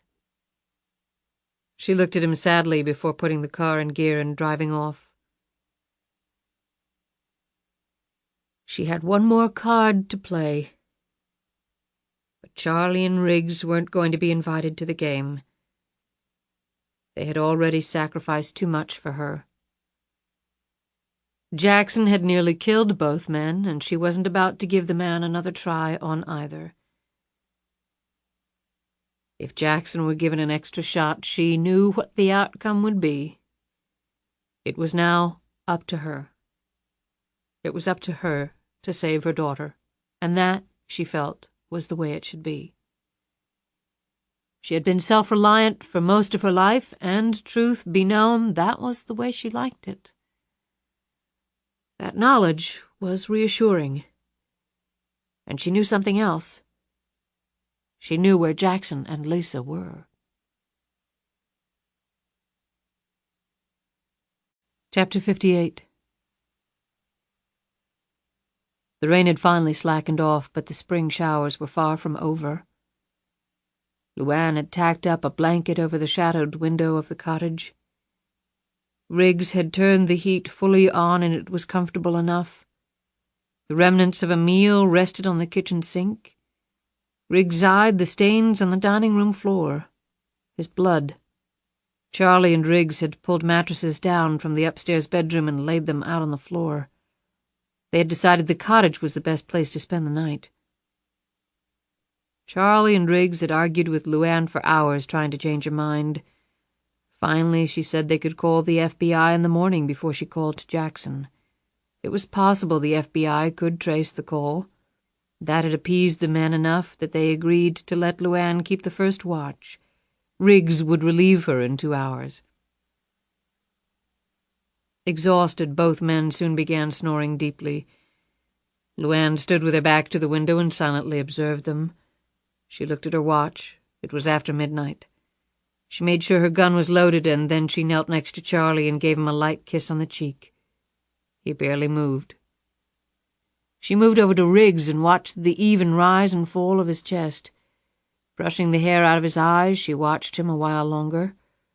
She knew the odds were not good that she would ever see either man again. She kissed him gently on the lips and then rose. For one long moment she leaned back against the wall, taking deep breaths as everything she was confronted with threatened to simply overwhelm her. Then she was on the move again, climbing through the window to avoid the squeaky front door.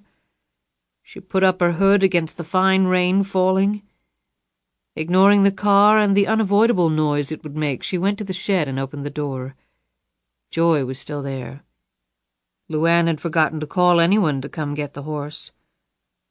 However, the shed was dry and warm, and there was still water and hay left. She quickly saddled the animal and swung under Joy's back. Easing her out of the shed, They made it to the woods with scarcely any noise. When she reached the edge of her property, she dismounted and led Joy back to the horse barn. She hesitated for a moment, and then she took the binoculars off the wall, edged through the thick brush, and set up surveillance in a narrow break in the tree line, exactly where Riggs had earlier. She scanned the rear of the house. She jerked back as a car's headlights glinted off the binoculars. The car pulled around to the garage side, but the garage doors didn't budge. As LuAnn watched, a man got out of the car and walked around the rear of the house as if on patrol. Under the rear floods, LuAnn could see the FBI insignia emblazoned on his windbreaker. Then the man got back in the car and it pulled off. LuAnn broke from the trees and raced across the open ground. She made it to the side of the house in time to see the car head back down the private drive toward the main road, the one where she had fled from Donovan, the encounter that had started this whole nightmare. The FBI was guarding the entrance to her home. She suddenly remembered that Riggs had mentioned that to her during his conversation with Masters. She would have dearly loved to have enlisted the agent's very able assistance, but they no doubt would have arrested her on the spot. Yet fear of arrest wasn't the chief factor. She simply refused to involve anyone else in her problems. No one else was going to be stabbed or killed because of her. Jackson wanted her, and only her. She knew he expected her to walk meekly to him to receive her punishment in exchange for her daughter's release. Well, in this case he was going to get more than he wanted. A lot more. She and Lisa were going to survive this. He wasn't. As she started to head back to the rear of the house, she noticed something else. Sally Beecham's car out front. That puzzled her. She shrugged and went around to the rear door. The sound she had heard in the background during Jackson's call to her was what had brought her here. The absolutely unique sounds of the old clock, the family heirloom, passed down to her from her mother, the very same one LuAnn had diligently refused ever to part with. It had proved to be the most valuable possession she had because she had heard it in the background during her phone conversation with Jackson. Jackson had been in her house, had called from her house, and LuAnn was absolutely convinced that Lisa was there now. Jackson was here too, she knew. LuAnn had to admit the man's nerve to come here with the FBI waiting just down the road. In a very few minutes she would come face to face with her worst nightmare. She pressed herself flat against the brick wall and peered in the side door, squinting hard through the pane of glass to see if the alarm light that was visible from this point was red or green. She breathed a quiet sigh of relief when she saw the friendly green. She knew the code to disarm it, of course, but disarming it would produce one shrill beep that might jeopardize everything. LuAnn inserted her key in the lock and slowly opened the door. She paused for a minute. The gun she held made quick darting movements all around.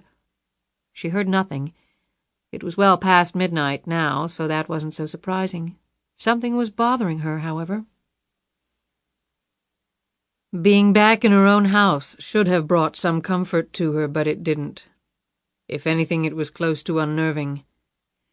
Letting her guard down now, letting herself be lulled by the familiarity of the surroundings, could easily result in her and Lisa's not being around to see the sun come up.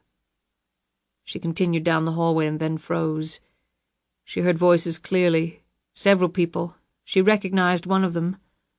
She slowly let out her breath as the music from a commercial came on. Someone was watching TV. A glint of light came from a doorway at the end of the hallway. LuAnn quietly moved forward, stopping right before her shadow would pass across the small opening between door and wall. She listened for a few seconds more. Then she edged open the door with her left hand as she pointed her gun through the opening with her right. The door swung silently inward, and LuAnn leaned in. The room was dark, the only light coming from the TV. What she saw next made her freeze once again. The dark hair, cut short around the neck and built high up in the form of a modified beehive, was directly in front of her. Sally Beecham was in her bedroom watching TV. Or was she? She was sitting so still that LuAnn couldn't tell if she was alive or not. For an instant, the image of LuAnn threading her way through that trailer 10 years ago, spotting Dwayne on the couch, going toward him, walking right up to him, and seeing him turn so slowly toward her, the blood all over his chest, his face as gray as a Navy ship, and watching him fall off that couch, dying, and then the hand clamping over her mouth from behind. From behind! She whirled, but there was no one there. However, her abrupt movements had made some noise. When she looked back, Sally Beecham was staring at her with horror in her eyes. When she recognized LuAnn, she seemed to catch her breath. A hand fluttered up to her chest, which was heaving. She started to say something, but LuAnn put a finger up to her lips and whispered, "Shh." "There's someone here," LuAnn said. Sally looked confused. "Have you seen anyone here?" Sally shook her head and pointed to herself, the worry lines sprouting all over her ghastly pale face. And that's when it hit LuAnn, and her own face went pale. Sally Beecham never parked in front of the house. She always parked in the garage, which led directly into the kitchen. LuAnn's hand tightened on the gun. She looked at the face again. It was hard to tell in the dark light, but she wasn't taking any chances. "I'll tell you what, Sally. I want you to get in the kitchen pantry, and I'm going to lock you in just to be safe." LuAnn watched as the eyes darted over her face. Then one of the hands started to move behind the woman's back. LuAnn thrust the gun forward. "And we're going to do it right now, or I'll shoot you right here, and pull out the gun, butt first." When the pistol emerged, LuAnn motioned to the floor. The gun clunked when it hit the hard wood. When the person moved in front of LuAnn, LuAnn quickly reached out and jerked off the wig, revealing the man. He had short, dark hair. He jerked around for an instant, but LuAnn shoved the gun in his ear. "Move, Mr. Jackson, or should I say Mr. Crane?" She had no false hopes as to the fate of Sally Beecham, but with everything else confronting her, LuAnn did not have the opportunity to dwell on it. She hoped she would have the chance to grieve for the woman. When they reached the kitchen, LuAnn shoved him inside the pantry and locked the door from the outside. The door was an original from the house, solid oak, 3 inches thick with a deadbolt. It would hold him, at least for a while. She didn't need long. She raced to the end of the hallway and flew up the carpeted stairs. LuAnn made her way from door to door. She was fairly certain that Lisa was in her mother's bedroom, but she couldn't take any chances. Her eyes had adjusted well to the darkness, and she quickly surveyed room after room. All empty. She went on. There was only one more bedroom left, hers. LuAnn willed her hearing to the highest possible acuity. All she wanted to hear was Lisa, sighing, mumbling, breathing, anything to let her mother know she was okay. She couldn't call out, that was too dangerous. She recalled that Jackson now had someone with him. Where was that person? She reached the door, slid her hand around the doorknob, took a deep breath, and turned it. A long bolt of lightning cut across the sky, followed by a deafening clap of thunder. At the same instant, the blanket was blown off the window, and rain started coming in. The combination of these events finally woke Riggs. He sat up, disoriented for a moment, and then looked around. He saw the open window, the wind and rain coming through. He glanced over at Charlie, who was still sleeping. Then it hit him. He staggered up. "LuAnn? LuAnn!" His cries roused Charlie. "What the hell?" he said. In a minute they had searched the small cottage. "She's not here!" he screamed to Charlie. They both raced outside. The car was still there. Riggs looked around, bewildered. "LuAnn!" Charlie screamed over the sounds of the storm. Riggs looked over at the shed. The doors were open. It hit him. He raced over and looked in the empty shed. He looked down at the mud in front of the shed. Even in the darkness he could make out the hoofprints. He followed the tracks to the edge of the woods. Charlie ran up beside him. "Joy was in the shed," he told Charlie. "It looks like she's gone back to the house." "Why would she do that?" Riggs thought hard for a minute. Were you surprised she agreed to finally calling the FBI tomorrow? Yes, Charlie said, but I was too damn tired and too relieved to think much about it. Why would she go to the house? Riggs repeated Charlie's question. The FBI is guarding the place. What would be there that she'd take that sort of risk? Charlie went pale and he staggered slightly. What is it, Charlie? LuAnn once told me something Jackson had told her, a rule he lived by. What was it? Riggs demanded. If you want to hide something, put it out in plain sight because no one would see it. Now it was Riggs's turn to go pale as the truth hit him. Lisa's at the house, and so is Jackson. They raced to the car. As the sedan flew down the road, Riggs picked up the portable phone. He dialed the police and then the local FBI. He was shocked to hear Masters' voice come on the line. He's here, George. Crane's at Wicken's Hunt. Bring everything you got. Riggs heard the phone drop to the desk and footsteps running off. Then he clicked off the phone and floored the car. As the door swung open, LuAnn darted into the room. Smack in the center was a chair, and in that chair was Lisa, slumped over, exhausted. The next sound LuAnn heard was the labored ticking of that clock, that wonderful, beautiful clock. She closed the door behind her and ran to her daughter, hugged her. Her face dissolved into a big smile when her daughter's eyes met her mother's. And then a loop of thick cord was around LuAnn's neck, was pulled tight, and LuAnn's breath was suddenly gone. Her gun fell to the floor. Lisa screamed and screamed in agonizing silence, the tape still tightly across her mouth. She kicked at her chair, trying to topple it over, trying to reach her mother, to help her in some way before this man killed her. Jackson was fully behind LuAnn now. He had watched from the darkness next to the dresser as LuAnn had sailed toward Lisa, oblivious to his presence in the room. Then he had struck. The cord had a piece of wood attached to it, and Jackson was winding it tighter and tighter. LuAnn's face was turning blue, her senses were slipping away as the cord dug deeply into the skin of her neck. She tried to punch him, but it was too awkward. Her fists flailed helplessly, sapping away what remaining strength she had. She kicked at him, but he was too quick and dodged those blows as well. She dug at the rope with her strong fingers, but it was so embedded in her skin that there was no space left to get a grip. He whispered into her ear, "Tick-tock, LuAnn. Tick-tock of the little clock. Like a magnet, it led you right to me. I held the phone right next to it so you couldn't help but hear it. I told you I'd find out everything about someone I do business with. I visited your trailer in good old Rikersville. I listened to the rather unique sounds of that timepiece several times, and then seeing it on the wall of the bedroom the night I first visited you, your little cheap family heirloom." He laughed. "I would have loved to have seen your face when you thought you had outsmarted me. Was it a happy face, LuAnn? Was it?" Jackson's smile deepened as he felt her giving way, her vaunted strength almost gone. "Now don't forget your daughter. There she is." He hit a light switch and swung her around violently so that she could see Lisa reaching for her. "She'll watch you die, LuAnn, and then it will be her turn.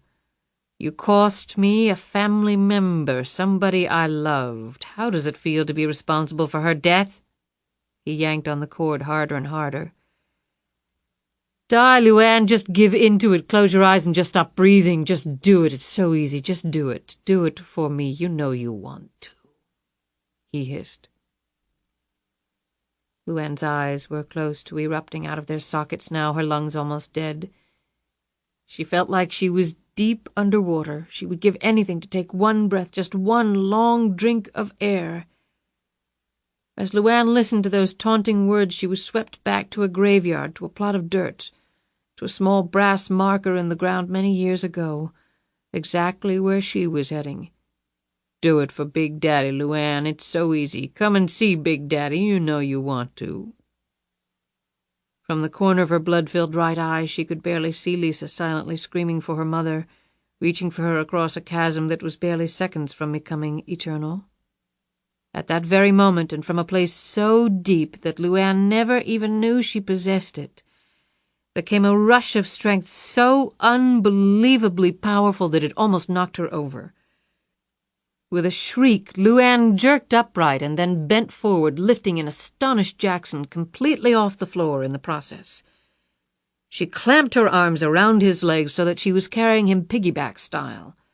Then she exploded backward, her legs pumping like a long jumper about to erupt into flight until she slammed Jackson violently into the heavy dresser against the wall.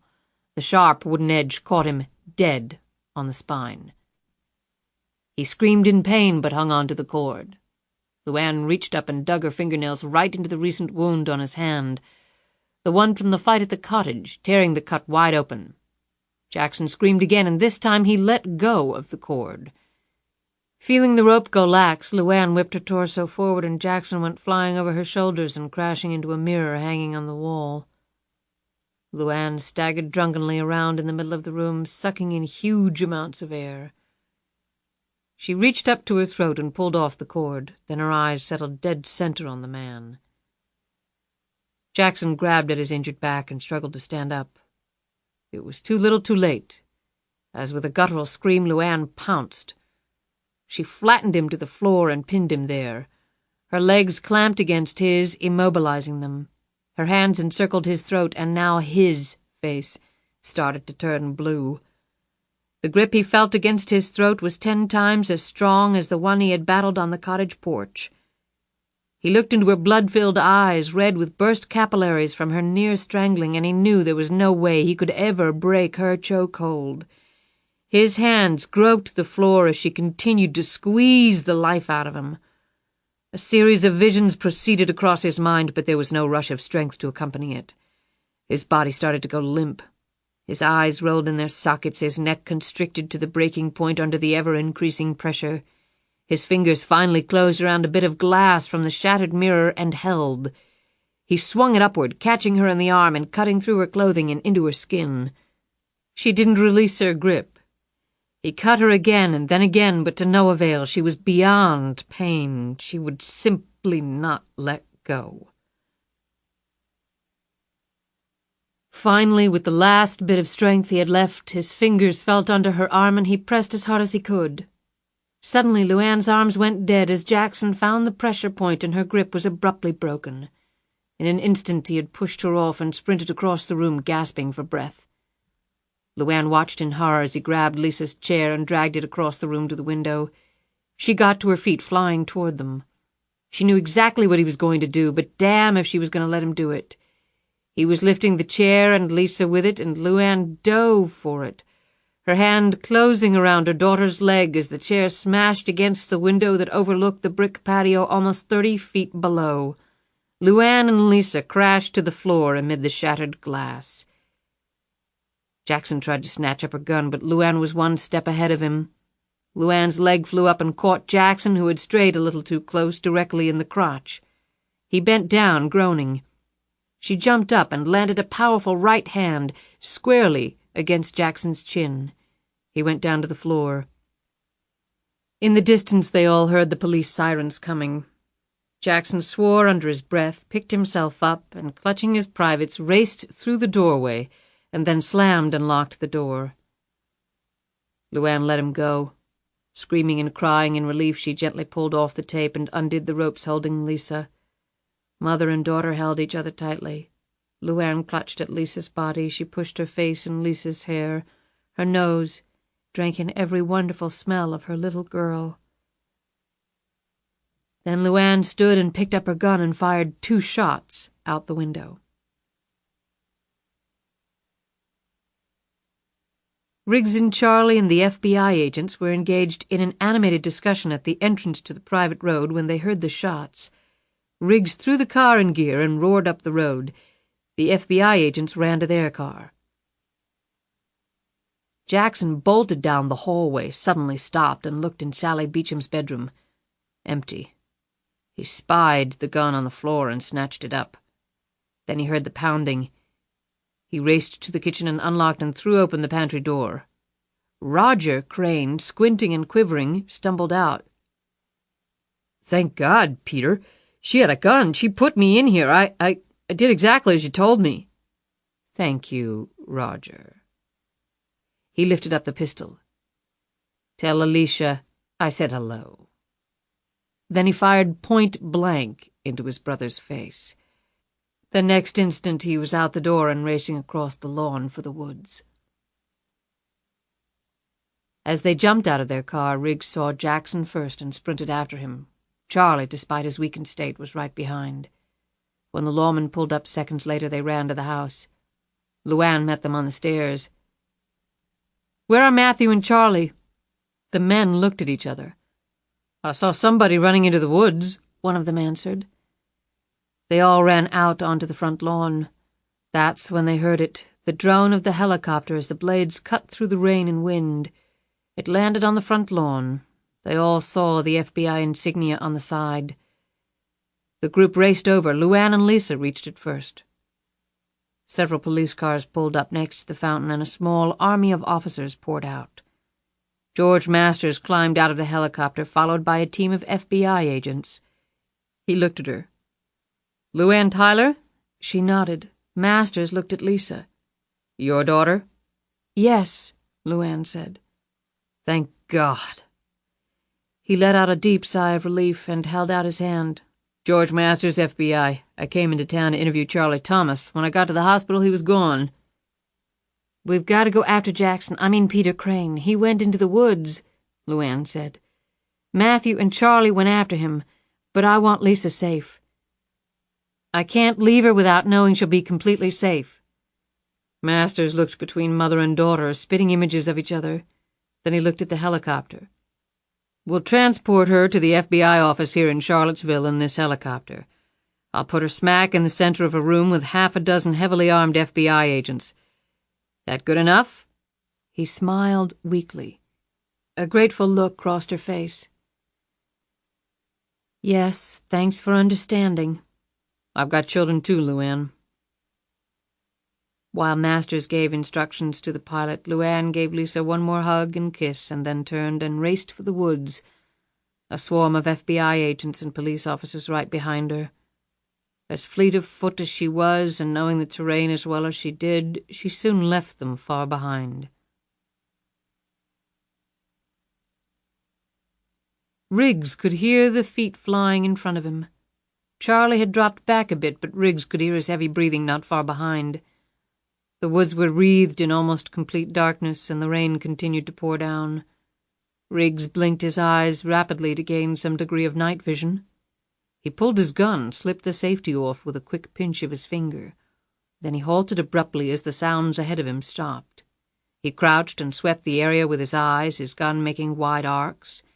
He heard the sound behind him an instant too late as the foot slammed into his back, sending him lunging forward and then down.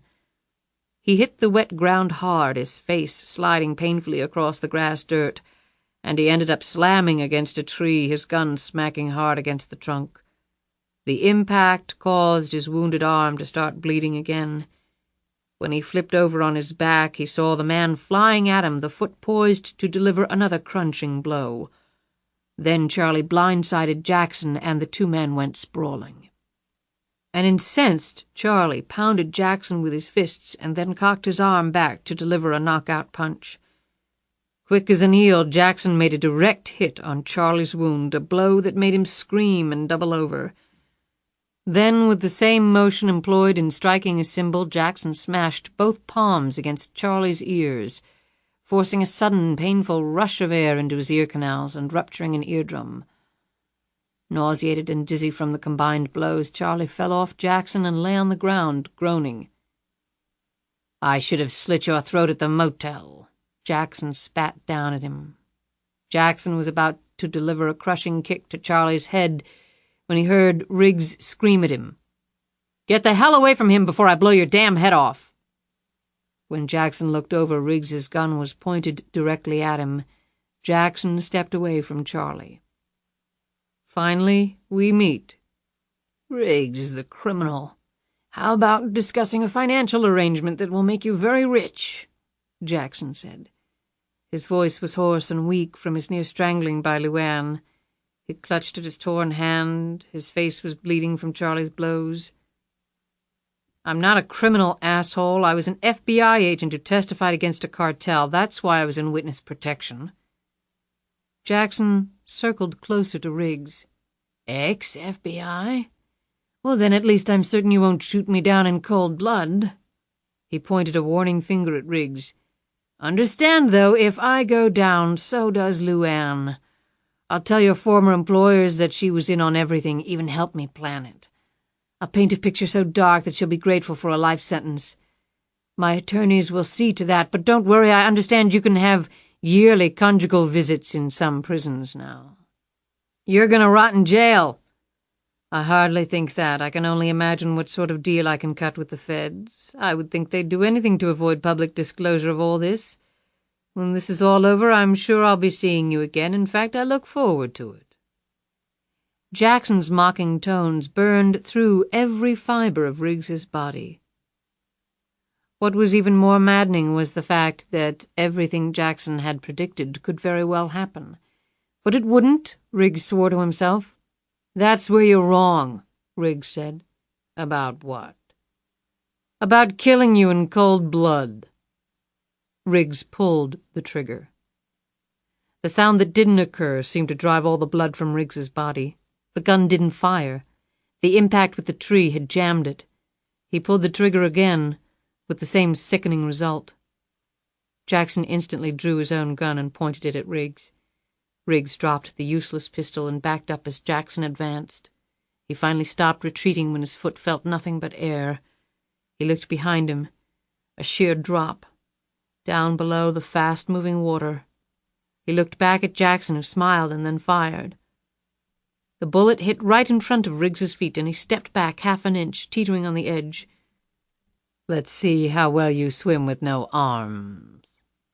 The next shot hit Riggs's good arm. He grunted in pain and doubled over, clutching it, trying to maintain his balance. Then he looked up at the sneering face of Jackson. Take the bullet or jump, it's your choice, but do it quick, I don't have much time. Riggs had only an instant. As he crouched over, the arm that had just been hit slid up the length of his sling, a very natural movement under the circumstances. Jackson had underestimated his resourcefulness. Jackson wasn't the only one who had lived by his wits, who had gotten himself out of tight spots by acting nimbly. What Riggs was about to do had saved his life while working undercover during a drug deal that had gone sour. It would not save his life this time, but it would save several others, including one that he cared more about than his own, LuAnn's. He locked eyes with Jackson. His anger was so intense that it blocked out the pain in both arms. His hand closed around the butt of the compact gun taped inside his sling, the one he had originally had in his ankle holster. Its muzzle was pointed right at Jackson. Wounded arm and all, his aim was as sharp as ever. And Jackson was only a few feet away.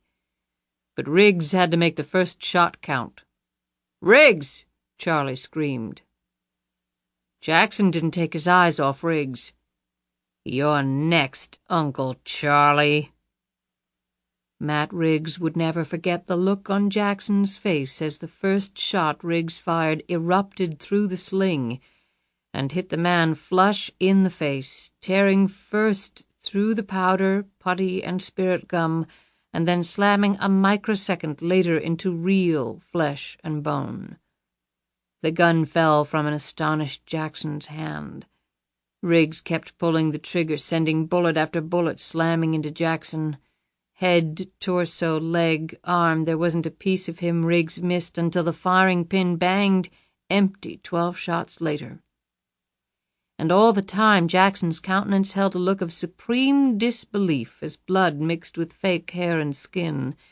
Creams and powders mutated into a dull crimson. The total effect was eerie, as though the man were dissolving.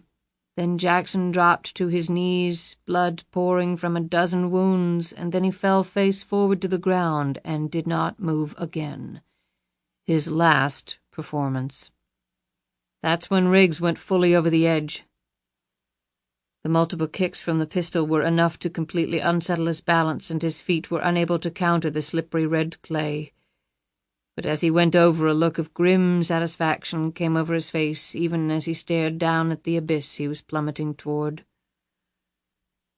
Two useless arms, both bleeding him to death, deep, fast, icy water, nothing to grab.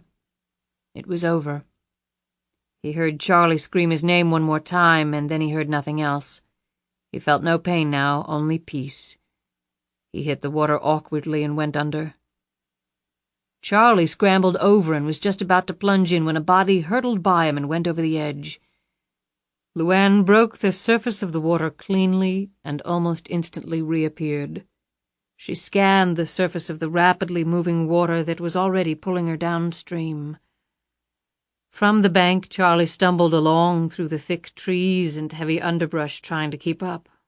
The shouts of the FBI agents and police officers were getting louder, but it didn't look as though their help would arrive in time.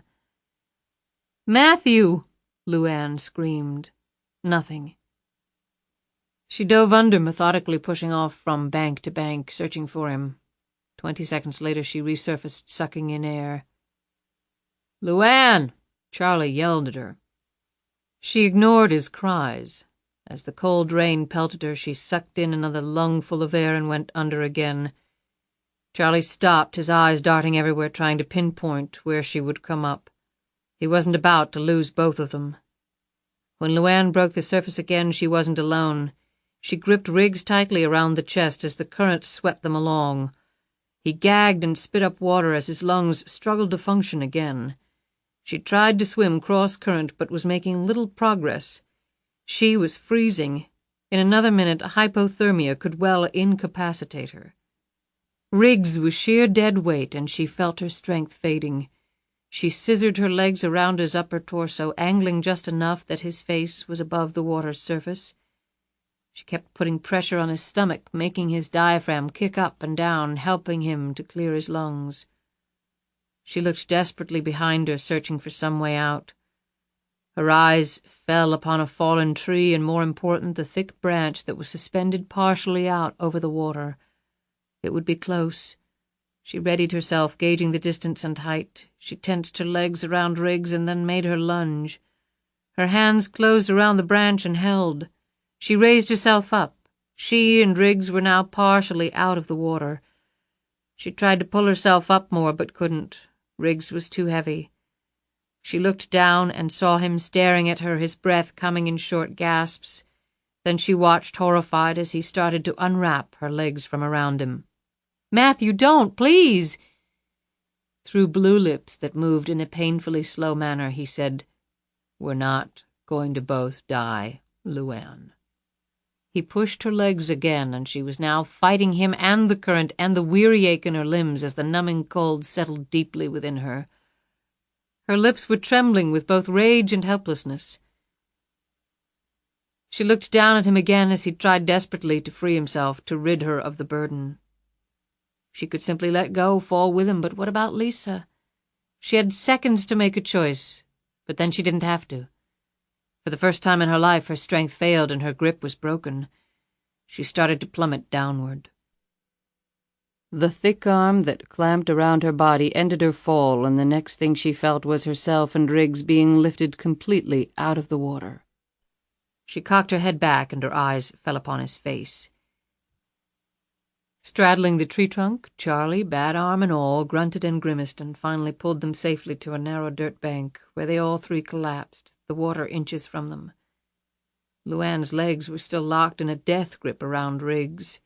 She lay back, her head on Charlie's chest, which was heaving mightily from his efforts. LuAnn slid her right hand down to Riggs, who took it, laying it against his cheek. Her left hand went up and gripped Charlie's shoulder. He covered her hand with his. None of them said a word.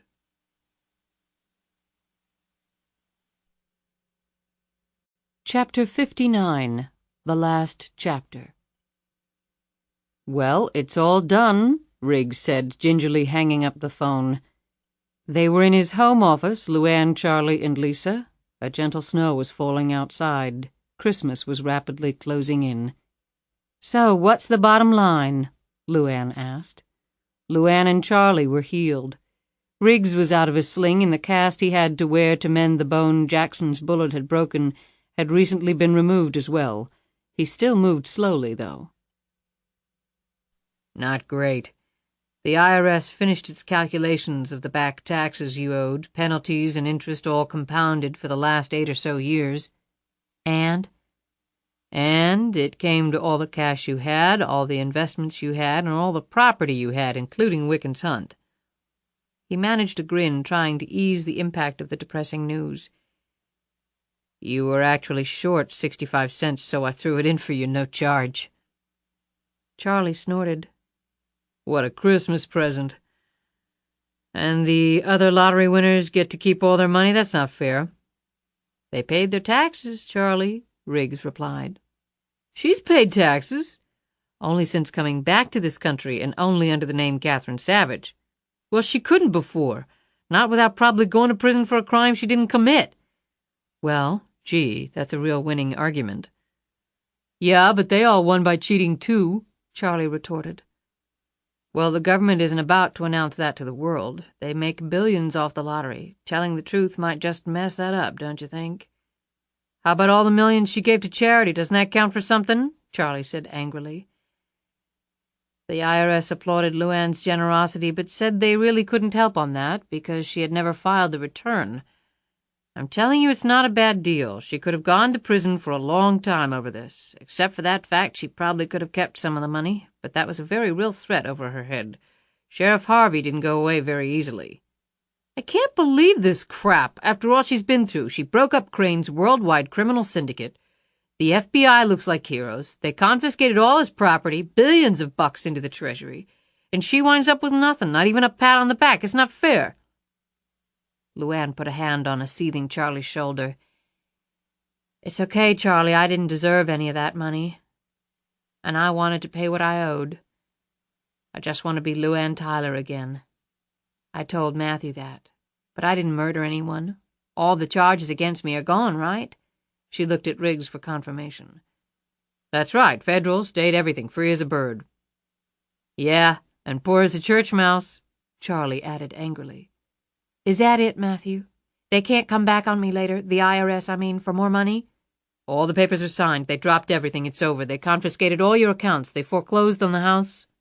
Anyway, even if they came after you, which they can't, you don't have any more money." Lisa looked at him.